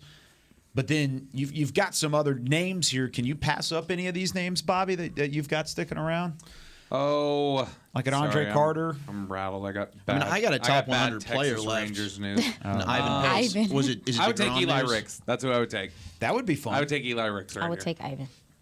Take Ivan Pace. I'd Jr.? appreciate you taking Eli Ricks. That'd make my board look a lot better. Yeah, honestly, right? But man, I don't. Would they take an undersized linebacker? I mean, no, that's Probably not. Probably not. I mean, in the 7th, maybe. Well, that's where we are. I know. That's what I'm saying. They're in the 7th, so maybe now. So maybe they'd take him. Pace. I mean, Ajomo. Forsythe, the center from I mentioned Wheat from Mississippi State. If you're going to take an end, go ahead and take your guy from Liberty. The guy from Liberty is a good player. Anthony Johnson Jr. off the board at 242 to Iowa State, or from Iowa State to Green Bay. Trey Dean? Did he go? No, Trey Dean is not gone. is still there. Which I'm surprised by. A little bit. He was slow. Ronnie Hickman. Yes. We haven't taken the safety Hickman. His tape wasn't bad. I thought he was good. I kept thinking these guys around the ball. He's and super physical. Yeah, it's surprising that he hasn't been taken. Will we get the Cowboys pick on the radio side? Oh man, yeah, we should. We're gonna play beat the clock. 20. We got 4 minutes. 4 minutes on the radio side. I don't think we're gonna get it on the radio. Got a hard out at 25, so this will be interesting for sure. Anthony Johnson off the board, so the Giants are on the clock at 2:43. Cowboys are clapping, and it looks like the pick has been made. Now here's where we look for the coaches. The Giants pick has not been made, or it is in. Yeah, the Giants pick is in, and it looks like the Cowboys are making their selection as we speak. This will be Bones walking in. You think so? Bones is like, thank goodness. Did you go get you a kicker? You guys gave me Rocket. Well, no, it's just here, Bones. Here's your pick. You go pick the special teamer you want here. Go get your kicker. Go do it. I don't know if there's. If you want a any there that special you really teamer, want. I mean, I do think Ronnie Hickman can do that for you. Yeah, I think Johnson could do that too, though. That's the thing. No, I mean, edges are hard to find, and that dude's got some he traits. Does, he would be a traits pick. Yeah, he would be an absolute traits pick. I mean, that guy's got length. You know, he's got. I mean, like I said, he put weight on him even more. There's a lot to like about him. Yeah, a lot. And this is most likely the final selection of the weekend. You wouldn't anticipate them trading back into the 7th round, taking some. I think they're going to. I think year. after this pick, they're going to work on free agency, college free agency. Start getting on the phone. Yeah, these scouts are going to, Hey, what's going to happen with the free agents that are in the NFL?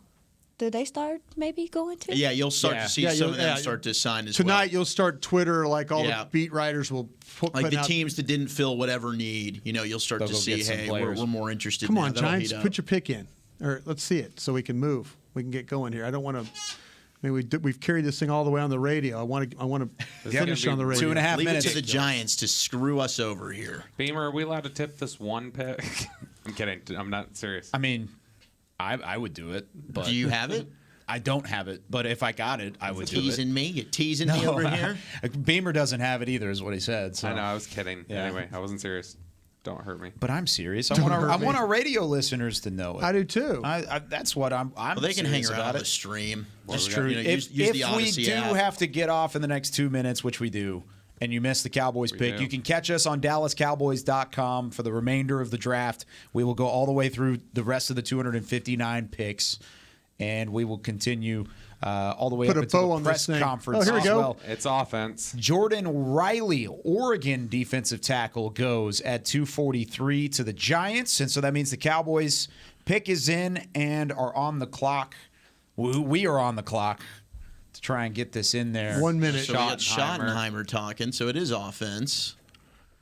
Is it El Manning, maybe? Could it be Grant DeBose? Raekwon O'Neal? Or one of those linemen, yeah. I'm just throwing out any of the guys they've met with at this point. Lipke, I just hope it's not Willis, that tight end from Oklahoma. I couldn't love stand him. That's okay. I would be okay with Brady? I don't know. I was not a huge fan of his either. I had him in the 7th round, so I guess it's not terrible, but I didn't think he was very good. Throw it up there. Hurry. Come on, We guys. have 30 seconds. We got 30 seconds here. We Throw know, it. Peyton. They toss Pick 244 for the Dallas Cowboys in the 7th round. We're going to just say the name, and then we're going to get off the air as quickly as we can. We got 20 seconds. Here we go. For Aisha Morrison, for Zach Wolchuk, for Brian Broaddus, for Bobby Belt, for Chris Beam in the back, and our entire DallasCowboys.com crew, I'm Kyle Yeomans, trying to give you the Cowboys selection in the 7th round of the 2023 NFL Draft. If not, you can find us on DallasCowboys.com. It looks like we missed it. Darn! We tried, guys, but Thanks, everybody's Peyton. still here. Thanks, Appreciate Peyton. you, man. Thanks, Peyton. Appreciate you, brother. Great job. Good job, Peyton. Hey, Peyton. 30. Jordan Riley. Oh. I wish they would hurry up. Did All it that pop up? talking and carrying on. Pick is in. That's a shame we didn't get it to go on radio. Yeah, I'm a little I know, it's a disappointed. bummer. I thought we would at least get it. Now we can wait, though. We can wait on this one for a little bit. 2:44. Cowboys on the clock. Offensive player, huh? It's going to be an offensive player. So it's not our Darrell Johnson. Not our Johnson guy. Right? I thought it would be him. I did too. It's a receiver. Is it? Could it be Grant DeBose? It's someone we've seen. That's I a would guy love I've for it to seen. be Grant DeBose. He's the last receiver I've seen. I hope it's somebody we've seen. That's always good. That's kind of a bad thing for me when I don't see him. Right. 2:44. Any guesses? Bobby knows it. He's Lower. kind of a jerk. I know it too, but I just don't want to say it. Okay. I don't think I to hold. don't think I have any receivers left.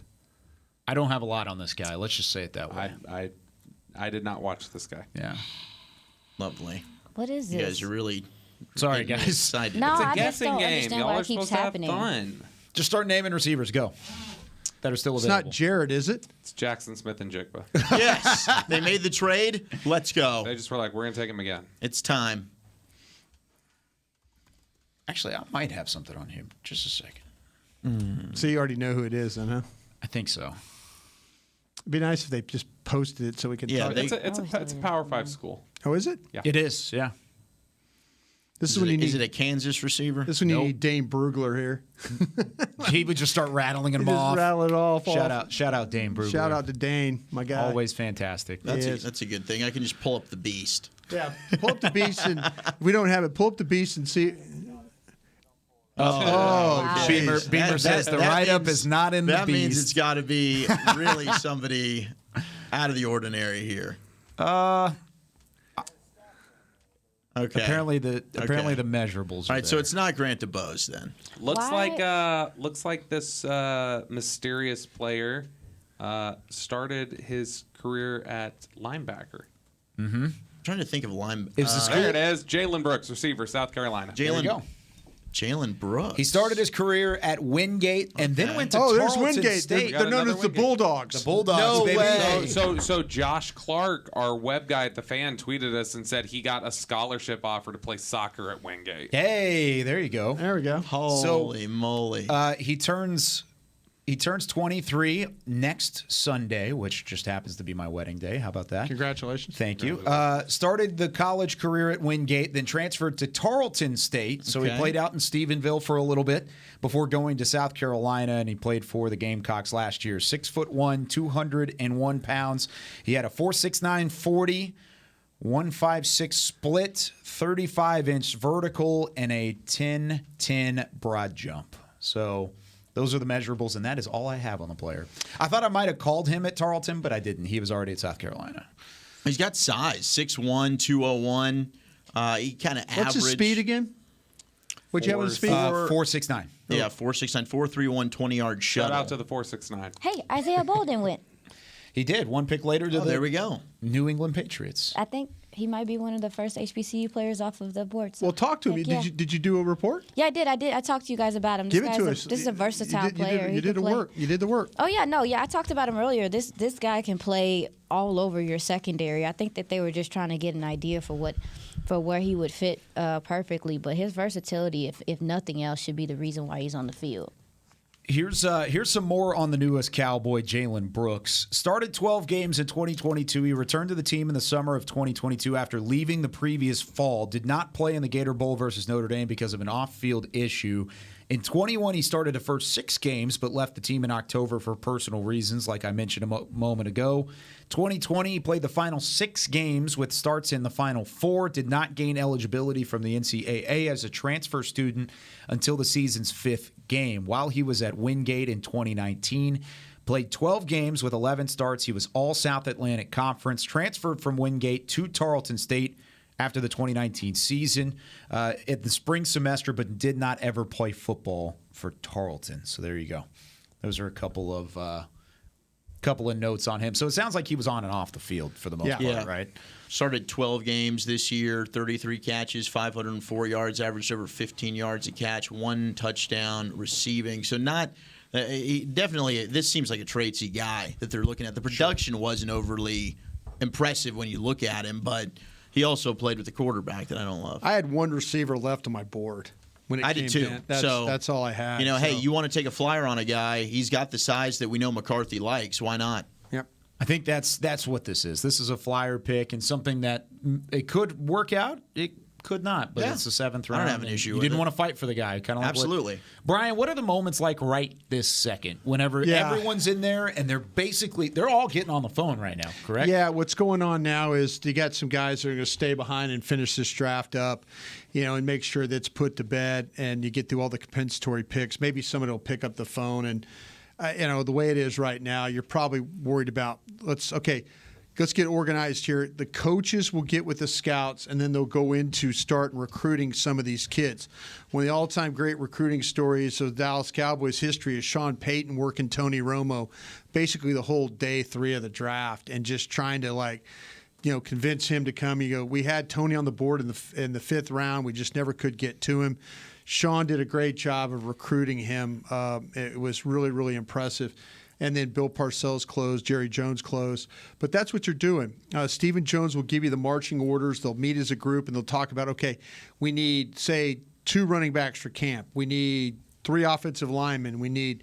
And the first thing they'll do is they'll go on their draft board. So if they have any names on their draft board, say guys like Eli Ricks is on their draft board, they'll go for those guys first. Pace, the linebacker from Cincinnati. They said, hey, let's try and recruit him. So you start with your board, and then you work down to priority free agents, and then past that, then you just look for regular just free agents. But this thing will start with any names that are on their draft board. So, there's names all over the place, and we've kind of talked about a lot of them already. But if you had to be on the phone right now, Brian, who would be your first phone call? Well, my first phone call would be, let's see if I got, Trice was just picked. I don't know what the situation with Ekior is, the guard from Alabama. That's something's going on there. I haven't heard he's got anything. Yeah, so he might not be a good player. I might have missed the player, but that's the situation there. I kind of feel like that I would try for those types of guys first. Again, I mentioned that he's a guy that went undrafted. Depending on what you think about Ricks, what you think about Pace, Forsythe, Curtis from Tennessee Chattanooga, these are all guys. Maybe I don't know about Tucker, the running back, but Steven is going to tell you what positions that hey, we could bring in this many numbers, and they'll work hard to just make sure that they got those numbers filled in. There goes Braden Willis. Oh, I was hoping he would stay. Good player, good pick, San Francisco. Tight end from Oklahoma. Braden Willis goes at 247 overall. Oh, we've got highlights of Jalen Brooks now up, the most recent pick for the Cowboys. Look at you, Beamer. Way to go, Beamer. He's got everybody. What are we talking about? Especially if they're in the Can we evaluate? SEC. Can we evaluate what we got here? Yeah, go for it. This. Talk us through it. We're on the internet side, so everybody can see hands catch right there. There you go. Nice job. Good-looking kid, kind of physically, though, man. Yeah, he looks physical. Tall, long guy right there. But, here you are. That's Spencer Rattler right there moving around, right? Oh, look at him moving in space. Spencer Rattler moving around. Scramble. First round pick next year. Yeah, scramble. Find a spot. Ooh, nice extension. He's literally clapping at them like past the ball. Yeah, nice extension right there to go get the ball. I think we're playing Georgia Southern here, maybe. Georgia Southern, yeah. Yeah. So Spencer Rattler continue to move around here, but watch him right here. Let's see, he's going to come back to the ball. Boom! Nice look at that extension, adjustment too. Yeah, nice adjustment, nice extension there. So this is so good-looking kid physically. Oh, little in route there, little sloppy. Works the middle of the field well. It looks like. Hey, you like that, huh? Like the way he works the middle of the field. But the I just put a first-round grade on him. I think they got the best receiver in the draft here. Better than Jackson Smith and Jake. Look at that low. No, that's fair. Oh, sorry. Tell you, he good looking kid. He's Robert Brooks' son. Is he really? Yeah. No, I'm kidding. Oh, Robert Brooks went to South Carolina. He was with the Packers while you were there. Yeah. I tell you what. Hit him. Brian. He kind of wanted to. Hit him right now. I'm getting to the point where I'm about to. We'll break off of B-roll of Jalen Brooks. He does work the middle of the field. Got a little shiftiness on that juke move. Went inside. Got up and did. Well, he's another guy you have to watch this night or tomorrow. Kind of figure some things out. Just kind of get. Stayed on tough. his feet. We're playing Clemson there? Who are we playing? That's Arkansas. Oh, is that Arkansas? Yeah. Holy jeez. Yeah, he hurt that guy. Lighting people up here. Oh, here we go. This is Georgia. Oh, look at him making a catch on he's Ringo. destroying Ringo. He's going to do that at the NFL level too, making a catch on Ringo. Y'all so petty. Ringo, you're going to say this guy named Brooks lit Ringo up. I'm going to draft him for that. But yeah, this good highlight package. For this guy. I do want to say this is why you should tune into the draft show, because you're not going to get play-by-play breakdown of a former scout and four others that have kind of been under his tutelage about a player that they just picked in the 7th round. Look at that little spin of the NFL draft. Making people miss. Live in real time. Yeah, they try to get him the ball and let him go do something. They do. You can tell that they're the crossing routes and stuff like that. Yeah, they're trying to get him on the move. Track it. Oh, he's got natural hands though. Like, this isn't a dude who's letting the ball come into his body. He's going up and he's plucking the ball. Everybody's laughing right now because we're talking about highlights here. We got to get. Well, yeah, if the highlights don't look good, then the player just stinks. But there's at least good highlights. There are good highlights. There's good highlights here. A lot of behind him, ball behind him. Well, the quarterback, I'm telling you, and first round pick next. Susceptible. And he stepped out. He did. He was like trouble running along the sideline, like the earth was spinning on him there. Awareness, Brooks. Awareness, Jalen. I feel the earth move under my feet. Okay. So this is that point in the show. Oh, look at him running away from Cameron Valentine. Oh, the Eagles just made another good pick, by the way. Moro Ojomo, the defensive tackle. Look at Valentine just quit. Look at him quit running after him. So now we've got Jalen Brooks on the line. So we just broke him down tape-wise, and we've got Jalen Brooks now on the line. Jalen, first off, congratulations on being selected to the Dallas Cowboys. What's going through your mind right now? Yes. How you doing? Thank you. Thank you so much. What's going through your mind? I'm just excited, man. Just coming from Division II, making my way to the SEC. I'm extremely excited right now. It's a dream come true, and I'm just ready to get to work. Honestly, man. I won't be satisfied until I make active roster. That 53. Sure. Yeah, Jalen, when you mentioned playing in the SEC, and then you guys had a nice run to finish out the season there at South Carolina. You talk about your development along the way, and you mentioned having to kind of make a couple of career changes along the way. But how did your development at South Carolina? How did they help you get to this point? Yeah, 100%. So when I first got there, I was with Mike Bobo and Joe Cox, and so they installed a pro-style offense. So that's something that, that helped me leverage onto everything. And then Marcus Satterfield came in, which was our OC for 2021 and 2022. And then also Justin Stepp, our wide receiver coach, and Coach Beamer, Shane Beamer. But one thing that Justin Stepp, Coach Stepp, always critiqued us was attacking the ball in the air, just going up to make a play. It's either you come down with the ball or we're going to draw pass interference. So Coach Stepp, he came in, he built so much confidence in that receiver room with me, Josh Van, Xavier Legette, and then Juice Wells. So, just having them by my side each and every part of that step, and then just having other great receivers around me helped me get to this level. So, for those Cowboy fans that are wondering, hey, what are we getting here in Jalen Brooks, how would you describe your game as a wide receiver? Yeah, so as a wide receiver, you're going to get somebody that's going to come in the room. I'm going to lead not only by example, but I'm also, push you along the side as well. But I know I'm going to be there as a rookie, so, I'm going to just have that dominant mentality. I'm going to go out there, I'm going to compete each and every day, no matter what the circumstances are. But aside from a wide receiver standpoint, I was a fourth-phase special teams player. I was a starting gunner on punt. I was starting corner on punt return. I've had return experience in my years, and I also had experience on the kickoff side of things. So, yeah. Okay. Talk yourself up then. Yeah, we're looking forward to you being special teams captain on this team now. We're not going to put any pressure on you now, okay? Yeah.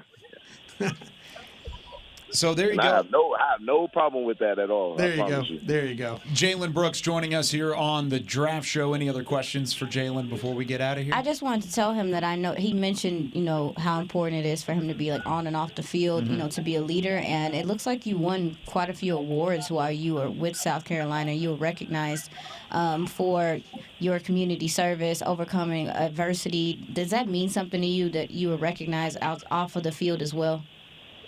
Yeah, absolutely. So the community service award mainly came from me volunteering my time at Elevation Church, which is globally known here in Charlotte, North Carolina. So I spent a lot of time there, and I also volunteered a lot at the Boys and Girls Club in Columbia, South Carolina. I love giving back to the community. When I grew up, I came up in not the best homes, not the best parts of the world. I was in Dorchester, Boston, Massachusetts. So just being able to give back to them and show them that there is a way that as long as you just keep your head down, just keep on praying, and I promise you that everything's going to work out how it's supposed to work out. So being able to do that was a great opportunity for that. And then, just getting those awards were just a testament to everything that I've been doing. Thank you for your honesty. Yeah, Jalen, that's awesome stuff. We can't wait to have you as a part of the Dallas community, as a part of this football team. Yeah. We'll see you very, very soon inside the Star in Frisco. Absolutely. Thank you so much. There he goes, Jalen Brooks, the newest Dallas Cowboy, joining us here on the Draft Show. Let's listen to the secret audio as he was selected just a couple moments ago. Jalen, good afternoon. Hey, good afternoon. Listen, just handed your card in, and we want you to be, for sure, a Dallas Cowboy, and congratulations. You have had an impressive time up until now, but if I wish you could have been sitting where I'm sitting. You got a bunch of people in here thinks you can really help us. Yes, sir. Hey, I promise you I won't let you down, man. I'm ready to work. Well, I'm proud for you. I know it. I can't imagine how it must feel to be drafted in the NFL. Yes, sir. I hope the same thing happens to you as happened to me. Ever since I got in the NFL, life's been brighter for old Jerry. Yes, sir. Thank you. And I Thank say you that so much, with man. a smile. But really am proud. Proud for you, but we're proud to have you. Thank you. Yes, sir. Absolutely. And here's your I'm coach. ready to get to work, man. All right, buddy. All right. Here's your coach, Mike McCarthy. Jalen, congratulations. How you doing, Coach? Thank you. I'm doing well. Hey, we're looking forward to getting you here. Enjoy this time with your family, and I know Dak's going to love throwing the rock to you. Yes, sir. Thank you so much. Where are you right now? I'm at home with my fam right now. Awesome. Some teammates, so yeah. That's awesome. Well, hey, enjoy the moment. I'm going to pass the phone along here to our offensive coordinator, Brian Schottenheimer, okay? Yes, sir. All right, Jalen, see you soon. Yes, sir. Jalen, Coach Schottenheimer, how you doing, man? Congrats. I'm doing good, Coach. How about you? Man, I'm doing good, man. Just so excited for you. Glad you're part of the family, and looking forward to big things from you, man. I think the sky's the limit for you, so we're excited to get you in here and put you to work. Yes, sir. Let's get it. Okay, man. Congrats again, buddy. So happy for you. Thank you. Okay. Thank you. I appreciate it. Yep. Bye-bye. So there is the secret audio. Israel Mukwamu tweeting a couple minutes ago. He said, Dallas, we got one. OMG LFG. And then he tagged him. What does that stand for? Well, he's a South Carolina. Probably not going to say that one. But he's excited. I told y'all. Happy. I told y'all that last pick was Bones' pick. Yeah, it was. You got it. Yeah, when he started talking about special teams stuff, they got my attention. Yeah. All right. Let's roll off who just went off the board since the Cowboys picked. Philadelphia just killed me. Oh, what did they do? They took a Jomo. They took a Jomo. Oh, yeah. So Isaiah Bolden, defensive back from Jackson State to the Patriots. DJ Ivey, corner from Miami to the Bengals. 49ers take Braden Willis, tight end from Oklahoma. Brandon Hill, safety from Pittsburgh to the Texans. Moro Ojomo. Eagles take him at the 7th round, pick 249. That's another value pick. Chiefs take Nick Jones, corner from Ball State. And then Spencer Anderson, interior offensive lineman from Maryland, goes to the Steelers. And Alex Austin just went to the Bills. I'm surprised so Austin he went ahead went. of Rajon Wright. Yeah, he did. And I liked both of them, but I'm surprised that Austin went ahead of Rajon. I thought Rajon was better. So we're getting close. So what you got to get your Mr. Irrelevant prediction in. Yeah. Okay, let's see. Who's got the final pick? The Rams. They've already got a quarterback, don't they? Brock Purdy. They took Stetson That's Bennett. a good guess. That is a good guess. Oh. No, I didn't say Oh, that was last year's? No. Oh. Pick it for now. I'm going to go Mark Evans II. Let's see, what have they picked? That's a good one. They picked. It's the Rams. This is going to be so random. Random for the Rams. Guard, edge, defensive tackle, quarterback, edge, tackle, tight end, receiver, corner, edge, running back, punter, safety is what they've taken. They've drafted a ton. A lot of it. You talk about Holy random. Crap. I'm pulling for the Arkansas Pine Bluff kid, Mark Evans the second. That'd be a good pick. Oh, there goes Ronnie Bell. Ooh, good pick for the 49ers at 239 or Would it be 253. Lipke the fullback? Would he Oh be- my gosh! maybe You know him? what? That would be funny. He can learn behind Juszczyk. That's been a popular comp. But now that Braden Willis went, well, actually, that's silly. Juszczyk plays for the Niners. I was just thinking about the Niners because Braden Willis went there. He'll probably end up being a good player. Let's see. Yes, because Willis can actually do some fullback type stuff. Okay, so Beamer has just had me as a witness, but this was my pick too. Andre Carter from Army. That's the You story. think he's Mr. Irrelevant? I think that is storybook. Yeah, I think that's the story. I thought he should have been drafted. I agree, and if he's an undrafted free agent, I would hope he would. That might be my first phone call over there from Got him the as Cowboys player side of things. 193. Yeah, I would love that. My first call would probably be Ronnie Hickman. I'm going with. I'm gonna say that it is gonna be Lipke. Okay. Don't make Lipke's me my guess. pick. So Houston has the last pick, right? Rams. Oh, it's Tyson Rams. Badgers. Rams. Yep. Sorry, Rams. I just said that, and then I said Houston. I don't LA wanna Rams. guess. Oh, who's going to pick? I'm going to go with. It's going to be nobody that we have on our boards. Have the Rams taken a center? I mean, the Rams have taken like everything. To No. I mean, they haven't taken a They center. haven't taken a They center, have but I not mean, they have taken a picked center. like 12 times. But they literally. haven't taken a fullback. Or a kicker. They did take a punter. I think they're going to take Forsythe, the center from Oregon. That's a good pick. That would be Yeah. a good pick. That's He was a finalist for the Jason Witten Award. He was Yep. up here not too long ago. I'm going to say Forsythe center for the Rammers. Just ram it. Just ram it. Bye. So- we getting sleepy. Yeah, no, this is the Same. part No, it's a of the real weekend. song. That's a song. It's a real No, song. that's a real song. It's a real song. They used to play it in the I 80s. used to read a Just book. ram it. Read a book. What do you That's want the me to second say? time.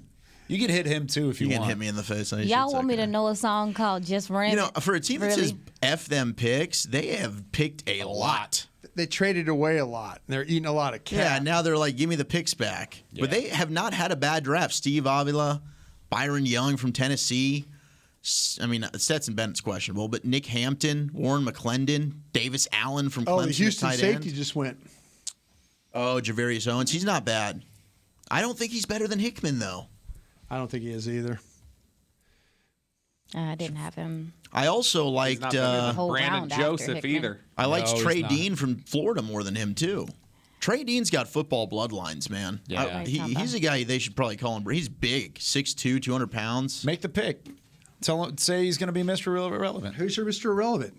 Oh, I'm sticking with Mark Evans II, Arkansas Pine Bluff. That's Okay. a good selection. We have to do that. I'm Yeah, who's your Yes. pick? Oh, play the damn game. Just Aisha. literally say a name. Read a book and play the game. You yelling? Yes, I am. Let me see. I don't think he's irrelevant. Well, none of them really are relevant. It's just Who's the last? They're pretty it's just irrelevant. the last pick is they call Rams. Mr. Irrelevant. Just ram It's it. the Rams? Rams. So pick somebody for the Rams. Name another good Mr. Irrelevant other than Brock Purdy. Lorenzo Neal. That's a good one. Lorenzo Neal Was was it played. Ryan really? Suckup? Yeah, Ryan Suckup Suckup was was. okay. Yes. Lorenzo Neal was. I did not know Who was that Lorenzo- SMU receiver that played for Washington for a little bit? Or not? Maybe not Washington. No, he did play for Washington. Did he? You're right. Yeah. Oh, yeah. What was his name? Play for a little bit, right? I'm sure somebody will text it in. SMU Yeah. receiver. Everybody's gonna remember. Why am I it. sitting here thinking his name's Trey something? It wasn't Trey. Was it You're right. Trey? It's Trey. No, it's something. Trey. Yeah. Trey Oh, White. I see. Trey is Trey. Yeah. I I'm gonna can't. let Trey y'all. Quinn. Trey Quinn. Trey Quinn, good. Yeah, good Trey memory, Quinn. Bob. That's right. Jalen Graham. Purdue linebacker going to the 49ers at 255. Before we wrap up and tie a bow on this thing, Bobby, anybody you would like to shout out since we started here this week? I don't think so. Is there somebody I'm supposed to shout out? No, I'm just. Oh, This Give is me the mic. usually that time that you kind of talk about that kind of stuff. shout out honestly to like in general. Zach mentioned earlier when we were talking to scouts a little bit about how they're the unsung heroes. Shout out to like the whole personnel department. Like they work so hard. They basically get a month off. They work basically 11 months out of the year nonstop grinding. As Brett Maxie said, like it's a lot of like car rentals and hotel rooms, and it's just it is a grind for them. And you get into this day, and it's over in a weekend. And a lot of times you don't even get the guys that you wanted. Maybe they don't even pick anybody from your area if you're an area scout. And so it's it's oftentimes a thankless job publicly, but they do a ton of hard work, and they do it really, really well, better than most people in the league. And so they deserve a ton of credit and their flowers for the work that they put in. Well said. Well said. What about you, Brian? I just want to say thanks to you guys because it's not easy. Everybody has jobs that they have to do, and we're all part of the Dallas Cowboys family. And Mike, Zach, and Bobby and I all doing stuff on the radio. We appreciate the relationship between 105.3 The Fan and the Dallas Cowboys. That means a ton. I appreciate everybody that's ever been a part of this. Been doing this for a long time, like 11, 12 years. Ed Cahill came up with the idea. Derek Eagleton has championed this thing throughout. There were some times where he just said, hey, do what you need to do to get this thing done. Yeah. And there's, guys that have come through, and Aisha, you being the first female on the show, you're a trailblazer. You really are. Girl. And I'm proud of you for what you've done. But it's a lot of work. It's a lot of love to do it, to get it to this point. And like I say, anybody that's ever been a part of this, like I say, it means a lot to me because coming from the scouting world, it's nice to see people that have the same passion about the process as you guys do. And again, the others. And I want to thank Beamer and Roxy and, again, the Jones family for allowing us to do this. It's a great platform to have this fun. Yeah, and Beamer, Jazzy as well. Scott, everybody around here. Everybody that works for us. And thank you guys so much for everything. Yeah. Kevin, I got you. I'm sorry, Kevin, but Matt. Everybody that's that's listening, and thank you to the fans out there too. Yes, because without you, we wouldn't be able to do the things we do. The passion you guys have for it as well, it means a lot. This is also the time where, as fans out there, if you're still sticking with us, and I'm looking straight into the camera across the room from you. Alex Forsythe went. Wow, that's my guy. And DeBose went to the Packers. Yeah, good pick by the Packers there. This is the time whenever I look into the camera and I say, send us a screenshot that you're still watching right now. I want to know who's been here for all 259 picks, and I want to give you credit. I'm taking roll right now on the fans that have stuck around for the entirety. I know there's a bunch of you. I really do. I know there are, but you could tag Brian, you could tag Zach, Aisha, Bobby, myself. You can find us on the draft show. Tag the draft show. We'll find it. But yeah, Jalen Graham, linebacker, Purdue to the 49ers. Grant DuBose, wide receiver, Charlotte to the Packers. And then the Broncos take Alex Forsythe. That was my guy. Oregon. It's a good pick. I was close. You were close. I was close. So, Zach, you're next. Man, you guys have covered a lot of good ground here. I did. I talked too much. I'm sorry. Certainly, Bobby, I talked about it earlier, the scouts, the coaches, no doubt. I mean, they're the real heroes in all this. I do want to thank Brian and Derek Eagleton for allowing me to even just be a part of this. I've loved the draft show. I've loved the draft. This has definitely been something that I've dreamed of being a part of for a long, long time. And getting to do this with you guys over the last couple of days was amazing. Next year, I don't think I'm going to miss night one. I'm going to push to try and be part of the night one coverage. I was having bad FOMO, but you guys have made this an absolute blast. The fans, all the feedback we get, the mock drafts you're sending, the questions you're asking, it's crazy the reach that DallasCowboys.com has. It really, really is incredible. So, I mean, just thank you for letting me be a part of this, but everybody behind the scenes. I mean, you guys are the real MVPs. I mean, Chris Beam, no doubt, Roxy, Jazzy, everybody, Matt Kent, everybody that's been a part of this, Kevin. I mean, you guys make this doable for us. So, I mean, thank you to everyone who's had a hand in this thing. Aisha. Oh, yeah, my bad. I was listening. I was, zoned in. But, well, first I want to thank God for the opportunity myself to be here, to make it here. And then also I want to say thank you to Derek Eagleton and the folks that believed in me to be the first woman on the draft show. I think it's important for our young ladies to see that you can love football like this. it is okay to love the game and to be passionate about this game in the same way as your counterparts. And I am excited to show people that that's all right. And also, too, I want to say thanks to my family. They've been very patient with me with this process because I hit the ground running, getting with the Cowboys. And as you guys know, the draft process is a different process. It's time consuming if you want to do it at a high level. And I had to kick them to the curb for a little bit while I got this work done. So I want to say thank you to them and everyone that's been supportive of me and all the people who listened to me talk ball before I got this job. I appreciate y'all being patient with me and believing in my ability to be here. So I'm very thankful. Also to the production folks, all of y'all keeping me sane, dealing with me and my filler words randomly and stuff. I appreciate you guys. It's been a good time, great experience for me, and I think this has made me better. So thank you guys. No, absolutely. You've done an incredible job. I'm right there with you. You have been a family member from day one. You're now a part of the Draft Show family no matter what. And it's like what Brian said earlier. Like, once you're a part of it, you're never not a part of it. Yeah, you're always a part of this. And you stepped in day one, and you absolutely killed it. You absolutely killed it. Because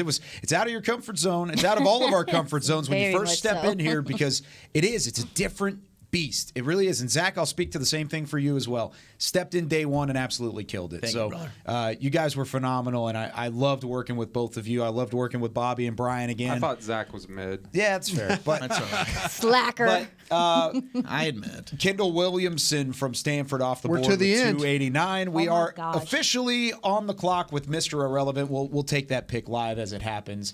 We'll see if any of our picks are correct. But His isn't. Maybe it's a report we can read, which would be cool. That used to be one of the great traditions with I'd love with Dane that. Brugler. We gave him Mr. Irrelevant. Well, and shout out to we could Dane still as well. write it. Yeah. Like Dane, we can still Dane read it. gives us the top. We started with that, Brian, back December 1st. Yeah. Dane's top 100, man.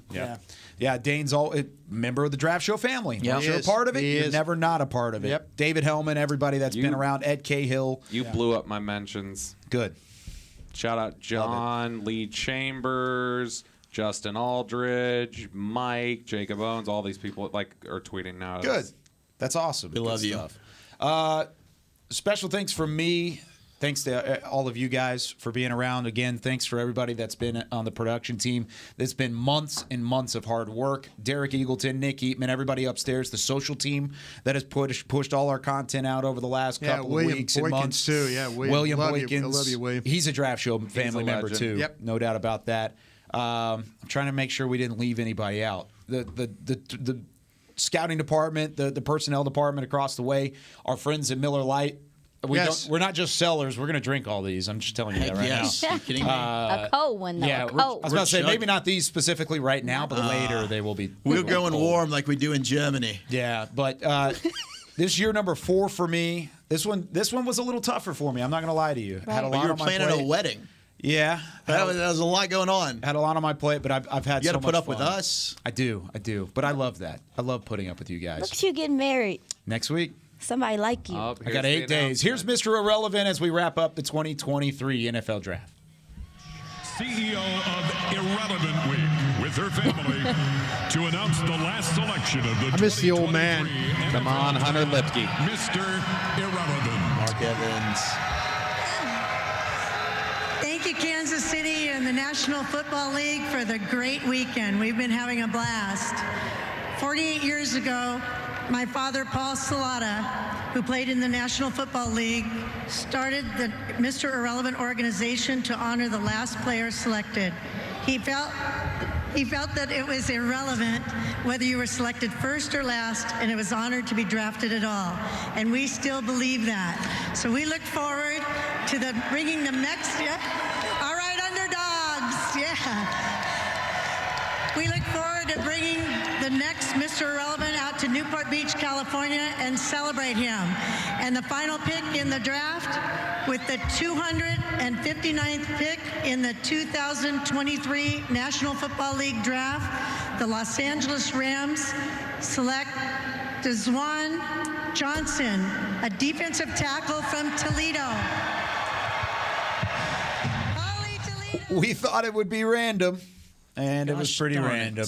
Dejon Johnson. Love that guy. Mr. Irrelevant in You did? 2023. Freaking stud, that dude. Yeah, you watched him beginning to end? I didn't actually see him. Toledo I really was hoping this would be a moment that I could say I watched I did that put guy. a 6th on him. Did you?